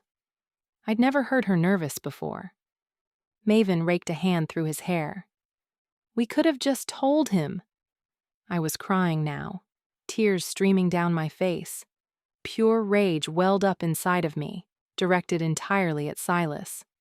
What the hell were you thinking? Grayer, if we'd told you, Father, what we were planning, he would have stopped us. He would have insisted on going to the council instead and letting the law run its course. You know there's no time for that. Rue confirmed it. Backman will act within days, if not hours. You don't know that. If we'd explained... He's obligated as clan leader to consult the council, Crank interjected gently. He wouldn't have had any other choice. Take him upstairs. Maven ordered Silas, but I stumbled forward. Don't you touch him, I snarled. I could barely stand to look at Harlan, lifeless on the floor. He'd be more comfortable upstairs, lass. I don't care. Silas isn't laying one finger on him. Maven and Silas shared a look. Sawyer, who had completely transformed back, took a steadying breath. I'll do it. He took care not to jostle Harlan's body as he lifted him in his arms. I'll put him in your room, he told me as he left. I couldn't bring myself to follow. You're sure he'll be okay? I asked Crank. Aye. He'll be spitting mad and have one hell of a headache, but he'll recover faster than ye think. Swish was pacing back and forth, the length of the table. I didn't sign up for this, Maven. He'll bring all the clans down upon us. Not just the Gurith, not to mention the council. Maven's mind was going 1,000,000 miles an hour as he paced back and forth. I could tell by the set of his jaw, the way his eyes flickered left and right, not quite settling on any one thing. The red halo expanded, drowning out the blue. He'll do none of that if we show him proof that Alditha plans to kill us all, he said. If we hand that vial over to Harlan, he can take full credit for its discovery. The council will hail him the hero, and he's far too arrogant to admit the truth. Except that we have no proof, Swish said. He'll wake long before we manage to secure that toxin. Then we go now. The second night falls. As one, Swish and I turned to stare at him. Now? I asked. Have you lost your mind? Now's as good a time as any. We're completely unprepared either way. What difference will one extra day make? Fair point. Swish frowned at me. Are you up for this? I'm up for my father not killing Maven when he wakes up, but this is far from over, I warned Silas. The anger coursing through me demanded retribution. Let's go. Sawyer returned to find us preparing to leave. Where are my daggers? I asked Maven. I have no idea. Crank took them off you in the car ride on the way to the hospital. I have them, Sawyer said, retrieving his backpack and lifting it onto the table. You want to tell me what's going on? I rummaged inside the pack until I found my belt. We're leaving. Crank, would you mind getting me a bottle of synth from the fridge, please? Tell me you're not thinking of heading over there now. I clipped the belt at my waist. That's exactly what we're doing. Sawyer rounded on Maven. You're not ready. It'll be a bloodbath. You're damned right it will. Sawyer tried again, backing up to barricade the doorway. We need more time. I stepped right up and got in his face. Get out of my way. You've made your choice and I've made mine. Chapter 44. Storming the castle. The phrase Sawyer had used came back to me as we hurtled through the darkening streets toward the central business district. Crossing an intersection at First Avenue, I watched through the window as groups of partygoers made their way toward whatever pub or club they'd chosen to spend their Saturday night. It was strange to think that touched and untouched alike, trafficking the same streets though never quite mingling, were completely oblivious to the storm that was brewing. When we were done with Backman's lab, I'd burn it to the ground. Plan B. I would never let this happen again. Beside me, Swish twirled her sigh, lost in her own thoughts. I'd chosen to sit behind Silas, who was driving, so I wouldn't have to look at him. All I could see were the stark white wisps of his hair, which had escaped his bun and fell below the headrest. Every few minutes, Maven turned to look back at me, but he didn't say anything. We both knew that what had happened with my father had created a fissure between us that could fracture at any moment. It would have to be dealt with. I only hoped that our temporary truce would last long enough to see us safely out of Backman's lab. Swish glanced sideways at my fangs, which were fully extended, as though she didn't know what to make of them. "What?" I snapped. She shook her head. Nothing. Maven checked the street ahead as we made a right turn. We're almost there. We parked just out of sight of the front entrance. Harsh fluorescent light spilled through the massive front windows and out onto the street, creating a patchwork of white across the sidewalk. Keeping to the shadows, we scouted the lobby of Backman's building. It was elegant in its simplicity. Open plan, with gray sofas in the waiting area and monochrome art on the walls. Empty, save for one guard who sat behind an enormous reception counter which I suspected was dual-manned during the day. 2 silver elevator doors gleamed behind him. "Orc," Silas murmured. He was all but invisible in the dark. Swish adjusted her tank top. Allow me. She walked through the revolving doors as though she owned the building. The orc's mouth didn't quite fall open, but it was close enough. "She can't compel him," I said. Backman wouldn't be so stupid as to leave his security vulnerable to vampire compulsion. Maven didn't take his eyes off them. Don't be so sure. Sure enough, the guard rose from his seat and rounded the counter, away from the alert button that he would no doubt need to press in a minute. The power of persuasion. Maven murmured. No compulsion necessary. He cast another glance through the window. Time to go. By the time we'd made it through the revolving doors, the guard was unconscious. "Which one?" I asked, as we made our way to the elevators. The elevator on the left serviced the lower half of the building, the one on the right, the top floors. Right. A voice called. The lab is on the 15th floor. I figured someone better check. We swung around to find Sawyer crossing the empty foyer in long, determined strides. Beside him, Crank was practically trotting to keep up, a familiar pack strapped to his back. He saw me looking and reached up to pat one strap. Least I could do, seeing as I'm no use in a fight. I figured you'd be halfway to Louisiana by now. Maven said. His tone was cold, but I could sense his relief. It's Georgia, Sawyer drawled. And you haven't paid me yet. Silas hit the call button. We don't know what we're walking into up there. That's why we're getting off early. The 13th floor is mostly maintenance and storage. We can take the stairs from there. He caught my eye. Planning isn't always useless. We piled into the elevator. A catchy Christmas carol tracked our progress upward. I rolled my eyes. It was only just November.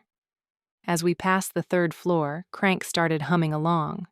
Swish flipped her sigh. The 13th floor was vacant and, as Sawyer had predicted, mostly storage. "Do you think anyone else is monitoring those?" I asked as we passed beneath a security camera. "Besides Swish's friend down in the foyer, I mean." Maven looked up at the blinking red eye. I'm counting on it. We hurried up the remaining 2 flights of stairs. Chances were they already knew we were coming, and if they didn't yet, they would soon enough. It would only take one glance at the surveillance footage and we'd be made. Time was of the essence. It would give them less opportunity to prepare their defenses or mount a counterattack. We took only a moment to gather at the 15th floor landing, and then Sawyer opened the door. We emerged onto a white marble floor which gleamed so brightly I was sure I'd see my own reflection in it if I had time to look closely enough. We were in a narrow passageway which seemed to traverse the entire floor. Frosted glass panels stretched the entire length in both directions. Even Maven was impressed. The lab must take up the whole floor. We were completely exposed. If anyone came out of the elevator or out of the lab, they'd see us immediately. Shadowy figures moved around on the other side of the frosted glass. "We can't hang around here," Sawyer hissed. He was right. We were sitting ducks. We crept along until we reached a set of clear glass doors. An electronic keypad blinked beside them. I leaned forward to get a better view and saw only a bank of computers against a windowless wall. "I could probably hack into it," Crank whispered, pointing at the keypad. Sawyer shook his head. "There wouldn't be any point. The second we walk through those doors, they'll see us anyway." Can you see anyone? Maven asked. Sawyer risked it and checked. One lab technician working at a metal table, facing away from the doors. Well, we can't sit crouched out here forever. Swish made to stand, but Sawyer threw out his hand to stop her. He cast a rueful glance down at his jeans and t-shirt, and then closed his eyes. It was the first time I'd seen him fully transition, and it happened in less time than it took for me to draw 3 full breaths. By the blood, Swish croaked. Her legs scissored against the shiny floor, boots slipping in her haste to get away from him. Sawyer's true monster was more wolf than man. Hair covered his face and exposed chest. It was the same shade as the hair on his head, but coarser, more like an animal's pelt. It didn't belong on a human face. Fortunate, as Sawyer's face no longer resembled anything human. His maw was elongated and hideous, and, when he met my eyes over Swish's shoulder, I saw that his were no longer blue, nor green, but an angry, molten gold. He gave a groan, which I assumed was in pain, until I noticed how his massive hands grasped the scraps of clothing which hung in tatters from his chest and hips. They'd been ripped beyond recognition. My favorite shirt, he growled, the words barely discernible. I grinned. Despite the new skin he wore, he was still Sawyer. I'll buy you a new one. He got to his feet, towering over us. He must be 7 feet at least. Heavy black claws protruded from each deformed finger. Salem help them, indeed. I unsheathed my daggers. Get back, Sawyer warned, before he stepped toward the doors and struck out the glass, smashing it into oblivion. Crystal rain showered the cool interior of the lab. It had barely settled before the alarm sounded, but we were already crunching it to dust beneath our boots. Chapter 45. The first person who sprinted into view was, of all people, Andy Brooks. I met Maven's eye. You have got to be kidding. Doesn't this guy know when to quit? Andy took one look at Sawyer and skidded to a halt. Maven grinned. I've got to admit, I like the lichen a little more now. Andy glanced around for the backup that must have been delayed, found no one behind him, and tried to backpedal. Maven moved. Not so fast. He grabbed hold of Andy's shirt and threw him across the room, sending him sprawling across a row of metal tables. Andy didn't get up again. We were standing in some sort of atrium, computers to the left, metal tables in the center, and a veritable labyrinth to the right. Multiple hallways, a few sealed doors, and even more glass, all leading into individual chambers. Only on this side, the glass wasn't frosted. "We're looking for a cold room," I yelled, reminding the others. "It'll be in cold storage." "Incoming," Silas warned. I heard it too, the sound of footsteps drumming against the marble floor. We turned to stare at the mouth of a corridor at the far end of the atrium. Seconds later, more than a dozen orcs and a handful of wizards poured out of it. One particularly beefy orc led the charge. "I remember you," I murmured. I raised my daggers and ran. I moved faster than I ever had in training, the result of adrenaline and a healthy dose of synthetic blood. The goon didn't stand a chance. His first fire spell missed me by inches. The second didn't even make it past his lips. I hit him at full sprint, launching myself into the air from 10 feet away and ramming both boots into his chest. Multiple ribs cracked beneath the impact. The goon went down. Around me, chaos reigned. Magic lit up the room, spells being slung left and right. But in such close quarters, the wizards were having a hard time avoiding hitting their own. Blood flowed freely over Swish's chin, and while I watched, Sawyer body-slammed 2 wizards together so hard they lost teeth. It was like watching Godzilla playing with rag dolls. Maven was stalking Andy, who had miraculously managed to get back on his feet. Wizards were dropping like flies, but it was Silas who drew my attention. "What form does he shift into?" Sawyer had asked. "Smoke and shadow," I'd answered. But this was so much more than that. Silas moved without form, felling his opponents with no sign of ever having touched them. There was no tangible explanation. Silas was darkness, chaos incarnate, and the magic surging around him could cleave the world apart. "Greyer!" The sound of my name snapped me out of my trance. I located the source hunkered down bedside a set of glass doors. As he stepped up to them, a cloud of fog billowed out. Crank had found the cold room. I sprinted through the fray, dodging bodies. I only stopped once, as a high-pitched shriek raised the alarm. A wizard had managed to sneak up on Swish and use the Impedio spell. She was frozen, unable to raise so much as a finger to defend herself. The wizard viciously kicked out at her and sent her sprawling. I sped up. I dropped to my knees as the wizard loomed over Swish, magic gathering in his open palm, an evil smile on his thin lips. I sliced out with my dagger as I slid past, bracing my arm for impact. I barely felt it. The blade, sharpened to a razor's edge, cleaved through flesh and muscle, severing ligaments and kissing bone before I drew it back to my side. I crawled toward Swish as the wizard toppled over, reached out and siphoned the spell. She took a gasping breath as the impediment fell away, but didn't bother to thank me as she vaulted back to her feet. "It looks like we're winning," Crank said as I drew up beside him. I didn't look back. I didn't want to witness any more carnage. The doors to the cold room opened with a hiss. I sheathed my daggers as we plunged inside. "What are we looking for?" Crank called. It sounded ridiculously loud in the absolute silence. The room was soundproofed. It was eerie, being able to see the fighting outside, but not hear it. I have no idea. The cold penetrated my clothes, sent a shiver down my spine. I pulled open a refrigerated drawer and saw rows of identical blood samples. It's an ampule, a small vial. We should know it when we see it. There'll only be one like it. We scanned the wall-to-wall fridges. Crank shoved me toward the far end. You start on the left. I'll go right. We'll meet in the middle.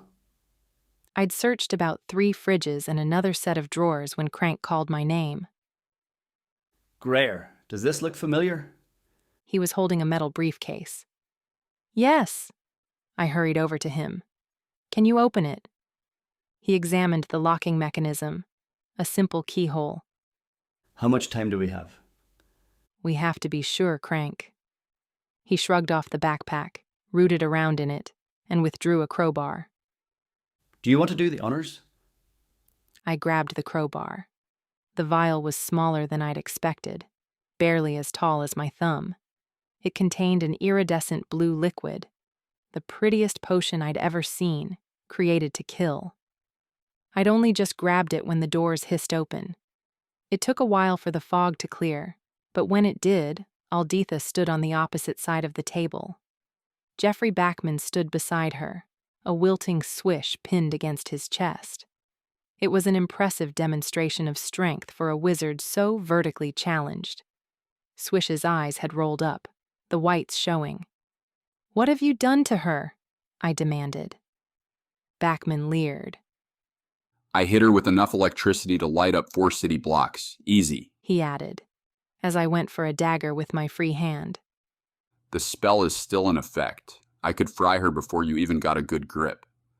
There was no trace of the refined businessman I'd met before, who I'd assumed would never deign to get his own hands dirty. The Backman who stood before me was a crazed sadist in an impeccably cut suit. Greer? Alditha had a hand clasped to her breast. She'd finally noticed the fangs.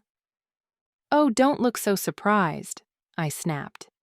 "You think I'd enter this building vulnerable after your bomb back at the house almost killed me?" She blinked. She'd had no idea. "I spent the night in the hospital, Alditha. I nearly died." You weren't supposed to be there. I never thought for a moment he might take you with him. You should know better than that.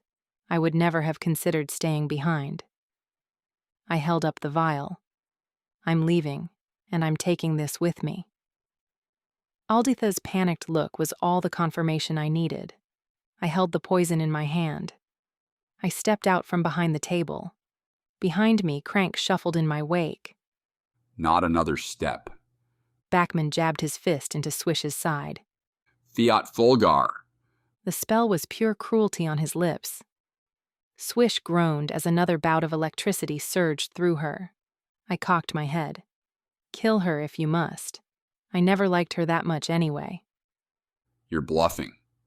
"She'll be dead in a month regardless if you have your way," I reminded him. "If I leave this with you, I'm condemning her anyway. I reckon she'd prefer to go out in style."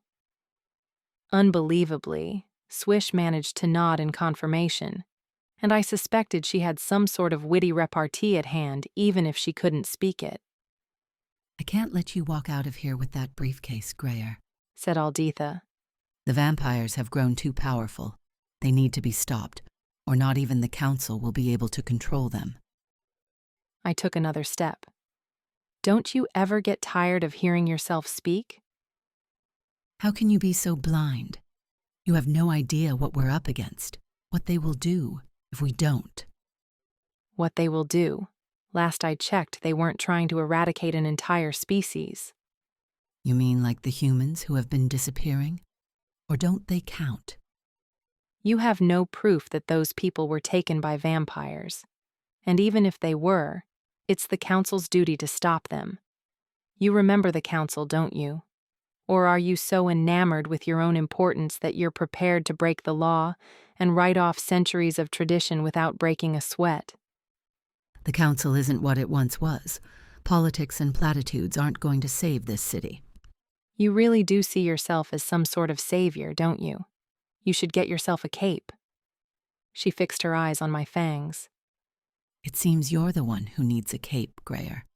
I'm sure the Jareth would be thrilled to have you. I barked a dry, humorless laugh. They don't want me any more than you do.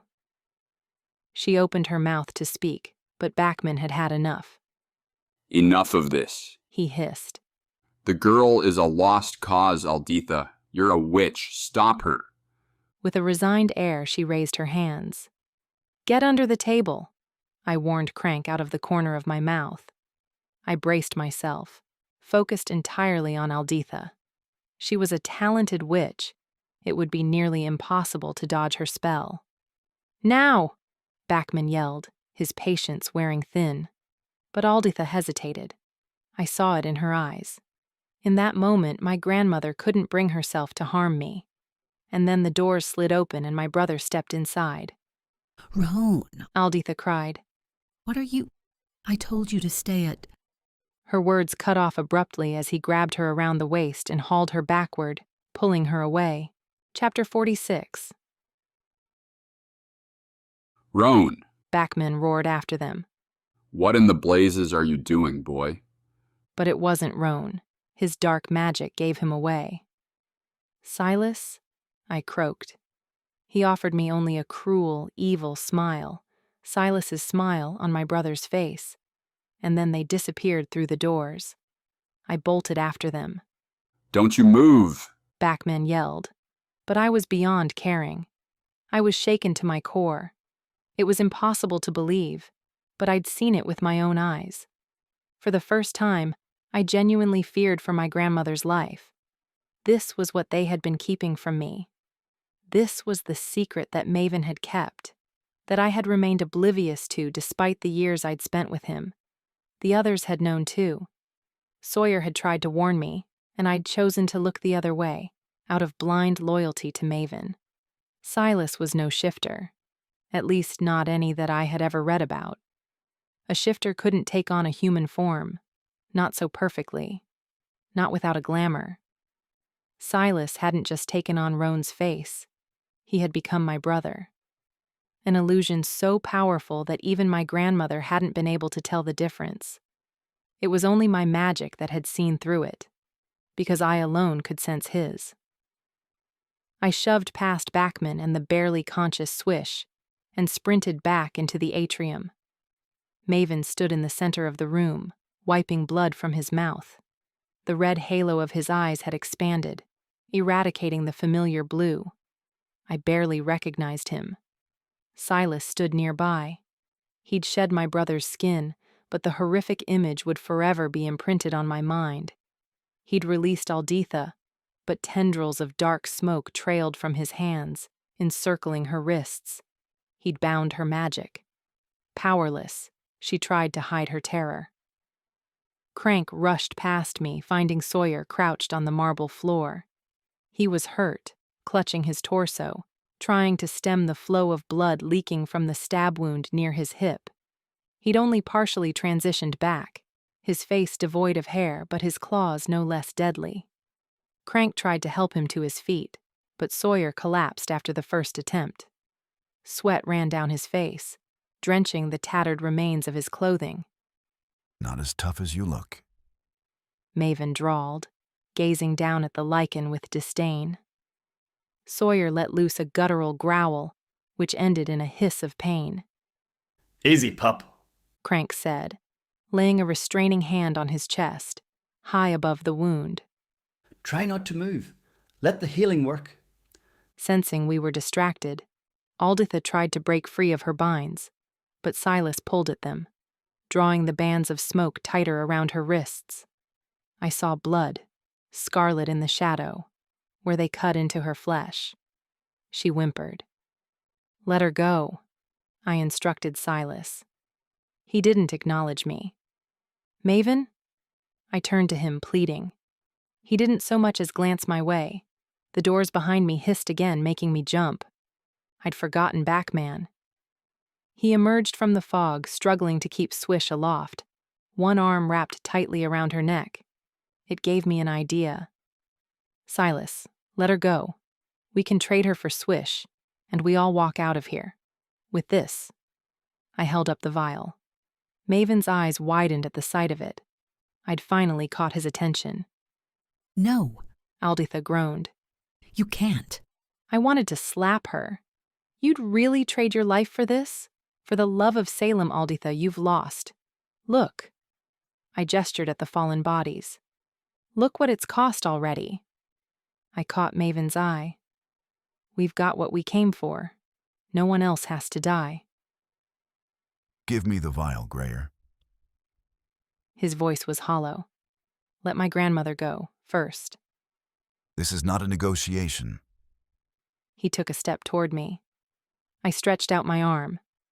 I knew that what I was about to do would fracture us irreparably, but I refused to watch my grandmother die. You take one more step and I'll smash it. You wouldn't.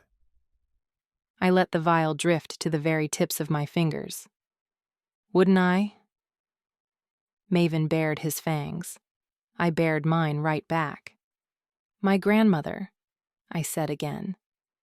At Maven's nod, the tendrils unraveled, freeing her wrists. Silas shoved her toward me. Don't you dare, I warned, clapping my free hand on her shoulder. You utter so much as one word, and I'll suck the magic right out of you and leave you to his mercy. Maven smoothed his hair. Behind him, Crank had managed to coax Sawyer to his feet. The blood seemed to be slowing. Are you okay? I asked. The lichen nodded. We're getting out of here, I told the room at large. We've got what we came for. It's time to leave. Silently, I begged Maven to listen, to do this one thing for me. We could still recover, could still come back from this.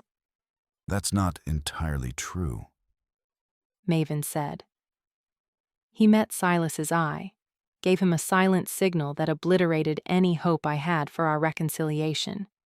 Before I could shout a warning, the shifter blurred, reappearing at Backman's side. The wizard's neck ran red before he could even release Swish to defend himself. Silas caught her before she hit the floor. Took you long enough, Swish grumbled. She steadied, standing tall, and calmly smoothed down her clothes. I'll never get the stench of wizard out of these. Faking. She'd been faking to keep Backman occupied, and I'd left her to him. She threw me a look which told me she hadn't forgotten, then moved to Maven's side. I'd never noticed how perfectly they complemented each other. The poison was never our only problem, Grayer. Maven continued calmly, as though nothing had happened. Your grandmother has the spell. There's nothing to stop her making more. We knew that already. The point is to find an antidote. He gave me a pitiful smile. Plan B, remember? A sharp pain stabbed my chest. How had I not seen it? Maven was cold and cruel, to everyone but me. Lies. You bastard. Oh, come on, love. Deep down, you knew this would happen. It's the only logical solution. No. I shook my head. Alditha lives. I know you're angry. Believe me, I am too. But I'm asking you to do this for me. Let her go. We can find another way. Maven sneered. She doesn't deserve your mercy. Be that as it may, she's going to get it. She's my family. Swish laughed. I hate to say it, Maven, but I told you so. I'm your family. Maven roared. And in case you've forgotten, she'd like nothing more than to see me turn to ash. We can be better than her. The lass is right, Maven, Crank said. There's been enough bloodshed here today. Let the witch go. You've won. Maven ignored him. It's time for you to make your choice, Grayer. Vampire or witch? What's it going to be? Please, I begged. In 3 years, I've never asked you for anything. Swish rolled her eyes. Mortals, she scoffed. 3 years is nothing, the blink of an eye. Maven didn't disagree. I tried to warn you, Alditha whispered. Be ready, I breathed in her ear. Silas. Maven was beginning to sound bored. Kill the witch. No! I shoved Alditha behind me, heard her muttered incantation as she gathered her spell. You want her? You're going to have to kill me first. So be it. I almost blacked out at Maven's words. Every memory I had of Maven weighed down on me, like an anchor of grief driving all the air from my chest. I couldn't breathe. The betrayal cut me to the quick, so unexpected and yet so true to his nature. I'd known he was capable of it, but I'd believed his love for me left me exempt. I searched his face, but I found no answers on his flawless facade. Silas loomed menacingly as he moved toward me, not a shred of compassion in his endless slate eyes while I gasped for breath. There was only one decision left to make, even if making it shattered my heart into a million pieces. Everything that followed seemed to happen at once. "Crank, go!" I screamed, praying that the dwarf would listen, that he would take Sawyer and get to safety before the world blew apart. I threw the vial as hard as I could. It soared through the air, over Silas's head, flipping end over end, an insignificant splash of blue that had changed everything and set my life on a new course. Maven and Swish dove for it. I drew my dagger, slicing quick and clean across my palm as Silas reached for me. His icy hand seized my wrist and I pulled, drawing the black magic as fast as I could, feeling its evil slither willingly into me. It was too much, too quickly. Silas had never felt the effects of my magic. He jerked away, breaking the connection, but I had what I needed. Now! I grabbed Alditha's hand and sliced, clapped our bleeding palms together. I was a vampire after all, and vampire magic was fueled by blood. For the first time I pushed, sending stolen power into Alditha, power that I had stored for weeks during Sawyer's grueling training, power that I'd so recently siphoned from Silas, power that I'd had to live with since I was a little girl with no magic who drained it away without even realizing what it meant, power that lay dormant and almost limitless within me. I barely felt the blade enter my chest. "Go!" Silas bellowed. He blurred away, grabbed Maven, and ran toward the exit. Swish sprinted after them. "Rumpus!" Alditha's destruction spell defied reason, and gravity, and wonder. It had been intended to destroy our enemies. It destroyed the entire lab. The magic blew outward in a circle of destruction so magnified that it leveled every wall, every door, and every window. A blinding golden light, the color of a lichen's eyes. When it was over, the entire structure trembled in the aftermath. And in the peaceful quiet of the epicenter, I let go of my grandmother's hand. Chapter 47. "Grayer." Alditha's voice seemed to come from far away. I fell to my knees and gazed down at the familiar dagger's hilt protruding from my sternum. I'd dropped it only moments before, and Silas had plunged it into my chest before he'd rushed to get Maven to safety. I hoped they hadn't made it out. "Get up." Her voice brought with it a memory, one that I'd forgotten but which came back to me now with startling clarity. "Get up," my grandmother snapped. I was slumped on the floor of her office, surrounded by grimoires. Burnt sage lingered in the air. My arm ached, the remnant of the needle's pain. She'd taken 2 vials this time, double the usual. The blood loss made me weary. I rubbed at the tiny puncture wound. "It hurts." "I know, but it's necessary, and the pain will be gone soon. Now be a good girl and go lie down." "Can I stay here?" I wanted to watch her work, but she never allowed it. "No, Grayer. This isn't a place for you." "Alditha?" A new voice, just outside the door. My grandmother hurriedly pulled down my sleeve, hiding the fresh bruise. "Remember, this is our secret." I nodded as the door opened. My father stood in the doorway. He smiled down at me. "Hello, witchling." It was his special name, just for me. "Harlan, this isn't a good time." "When is it ever?" When he spoke to her, his voice changed. "You can't keep me from her, Alditha." "That is not my intention."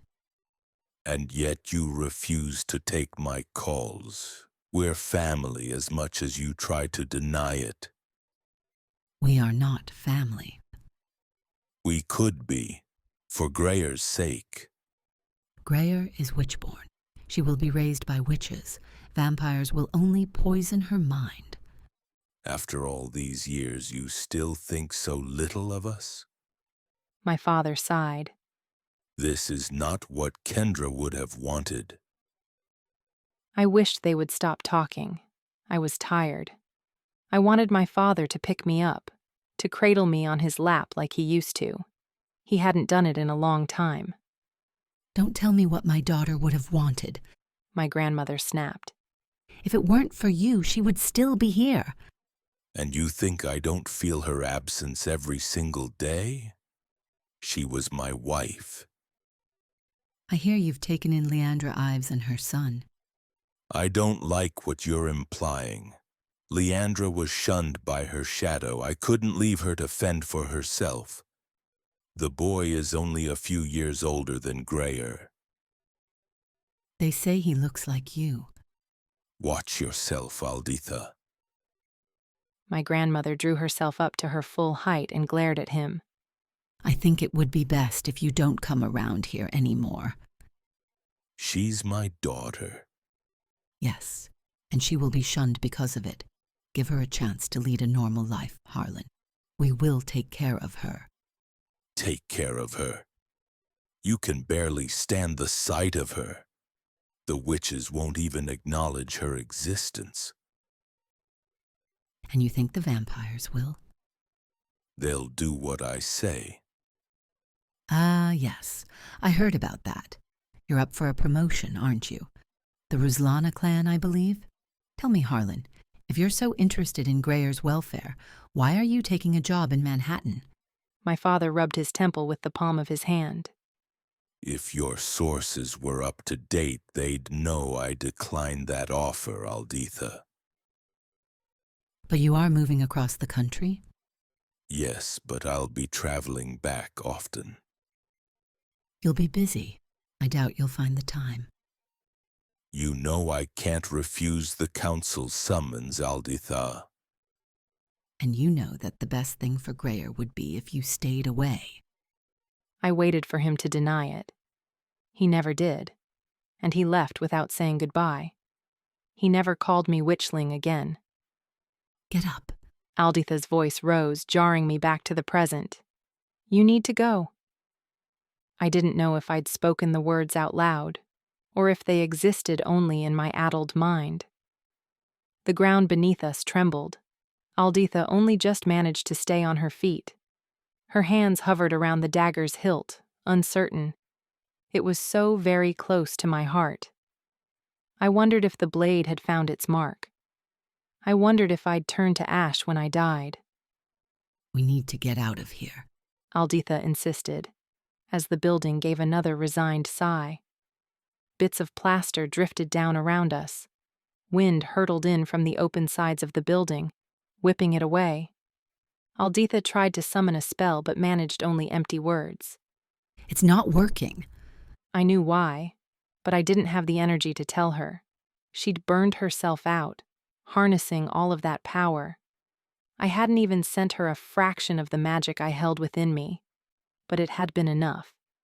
It would take time for her magic to regenerate, time that we didn't have. Can you stand? I shook my head. She wrapped her arm around my waist and tried to pull me up, but it was useless. She'd never be able to support my weight.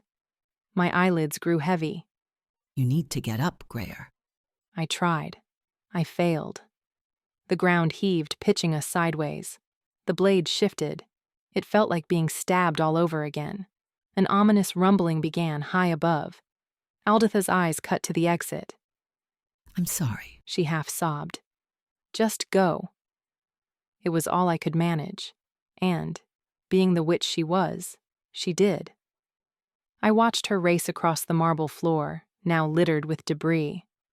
Self-preservation lent wings to her feet. She didn't look back once. I felt a sense of relief when she reached the stairwell, clearly visible now. with no frosted glass to hinder my sightline. The building held, despite all odds. A behemoth lulled quiet before its final act. She might still make it. I hoped she'd learned her lesson, and that the vampires of Seattle would be safe. I hoped she'd make Maven pay. More plaster rained down, and then a chunk of the ceiling almost the size of a car slammed onto the floor, not inches from where I sat, curled around the dagger that I didn't have the strength to pull out. I lay down, the open doorway leading to the stairs, and safety, taunting me. There was no way I could reach it when I couldn't even crawl, so I simply stared at it through heavy-lidded eyes and tried to think of other things while I waited for the end. Witchling, my father had called me. Something moved across my vision, a vibrant flash of red emerging from the stairwell. I closed my eyes, opened them again. A hazy figure crept toward me, small and oddly familiar. I wheezed in a lungful of dust. Green jacket, flaming hair. Another long blink. An impish face hovered above mine. Her voice was high-pitched and childlike. Well, I suspect it's going to take a lot more than a fistful of fennel to fix this. My would-be savior was the thief from the market.